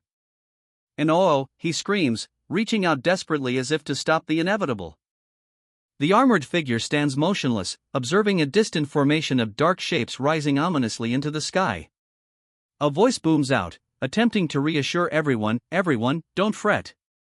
It's just a facade. Despite the reassurance, a character stares in disbelief, muttering, what on earth? The armored figure looms, adding to the growing sense of unease. A desperate shout rings out, stop, it's dangerous. Don't go near him. A monstrous roar erupts. HAAA. A flurry of attacks rains down on the central figure, each strike aimed with deadly precision. A swift punch connects, blurring with speed as it hurtles toward its target. His armor gleams, reflecting the light as he stands firm. The punch shatters the barrier, cracks spider webbing across its surface as he exclaims, "S-space?" The barrier explodes, the force of the impact sending shockwaves outward. The figure stands tall, his armor gleaming against the sky. The armored figure, suspended in midair, exclaims, what? Below, the others can only manage a stunned, The armored figure remains suspended in the air, now surrounded by numerous flying objects. What? He asks, clearly bewildered by the sudden change. Below, the citizens of the province stare in stunned silence. Run, someone shouts, panic spreading through the crowd. Another voice cries out, we're not his opponent. The armored figure, they realize, can crush them all. She gasps, recoiling from an unseen force. A man below shouts in disbelief, Queen. Below, a man's astonished cry rings out, Queen. Damn it. When, she curses, clutching at her chest. From below, someone shouts a warning, Violet, be careful. Violet refuses to yield, declaring, there's no way I'll sit idle and wait for death. But as she lunges, a blow lands, eliciting a pained grunt. Another blow connects. The force of the impact sends shards flying as Violet's face contorts in pain. Despite the pain, Violet grits her teeth, screaming, bastard. Violet is sent flying backwards by the force of the attack. Dust swirls around a figure kneeling on the ground. A large portion of her face is covered by a mask-like substance, cracked and broken. That's the king's fourth form, a voice observes, as a hulking figure looms behind him. The scent and aura are all the same. He's the king, right? One of the figures observes. Another responds, Blackie, since the king's not here, you're the eldest. Should we go and stop him? You make the call. If he's the king, then we must respect his decisions, one of the figures states, his expression unreadable. Besides, this isn't the first time he has done something like this. The figure, his red eyes unwavering, simply states, I agree. Another figure, face concealed by a sack, chimes in, then I agree too. Suddenly, a hulking figure bursts into view, declaring, we disagree. Do you really think that guy is our king? One of them challenges. What kind of joke is that? The armored figure scoffs, declaring, they merely took the king's jeans and placed them into a suit. The armored figure's red eyes narrow as he demands, do you know how hard our king worked to achieve peace? There's no way the king would do something like commit a massacre again, he exclaims, vehemently denying the possibility. He declares that their king's ideals are far above that of the metal-skinned monster. The man stands, his gaze unwavering. A flashback begins, and a voice declares, Alang is right. The masked man then pauses, lost in thought. The flashback continues, revealing the man's conviction that metal-skinned monster is not our king. The flashback continues, showing a clear blue sky with sparse clouds. The flashback shows a rocky landscape under a bright sky. Straining, she grits her teeth and whispers, Tai. Shan. Towering over him in full armor, the figure declares, how disappointing. The armored figure scoffs, boasting, I even skipped a form to play with you. He then adds, with chilling confidence, my original form would have been enough to kill you. His face contorted in frustration, the hero grits his teeth. The armored figure stands over his fallen opponent, declaring, I feel like I'm bullying children. This is no fun, he states, then continues, promising, well, I'll come back and play with you all once I've killed all the humans. A crowd of onlookers watch with expressions of shock. A figure lies prone on the ground, whispering a single name, Tai. A powerful explosion sends debris flying in all directions. A dark figure speeds through the air, leaving a trail of destruction in its wake, emitting a guttural ha. Damn it! She mutters, her head in her hands. I'm sorry I couldn't help at all. Her comrade lies prone in the distance. Damn it, she grits out, her fist clenching. I didn't even last for one hit. Suddenly, a voice calls out, Queen. Suddenly, a figure in a military uniform calls out, Your Highness. The location is revealed to be the South Pole. But another voice interrupts, declaring, the fish is on the hook. The broadcast continues, delivering grim news to viewers worldwide. We are currently facing an unprecedented crisis. In just half an hour, thousands of cities have been laid to ruins. The message concludes with a chilling statement, this mysterious madman continues with his spree. The broadcast reveals the mysterious madman's next target, a new city at 30 degrees north and 120 degrees east. Blackie, that's our city, one of the figures declares, revealing a personal connection to the impending disaster. The outskirts of City H are struck by a devastating blow. Standing tall against the backdrop of the clear sky, a figure clad in dark armor with glowing red eyes surveys the devastation. The armored figure demands, do you want to see the city that the king built get destroyed? Another figure, with glowing red eyes of its own, retorts, if you're not going, we will. Blackie, they. A voice begins, but the sentence trails off, leaving the intention unclear. A voice interjects, stopping them in their tracks, let them be. They're too young. Towering over the city, the winged figure declares, viewers around the globe, today is truly a sad day for humanity. Inside the evacuation center, a mother clutches her baby, eyes wide with fear. The broadcast continues, close to half of the world's population has been killed. The broadcast continues, declaring, this is the greatest disaster that humans have ever faced. Meanwhile, a child lies in bed, visibly distressed, as an adult figure attempts to comfort him.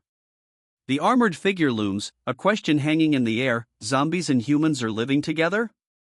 Above, the armored figure simply states, interesting. Below, another figure challenges, Your Highness, have you forgotten who we are? This is the city you built. The armored figure responds with chilling detachment, who are you? I don't know you at all. Crawling forward, the president of country A makes a desperate announcement, greetings, I am the president of country A. This is an announcement for people all over the world. Despite the armored figure's cold dismissal, a voice declares with unwavering resolve, "As long as there is hope in our hearts, we will never be extinguished." Inside the bunker, a man shouts, "Look!" He points towards a screen displaying a lone figure standing in a desolate landscape. The figure on the screen reacts with disbelief, exclaiming, "What?" With a snarl, the figure lunges forward, claws extended. "Damn you," he shouts. He roars, "Scram!" The figure is sent flying back by an unseen force, crying out in pain. An explosion erupts at the top of a skyscraper, debris raining down.